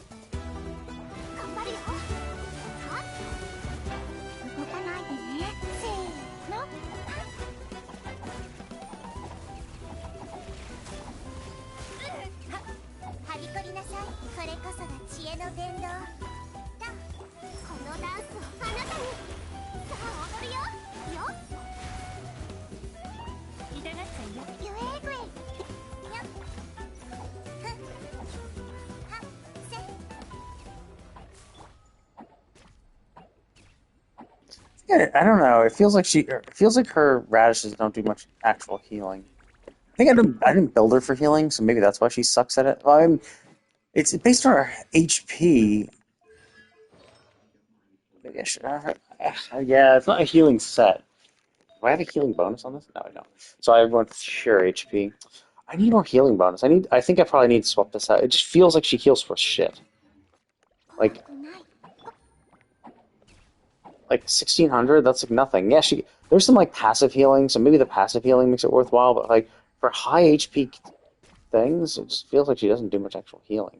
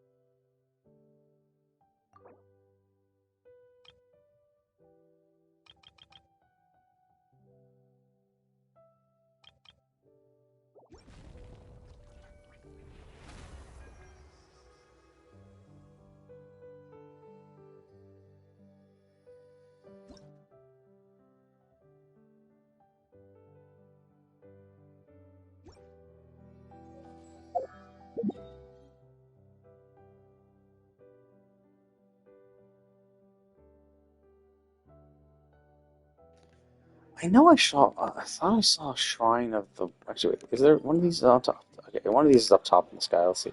I could have sworn I saw a shrine. Oh, there it is.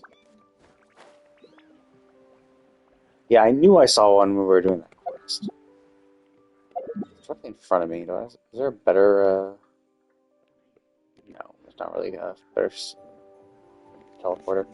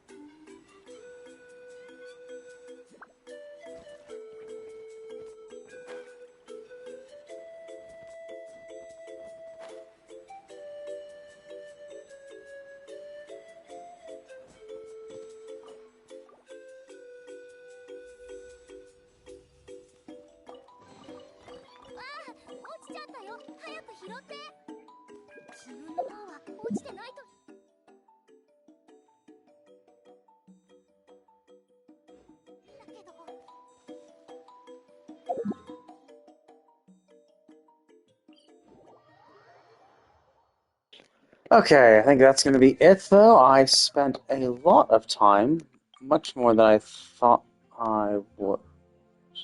Oh, it's watched the improv band's performance. Okay, I guess all the other times I must have been coming during the nighttime, so they weren't playing or something. God damn, there's a lot of these. Okay, yeah, I'm gonna go ahead and call it a day. I've been having a lot of fun. I did the Natlan main quest. I did Mualani's. I think that's the replacement for her character quest. So I think that's what it's supposed to be. So I did her character quest. Now I guess the next things on the docket will be doing the quests for the other two tribes.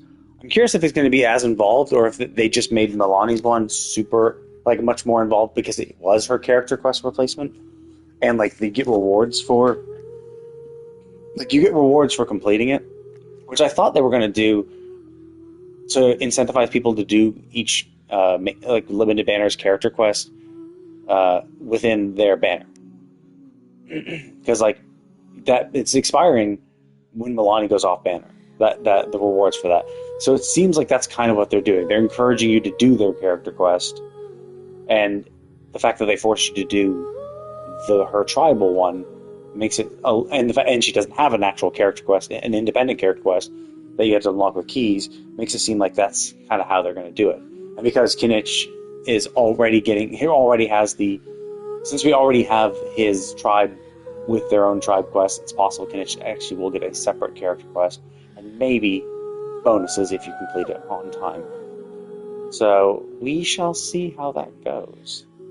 I'm curious how they're going to treat that. Either way, though, I had a lot of fun. I enjoyed that, despite my nitpicking and all that shit. I actually did have a lot of fun with that. I did enjoy it. It was interesting. Nice little moral of the story. I'm also personally of the destination is more important than the journey for me, which is, surprising considering, like, in this game, there's a lot of exploration, and I enjoy the exploration of this game. I don't treat it as a means to an end. Like, obviously I could treat it as a means to an end to get resources. Oh, it's free Primogems, free this, and I'm only doing it for that. But I instead don't treat it like that. I just have fun. I enjoy finding the new stuff. So in that respect, those certain aspects, for video games especially, like, I am more about the journey somewhat than the destination. Because, like, the story is part of the journey, right? Like, technically the destination is to listen to all the story, but you're, like, constantly reading the story as you're going. So it's like, it is the journey and the destination at the same time. It's reading the story is the fun and interesting part, but having finished the story is the goal which you're aiming for. So, but yeah, like, for games like that, I do that. For my personal life, though, it's all about results. So I'm just like, no, I want to be done. I want to do this thing, and I want to do it as quickly as possible. Like driving, I don't like driving. I just want to be at the next location. I don't have to drive anywhere. I just want to be at the place I need to be. Like, I don't want to travel. Traveling sucks. Traveling is about getting to a destination. I just want to be at the destination. I don't care how I get there. So, like, obviously, I'm not the road trip type. But anyway, I've had a lot of fun. I'm going to go ahead and call it a day for that. I will probably not be on for super long tomorrow. Because the S-rank hunts in Final Fantasy XIV will have reset and their windows have been open enough for some of them to actually pop. Well, actually, I'm not sure. The hunt tracker, which I thought was going to have all of them pop today, or all the windows open today, now has them all, like, opening their windows opening in another day, in like 30 hours from this morning. So realistically, they're not going to open until early tomorrow morning, which is kind of weird. I was expecting all the hunts to pop today. So I might be on a little bit for tomorrow and try to do a little bit of shit, but we'll see. Anyway, thank you all for watching, and I will see you all next time.